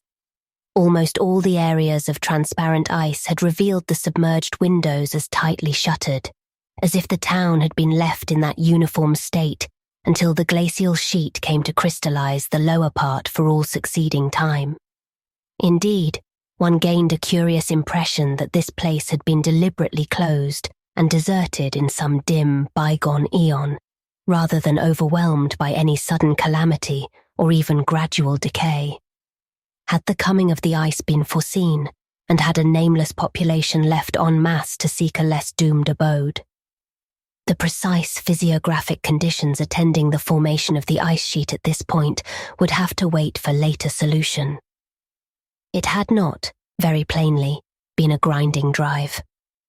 Perhaps the pressure of accumulated snows had been responsible, and perhaps some flood from the river or from the bursting of some ancient glacial dam in the Great Range had helped to create the special state now observable. Imagination could conceive almost anything in connection with this place. Chapter 6. It would be cumbrous to give a detailed consecutive account of our wanderings inside that cavernous, eon-dead honeycomb of primal masonry, that monstrous lair of elder secrets which now echoed for the first time, after uncounted epochs, to the tread of human feet. This is especially true because so much of the horrible drama and revelation came from a mere study of the omnipresent mural carvings. Our flashlight photographs of those carvings will do much toward proving the truth of what we are now disclosing, and it is lamentable that we had not a larger film supply with us. As it was, we made crude notebook sketches of certain salient features after all our films were used up. The building which we had entered was one of great size and elaborateness, and gave us an impressive notion of the architecture of that nameless geologic past. The inner partitions were less massive than the outer walls, but on the lower levels were excellently preserved. Labyrinthine complexity, involving curiously irregular differences in floor levels, characterized the entire arrangement, and we should certainly have been lost at the very outset but for the trail of torn paper left behind us. We decided to explore the more decrepit upper parts first of all, hence climbed aloft in the maze for a distance of some 100 feet, to where the topmost tier of chambers yawned snowily and ruinously open to the polar sky. A ascent was effected over the steep, transversely ribbed stone ramps or inclined planes, which everywhere served in lieu of stairs. The rooms we encountered were of all imaginable shapes and proportions, ranging from 5-pointed stars to triangles and perfect cubes. It might be safe to say that their general average was about 30 by 30 feet in floor area and 20 feet in height, though many larger apartments existed. After thoroughly examining the upper regions and the glacial level, we descended story by story into the submerged part, where indeed we soon saw we were in a continuous maze of connected chambers and passages, probably leading over unlimited areas outside this particular building. The cyclopean massiveness and giganticism of everything about us became curiously oppressive, and there was something vaguely but deeply unhuman in all the contours, dimensions, proportions, decorations, and constructional nuances of the blasphemously archaic stonework. We soon realized from what the carvings revealed that this monstrous city was many million years old. We cannot yet explain the engineering principles used in the anomalous balancing and adjustment of the vast rock masses, though the function of the arch was clearly much relied on. The rooms we visited were wholly bare of all portable contents, a circumstance which sustained our belief in the city's deliberate desertion. The prime decorative feature was the almost universal system of mural sculpture, which tended to run in continuous horizontal bands 3 feet wide and arranged from floor to ceiling in alternation with bands of equal width given over to geometrical arabesques. There were exceptions to this rule of arrangement, but its preponderance was overwhelming. Often, however, a series of smooth cartouches containing oddly patterned groups of dots would be sunk along one of the arabesque bands. The technique, we soon saw, was mature, accomplished, and aesthetically evolved to the highest degree of civilized mastery, though utterly alien in every detail to any known art tradition of the human race. In delicacy of execution, no sculpture I have ever seen could approach it. The minutest details of elaborate vegetation or of animal life were rendered with astonishing vividness despite the bold scale of the carvings, whilst the conventional designs were marvels of skillful intricacy. The arabesques displayed a profound use of mathematical principles and were made up of obscurely symmetrical curves and angles based on the quantity of 5. The pictorial bands followed a highly formalized tradition and involved a peculiar treatment of perspective, but had an artistic force that moved us profoundly notwithstanding the intervening gulf of vast geologic periods. Their method of design hinged on a singular juxtaposition of the cross-section with the two-dimensional silhouette, and embodied an analytical psychology beyond that of any known race of antiquity. It is useless to try to compare this art with any represented in our museums. Those who see our photographs will probably find its closest analogue in certain grotesque conceptions of the most daring futurists. The arabesque tracery consisted altogether of depressed lines, whose depth on unweathered walls varied from 1 to 2 inches.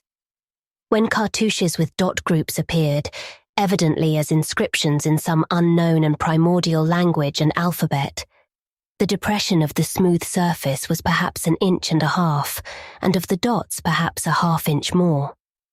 The pictorial bands were in countersunk low relief, their background being depressed about 2 inches from the original wall surface.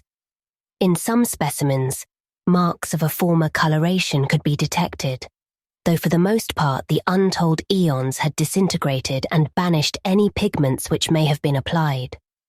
The more one studied the marvelous technique, the more one admired the things.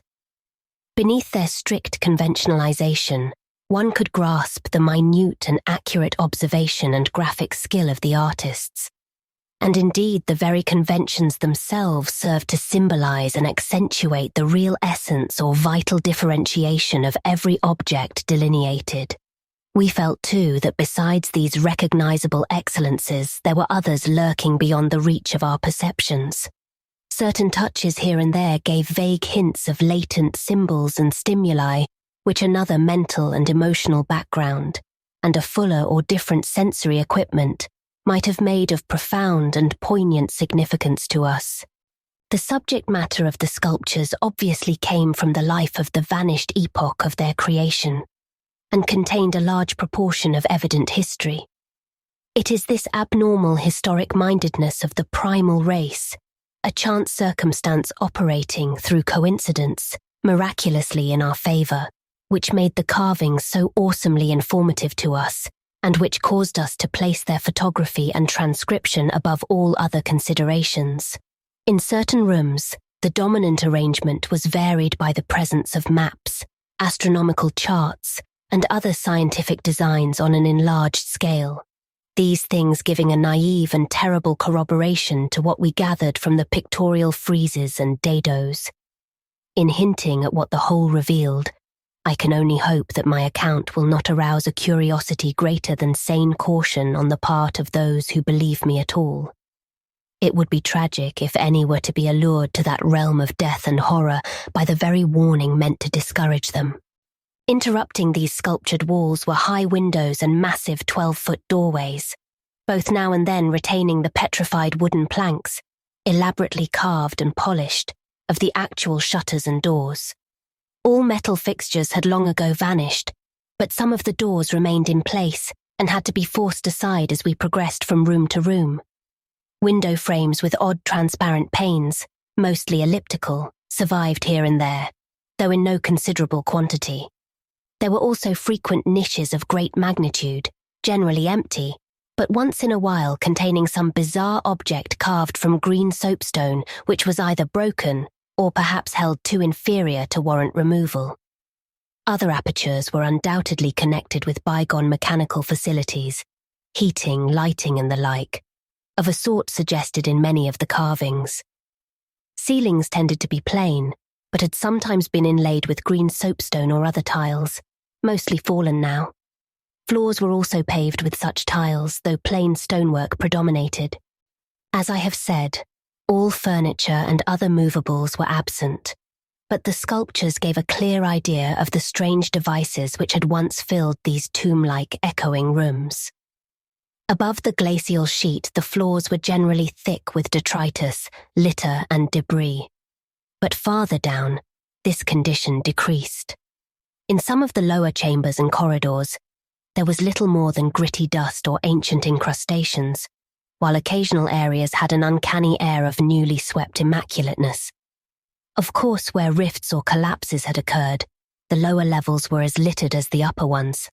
A central court, as in other structures we had seen from the air, saved the inner regions from total darkness, so that we seldom had to use our electric torches in the upper rooms, except when studying sculptured details. Below the ice cap, however, the twilight deepened, and in many parts of the tangled ground level, there was an approach to absolute blackness. To form even a rudimentary idea of our thoughts and feelings as we penetrated this eon-silent maze of unhuman masonry, one must correlate a hopelessly bewildering chaos of fugitive moods, memories, and impressions.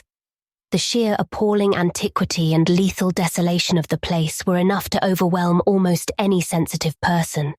But added to these elements were the recent unexplained horror at the camp, and the revelations all too soon effected by the terrible mural sculptures around us. The moment we came upon a perfect section of carving, where no ambiguity of interpretation could exist, it took only a brief study to give us the hideous truth. A truth which it would be naive to claim Danforth and I had not independently suspected before, though we had carefully refrained from even hinting it to each other.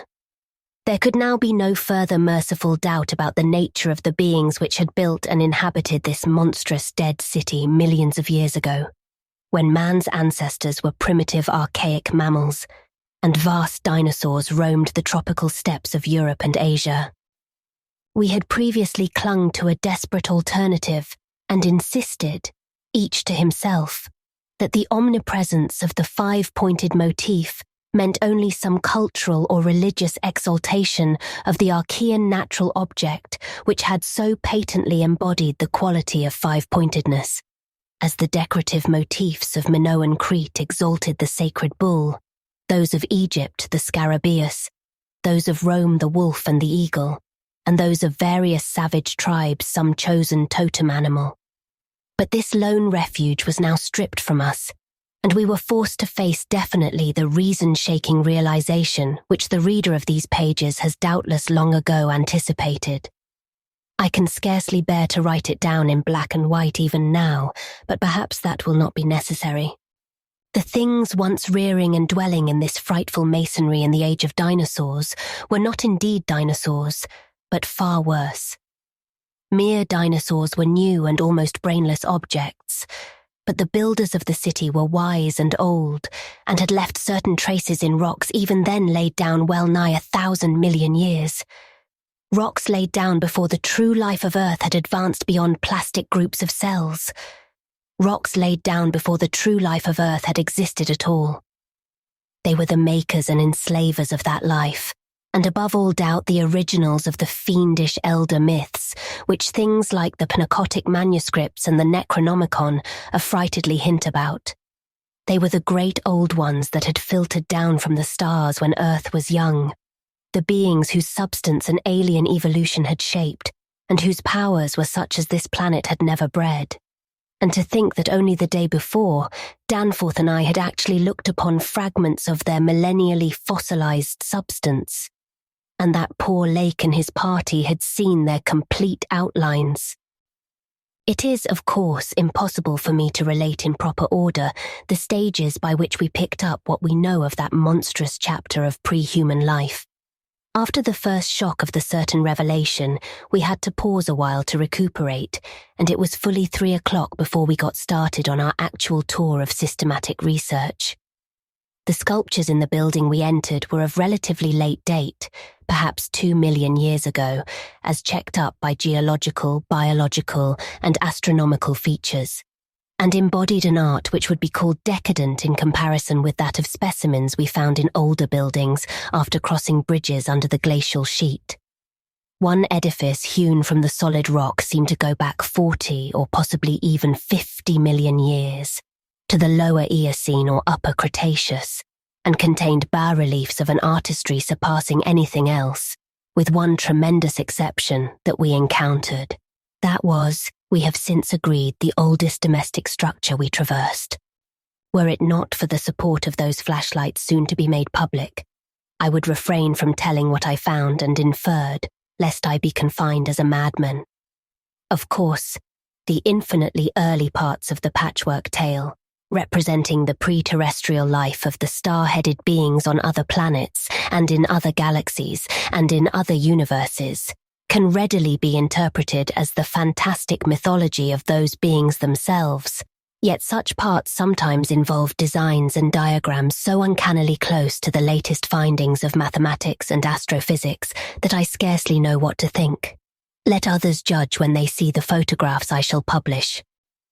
Naturally, no one set of carvings which we encountered told more than a fraction of any connected story, nor did we even begin to come upon the various stages of that story in their proper order.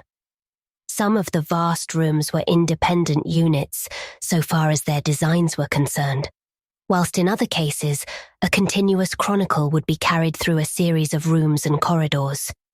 The best of the maps and diagrams were on the walls of a frightful abyss below even the ancient ground level, a cavern perhaps 200 feet square and 60 feet high, which had almost undoubtedly been an educational centre of some sort. There were many provoking repetitions of the same material in different rooms and buildings, since certain chapters of experience and certain summaries or phases of racial history had evidently been favourites with different decorators or dwellers. Sometimes, though, variant versions of the same theme proved useful in settling debatable points and filling in gaps. I still wonder that we deduced so much in the short time at our disposal. Of course, we even now have only the barest outline, and much of that was obtained later on from a study of the photographs and sketches we made. It may be the effect of this later study, the revived memories and vague impressions acting in conjunction with his general sensitiveness, and with that final supposed horror glimpse, whose essence he will not reveal even to me, which has been the immediate source of Danforth's present breakdown. But it had to be, for we could not issue our warning intelligently without the fullest possible information, and the issuance of that warning is a prime necessity. Certain lingering influences in that unknown Antarctic world of disordered time and alien natural law make it imperative that further exploration be discouraged. Chapter 7. The full story, so far as deciphered, will shortly appear in an official bulletin of Miskatonic University.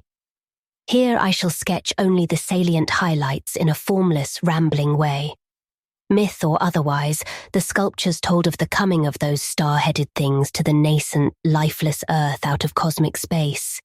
Their coming, and the coming of many other alien entities, such as at certain times embark upon spatial pioneering.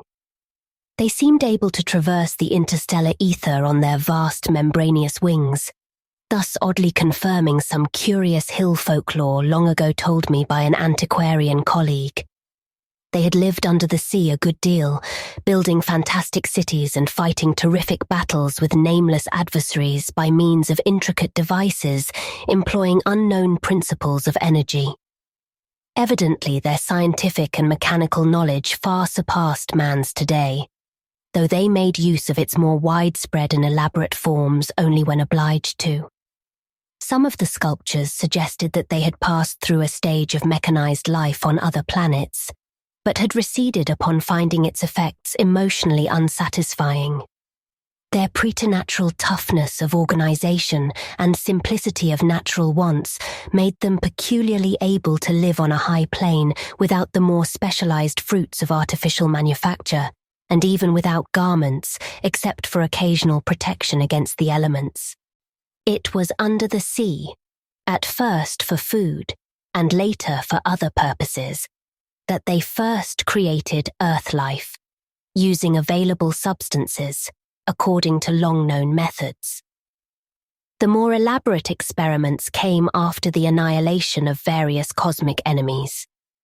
They had done the same thing on other planets, having manufactured not only necessary foods, but certain multicellular protoplasmic masses capable of molding their tissues into all sorts of temporary organs under hypnotic influence, and thereby forming ideal slaves to perform the heavy work of the community.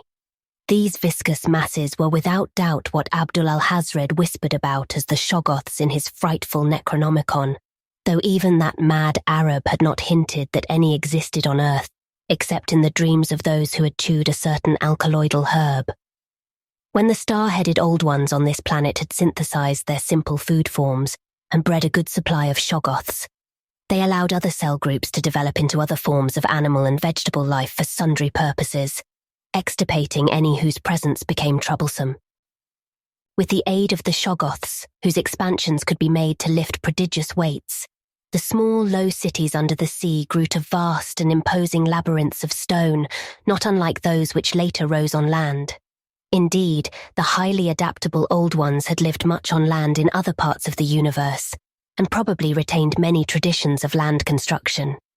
As we studied the architecture of all these sculptured Paleogean cities, including that whose eon-dead corridors we were even then traversing, we were impressed by a curious coincidence which we have not yet tried to explain, even to ourselves.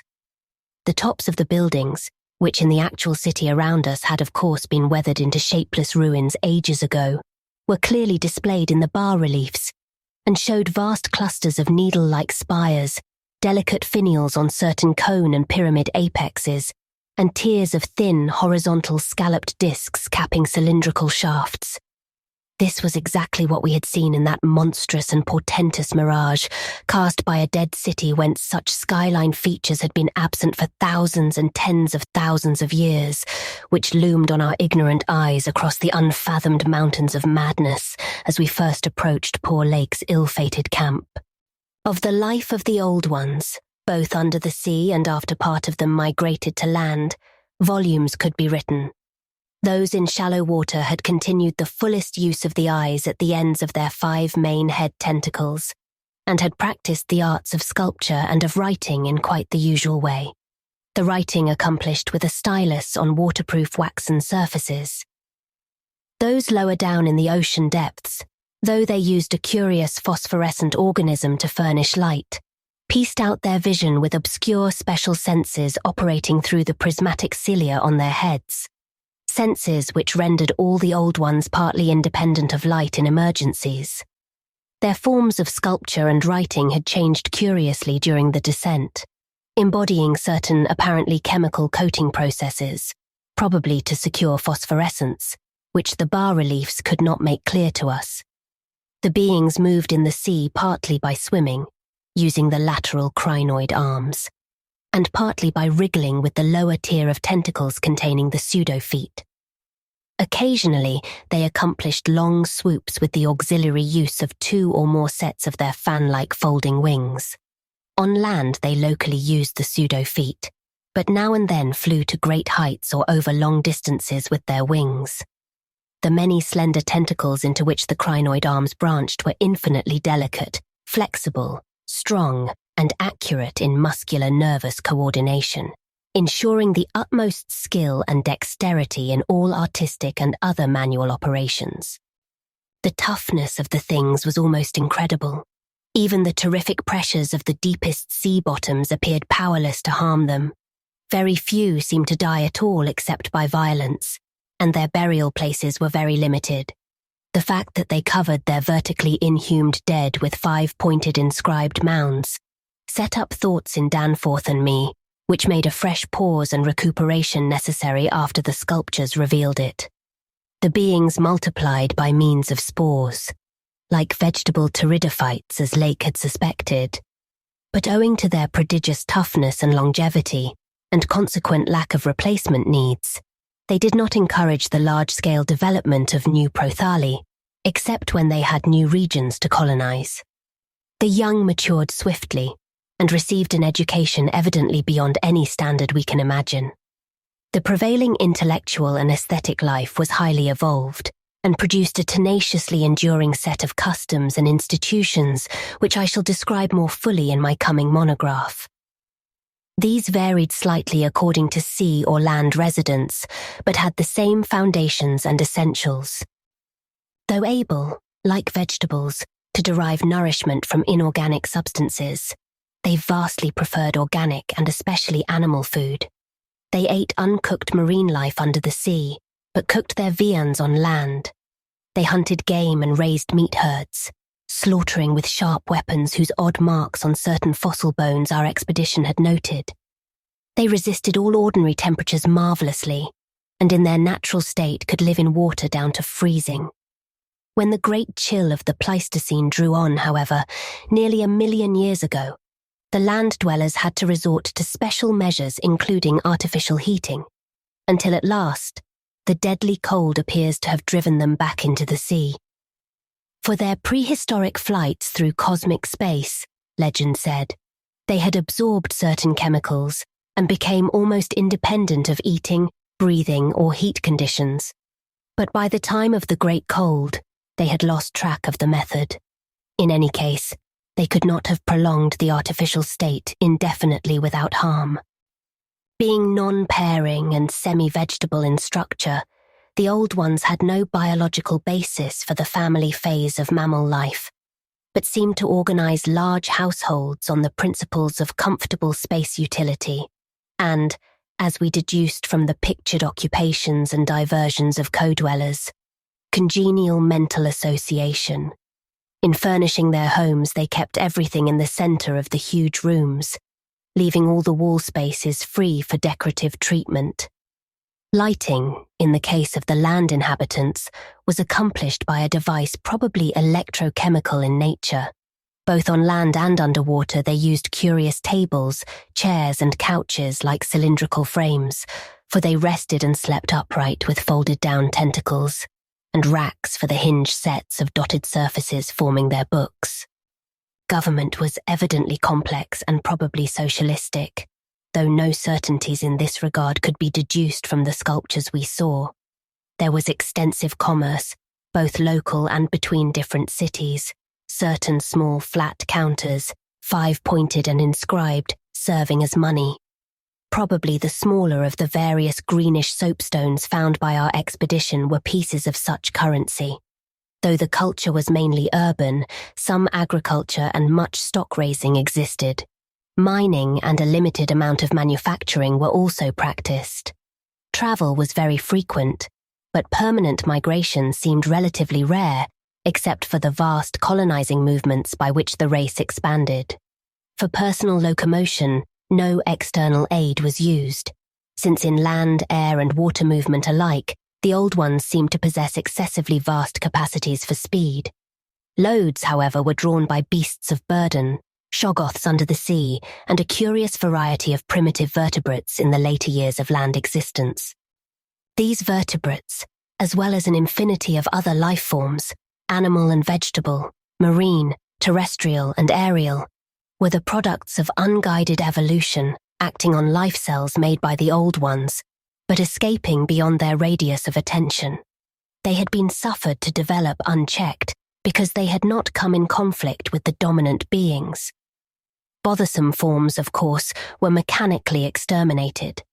It interested us to see in some of the very last and most decadent sculptures a shambling primitive mammal, used sometimes for food and sometimes as an amusing buffoon by the land dwellers, whose vaguely simian and human foreshadowings were unmistakable. In the building of land cities, the huge stone blocks of the high towers were generally lifted by vast winged pterodactyls of a species heretofore unknown to paleontology. The persistence with which the Old Ones survived various geologic changes and convulsions of the Earth's crust was little short of miraculous. Though few or none of their first cities seem to have remained beyond the Archean age, there was no interruption in their civilization or in the transmission of their records. Their original place of advent to the planet was the Antarctic Ocean, and it is likely that they came not long after the matter forming the moon was wrenched from the neighboring South Pacific. According to one of the sculptured maps, the whole globe was then underwater, with stone cities scattered farther and farther from the Antarctic as eons passed. Another map shows a vast bulk of dry land around the South Pole, where it is evident that some of the beings made experimental settlements, though their main centres were transferred to the nearest sea bottom. Later maps, which display this landmass as cracking and drifting and sending certain detached parts northward, uphold in a striking way the theories of continental drift lately advanced by Taylor, Wegener, and Yoli. With the upheaval of new land in the South Pacific, tremendous events began. Some of the marine cities were hopelessly shattered, yet that was not the worst misfortune. Another race, a land race of beings shaped like octopi and probably corresponding to the fabulous pre-human spawn of Cthulhu, soon began filtering down from cosmic infinity and precipitated a monstrous war which for a time drove the Old Ones wholly back to the sea. A colossal blow in view of the increasing land settlements. Later, peace was made, and the new lands were given to the Cthulhu spawn, whilst the Old Ones held the sea and the older lands. New land cities were founded, the greatest of them in the Antarctic, for this region of first arrival was sacred. From then on, as before, the Antarctic remained the centre of the Old Ones' civilization, and all the discoverable cities built there by the Cthulhu spawn were blotted out. Then suddenly, the lands of the Pacific sank again, taking with them the frightful stone city of R'lyeh and all the cosmic octopi, so that the Old Ones were again supreme on the planet, except for one shadowy fear about which they did not like to speak. At a rather later age, their cities dotted all the land and water areas of the globe. Hence the recommendation in my coming monograph that some archaeologists make systematic borings with Pabadi's type of apparatus in certain widely separated regions. The steady trend down the ages was from water to land, a movement encouraged by the rise of new land masses, though the ocean was never wholly deserted. Another cause of the landward movement was the new difficulty in breeding and managing the shoggoths upon which successful sea life depended. With the march of time, as the sculptures sadly confessed, the art of creating new life from inorganic matter had been lost, so that the Old Ones had to depend on the moulding of forms already in existence. On land, the great reptiles proved highly tractable. But the Shoggoths of the sea, reproducing by fission and acquiring a dangerous degree of accidental intelligence, presented for a time a formidable problem. They had always been controlled through the hypnotic suggestion of the Old Ones and had modelled their tough plasticity into various useful temporary limbs and organs. But now their self-modelling powers were sometimes exercised independently and in various imitative forms implanted by past suggestion. They had, it seems, developed a semi-stable brain whose separate and occasionally stubborn volition echoed the will of the Old Ones without always obeying it. Sculptured images of these Shoggoths filled Danforth and me with horror and loathing. They were normally shapeless entities composed of a viscous jelly which looked like an agglutination of bubbles, and each averaged about 15 feet in diameter when a sphere. They had, however, a constantly shifting shape and volume, throwing out temporary developments or forming apparent organs of sight, hearing and speech in imitation of their masters, either spontaneously or according to suggestion. They seem to have become peculiarly intractable toward the middle of the Permian Age, perhaps 150 million years ago, when a veritable war of resubjugation was waged upon them by the marine Old Ones. Pictures of this war, and of the headless, slime-coated fashion in which the Shoggoths typically left their slain victims, held a marvellously fearsome quality, despite the intervening abyss of untold ages. The Old Ones had used curious weapons of molecular disturbance against the rebel entities, and in the end had achieved a complete victory. Thereafter the sculptures showed a period in which Shoggoths were tamed and broken by armed Old Ones, as the wild horses of the American West were tamed by cowboys. Though during the rebellion the Shoggoths had shown an ability to live out of water, this transition was not encouraged, since their usefulness on land would hardly have been commensurate with the trouble of their management. During the Jurassic Age, the Old Ones met fresh adversity in the form of a new invasion from outer space, this time by half-fungus, half-crustacean creatures from a planet identifiable as the remote and recently discovered Pluto, creatures undoubtedly the same as those figuring in certain whispered hill legends of the north, and remembered in the Himalayas as the Migo, or abominable snowmen. To fight these beings, the Old Ones attempted, for the first time since their terrene advent, to sally forth again into the planetary ether. But despite all traditional preparations, found it no longer possible to leave the Earth's atmosphere. Whatever the old secret of interstellar travel had been, it was now definitely lost to the race. In the end, the Migo drove the Old Ones out of all the northern lands, though they were powerless to disturb those in the sea. Little by little, the slow retreat of the elder race to their original Antarctic habitat was beginning. It was curious to note from the pictured battles that both the Cthulhu spawn and the Migo seem to have been composed of matter more widely different from that which we know than was the substance of the Old Ones.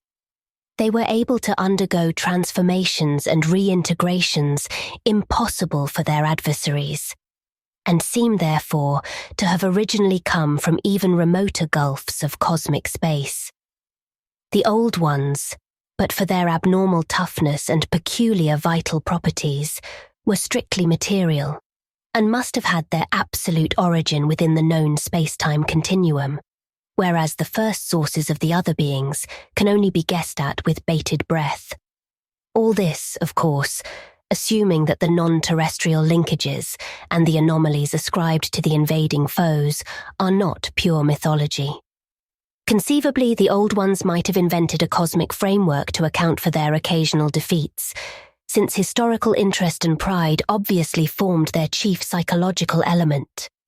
It is significant that their annals failed to mention many advanced and potent races of beings whose mighty cultures and towering cities figure persistently in certain obscure legends. The changing state of the world through long geologic ages appeared with startling vividness in many of the sculptured maps and scenes. In certain cases, existing science will require revision, while in other cases, its bold deductions are magnificently confirmed. As I have said, The hypothesis of Taylor, Wegener, and Joly that all the continents are fragments of an original Antarctic landmass, which cracked from centrifugal force and drifted apart over a technically viscous lower surface, an hypothesis suggested by such things as the complementary outlines of Africa and South America and the way the great mountain chains are rolled and shoved up, receives striking support from this uncanny source. Maps, evidently showing the Carboniferous world of 100 million or more years ago, displayed significant rifts and chasms destined later to separate Africa from the once continuous realms of Europe, then the Volusia of hellish primal legend, Asia, the Americas, and the Antarctic continent. Other charts, and most significantly one in connection with the founding 50 million years ago of the vast dead city around us, showed all the present continents well differentiated, and in the latest discoverable specimen, dating perhaps from the Pliocene age, the approximate world of today appeared quite clearly despite the linkage of Alaska with Siberia, of North America with Europe through Greenland, and of South America with the Antarctic continent through Graham Land. In the Carboniferous map, the whole globe, ocean floor and rifted landmass alike, bore symbols of the old one's vast stone cities. But in the later charts, the gradual recession toward the Antarctic became very plain. The final Pliocene specimen showed no land cities except on the Antarctic continent and the tip of South America, nor any ocean cities north of the 50th parallel of south latitude. Knowledge and interest in the northern world, save for a study of coastlines probably made during long exploration flights on those fan-like membranous wings, had evidently declined to zero among the old ones. Destruction of cities through the upthrust of mountains, the centrifugal rending of continents, the seismic convulsions of land or sea bottom, and other natural causes was a matter of common record, and it was curious to observe how fewer and fewer replacements were made as the ages wore on.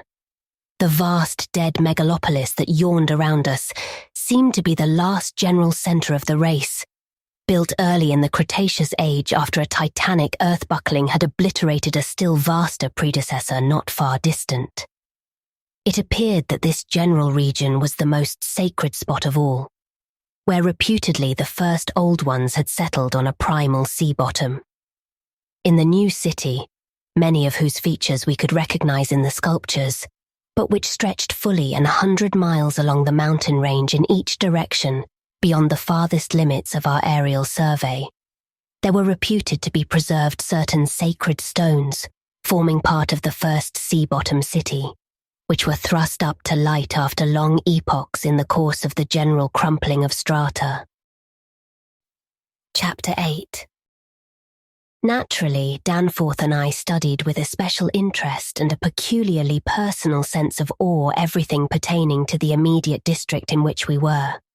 Of this local material there was naturally a vast abundance, and on the tangled ground level of the city, we were lucky enough to find a house of very late date, whose walls, though somewhat damaged by a neighbouring rift, contained sculptures of decadent workmanship, carrying the story of the region much beyond the period of the Pliocene map, whence we derived our last general glimpse of the pre-human world. This was the last place we examined in detail, since what we found there gave us a fresh, immediate objective. Certainly, we were in one of the strangest, weirdest, and most terrible of all the corners of Earth's globe. Of all existing lands, it was infinitely the most ancient, and the conviction grew upon us that this hideous upland must indeed be the fabled nightmare plateau of Leng, which even the mad author of the Necronomicon was reluctant to discuss. The great mountain chain was tremendously long, starting as a low range at Luitpold Land on the coast of Weddell Sea and virtually crossing the entire continent. The really high part stretched in a mighty arc from about latitude 82 degrees east longitude 60 degrees to latitude 70 degrees east, longitude 115 degrees, with its concave side toward our camp and its seaward end in the region of that long ice-locked coast, whose hills were glimpsed by Wilkes and Mawson at the Antarctic Circle. Yet even more monstrous exaggerations of nature seemed disturbingly close at hand. I have said that these peaks are higher than the Himalayas, but the sculptures forbid me to say that they are Earth's highest. That grim honour is beyond doubt reserved for something which half the sculptures hesitated to record at all, whilst others approached it with obvious repugnance and trepidation. It seems that there was one part of the ancient land, the first part that ever rose from the waters after the earth had flung off the moon and the old ones had seeped down from the stars, which had come to be shunned as vaguely and namelessly evil. Cities built there had crumbled before their time and had been found suddenly deserted. Then, when the first great earth-buckling had convulsed the region in the Comanchean age, a frightful line of peaks had shot suddenly up amidst the most appalling din and chaos, and earth had received her loftiest and most terrible mountains. If the scale of the carvings was correct, these abhorred things must have been much over 40,000 feet high, radically vaster than even the shocking mountains of madness we had crossed. They extended, it appeared, from about latitude 77 degrees east, longitude 70 degrees to latitude 70 degrees east, longitude 100 degrees, less than 300 miles away from the dead city, so that we would have spied their dreaded summits in the dim western distance had it not been for that vague, opalescent haze. Their northern end must likewise be visible from the long Antarctic Circle coastline at Queen Mary Land. Some of the old ones, in the decadent days, had made strange prayers to those mountains, but none ever went near them or dared to guess what lay beyond. No human eye had ever seen them, and as I studied the emotions conveyed in the carvings, I prayed that none ever might. There are protecting hills along the coast beyond them, Queen Mary and Kaiser Wilhelm lands, and I thank heaven no one has been able to land and climb those hills.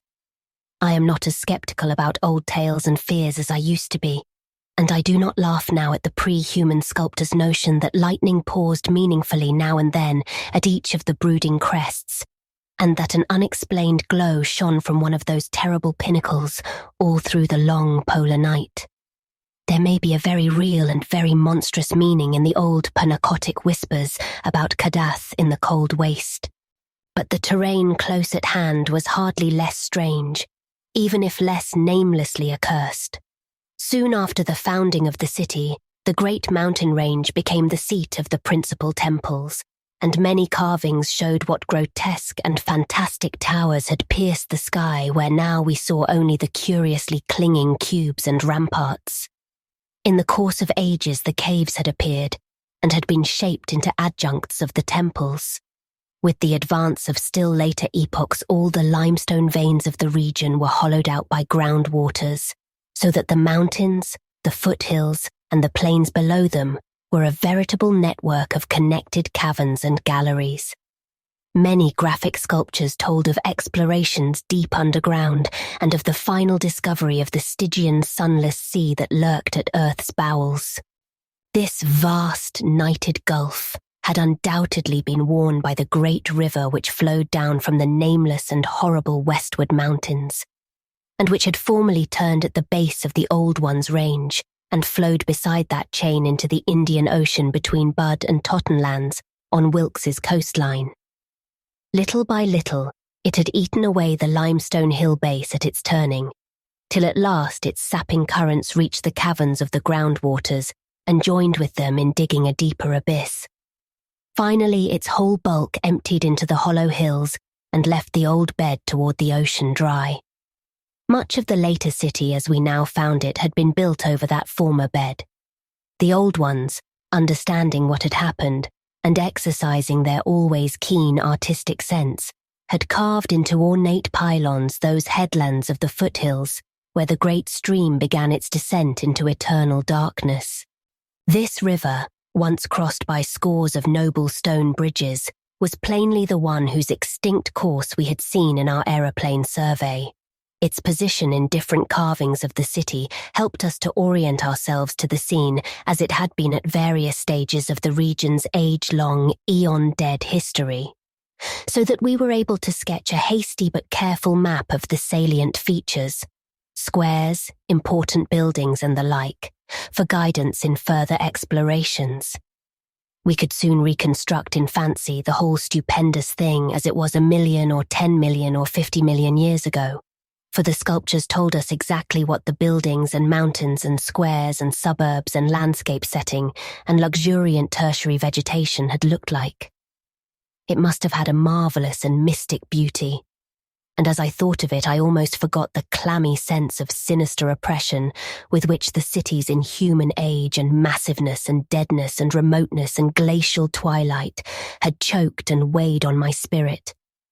Yet according to certain carvings, the denizens of that city had themselves known the clutch of oppressive terror, for there was a sombre and recurrent type of scene in which the old ones were shown in the act of recoiling affrightedly from some object, never allowed to appear in the design, found in the great river and indicated as having been washed down through waving, vine-draped cycad forests from those horrible westward mountains.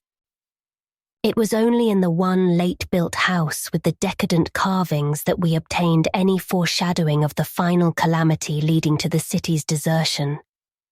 Undoubtedly, there must have been many sculptures of the same age elsewhere, even allowing for the slackened energies and aspirations of a stressful and uncertain period.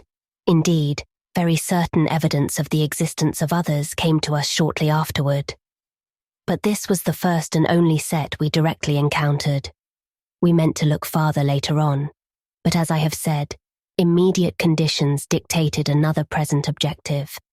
There would, though, have been a limit, for after all hope of a long future occupancy of the place had perished among the old ones, there could not but have been a complete cessation of mural decoration.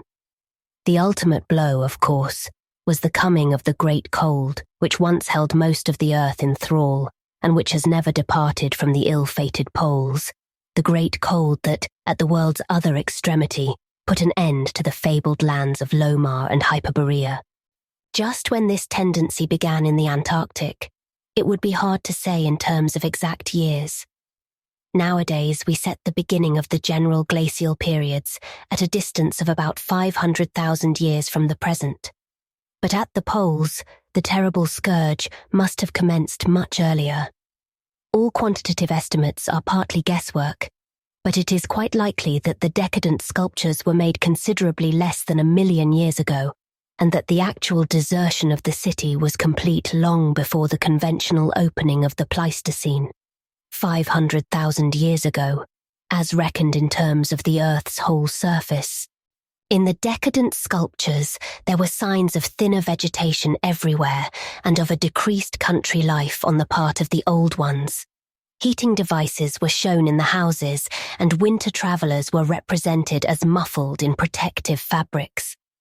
Then we saw a series of cartouches, the continuous band arrangement being frequently interrupted in these late carvings, depicting a constantly growing migration to the nearest refuges of greater warmth, some fleeing to cities under the sea off the faraway coast, and some clambering down through networks of limestone caverns in the hollow hills to the neighbouring black abyss of subterrane waters. In the end, it seems to have been the neighbouring abyss which received the greatest colonisation. This was partly due, no doubt, to the traditional sacredness of this especial region, but may have been more conclusively determined by the opportunities it gave for continuing the use of the great temples on the honeycombed mountains, and for retaining the vast land city as a place of summer residence and base of communication with various minds. The linkage of old and new abodes was made more effective by means of several gradings and improvements along the connecting routes, including the chiselling of numerous direct tunnels from the ancient metropolis to the Black Abyss, sharply down-pointing tunnels whose mouths we carefully drew, according to our most thoughtful estimates, on the guide map we were compiling. It was obvious that at least 2 of these tunnels lay within a reasonable exploring distance of where we were. both being on the mountainward edge of the city, one less than a quarter-mile toward the ancient river course, and the other, perhaps twice that distance in the opposite direction. The abyss, it seems, had shelving shores of dry land at certain places, but the old ones built their new city underwater, no doubt because of its greater certainty of uniform warmth. The depth of the hidden sea appears to have been very great, so that the Earth's internal heat could ensure its habitability for an indefinite period. The beings seem to have had no trouble in adapting themselves to part-time and eventually, of course, whole-time residence underwater, since they had never allowed their gill systems to atrophy. There were many sculptures which showed how they had always frequently visited their submarine kinsfolk elsewhere, and how they had habitually bathed on the deep bottom of their great river. The darkness of inner Earth could likewise have been no deterrent to a race accustomed to long Antarctic nights. Decadent though their style undoubtedly was, these latest carvings had a truly epic quality where they told of the building of the new city in the cavern sea. The old ones had gone about it scientifically, quarrying insoluble rocks from the heart of the honeycombed mountains and employing expert workers from the nearest submarine city to perform the construction according to the best methods. These workers brought with them all that was necessary to establish the new venture: shoggoth tissue from which to breed stone lifters and subsequent beasts of burden for the cavern city, and other protoplasmic matter to mould into phosphorescent organisms for lighting purposes. At last, a mighty metropolis rose on the bottom of that Stygian sea, its architecture much like that of the city above, and its workmanship displaying relatively little decadence because of the precise mathematical element inherent in building operations. The newly bred shoggoths grew to enormous size and singular intelligence, and were represented as taking and executing orders with marvellous quickness. They seemed to converse with the old ones by mimicking their voices, a sort of musical piping over a wide range, if poor Lake's dissection had indicated aright, and to work more from spoken commands than from hypnotic suggestions as in earlier times. They were, however, kept in admirable control. The phosphorescent organisms supplied light with vast effectiveness, and doubtless atoned for the loss of the familiar polar auroras of the outer world night. Art and decoration were pursued, though, of course, with a certain decadence. The old ones seemed to realize this falling off themselves, and in many cases anticipated the policy of Constantine the Great by transplanting especially fine blocks of ancient carving from their land city, just as the emperor, in a similar age of decline, stripped Greece and Asia of their finest art to give his new Byzantine capital greater splendors than its own people could create. That the transfer of sculptured blocks had not been more extensive was doubtless owing to the fact that the land city was not at first wholly abandoned. By the time total abandonment did occur, and it surely must have occurred before the polar Pleistocene was far advanced, the old ones had perhaps become satisfied with their decadent art, or had ceased to recognize the superior merit of the older carvings. At any rate, the eon-silent ruins around us had certainly undergone no wholesale sculptural denudation, though all the best separate statues, like other movables, had been taken away. The decadent cartouches and dados telling this story were, as I have said, the latest we could find in our limited search. They left us with a picture of the old ones shuttling back and forth betwixt the land city in summer and the sea cavern city in winter, and sometimes trading with the sea-bottom cities off the Antarctic coast. By this time, the ultimate doom of the land city must have been recognized, for the sculptures showed many signs of the cold's malign encroachments. Vegetation was declining, and the terrible snows of the winter no longer melted completely even in midsummer.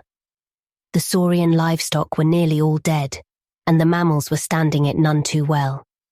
To keep on with the work of the upper world, it had become necessary to adapt some of the amorphous and curiously cold-resistant shoggoths to land life, a thing the old ones had formerly been reluctant to do. The great river was now lifeless, and the upper sea had lost most of its denizens except the seals and whales. All the birds had flown away, save only the great grotesque penguins. What had happened afterward we could only guess. How long had the new sea cavern city survived? Was it still down there, a stony corpse in eternal blackness? Had the subterranean waters frozen at last? To what fate had the ocean-bottom cities of the outer world been delivered? Had any of the old ones shifted north ahead of the creeping ice cap? Existing geology shows no trace of their presence. Had the frightful Migo been still a menace in the outer land world of the north? Could one be sure of what might or might not linger even to this day in the lightless and unplumbed abysses of Earth's deepest waters? Those things had seemingly been able to withstand any amount of pressure, and men of the sea have fished up curious objects at times. And has the killer whale theory really explained the savage and mysterious scars on Antarctic seals noticed a generation ago by Borchgrevink? The specimens found by Poor Lake did not enter into these guesses, for their geologic setting proved them to have lived at what must have been a very early date in the land city's history. They were, according to their location, certainly not less than 30 million years old, and we reflected that in their day the sea cavern city, and indeed the cavern itself, had no existence. They would have remembered an older scene with lush tertiary vegetation everywhere, a younger land city of flourishing arts around them, and a great river sweeping northward along the base of the mighty mountains toward a faraway tropic ocean. And yet, we could not help thinking about these specimens, especially about the 8 perfect ones that were missing from Lake's hideously ravaged camp. There was something abnormal about that whole business. The strange things we had tried so hard to lay to somebody's madness, those frightful graves, the amount and nature of the missing material, Gedney, the unearthly toughness of those archaic monstrosities, and the queer vital freaks the sculptures now showed the race to have. Danforth and I had seen a good deal in the last few hours, and were prepared to believe and keep silent about many appalling and incredible secrets of primal nature. Chapter 9. I have said that our study of the decadent sculptures brought about a change in our immediate objective. This, of course, had to do with the chiseled avenues to the black inner world, of whose existence we had not known before, but which we were now eager to find and traverse. From the evident scale of the carvings, we deduced that a steeply descending walk of about a mile through either of the neighbouring tunnels would bring us to the brink of the dizzy sunless cliffs above the great abyss, down whose side adequate paths, improved by the old ones, led to the rocky shore of the hidden and nighted ocean. To behold this fabulous gulf in stark reality was a lure which seemed impossible of resistance once we knew of the thing, yet we realized we must begin the quest at once if we expected to include it on our present flight. It was now 8 p.m., and we had not enough battery replacements to let our torches burn on forever.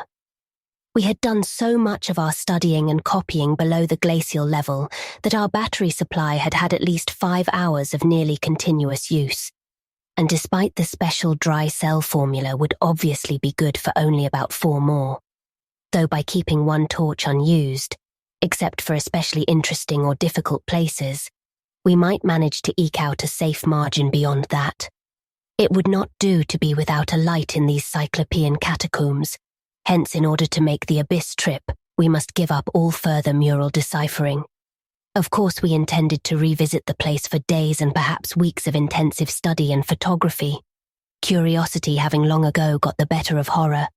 But just now we must hasten. Our supply of trailblazing paper was far from unlimited, and we were reluctant to sacrifice spare notebooks or sketching paper to augment it. But we did let one large notebook go. If worst came to worst, we could resort to rock chipping, and of course it would be possible, even in case of really lost direction, to work up to full daylight by one channel or another if granted sufficient time for plentiful trial and error. So at last, we set off eagerly in the indicated direction of the nearest tunnel. According to the carvings from which we had made our map, The desired tunnel mouth could not be much more than a quarter-mile from where we stood, the intervening space showing solid-looking buildings quite likely to be penetrable still at a subglacial level. The opening itself would be in the basement, on the angle nearest the foothills, of a vast five-pointed structure of evidently public and perhaps ceremonial nature, which we tried to identify from our aerial survey of the ruins. No such structure came to our minds as we recalled our flight. Hence, we concluded that its upper parts had been greatly damaged, or that it had been totally shattered in an ice rift we had noticed.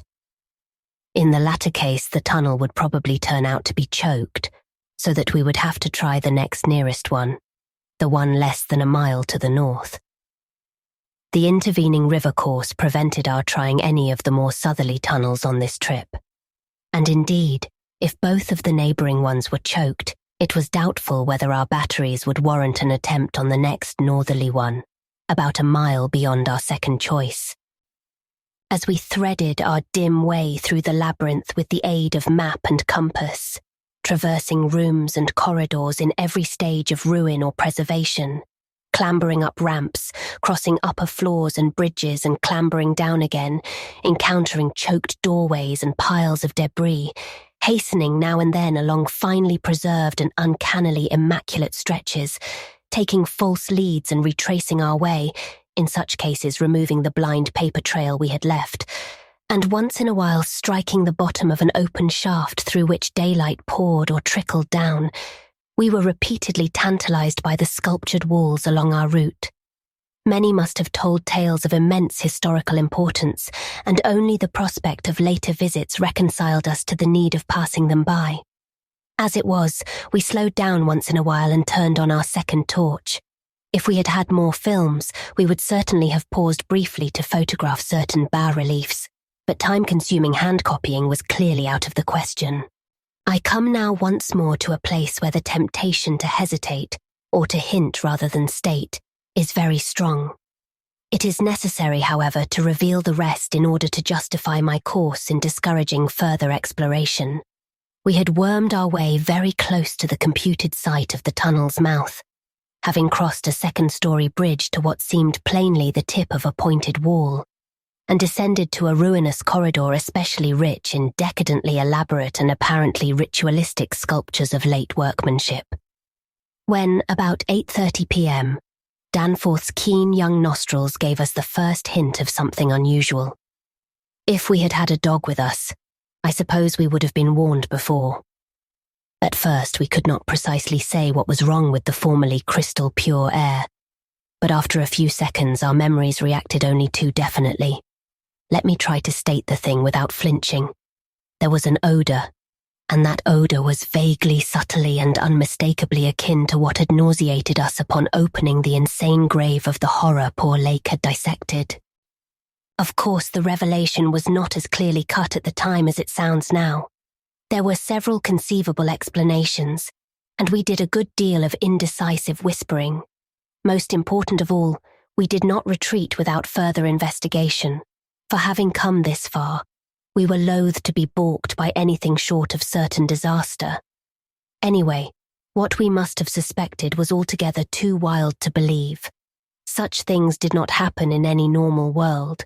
It was probably sheer irrational instinct which made us dim our single torch, tempted no longer by the decadent and sinister sculptures that leered menacingly from the oppressive walls, and which softened our progress to a cautious tiptoeing and crawling over the increasingly littered floor and heaps of debris. Danforth's eyes as well as nose proved better than mine, for it was likewise he who first noticed the queer aspect of the debris after we had passed many half-choked arches leading to chambers and corridors on the ground level. It did not look quite as it ought after countless thousands of years of desertion, and when we cautiously turned on more light, we saw that a kind of swath seemed to have been lately tracked through it. The irregular nature of the litter precluded any definite marks, but in the smoother places there were suggestions of the dragging of heavy objects.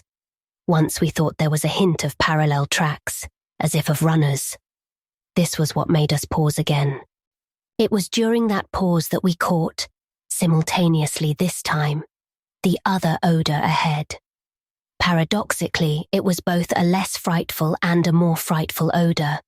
Less frightful intrinsically, but infinitely appalling in this place under the known circumstances. Unless, of course, Gedney, for the odour was the plain and familiar one of common petrol, everyday gasoline. Our motivation after that is something I will leave to psychologists.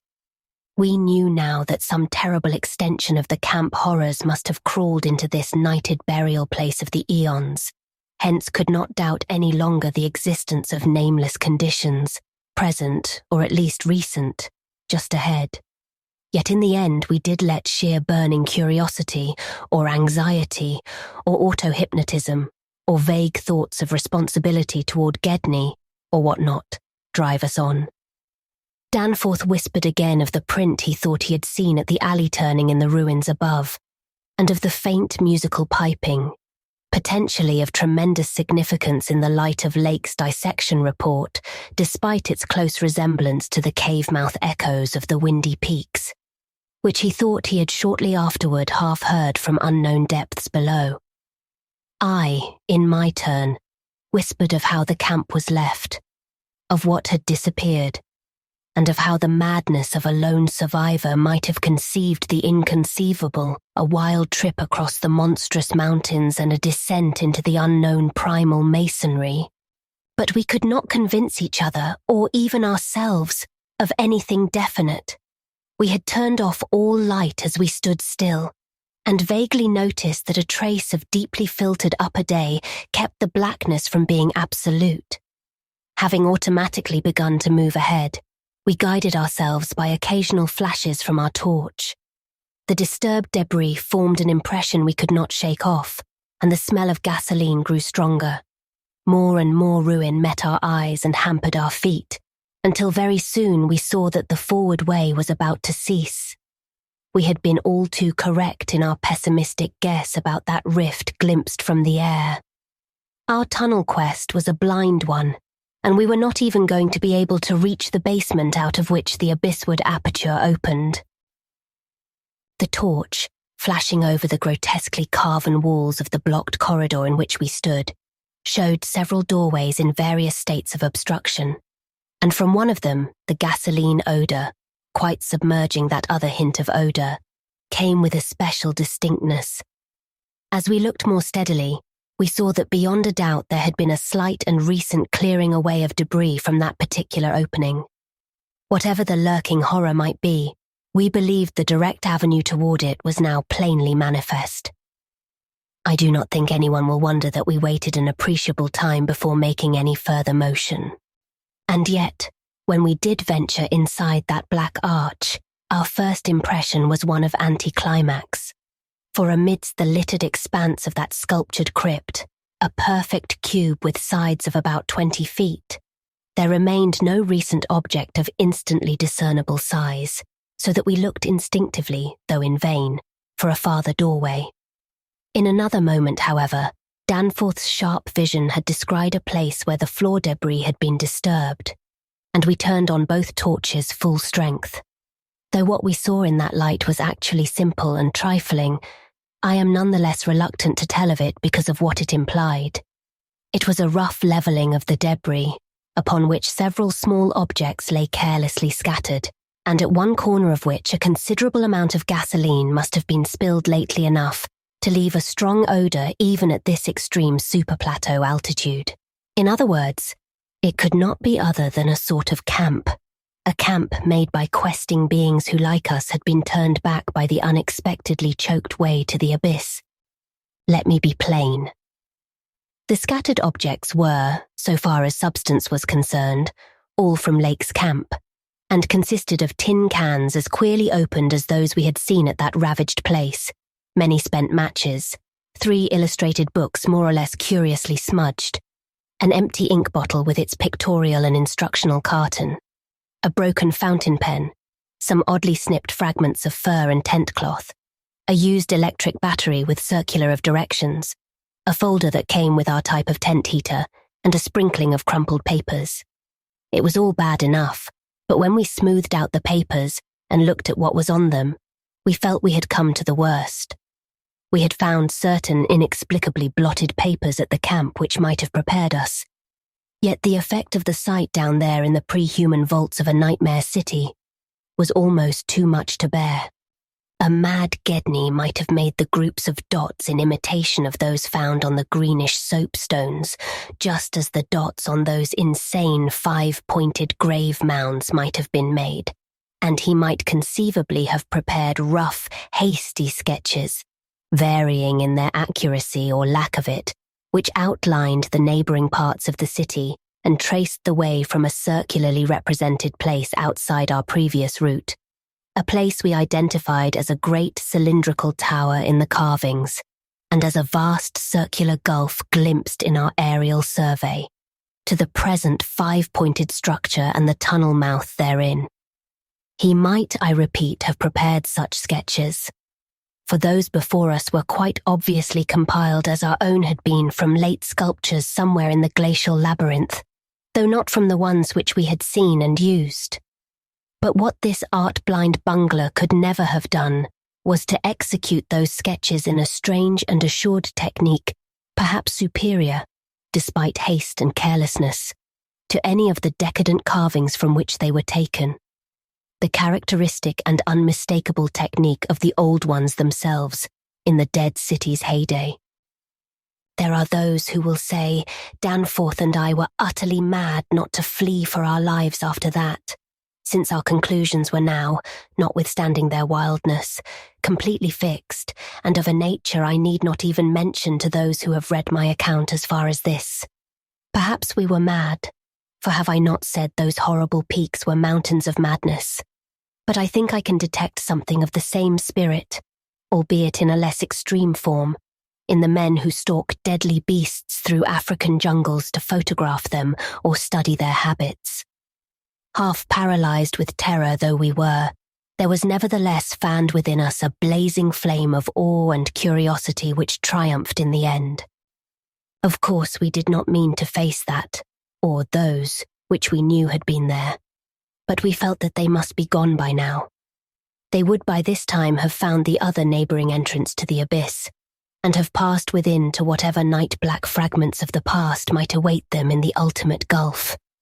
The ultimate gulf they had never seen. Or if that entrance too was blocked, they would have gone on to the north seeking another. They were, we remembered, partly independent of light. Looking back to that moment, I can scarcely recall just what precise form our new emotions took, just what change of immediate objective it was that so sharpened our sense of expectancy. We certainly did not mean to face what we feared, yet I will not deny that we may have had a lurking, unconscious wish to spy certain things from some hidden vantage point. Probably we had not given up our zeal to glimpse the abyss itself, though there was interposed a new goal in the form of that great circular place shown on the crumpled sketches we had found. We had at once recognised it as a monstrous cylindrical tower figuring in the very earliest carvings, but appearing only as a prodigious round aperture from above. Something about the impressiveness of its rendering, even in these hasty diagrams, made us think that its subglacial levels must still form a feature of peculiar importance. Perhaps it embodied architectural marvels as yet unencountered by us. It was certainly of incredible age according to the sculptures in which it figured, being indeed among the first things built in the city. Its carvings, if preserved, could not but be highly significant. Moreover, it might form a good present link with the upper world, a shorter route than the one we were so carefully blazing, and probably that by which those others had descended. At any rate, the thing we did was to study the terrible sketches, which quite perfectly confirmed our own, and start back over the indicated course to the circular place, the course which our nameless predecessors must have traversed twice before us. The other neighbouring gate to the abyss would lie beyond that. I need not speak of our journey, during which we continued to leave an economical trail of paper, for it was precisely the same in kind as that by which we had reached the cul-de-sac, except that it tended to adhere more closely to the ground level and even descend to basement corridors. Every now and then we could trace certain disturbing marks in the debris or litter underfoot, and after we had passed outside the radius of the gasoline scent, we were again faintly conscious, spasmodically, of that more hideous and more persistent scent. After the way had branched from our former course, we sometimes gave the rays of our single torch a furtive sweep along the walls, noting in almost every case the well-nigh omnipresent sculptures, which indeed seemed to have formed a main aesthetic outlet for the old ones. About 9:30 p.m., while traversing a vaulted corridor whose increasingly glaciated floor seemed somewhat below the ground level and whose roof grew lower as we advanced, we began to see strong daylight ahead and were able to turn off our torch. It appeared that we were coming to the vast circular place, and that our distance from the upper air could not be very great. The corridor ended in an arch, surprisingly low for these megalithic ruins, but we could see much through it even before we emerged. Beyond there stretched a prodigious round space, fully 200 feet in diameter, strewn with debris and containing many choked archways corresponding to the one we were about to cross. The walls were, in available spaces, boldly sculptured into a spiral band of heroic proportions, and displayed, despite the destructive weathering caused by the openness of the spot, an artistic splendor far beyond anything we had encountered before. The littered floor was quite heavily glaciated, and we fancied that the true bottom lay at a considerably lower depth. But the salient object of the place was the titanic stone ramp which, eluding the archways by a sharp turn outward into the open floor, wound spirally up the stupendous cylindrical wall like an inside counterpart of those once climbing outside the monstrous towers or ziggurats of antique Babylon. Only the rapidity of our flight, and the perspective which confounded the descent with the tower's inner wall, had prevented our noticing this feature from the air, and thus caused us to seek another avenue to the sub-glacial level. Pabody might have been able to tell what sort of engineering held it in place, but Danforth and I could merely admire and marvel. We could see mighty stone corbels and pillars here and there, but what we saw seemed inadequate to the function performed.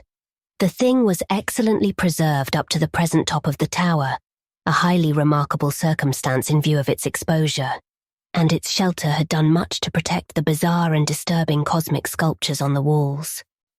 As we stepped out into the awesome half-daylight of this monstrous cylinder bottom, 50 million years old, and without doubt the most primally ancient structure ever to meet our eyes, we saw that the ramp-traversed sides stretched dizzily up to a height of fully 60 feet.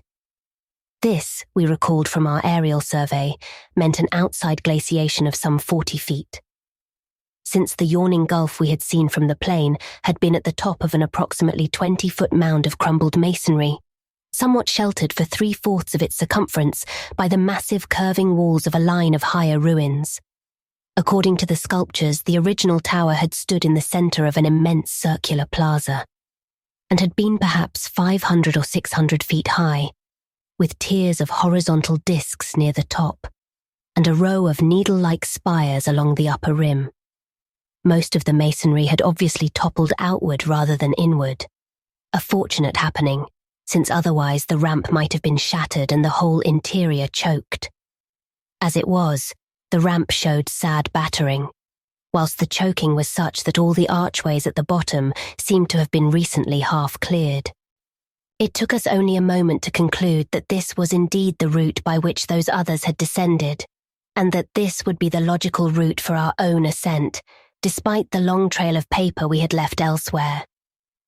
The tower's mouth was no farther from the foothills and our waiting plain than was the great terraced building we had entered, and any further subglacial exploration we might make on this trip would lie in this general region.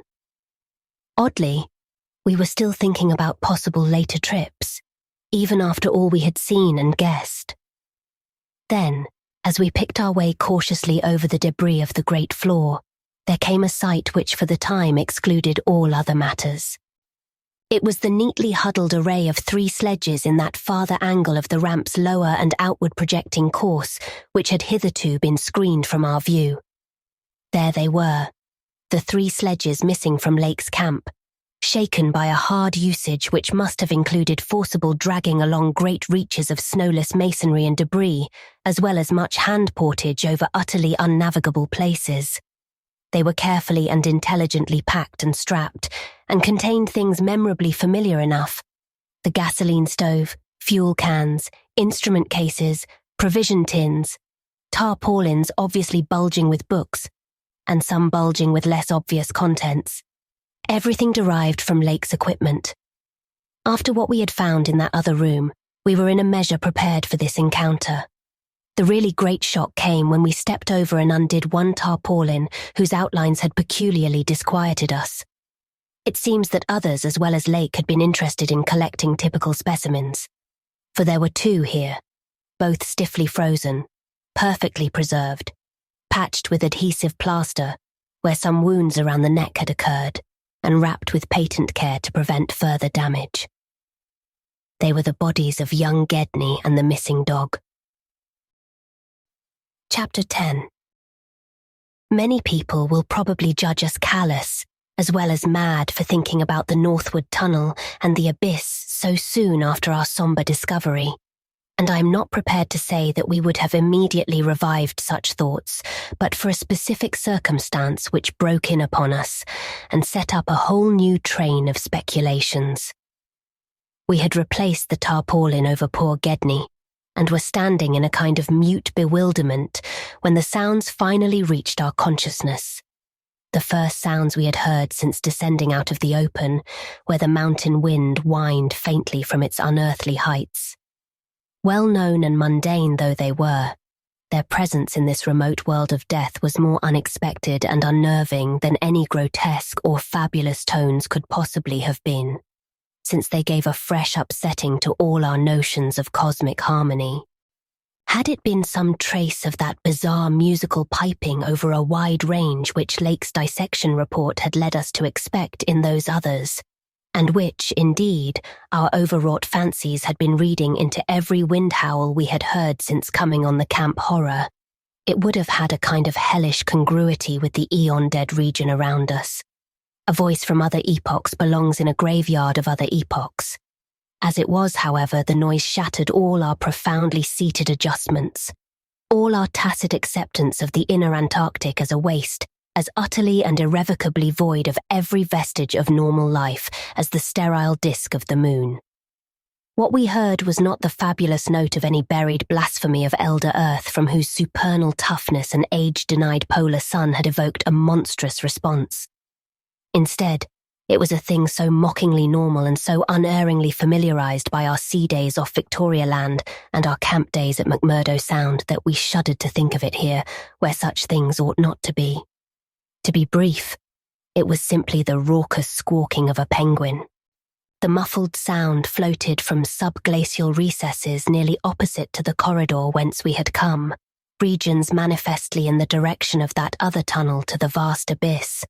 The presence of a living waterbird in such a direction, in a world whose surface was one of age-long and uniform lifelessness, could lead to only one conclusion. Hence, our first thought was to verify the objective reality of the sound. It was indeed repeated, and seemed at times to come from more than one throat. Seeking its source, we entered an archway from which much debris had been cleared, resuming our trailblazing, with an added paper supply taken with curious repugnance from one of the tarpaulin bundles on the sledges, when we left daylight behind. As the glaciated floor gave place to a litter of detritus, we plainly discerned some curious dragging tracks, and once Danforth found a distinct print of a sort whose description would be only too superfluous. The course indicated by the penguin cries was precisely what our map and compass prescribed as an approach to the more northerly tunnel mouth, and we were glad to find that a bridgeless thoroughfare on the ground and basement levels seemed open. The tunnel, according to the chart, ought to start from the basement of a large pyramidal structure, which we seemed vaguely to recall from our aerial survey as remarkably well preserved. Along our path, the single torch showed a customary profusion of carvings, but we did not pause to examine any of these. Suddenly, a bulky white shape loomed up ahead of us, and we flashed on the second torch. It is odd how wholly this new quest had turned our minds from earlier fears of what might lurk near. Those other ones, having left their supplies in the great circular place, must have planned to return after their scouting trip toward or into the abyss. Yet we had now discarded all caution concerning them as completely as if they had never existed. This white, waddling thing was fully 6 feet high, yet we seemed to realize at once that it was not one of those others. They were larger and dark, and according to the sculptures, their motion over land surfaces was a swift, assured matter, despite the queerness of their sea-borne tentacle equipment. But to say that the white thing did not profoundly frighten us would be vain. We were indeed clutched for an instant by a primitive dread almost sharper than the worst of our reasoned fears regarding those others. Then came a flash of anticlimax as the white shape sidled into a lateral archway to our left to join 2 others of its kind which had summoned it in raucous tones. For it was only a penguin, albeit of a huge unknown species larger than the greatest of the known king penguins, and monstrous in its combined albinism and virtual eyelessness. When we had followed the thing into the archway and turned both our torches on the indifferent and unheeding group of 3, we saw that they were all eyeless albinos of the same unknown and gigantic species.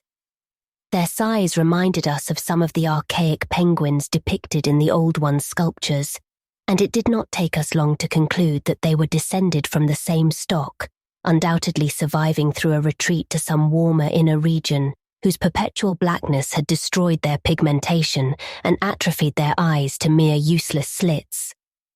That their present habitat was the vast abyss we sought was not for a moment to be doubted, and this evidence of the gulf's continued warmth and habitability filled us with the most curious and subtly perturbing fancies.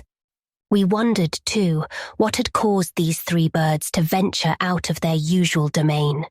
The state and silence of the great dead city made it clear that it had at no time been an habitual seasonal rookery, whilst the manifest indifference of the trio to our presence made it seem odd that any passing party of those others should have startled them. Was it possible that those others had taken some aggressive action or tried to increase their meat supply? We doubted whether that pungent odour which the dogs had hated could cause an equal antipathy in these penguins, since their ancestors had obviously lived on excellent terms with the Old Ones, an amicable relationship which must have survived in the abyss below as long as any of the Old Ones remained. Regretting, in a flare-up of the old spirit of pure science, that we could not photograph these anomalous creatures, we shortly left them to their squawking and pushed on toward the abyss whose openness was now so positively proved to us and whose exact direction occasional penguin tracks made clear. Not long afterward, a steep descent in a long, low, doorless and peculiarly sculptureless corridor led us to believe that we were approaching the tunnel mouth at last.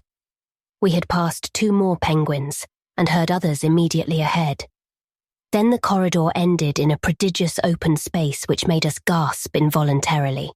A perfect inverted hemisphere, obviously deep underground, fully 100 feet in diameter and 50 feet high, with low archways opening around all parts of the circumference but one, and that one yawning cavernously with a black arched aperture which broke the symmetry of the vault to a height of nearly 15 feet. It was the entrance to the great abyss. In this vast hemisphere, whose concave roof was impressively though decadently carved to a likeness of the primordial celestial dome, a few albino penguins waddled, aliens there, but indifferent and unseeing. The black tunnel yawned indefinitely off at a steep descending grade, its aperture adorned with grotesquely chiselled jambs and lintel.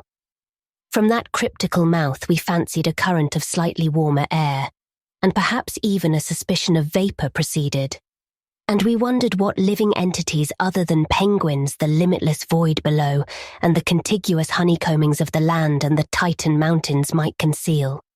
We wondered, too, whether the trace of mountaintop smoke at first suspected by Poor Lake, as well as the odd haze we had ourselves perceived around the rampart-crowned peak, might not be caused by the tortuous channeled rising of some such vapour from the unfathomed regions of Earth's core. Entering the tunnel, we saw that its outline was, at least at the start, about 15 feet each way. Sides, floor, and arched roof composed of the usual megalithic masonry. The sides were sparsely decorated with cartouches of conventional designs in a late, decadent style, and all the construction and carving were marvellously well preserved. The floor was quite clear, except for a slight detritus bearing outgoing penguin tracks and the inward tracks of those others. The farther one advanced, the warmer it became, so that we were soon unbuttoning our heavy garments. We wondered whether there were any actually igneous manifestations below, and whether the waters of that sunless sea were hot. After a short distance, the masonry gave place to solid rock, though the tunnel kept the same proportions and presented the same aspect of carved regularity.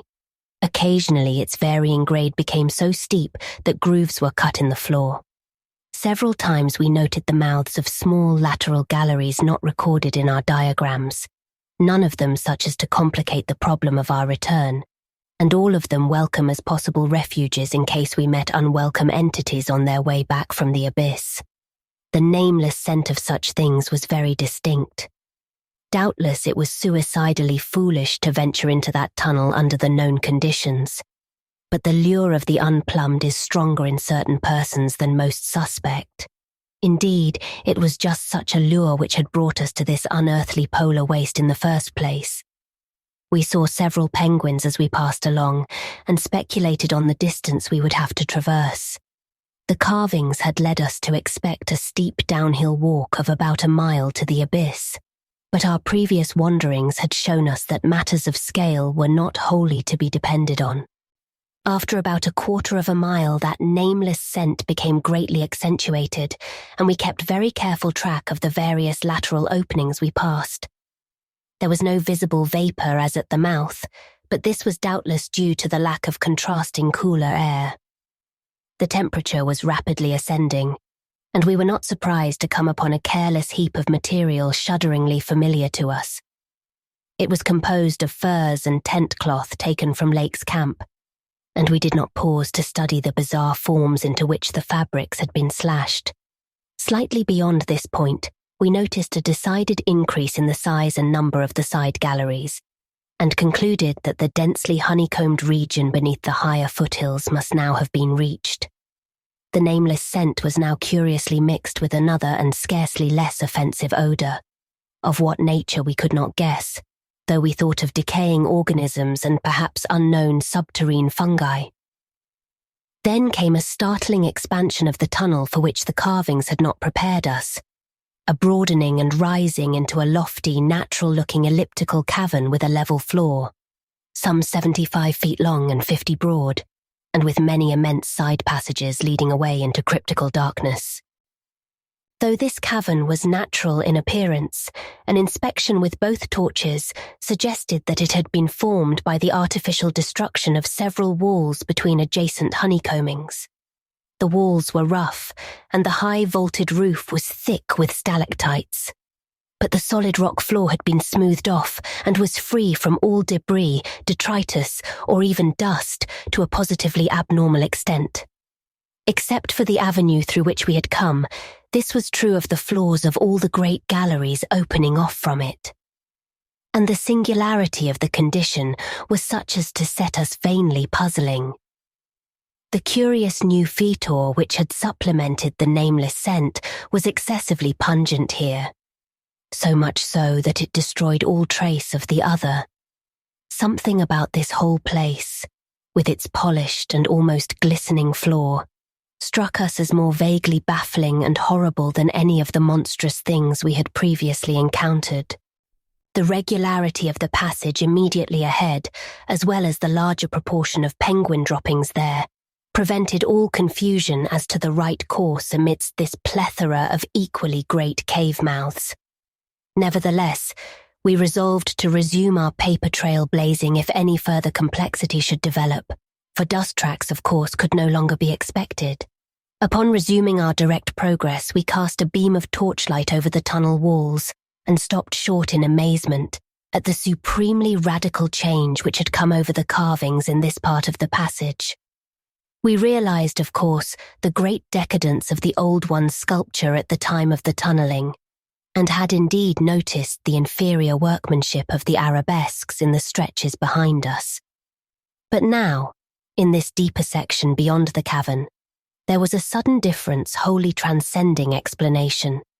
A difference in basic nature as well as in mere quality, and involving so profound and calamitous a degradation of skill that nothing in the hitherto observed rate of decline could have led one to expect it. This new and degenerate work was coarse, bold, and wholly lacking in delicacy of detail. It was countersunk with exaggerated depth in bands following the same general line as the sparse cartouches of the earlier sections, but the height of the reliefs did not reach the level of the general surface. Danforth had the idea that it was a second carving, a sort of palimpsest formed after the obliteration of a previous design. In nature it was wholly decorative and conventional, and consisted of crude spirals and angles roughly following the quintile mathematical tradition of the old ones, yet seeming more like a parody than a perpetuation of that tradition. We could not get it out of our minds that some subtly but profoundly alien element had been added to the aesthetic feeling behind the technique, an alien element, Danforth guessed, that was responsible for the manifestly laborious substitution. It was like, yet disturbingly unlike, what we had come to recognize as the Old One's art, and I was persistently reminded of such hybrid things as the ungainly palmyrene sculptures fashioned in the Roman manner. That others had recently noticed this belt of carving was hinted by the presence of a used torch battery on the floor in front of one of the most characteristic designs. Since we could not afford to spend any considerable time in study, we resumed our advance after a cursory look, though frequently casting beams over the walls to see if any further decorative changes developed. Nothing of the sort was perceived, though the carvings were in places rather sparse because of the numerous mouths of smooth-floored lateral tunnels. We saw and heard fewer penguins, but thought we caught a vague suspicion of an infinitely distant chorus of them somewhere deep within the earth. The new and inexplicable odour was abominably strong, and we could detect scarcely a sign of that other nameless scent. Puffs of visible vapour ahead bespoke increasing contrasts in temperature, and the relative nearness of the sunless sea cliffs of the great abyss. Then, quite unexpectedly, we saw certain obstructions on the polished floor ahead, obstructions which were quite definitely not penguins, and turned on our second torch after making sure that the objects were quite stationary. Chapter 11. Still another time have I come to a place where it is very difficult to proceed. I ought to be hardened by this stage, but there are some experiences and intimations which scar too deeply to permit of healing, and leave only such an added sensitiveness that memory re-inspires all the original horror. We saw, as I have said, certain obstructions on the polished floor ahead, and I may add that our nostrils were assailed almost simultaneously by a very curious intensification of the strange prevailing fetor, now quite plainly mixed with the nameless stench of those others which had gone before us. The light of the second torch left no doubt of what the obstructions were, and we dared approach them only because we could see, even from a distance, that they were quite as past all harming power as had been the 6 similar specimens unearthed from the monstrous star-mounded graves at Poor Lake's camp. They were, indeed, as lacking in completeness as most of those we had unearthed, though it grew plain from the thick, dark green pool gathering around them that their incompleteness was of infinitely greater recency. There seemed to be only 4 of them, whereas Lake's bulletins would have suggested no less than 8 as forming the group which had preceded us. To find them in this state was wholly unexpected, and we wondered what sort of monstrous struggle had occurred down here in the dark. Penguins, attacked in a body, retaliate savagely with their beaks, and our ears now made certain the existence of a rookery far beyond. Had those others disturbed such a place and aroused murderous pursuit? The obstructions did not suggest it, for penguin beaks against the tough tissues Lake had dissected could hardly account for the terrible damage our approaching glance was beginning to make out. Besides, the huge blind birds we had seen appeared to be singularly peaceful. Had there, then, been a struggle among those others? And were the absent four responsible? If so, where were they? Were they close at hand and likely to form an immediate menace to us? We glanced anxiously at some of the smooth-floored lateral passages as we continued our slow and frankly reluctant approach. Whatever the conflict was, it had clearly been that which had frightened the penguins into their unaccustomed wandering. It must, then, have arisen near that faintly heard rookery in the incalculable gulf beyond, since there were no signs that any birds had normally dwelt here. Perhaps, we reflected, there had been a hideous running fight, with the weaker party seeking to get back to the cached sledges when their pursuers finished them. One could picture the demoniac fray between namelessly monstrous entities as it surged out of the black abyss with great clouds of frantic penguins squawking and scurrying ahead. I say that we approached those sprawling and incomplete obstructions slowly and reluctantly. Would to heaven we had never approached them at all, but had run back at top speed out of that blasphemous tunnel with the greasily smooth floors and the degenerate murals aping and mocking the things they had superseded. Run back before we had seen what we did see, and before our minds were burned with something which will never let us breathe easily again. Both of our torches were turned on the prostrate objects, so that we soon realized the dominant factor in their incompleteness. Mauled, compressed, twisted and ruptured as they were, their chief common injury was total decapitation. From each one the tentacled starfish head had been removed, and as we drew near, we saw that the manner of removal looked more like some hellish tearing or suction than like any ordinary form of cleavage.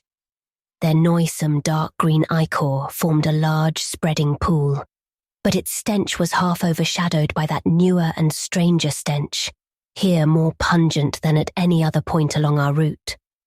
Only when we had come very close to the sprawling obstructions could we trace that second, unexplainable fetor to any immediate source, and the instant we did so, Danforth, remembering certain very vivid sculptures of the Old One's history in the Permian Age 150 million years ago, gave vent to a nerve-tortured cry which echoed hysterically through that vaulted and archaic passage with the evil palimpsest carvings.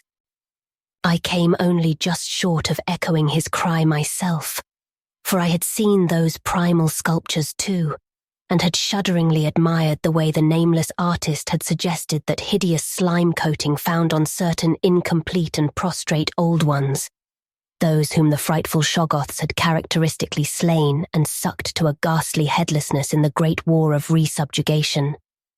They were infamous, nightmare sculptures, even when telling of age-old bygone things. For Shoggoths and their work ought not to be seen by human beings or portrayed by any beings. The mad author of the Necronomicon had nervously tried to swear that none had been bred on this planet, and that only drugged dreamers had ever conceived them, formless protoplasm able to mock and reflect all forms and organs and processes, viscous agglutinations of bubbling cells, rubbery 15-foot spheroids infinitely plastic and ductile, slaves of suggestion, builders of cities, more and more sullen, more and more intelligent, more and more amphibious, more and more imitative. Great God! What madness made even those blasphemous old ones willing to use and to carve such things?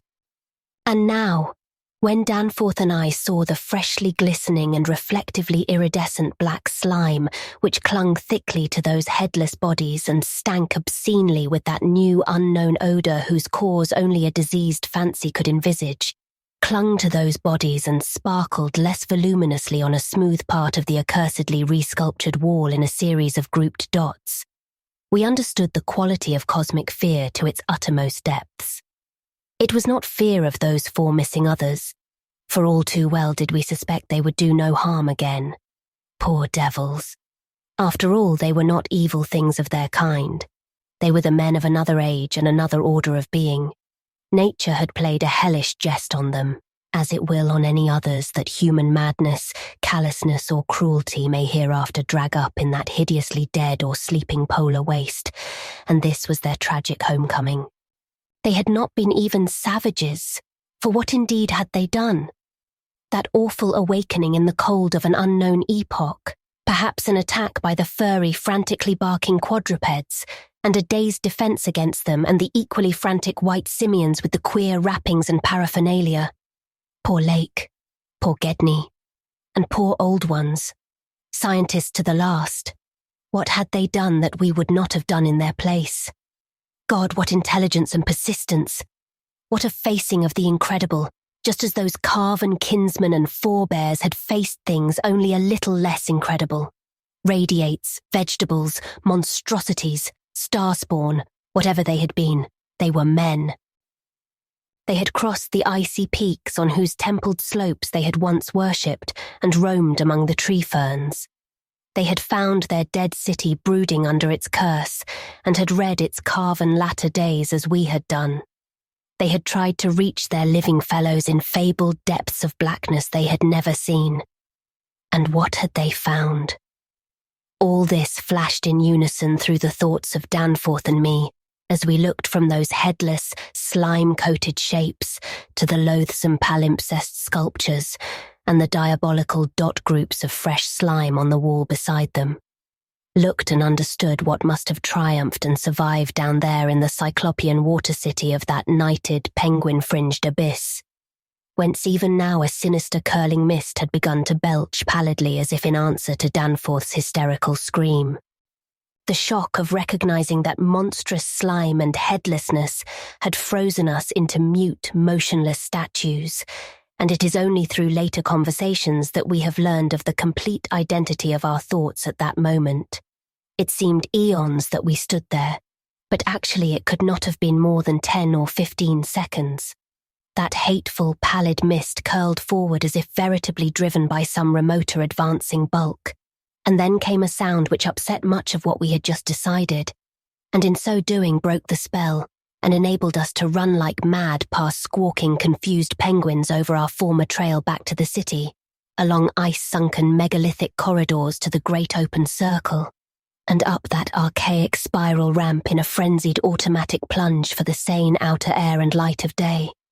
The new sound, as I have intimated, upset much that we had decided, because it was what poor Lake's dissection had led us to attribute to those we had just judged dead. It was, Danforth later told me, precisely what he had caught in infinitely muffled form when at that spot beyond the alley corner above the glacial level. And it certainly had a shocking resemblance to the windpipings we had both heard around the lofty mountain caves. At the risk of seeming puerile, I will add another thing too, if only because of the surprising way Danforth's impression chimed with mine. Of course, common reading is what prepared us both to make the interpretation, though Danforth has hinted at queer notions about unsuspected and forbidden sources to which Poe may have had access when writing his Arthur Gordon Pym a century ago. It will be remembered that in that fantastic tale there is a word of unknown but terrible and prodigious significance connected with the Antarctic, and screamed eternally by the gigantic, spectrally snowy birds of that malign region's core. Tekeli-li, Tekeli-li! That, I may admit, is exactly what we thought we heard conveyed by that sudden sound behind the advancing white mist, that insidious musical piping over a singularly wide range.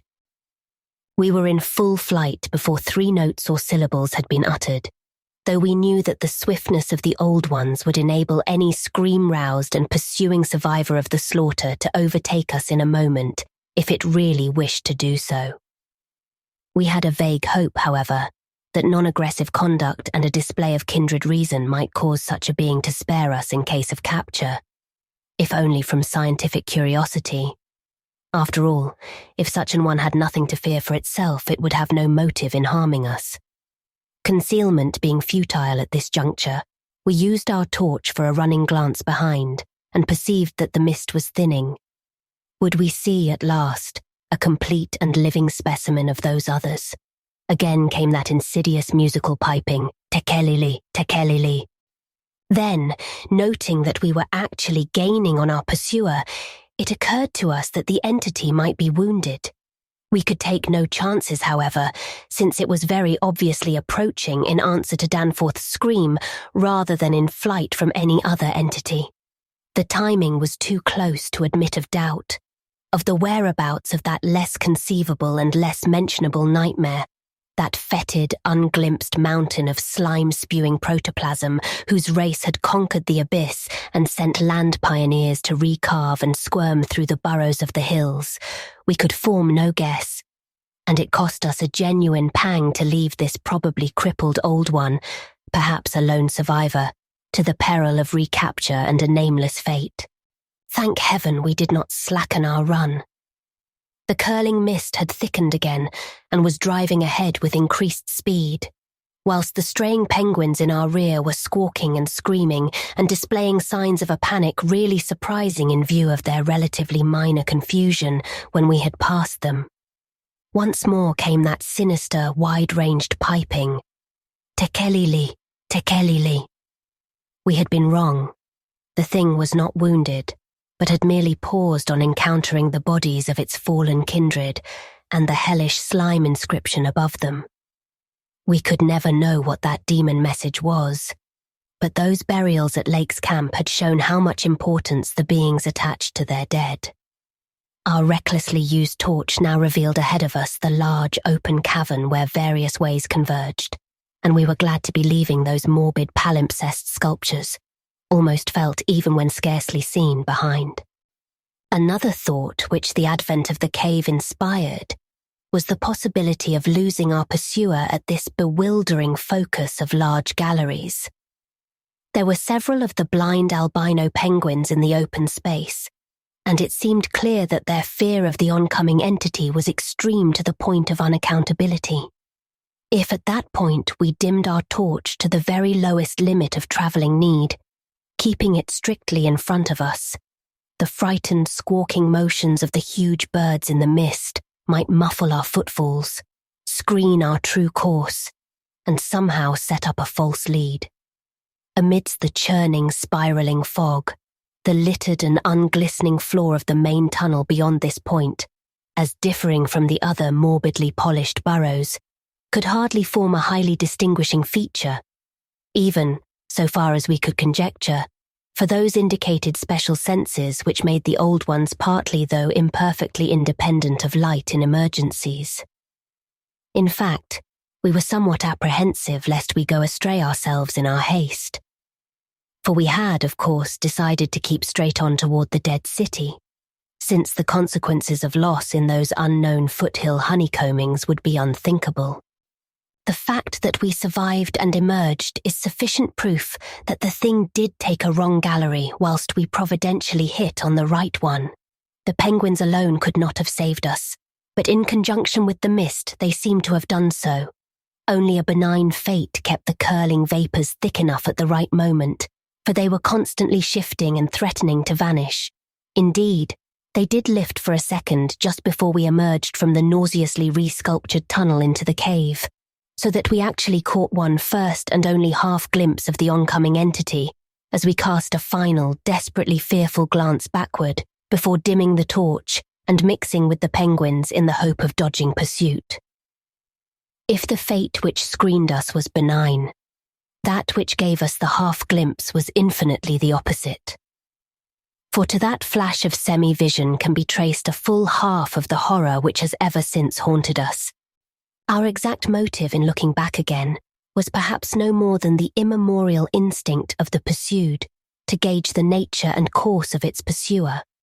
Or perhaps it was an automatic attempt to answer a subconscious question raised by one of our senses. In the midst of our flight, with all our faculties centered on the problem of escape, we were in no condition to observe and analyze details. Yet even so, our latent brain cells must have wondered at the message brought them by our nostrils.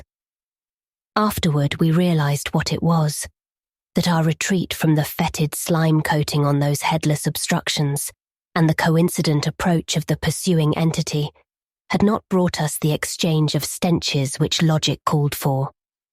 In the neighborhood of the prostrate things that new and lately unexplainable fetor had been wholly dominant. But by this time it ought to have largely given place to the nameless stench associated with those others. This it had not done, for instead the newer and less bearable smell was now virtually undiluted and growing more and more poisonously insistent each second. So we glanced back, simultaneously it would appear, though no doubt the incipient motion of one prompted the imitation of the other. As we did so, we flashed both torches full strength at the momentarily thinned mist, either from sheer primitive anxiety to see all we could, or in a less primitive but equally unconscious effort to dazzle the entity before we dimmed our light and dodged among the penguins of the labyrinth center ahead. Unhappy act. Not Orpheus himself, or Lot's wife, paid much more dearly for a backward glance. And again came that shocking wide-ranged piping, Tekelili, Tekelili. I might as well be frank, even if I cannot bear to be quite direct, in stating what we saw, though at the time we felt that it was not to be admitted even to each other. The words reaching the reader can never even suggest the awfulness of the sight itself. It crippled our consciousness so completely that I wonder we had the residual sense to dim our torches as planned, and to strike the right tunnel toward the dead city. Instinct alone must have carried us through, perhaps better than reason could have done. Though if that was what saved us, we paid a high price. Of reason, we certainly had little enough left. Danforth was totally unstrung, and the first thing I remember of the rest of the journey was hearing him light-headedly chant an hysterical formula in which I, alone of mankind, could have found anything but insane irrelevance.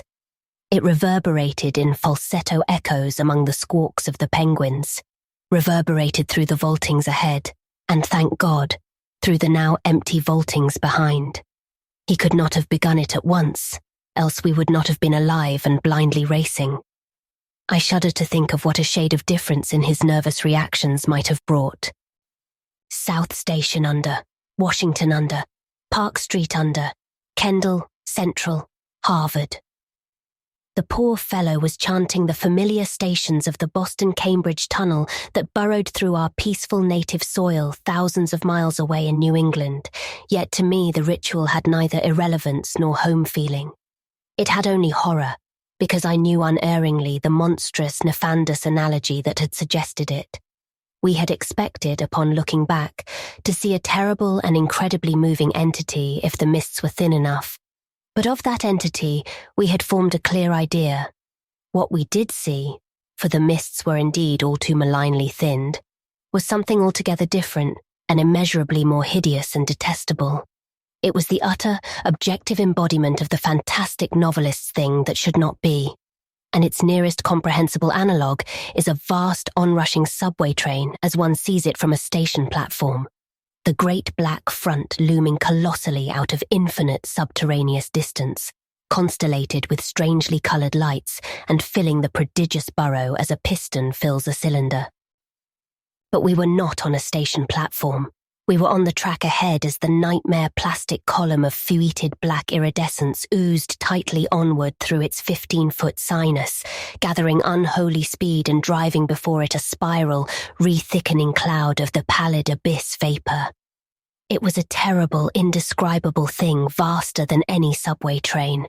A shapeless congeries of protoplasmic bubbles, faintly self-luminous, and with myriads of temporary eyes forming and unforming as pustules of greenish light all over the tunnel-filling front that bore down upon us, crushing the frantic penguins and slithering over the glistening floor that it and its kind had swept so evilly free of all litter. Still came that eldritch, mocking cry, Tekeli li, Tekeli li. and at last we remembered that the demoniac Shoggoths, given life, thought, and plastic organ patterns solely by the old ones, and having no language save that which the dot groups expressed, had likewise no voice save the imitated accents of their bygone masters. Chapter 12. Danforth and I have recollections of emerging into the great sculptured hemisphere and of threading our back trail through the cyclopean rooms and corridors of the dead city. Yet these are purely dream fragments involving no memory of volition, details, or physical exertion. It was as if we floated in a nebulous world or dimension without time, causation, or orientation. The grey half-daylight of the vast circular space sobered us somewhat, but we did not go near those cached sledges or look again at poor Gedney and the dog. They have a strange and titanic mausoleum, and I hope the end of this planet will find them still undisturbed. It was while struggling up the colossal spiral incline that we first felt the terrible fatigue and short breath which our race through the thin plateau air had produced. But not even the fear of collapse could make us pause before reaching the normal outer realm of sun and sky.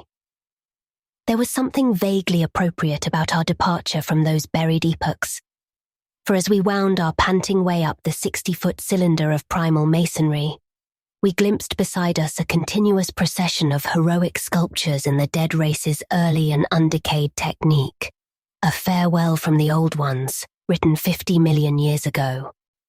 Finally scrambling out at the top, we found ourselves on a great mound of tumbled blocks, with the curved walls of higher stonework rising westward, and the brooding peaks of the great mountains showing beyond the more crumbled structures toward the east.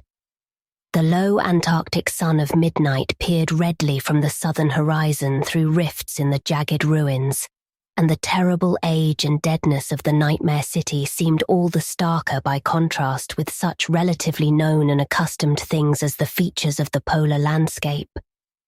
The sky above was a churning and opalescent mass of tenuous ice vapours, and the cold clutched at our vitals.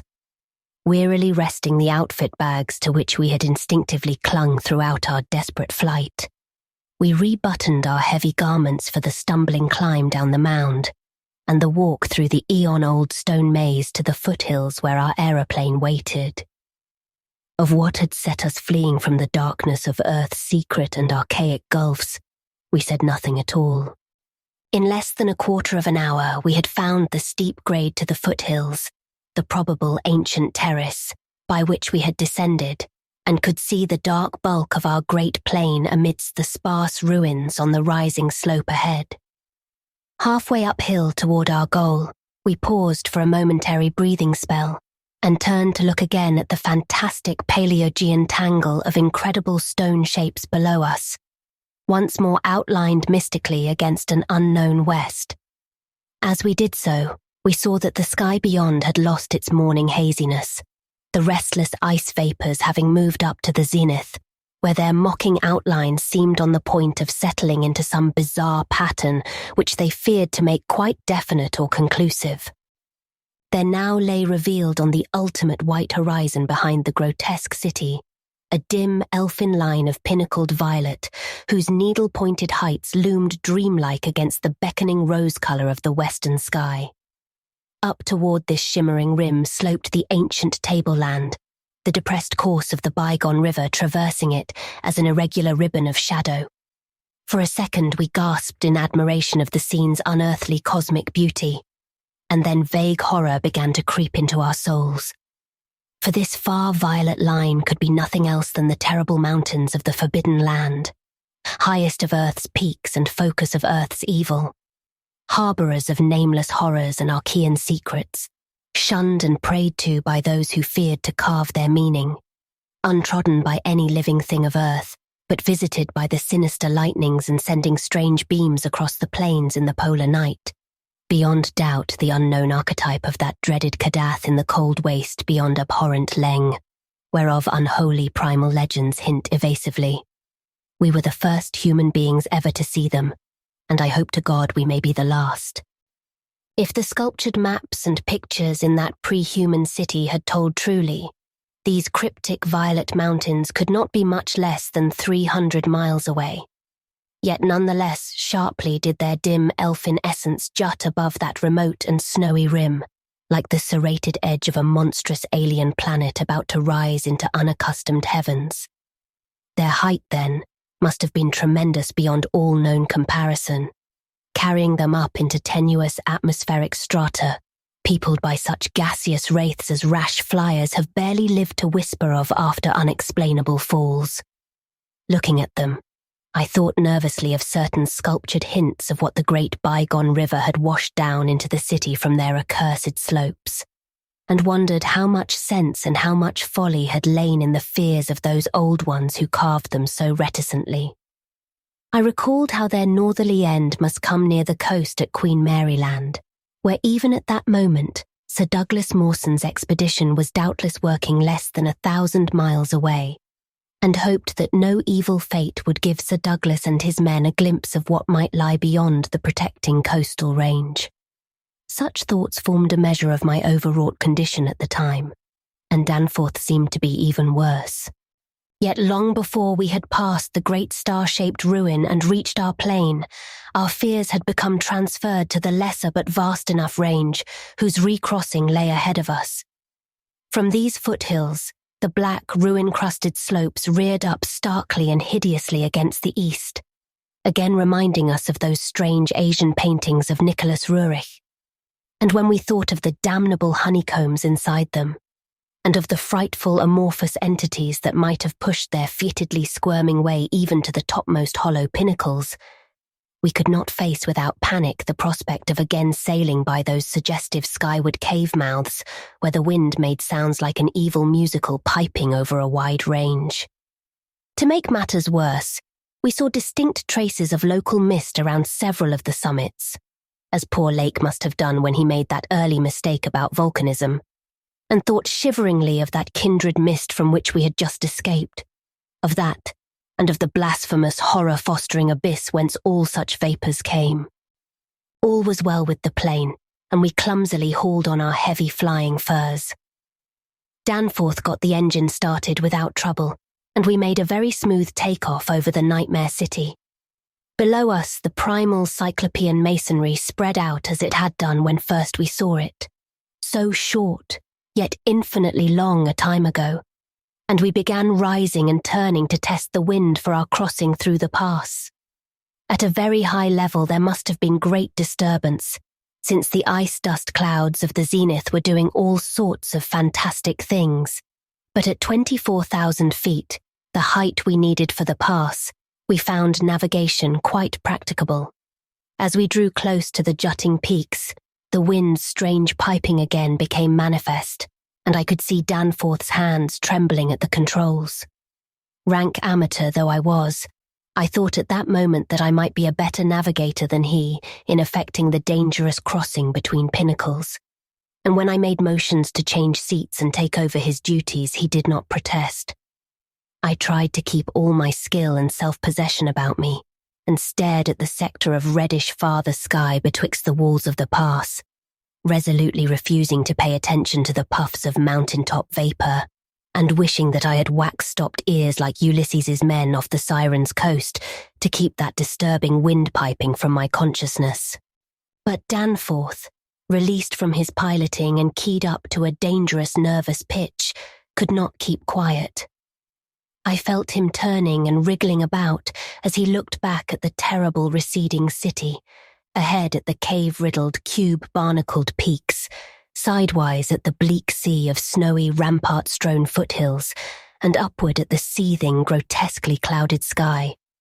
It was then, just as I was trying to steer safely through the pass, that his mad shrieking brought us so close to disaster by shattering my tight hold on myself and causing me to fumble helplessly with the controls for a moment. A second afterward, my resolution triumphed, and we made the crossing safely. Yet I am afraid that Danforth will never be the same again. I have said that Danforth refused to tell me what final horror made him scream out so insanely. A horror which, I feel sadly sure, is mainly responsible for his present breakdown. We had snatches of shouted conversation above the winds piping and the engines buzzing as we reached the safe side of the range and swooped slowly down toward the camp. But that had mostly to do with the pledges of secrecy we had made as we prepared to leave the nightmare city. Certain things, we had agreed, were not for people to know and discuss lightly, and I would not speak of them now but for the need of heading off that Starkweather Moor expedition, and others at any cost. It is absolutely necessary for the peace and safety of mankind that some of Earth's dark, dead corners and unplumbed depths be let alone, lest sleeping abnormalities wake to resurgent life and blasphemously surviving nightmares squirm and splash out of their black lairs to newer and wider conquests. All that Danforth has ever hinted is that the final horror was a mirage. It was not, he declares, anything connected with the cubes and caves of echoing, vaporous, wormily honeycombed mountains of madness which we crossed, but a single fantastic, demoniac glimpse among the churning zenith clouds of what lay back of those other violet westward mountains which the old ones had shunned and feared. It is very probable that the thing was a sheer delusion born of the previous stresses we had passed through, and of the actual though unrecognized mirage of the dead transmontane city experienced near Lake's camp the day before, but it was so real to Danforth that he suffers from it still. He has, on rare occasions, whispered disjointed and irresponsible things about the Black Pit, the Carven Rim, the Proto-Shoggoths, the windowless solids with 5 dimensions, the nameless cylinder, the Elder Pharaohs, Yog-Sothoth, the primal white jelly, the colour out of space, the wings, the eyes in darkness, the moon ladder, the original, the eternal, the undying, and other bizarre conceptions. But when he is fully himself, he repudiates all this and attributes it to his curious and macabre reading of earlier years. Danforth, indeed, is known to be among the few who have ever dared go completely through that worm-riddled copy of the Necronomicon kept under lock and key in the college library. The higher sky, as we crossed the range, was surely vaporous and disturbed enough, and although I did not see the zenith, I can well imagine that its swirls of ice dust may have taken strange forms. Imagination, knowing how vividly distant scenes can sometimes be reflected, refracted, and magnified by such layers of restless cloud, might easily have supplied the rest. And of course, Danforth did not hint any of those specific horrors till after his memory had had a chance to draw on his bygone reading. He could never have seen so much in one instantaneous glance. At the time, his shrieks were confined to the repetition of a single mad word of all too obvious source. Tekelili, Tekelili.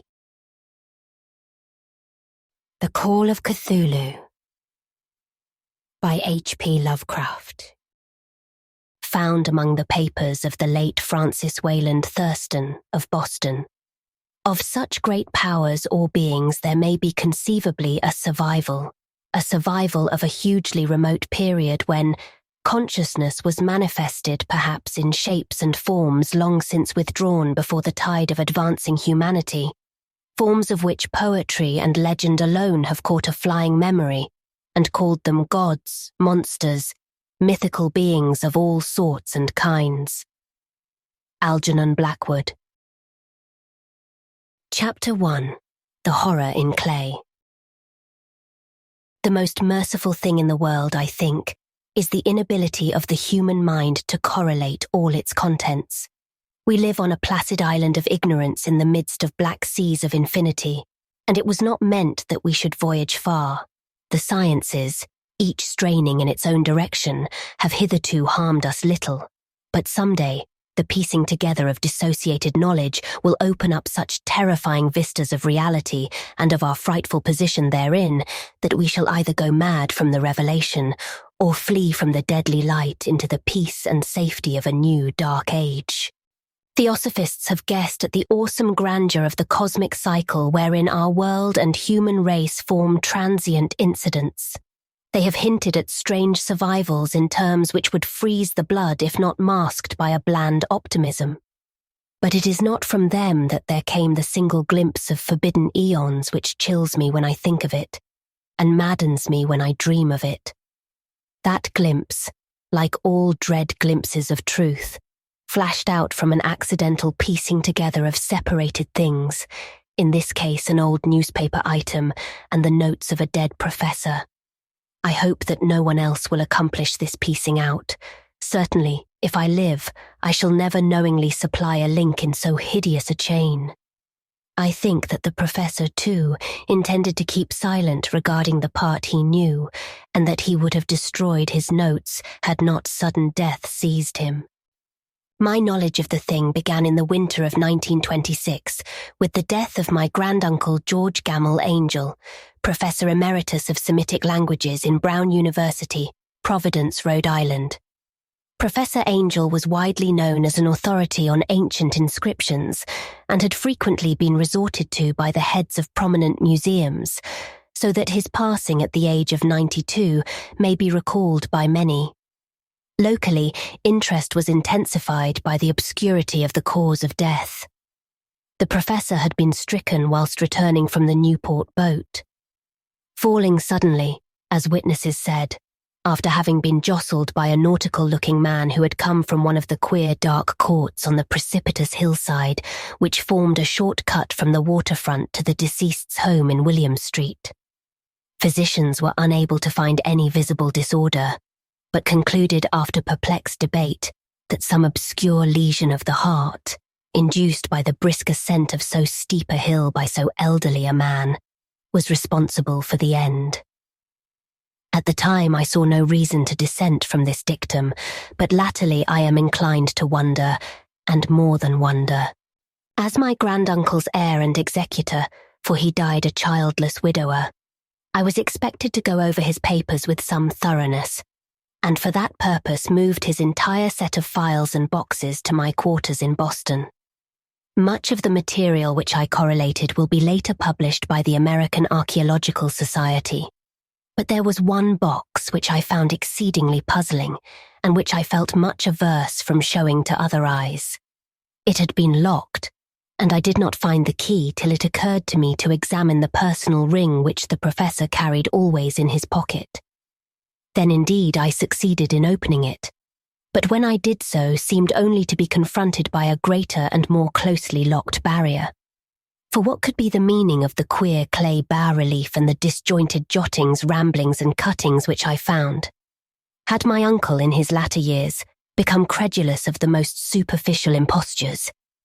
I resolved to search out the eccentric sculptor responsible for this apparent disturbance of an old man's peace of mind.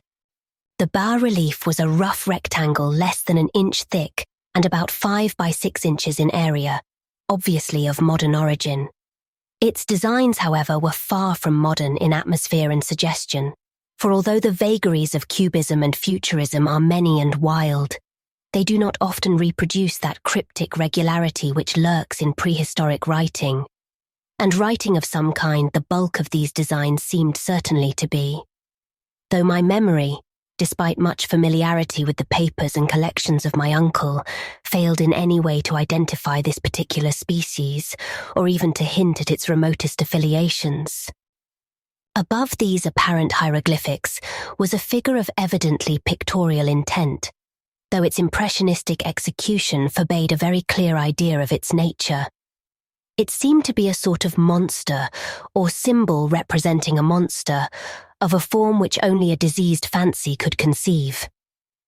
If I say that my somewhat extravagant imagination yielded simultaneous pictures of an octopus, a dragon, and a human caricature, I shall not be unfaithful to the spirit of the thing. A pulpy, tentacled head surmounted a grotesque and scaly body with rudimentary wings, but it was the general outline of the whole which made it most shockingly frightful. Behind the figure was a vague suggestion of a cyclopean architectural background. The writing accompanying this oddity was, aside from a stack of press cuttings, in Professor Angel's most recent hand, and made no pretense to literary style.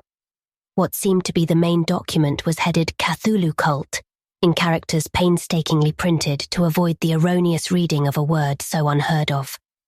The manuscript was divided into 2 sections, the first of which was headed 1925, Dream and Dream Work of H.A. Wilcox, 7 Thomas Street, Providence, Rhode Island.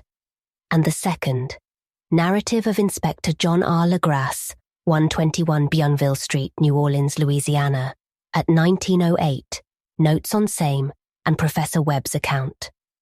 The other manuscript papers were all brief notes, some of them accounts of the queer dreams of different persons, some of them citations from theosophical books and magazines, notably W. Scott Eliot's Atlantis and The Lost Lemuria, and the rest comments on long-surviving secret societies and hidden cults, with references to passages in such mythological and anthropological sourcebooks as Fraser's Golden Bough and Miss Murray's Witch Cult in Western Europe. The cuttings largely alluded to ultra-mental illnesses and outbreaks of group folly or mania in the spring of 1925. The first half of the principal manuscript told a very peculiar tale. It appears that on March 1st, 1925, a thin, dark young man of neurotic and excited aspect had called upon Professor Angel bearing the singular clay bas-relief, which was then exceedingly damp and fresh. His card bore the name of Henry Anthony Wilcox, and my uncle had recognized him as the youngest son of an excellent family slightly known to him, who had latterly been studying sculpture at the Rhode Island School of Design and living alone at the Fleur-de-Lis building near that institution. Wilcox was a precocious youth of known genius, but great eccentricity, and had from childhood excited attention through the strange stories and odd dreams he was in the habit of relating. He called himself psychically hypersensitive, but the staid folk of the ancient commercial city dismissed him as merely queer. Never mingling much with his kind, he had dropped gradually from social visibility and was now known only to a small group of aesthetes from other towns. Even the Providence Art Club, anxious to preserve its conservatism, had found him quite hopeless. On the occasion of the visit, ran the professor's manuscript, the sculptor abruptly asked for the benefit of his host's archaeological knowledge in identifying the hieroglyphics on the bas-relief. He spoke in a dreamy, stilted manner which suggested pose and alienated sympathy, and my uncle showed some sharpness in replying, for the conspicuous freshness of the tablet implied kinship with anything but archaeology. Young Wilcox's rejoinder, which impressed my uncle enough to make him recall and record it verbatim, was of a fantastically poetic cast, which must have typified his whole conversation, and which I have since found highly characteristic of him. He said, "It is new indeed, for I made it last night in a dream of strange cities, and dreams are older than brooding Tyre, or the contemplative Sphinx, or garden-girdled Babylon." It was then that he began that rambling tale which suddenly played upon a sleeping memory and won the fevered interest of my uncle. There had been a slight earthquake tremor the night before, the most considerable felt in New England for some years, and Wilcox's imagination had been keenly affected. Upon retiring, he had had an unprecedented dream of great cyclopean cities of Titan blocks and sky-flung monoliths, all dripping with green ooze and sinister with latent horror. Hieroglyphics had covered the walls and pillars, and from some undetermined point below had come a voice that was not a voice, a chaotic sensation which only fancy could transmute into sound, but which he attempted to render by the almost unpronounceable jumble of letters, Cthulhu Ftan. This verbal jumble was the key to the recollection which excited and disturbed Professor Angel. He questioned the sculptor with scientific minuteness, and studied with almost frantic intensity the bas-relief on which the youth had found himself working, chilled and clad only in his nightclothes, when waking had stolen bewilderingly over him. My uncle blamed his old age, Wilcox afterward said, for his slowness in recognizing both hieroglyphics and pictorial design.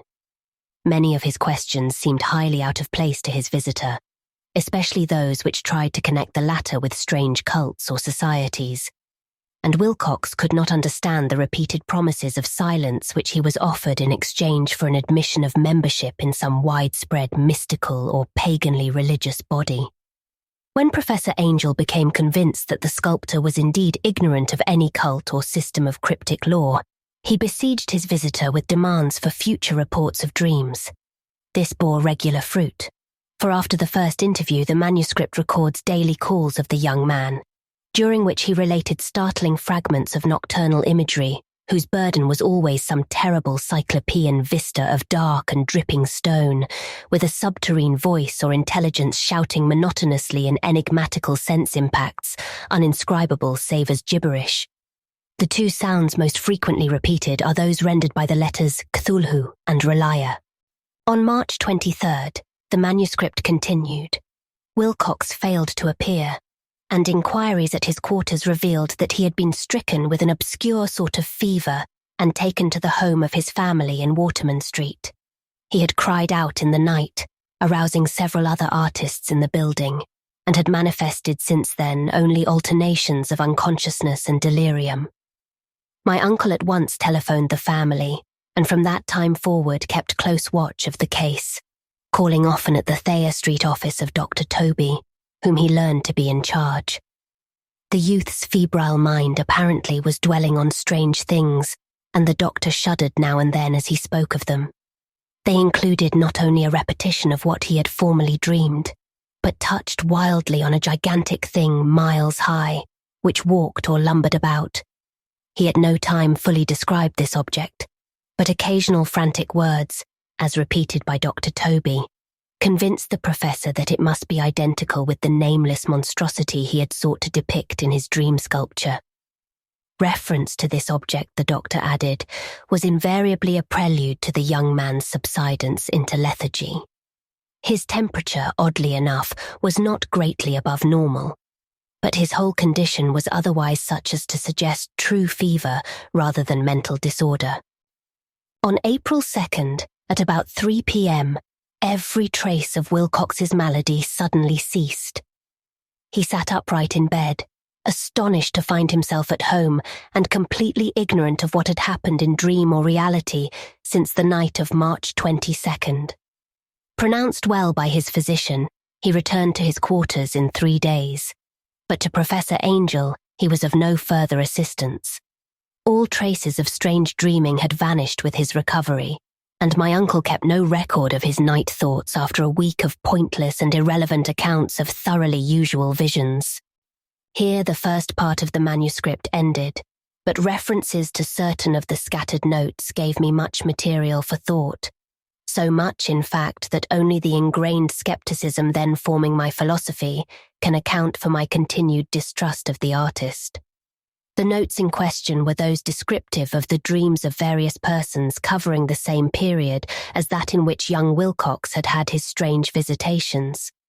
My uncle, it seems, had quickly instituted a prodigiously far-flung body of inquiries amongst nearly all the friends whom he could question without impertinence, asking for nightly reports of their dreams and the dates of any notable visions for some time past. The reception of his request seems to have been varied, but he must at the very least have received more responses than any ordinary man could have handled without a secretary. This original correspondence was not preserved, but his notes formed a thorough and really significant digest. Average people in society and business, New England's traditional salt of the earth, gave an almost completely negative result, though scattered cases of uneasy but formless nocturnal impressions appear here and there, always between March 23rd and April 2nd, the period of young Wilcox's delirium. Scientific men were little more affected, though 4 cases of vague description suggest fugitive glimpses of strange landscapes, and in one case there is mentioned a dread of something abnormal. It was from the artists and poets that the pertinent answers came, and I know that panic would have broken loose had they been able to compare notes. As it was, lacking their original letters, I half suspected the compiler of having asked leading questions, or of having edited the correspondence in corroboration of what he had latently resolved to see.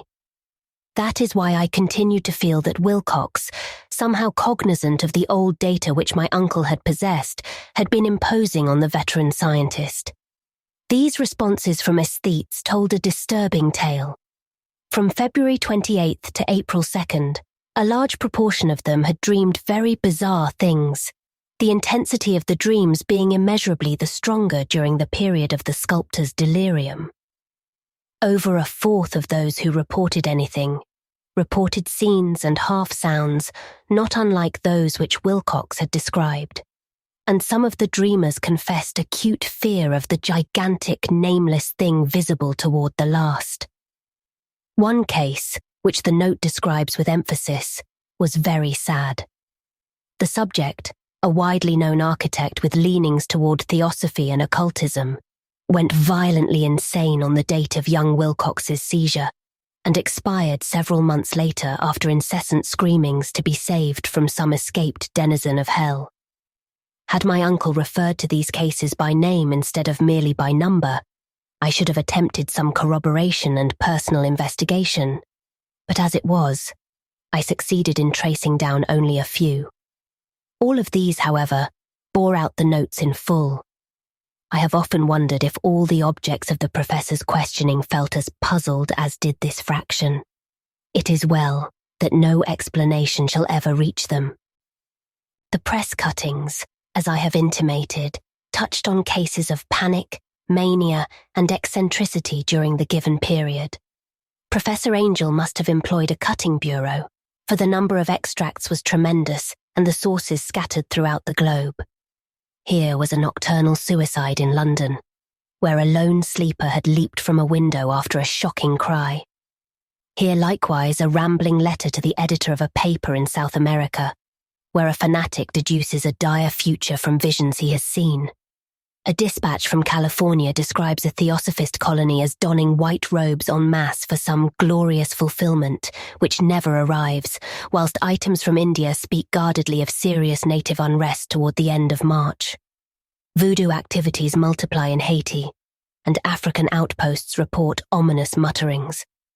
American officers in the Philippines find certain tribes bothersome about this time, and New York policemen are mobbed by hysterical Levantines on the night of March 22nd. The west of Ireland, too, is full of wild rumour and legendary, and a fantastic painter named Ardois Bonneau hangs a blasphemous dream landscape in the Paris Spring Salon of 1926. And so numerous are the recorded troubles in insane asylums that only a miracle can have stopped the medical fraternity from noting strange parallelisms and drawing mystified conclusions. A weird bunch of cuttings all told, and I can at this date scarcely envisage the callous rationalism with which I set them aside. But I was then convinced that young Wilcox had known of the older matters mentioned by the professor. Chapter 2. The Tale of Inspector Legrasse. The older matters which had made the sculptor's dream and bas-relief so significant to my uncle formed the subject of the second half of his long manuscript. Once before, it appears, Professor Angel had seen the hellish outlines of the nameless monstrosity, puzzled over the unknown hieroglyphics, and heard the ominous syllables which can be rendered only as Cthulhu, and all this in so stirring and horrible a connection that it is small wonder he pursued young Wilcox with queries and demands for data. The earlier experience had come in 1908, 17 years before, when the American Archaeological Society held its annual meeting in St. Louis.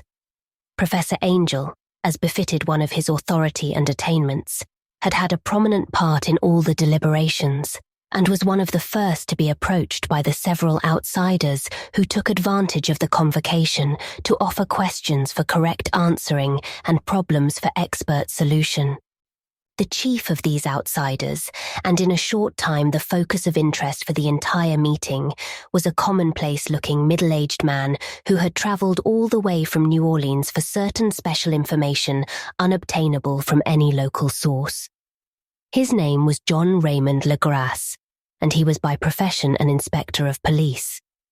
With him he bore the subject of his visit, a grotesque, repulsive, and apparently very ancient stone statuette, whose origin he was at a loss to determine. It must not be fancied that Inspector Legrasse had the least interest in archaeology. On the contrary, his wish for enlightenment was prompted by purely professional considerations. The statuette, idol, fetish, or whatever it was, had been captured some months before in the wooded swamps south of New Orleans, during a raid on a supposed voodoo meeting, and so singular and hideous were the rites connected with it that the police could not but realize that they had stumbled on a dark cult totally unknown to them, and infinitely more diabolic than even the darkest of the African mystic circles. Of its origin, apart from the erratic and unbelievable tales extorted from the captured members, absolutely nothing was to be discovered. Hence the anxiety of the police for any antiquarian lore which might help them to place the frightful symbol, and through it track down the cult to its fountainhead. Inspector Legrasse was scarcely prepared for the sensation which his offering created. One sight of the thing had been enough to throw the assembled men of science into a state of tense excitement, and they lost no time in crowding around him to gaze at the diminutive figure whose utter strangeness and air of genuinely abysmal antiquity hinted so potently at unopened and archaic vistas. No recognized school of sculpture had animated this terrible object, yet centuries and even thousands of years seemed recorded in its dim and greenish surface of unplaceable stone. The figure, which was finally passed slowly from man to man for close and careful study, was between 7 and 8 inches in height, and of exquisitely artistic workmanship. It represented a monster of vaguely anthropoid outline, but with an octopus-like head whose face was a mass of feelers, a scaly, rubbery-looking body, prodigious claws on hind and fore feet, and long, narrow wings behind. This thing, which seemed instinct with a fearsome and unnatural malignancy, was of a somewhat bloated corpulence, and squatted evilly on a rectangular block or pedestal, covered with undecipherable characters. The tips of the wings touched the back edge of the block. The seat occupied the centre, whilst the long, curved claws of the doubled-up, crouching hind legs gripped the front edge and extended a quarter of the way down toward the bottom of the pedestal. The cephalopod head was bent forward, so that the ends of the facial feelers brushed the backs of huge forepaws which clasped the croucher's elevated knees. The aspect of the whole was abnormally lifelike, and the more subtly fearful because its source was so totally unknown. Its vast, awesome, and incalculable age was unmistakable, yet not one link did it show with any known type of art belonging to civilization's youth, or indeed to any other time. Totally separate and apart, its very material was a mystery, for the soapy greenish-black stone with its golden or iridescent flecks and striations resembled nothing familiar to geology or mineralogy. The characters along the base were equally baffling, and no member present, despite a representation of half the world's expert learning in this field, could form the least notion of even their remotest linguistic kinship. They, like the subject and material, belonged to something horribly remote and distinct from mankind as we know it, something frightfully suggestive of old and unhallowed cycles of life in which our world and our conceptions have no part. And yet, as the members severally shook their heads and confessed defeat at the inspector's problem, there was one man in that gathering who suspected a touch of bizarre familiarity in the monstrous shape and writing, and who presently told with some diffidence of the odd trifle he knew. This person was the late William Channing Webb, professor of anthropology in Princeton University, and an explorer of no slight note. Professor Webb had been engaged, 48 years before, in a tour of Greenland and Iceland in search of some runic inscriptions which he failed to unearth, and whilst high up on the West Greenland coast had encountered a singular tribe or cult of Eskimo, whose religion, a curious form of devil worship, chilled him with its deliberate bloodthirstiness and repulsiveness. It was a faith of which other Eskimo knew little, and which they mentioned only with shudders, saying that it had come down from horribly ancient eons before ever the world was made. Besides nameless rites and human sacrifices, there were certain queer hereditary rituals addressed to a supreme elder devil or Tornasuk, and of this Professor Webb had taken a careful phonetic copy from an aged Angekok or wizard priest, expressing the sounds in Roman letters as best he knew how. But just now of prime significance was the fetish which this cult had cherished, and around which they danced when the aurora leaped high over the ice cliffs. It was, the professor stated, a very crude bas-relief of stone, comprising a hideous picture and some cryptic writing. And so far as he could tell, it was a rough parallel in all essential features of the bestial thing now lying before the meeting. This data, received with suspense and astonishment by the assembled members, proved doubly exciting to Inspector Legrasse, and he began at once to ply his informant with questions. Having noted and copied an oral ritual among the swamp cult worshippers his men had arrested, he besought the professor to remember as best he might the syllables taken down amongst the diabolist Eskimo. There then followed an exhaustive comparison of details, and a moment of really awed silence when both detective and scientist agreed on the virtual identity of the phrase common to two hellish rituals so many worlds of distance apart. What, in substance, both the Eskimo wizards and the Louisiana swamp priests had chanted to their kindred idols was something very like this, the word divisions being guessed at from traditional breaks in the phrase as chanted aloud. Funglui, Mugluanaf, Cthulhu, Reliebgar Nagel, Ftan. Legrasse had 1 point in advance of Professor Webb, for several among his prisoners had repeated to him what older celebrants had told them the words meant. This text, as given, ran something like this. In his house at Relier, dead Cthulhu waits dreaming. And now, in response to a general and urgent demand, Inspector Legrasse related as fully as possible his experience with the swamp worshippers, telling a story to which I could see my uncle attached profound significance. It savoured of the wildest dreams of mythmaker and theosophist, and disclosed an astonishing degree of cosmic imagination among such half-castes and pariahs as might be least expected to possess it. On November 1st, 1907, there had come to the New Orleans police a frantic summons from the swamp and lagoon country to the south. The squatters there, mostly primitive but good-natured descendants of Lafitte's men, were in the grip of stark terror from an unknown thing which had stolen upon them in the night. It was voodoo, apparently, but voodoo of a more terrible sort than they had ever known, and some of their women and children had disappeared since the malevolent tom-tom had begun its incessant beating far within the black haunted woods where no dweller ventured. There were insane shouts and harrowing screams, soul-chilling chants and dancing devil flames, and the frightened messenger added, the people could stand it no more. So a body of 20 police, filling 2 carriages and an automobile, had set out in the late afternoon with the shivering squatter as a guide. At the end of the passable road they alighted, and for miles splashed on in silence through the terrible cypress woods where day never came. Ugly roots and malignant hanging nooses of Spanish moss beset them, and now and then a pile of dank stones or fragment of a rotting wall intensified by its hint of morbid habitation, a depression which every malformed tree and every fungus islet combined to create. At length the squatter settlement, a miserable huddle of huts, hove in sight, and hysterical dwellers ran out to cluster around the group of bobbing lanterns. The muffled beat of tom-toms was now faintly audible far, far ahead, and a curdling shriek came at infrequent intervals when the wind shifted. A reddish glare, too, seemed to filter through the pale undergrowth beyond endless avenues of forest night. Reluctant even to be left alone again, each one of the cowed squatters refused point-blank to advance another inch toward the scene of unholy worship. So Inspector Legrasse and his 19 colleagues plunged on unguided into black arcades of horror that none of them had ever trod before.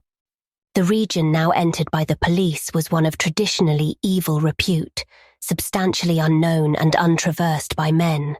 There were legends of a hidden lake unglimpsed by mortal sight, in which dwelt a huge, formless white polypus thing with luminous eyes, and squatters whispered that bat-winged devils flew up out of caverns in inner earth to worship it at midnight. They said it had been there before d'Iberville, before La Salle, before the Indians, and before even the wholesome beasts and birds of the woods. It was nightmare itself, and to see it was to die. But it made men dream, and so they knew enough to keep away. The present voodoo rite was, indeed, on the merest fringe of this abhorred area. But that location was bad enough. Hence perhaps the very place of the worship had terrified the squatters more than the shocking sounds and incidents. Only poetry or madness could do justice to the noises heard by Legras's men as they ploughed on through the black morass toward the red glare and the muffled tom-toms. There are vocal qualities peculiar to men, and vocal qualities peculiar to beasts, and it is terrible to hear the one when the source should yield the other. Animal fury and maniacal license here whipped themselves to demoniac heights by howls and squawking ecstasies that tore and reverberated through those nighted woods like pestilential tempests from the gulfs of hell. Now and then, the less organized ululation would cease, and from what seemed a well-drilled chorus of hoarse voices would rise in sing-song chant that hideous phrase or ritual, Funglui, Munglvanaf Cthulhu, Relier Huganagulftan. Then the men, having reached a spot where the trees were thinner, came suddenly in sight of the spectacle itself. 4 of them reeled, 1 fainted, and 2 were shaken into a frantic cry, which the mad cacophony of the right fortunately deadened. Legras dashed swamp water on the face of the fainting man, and all stood trembling and nearly hypnotized with horror. In a natural glade of the swamp stood a grassy island of perhaps an acre's extent, clear of trees and tolerably dry. On this now leaped and twisted a more indescribable horde of human abnormality than any but a Sime or an Angarola could paint. Void of clothing, this hybrid spawn were braying, bellowing and writhing about a monstrous ring-shaped bonfire, in the centre of which, revealed by occasional rifts in the curtain of flame, stood a great granite monolith some 8 feet in height, on top of which, incongruous with its diminutiveness, rested the noxious carven statuette. From a wide circle of 10 scaffolds, set up at regular intervals with the flame-girt monolith, as a centre hung, head downward, the oddly marred bodies of the helpless squatters who had disappeared. It was inside this circle that the ring of worshippers jumped and roared, the general direction of the mass motion being from left to right in endless bacchanal between the ring of bodies and the ring of fire. It may have been only imagination, and it may have been only echoes which induced one of the men, an excitable Spaniard, to fancy he heard antiphonal responses to the ritual from some far and unillumined spot, deeper within the wood of ancient legendary and horror. This man, Joseph D. Galvez, I later met and questioned, and he proved distractingly imaginative. He indeed went so far as to hint of the faint beating of great wings, and of a glimpse of shining eyes and a mountainous white bulk beyond the remotest trees. But I suppose he had been hearing too much native superstition. Actually, the horrified pause of the men was of comparatively brief duration.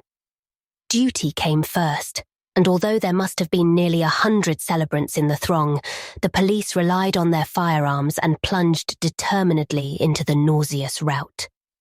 For 5 minutes, the resultant din and chaos were beyond description. Wild blows were struck, shots were fired, and escapes were made. But in the end, Legras was able to count some 47 sullen prisoners, whom he forced to dress in haste and fall into line between 2 rows of policemen. 5 of the worshippers lay dead, and 2 severely wounded ones were carried away on improvised stretchers by their fellow prisoners. The image on the monolith, of course, was carefully removed and carried back by Legras.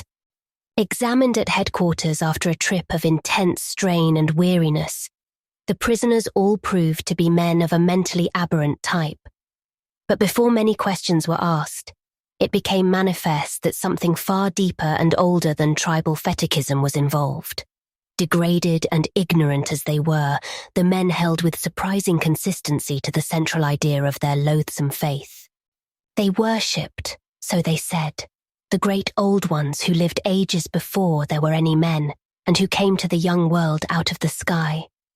Those old ones were gone now, inside the earth and under the sea, but their dead bodies had told their secrets in dreams to the first men, who formed a cult which had never died. This was that cult, and the prisoners said it had always existed, and always would exist, hidden in distant wastes and dark places all over the world, until the time when the great priest Cthulhu, from his dark house in the mighty city of Ranni under the waters, should rise and bring the earth again beneath his sway. Some day he would call, when the stars were ready, and the secret cult would always be waiting to liberate him. Meanwhile, no more must be told.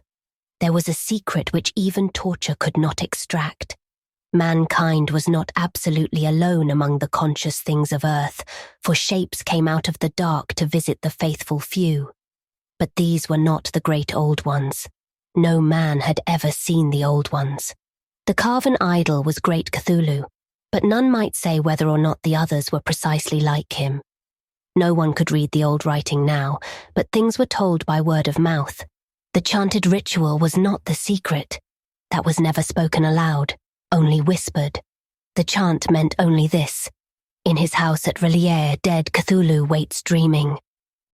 Only 2 of the prisoners were found sane enough to be hanged, and the rest were committed to various institutions. All denied a part in the ritual murders, and averred that the killing had been done by black-winged ones, which had come to them from their immemorial meeting place in the haunted wood. But of those mysterious allies, no coherent account could ever be gained.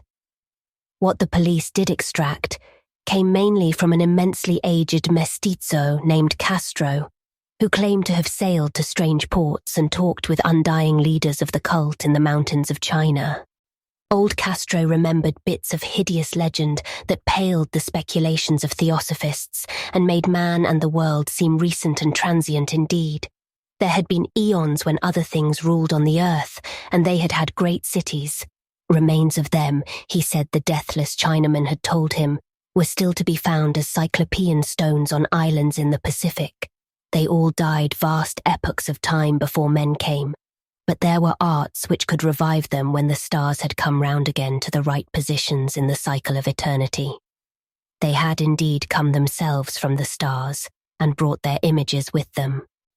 These great old ones, Castro continued, were not composed altogether of flesh and blood. They had shape, for did not this star-fashioned image prove it? But that shape was not made of matter. When the stars were right, they could plunge from world to world through the sky. But when the stars were wrong, they could not live. But although they no longer lived, they would never really die. They all lay in stone houses in their great city of Ranni, preserved by the spells of mighty Cthulhu for a glorious resurrection when the stars and the earth might once more be ready for them. But at that time some force from outside must serve to liberate their bodies. The spells that preserved them intact likewise prevented them from making an initial move, and they could only lie awake in the dark and think whilst uncounted millions of years rolled by. They knew all that was occurring in the universe, but their mode of speech was transmitted thought. Even now they talked in their tombs. When, after infinities of chaos, the first men came, the great old ones spoke to the sensitive among them by moulding their dreams, for only thus could their language reach the fleshly minds of mammals. Then, whispered Castro, those first men formed the cult around small idols, which the great ones showed them. Idols brought in dim eras from dark stars. That cult would never die till the stars came right again, and the secret priests would take great Cthulhu from his tomb to revive his subjects and resume his rule of earth. The time would be easy to know, for then mankind would have become as the great old ones, free and wild and beyond good and evil, with laws and morals thrown aside and all men shouting and killing and reveling in joy. Then the liberated old ones would teach them new ways to shout and kill and revel and enjoy themselves, and all the earth would flame with a time of ecstasy and freedom. Meanwhile the cult, by appropriate rites, must keep alive the memory of those ancient ways and shadow forth the prophecy of their return. In the elder time, chosen men had talked with the entombed old ones in dreams, but then something had happened. The great stone city Ranni, with its monoliths and sepulchres, had sunk beneath the waves, and the deep waters, full of the one primal mystery through which not even thought can pass, had cut off the spectral intercourse. But memory never died, and high priests said that the city would rise again when the stars were right. Then came out of the earth the black spirits of earth, mouldy and shadowy, and full of dim rumours picked up in caverns beneath forgotten sea bottoms. But of them, old Castro dared not speak much. He cut himself off hurriedly, and no amount of persuasion or subtlety could elicit more in this direction. The size of the old ones, too, he curiously declined to mention. Of the cult, he said that he thought the centre lay amid the pathless deserts of Arabia, where Irem, the city of pillars, dreams hidden and untouched. It was not allied to the European witch cult, and was virtually unknown beyond its members. No book had ever really hinted of it, though the deathless Chinaman said that there were double meanings in the Necronomicon of the mad Arab Abdul al-Hazred, which the initiated might read as they chose, especially the much-discussed couplet. That is not dead which can eternal lie, and with strange eons even death may die. Legrasse, deeply impressed, and not a little bewildered, had inquired in vain concerning the historic affiliations of the cult. Castro, apparently, had told the truth when he said that it was wholly secret. The authorities at Tulane University could shed no light upon either cult or image. And now the detective had come to the highest authorities in the country and met with no more than the Greenland tale of Professor Webb. The feverish interest aroused at the meeting by Legrasse's tale, corroborated as it was by the statuette, is echoed in the subsequent correspondence of those who attended, although scant mention occurs in the formal publications of the Society. Caution is the first care of those accustomed to face occasional charlatanry and imposture. Legrasse for some time lent the image to Professor Webb, but at the latter's death it was returned to him and remains in his possession, where I viewed it not long ago. It is truly a terrible thing, and unmistakably akin to the dream sculpture of young Wilcox. That my uncle was excited by the tale of the sculptor I did not wonder, for what thoughts must arise upon hearing, after a knowledge of what Legrasse had learned of the cult, of a sensitive young man who had dreamed not only the figure and exact hieroglyphics of the swamp-found image and the Greenland devil tablet, but had come in his dreams upon at least 3 of the precise words of the formula uttered alike by Eskimo diabolists and cultist Louisianans. Professor Angel's instant start on an investigation of the utmost thoroughness was eminently natural, though privately I suspected young Wilcox of having heard of the cult in some indirect way, and of having invented a series of dreams to heighten and continue the mystery at my uncle's expense. The dream narratives and cuttings collected by the professor were, of course, strong corroboration, but the rationalism of my mind and the extravagance of the whole subject led me to adopt what I thought the most sensible conclusions.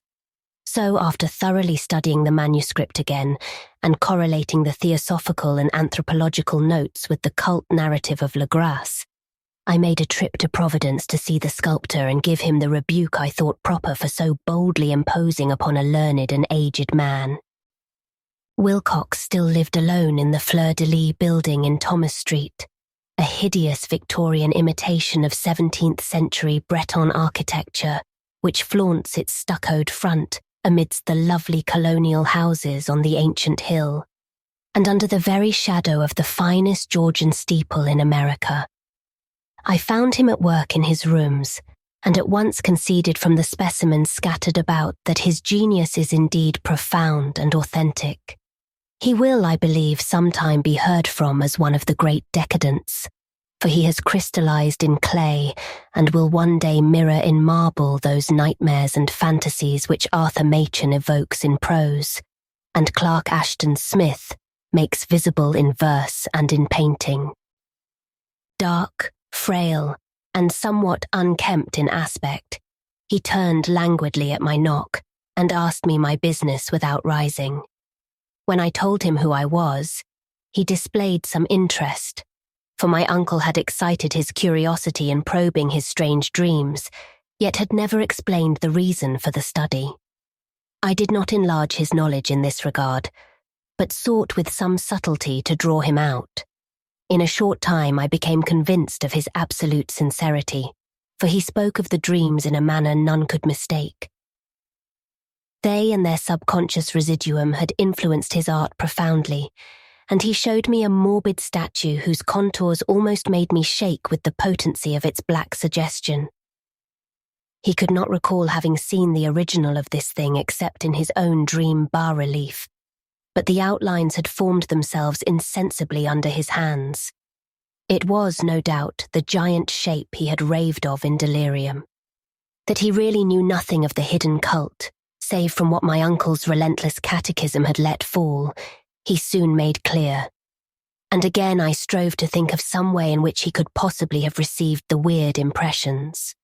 He talked of his dreams in a strangely poetic fashion, making me see with terrible vividness the damp cyclopean city of slimy green stone, whose geometry, he oddly said, was all wrong, and hear with frightened expectancy the ceaseless, half-mental calling from underground, Cthulhu Ftan, Cthulhu Ftan.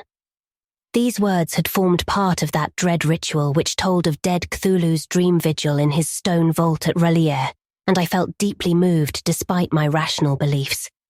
Wilcox, I was sure, had heard of the cult in some casual way, and had soon forgotten it amidst the mass of his equally weird reading and imagining.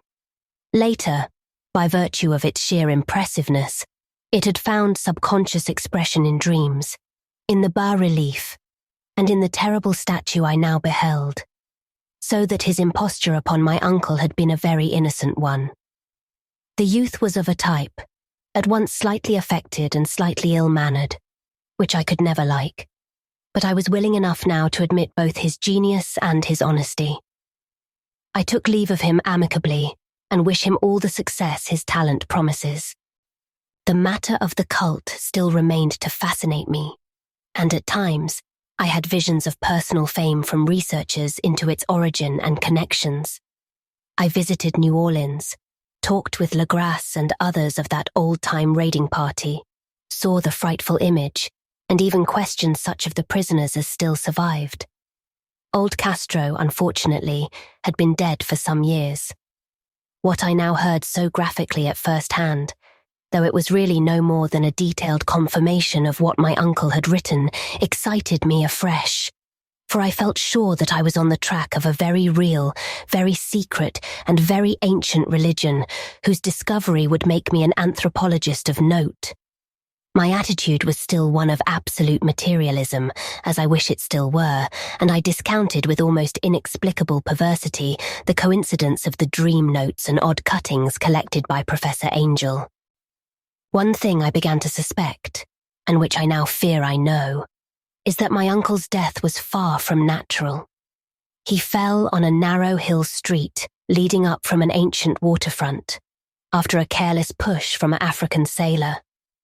I did not forget the mixed blood and marine pursuits of the cult members in Louisiana, and would not be surprised to learn of secret methods and poison needles as ruthless and as anciently known as the cryptic rites and beliefs. Legras and his men, it is true, have been let alone, but in Norway a certain seaman who saw things is dead. Might not the deeper inquiries of my uncle after encountering the sculptor's data have come to sinister ears? I think Professor Angel died because he knew too much, or because he was likely to learn too much. Whether I shall go as he did remains to be seen, for I have learned much now.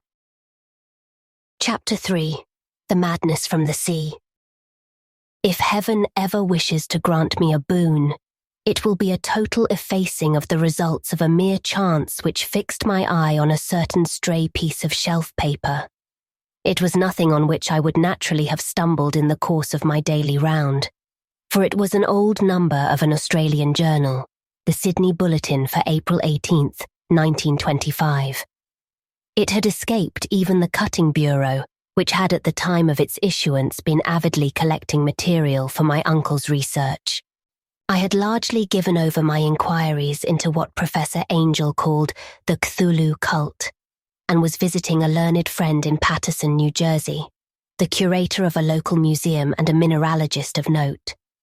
Examining one day the reserve specimens roughly set on the storage shelves in a rear room of the museum, my eye was caught by an odd picture in one of the old papers spread beneath the stones. It was the Sydney Bulletin I have mentioned, for my friend has wide affiliations in all conceivable foreign parts, and the picture was a half-tone cut of a hideous stone image almost identical with that which Legrasse had found in the swamp. Eagerly clearing the sheet of its precious contents, I scanned the item in detail, and was disappointed to find it of only moderate length. What it suggested, however, was of portentous significance to my flagging quest, and I carefully tore it out for immediate action. It read as follows: Mystery derelict found at sea. Vigilant arrives with helpless armed New Zealand yacht in tow. One survivor and dead man found aboard. Tale of desperate battle and deaths at sea. Rescued seaman refuses particulars of strange experience. Odd idol found in his possession. Inquiry to follow. The Morrison Company's freighter Vigilant, bound from Valparaiso, arrived this morning at its wharf in Darling Harbour, having in tow the battled and disabled but heavily armed steam yacht Alert of Dunedin, New Zealand, which was sighted April 12th in south latitude 34 degrees 21 minutes, west longitude 152 degrees 17 minutes, with one living and one dead man aboard. The Vigilant left Valparaiso March 25th, and on April 2nd was driven considerably south of her course by exceptionally heavy storms and monster waves. On April 12th, the derelict was sighted, and though apparently deserted, was found upon boarding to contain one survivor in a half-delirious condition and one man who had evidently been dead for more than a week. The living man was clutching a horrible stone idol of unknown origin, about a foot in height, regarding whose nature authorities at Sydney University, the Royal Society, and the museum in College Street all profess complete bafflement, and which the survivor says he found in the cabin of the yacht in a small carved shrine of common pattern. This man, after recovering his senses, told an exceedingly strange story of piracy and slaughter. He is Gustaf Johansson, a Norwegian of some intelligence, and had been second mate of the two-masted schooner Emma of Auckland, which sailed for Callao February 20th with a complement of 11 men. The Emma, he says, was delayed and thrown widely south of her course by the great storm of March 1st, and on March 22nd in south latitude 49 degrees 51 minutes, west longitude 128 degrees 34 minutes, encountered the Alert, manned by a queer-looking crew of Hawaiians.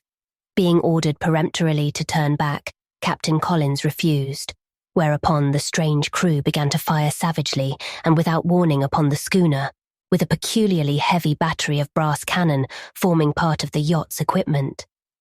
The Emma's men showed fight, says the survivor, and though the schooner began to sink from shots beneath the waterline, they managed to heave alongside their enemy and board her, grappling with the crew on the yacht's deck and being forced to kill them all, the number being slightly superior because of their particularly abhorrent and desperate though rather clumsy mode of fighting. 3 of the Emma's men, including Captain Collins and First Mate Green, were killed, and the remaining 8 under Second Mate Johansson proceeded to navigate the captured yacht, going ahead in their original direction to see if any reason for their ordering back had existed. The next day, it appears, they raised and landed on a small island, although none is known to exist in that part of the ocean, and 6 of the men somehow died ashore, though Johansson is queerly reticent about this part of his story, and speaks only of their falling into a rock chasm. Later, it seems, he and one companion boarded the yacht and tried to manage her, but were beaten about by the storm of April 2nd. From that time till his rescue on the 12th, the man remembers little, and he does not even recall when William Bryden, his companion, died. Bryden's death reveals no apparent cause and was probably due to excitement or exposure. Cable advices from Dunedin report that the Alert was well known there as an island trader and bore an evil reputation along the waterfront. It was owned by a curious group of sailors whose frequent meetings and night trips to the woods attracted no little curiosity, and it had set sail in great haste just after the storm and earth tremors of March 1st. Our Auckland correspondent gives the Emma and her crew an excellent reputation, and Johansson is described as a sober and worthy man. The Admiralty will institute an inquiry on the whole matter beginning tomorrow, at which every effort will be made to induce Johansen to speak more freely than he has done hitherto. This was all, together with the picture of the hellish image. But what a train of ideas it started in my mind. Here were new treasuries of data on the Cthulhu cult, and evidence that it had strange interests at sea as well as on land. What motive prompted the hybrid crew to order back the Emma as they sailed about with their hideous idol? What was the unknown island on which 6 of the Emma's crew had died, and about which the mate Johansen was so secretive?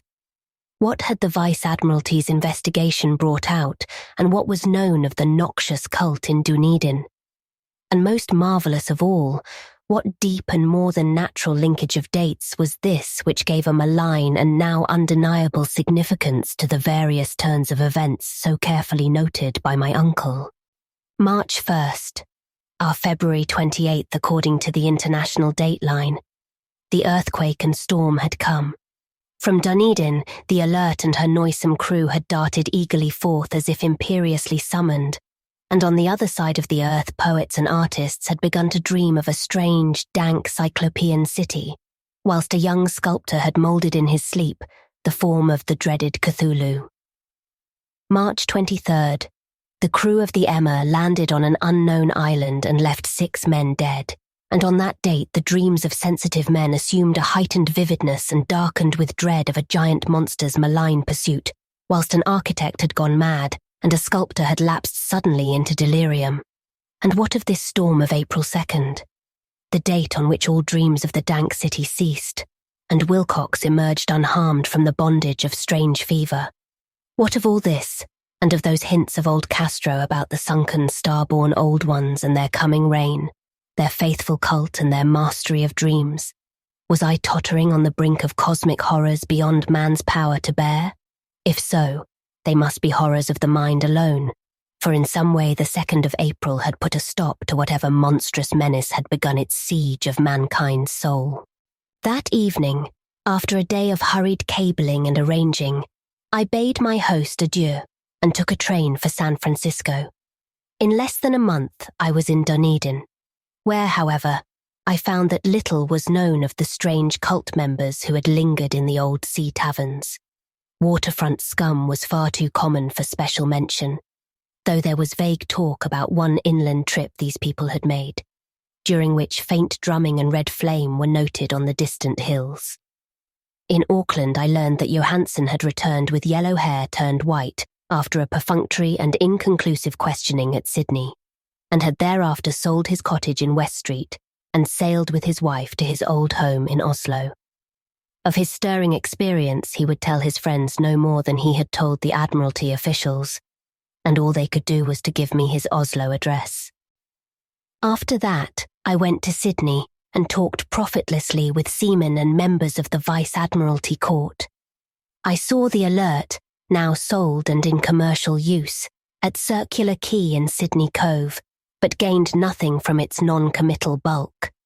The crouching image with its cuttlefish head, dragon body, scaly wings and hieroglyphed pedestal was preserved in the museum at Hyde Park, and I studied it long and well, finding it a thing of balefully exquisite workmanship, and with the same utter mystery, terrible antiquity, and unearthly strangeness of material which I had noted in Legrasse's smaller specimen.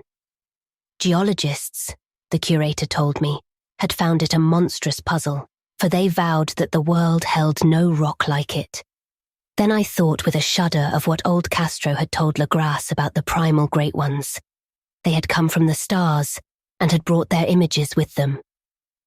Shaken with such a mental revolution as I had never before known, I now resolved to visit Mette Johansen in Oslo.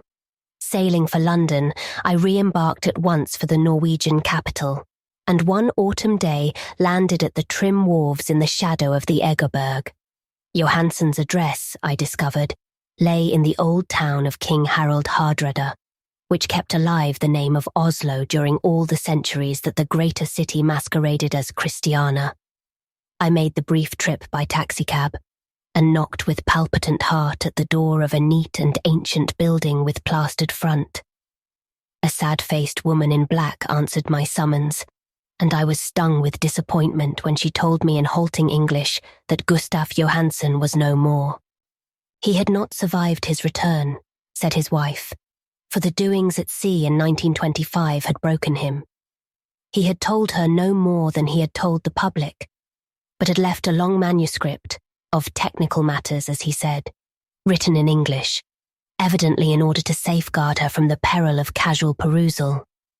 During a walk through a narrow lane near the Gothenburg dock, a bundle of papers falling from an attic window had knocked him down. 2 Lascar sailors at once helped him to his feet, but before the ambulance could reach him, he was dead. Physicians found no adequate cause for the end and laid it to heart trouble and a weakened constitution. I now felt gnawing at my vitals, that dark terror which will never leave me till I too am at rest, accidentally or otherwise. Persuading the widow that my connection with her husband's technical matters was sufficient to entitle me to his manuscript, I bore the document away and began to read it on the London boat.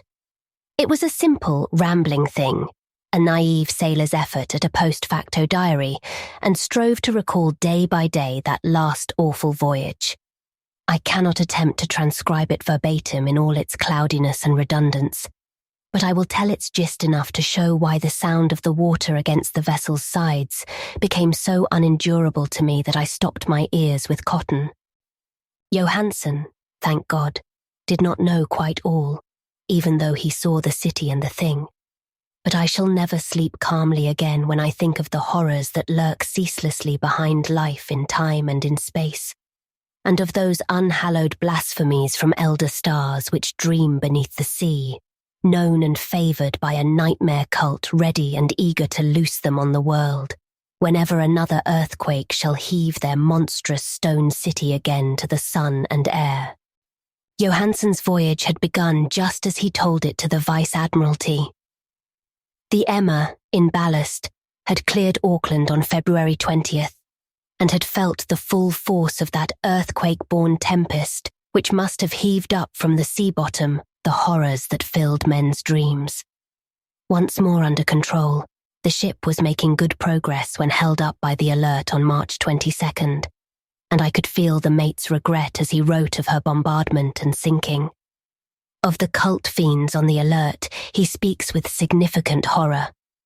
There was some peculiarly abominable quality about them which made their destruction seem almost a duty, and Johansson shows ingenuous wonder at the charge of ruthlessness brought against his party during the proceedings of the Court of Inquiry. Then, driven ahead by curiosity in their captured yacht under Johansson's command, the men sight a great stone pillar sticking out of the sea, and in south latitude 47 degrees 9 minutes, west longitude 126 degrees 43 minutes, come upon a coastline of mingled mud, ooze, and weedy cyclopean masonry, which can be nothing less than the tangible substance of Earth's supreme terror, the nightmare corpse city of Relia, that was built in measureless eons behind history by the vast, loathsome shapes that seeped down from the dark stars. There lay great Cthulhu and his hordes, hidden in green slimy vaults and sending out at last, after cycles incalculable, the thoughts that spread fear to the dreams of the sensitive and called imperiously to the faithful to come on a pilgrimage of liberation and restoration. All this Johansson did not suspect, but God knows he soon saw enough. I suppose that only a single mountaintop, the hideous monolith-crowned citadel whereon great Cthulhu was buried, actually emerged from the waters.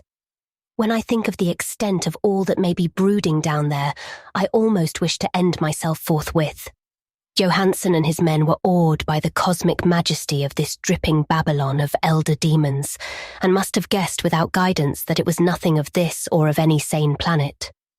Awe at the unbelievable size of the greenish stone blocks, at the dizzying height of the great carven monolith, and at the stupefying identity of the colossal statues and bas-reliefs with the queer image found in the shrine on the Alert, is poignantly visible in every line of the mate's frightened description. Without knowing what futurism is like, Johansson achieved something very close to it when he spoke of the city. For instead of describing any definite structure or building, He dwells only on broad impressions of vast angles and stone surfaces. Surfaces too great to belong to anything right or proper for this earth, and impious with horrible images and hieroglyphs. I mention his talk about angles because it suggests something Wilcox had told me of his awful dreams.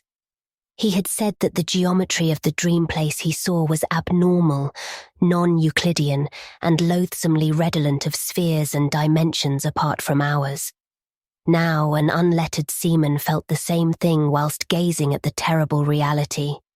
Johansen and his men landed at a sloping mud bank on this monstrous acropolis, and clambered slipperily up over Titan oozy blocks, which could have been no mortal staircase.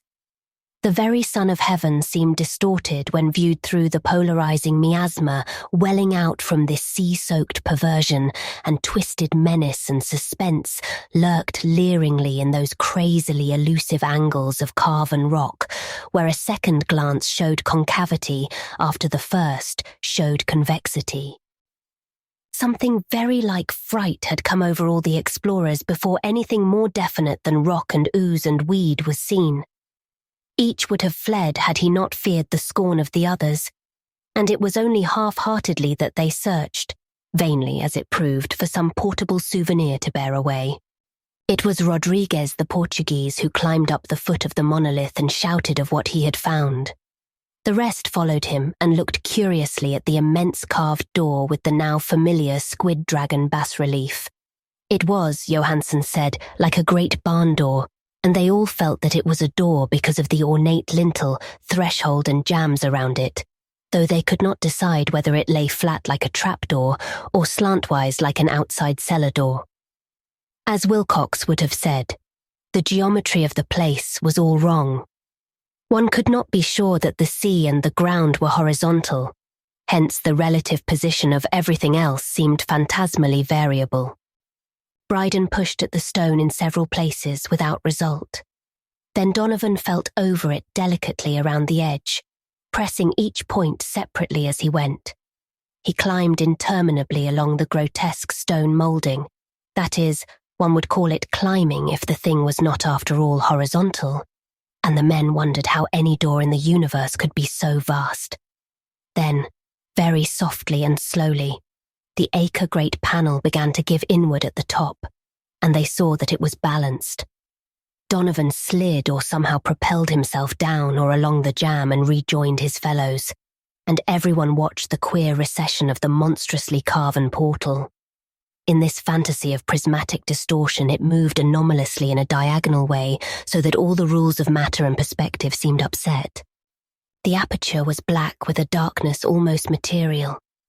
That tenebrousness was indeed a positive quality, for it obscured such parts of the inner walls as ought to have been revealed, and actually burst forth like smoke from its eon-long imprisonment, visibly darkening the sun as it slunk away into the shrunken and gibbous sky on flapping membraneous wings. The odour arising from the newly opened depths was intolerable, and at length the quick-eared Hawkins thought he heard a nasty slopping sound down there. Everyone listened, and everyone was listening still when it lumbered slobberingly into sight and gropingly squeezed its gelatinous green immensity through the black doorway into the tainted outside air of that poisoned city of madness. Poor Johansen's handwriting almost gave out when he wrote of this.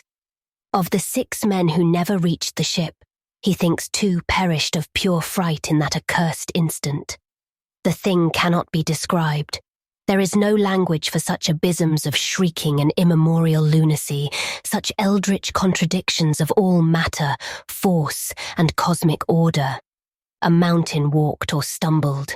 God, what wonder that across the earth a great architect went mad, and poor Wilcox raved with fever in that telepathic instant. The thing of the idols, the green, sticky spawn of the stars, had awaked to claim his own. The stars were right again, and what an age-old cult had failed to do by design, a band of innocent sailors had done by accident. After vigintillions of years, great Cthulhu was loose again, and ravening for delight. 3 men were swept up by the flabby claws before anybody turned. God rest them, if there be any rest in the universe. They were Donovan, Guerrera, and Angstrom. Parker slipped as the other three were plunging frenziedly over endless vistas of green-crusted rock to the boat, and Johansson swears he was swallowed up by an angle of masonry which shouldn't have been there, an angle which was acute, but behaved as if it were obtuse. So only Bryden and Johansson reached the boat and pulled desperately for the Alert, as the mountainous monstrosity flopped down the slimy stones and hesitated, floundering at the edge of the water. Steam had not been suffered to go down entirely, despite the departure of all hands for the shore, and it was the work of only a few moments of feverish rushing up and down between wheel and engines to get the Alert underway. Slowly, amidst the distorted horrors of that indescribable scene, she began to churn the lethal waters, whilst on the masonry of that charnel shore that was not of earth, the Titan thing from the stars slavered and gibbered like Polypheme, cursing the fleeing ship of Odysseus. Then, bolder than the storied Cyclops, great Cthulhu slid greasily into the water and began to pursue with vast wave-raising strokes of cosmic potency. Bryden looked back and went mad, laughing shrilly as he kept on laughing at intervals till death found him one night in the cabin whilst Johansson was wandering deliriously. But Johansson had not given out yet. Knowing that the thing could surely overtake the Alert until steam was fully up, he resolved on a desperate chance, and setting the engine for full speed, ran lightning-like on deck and reversed the wheel. There was a mighty eddying and foaming in the noisome brine, and as the steam mounted higher and higher, the brave Norwegian drove his vessel head-on against the pursuing jelly, which rose above the unclean froth like the stern of a demon galleon. The awful squid head with writhing feelers came nearly up to the bowsprit of the sturdy yacht, but Johansson drove on relentlessly. There was a bursting as of an exploding bladder, a slushy nastiness as of a cloven sunfish, a stench as of 1,000 opened graves, and a sound that the chronicler would not put on paper. For an instant the ship was befouled by an acrid and blinding green cloud, and then there was only a venomous seething astern.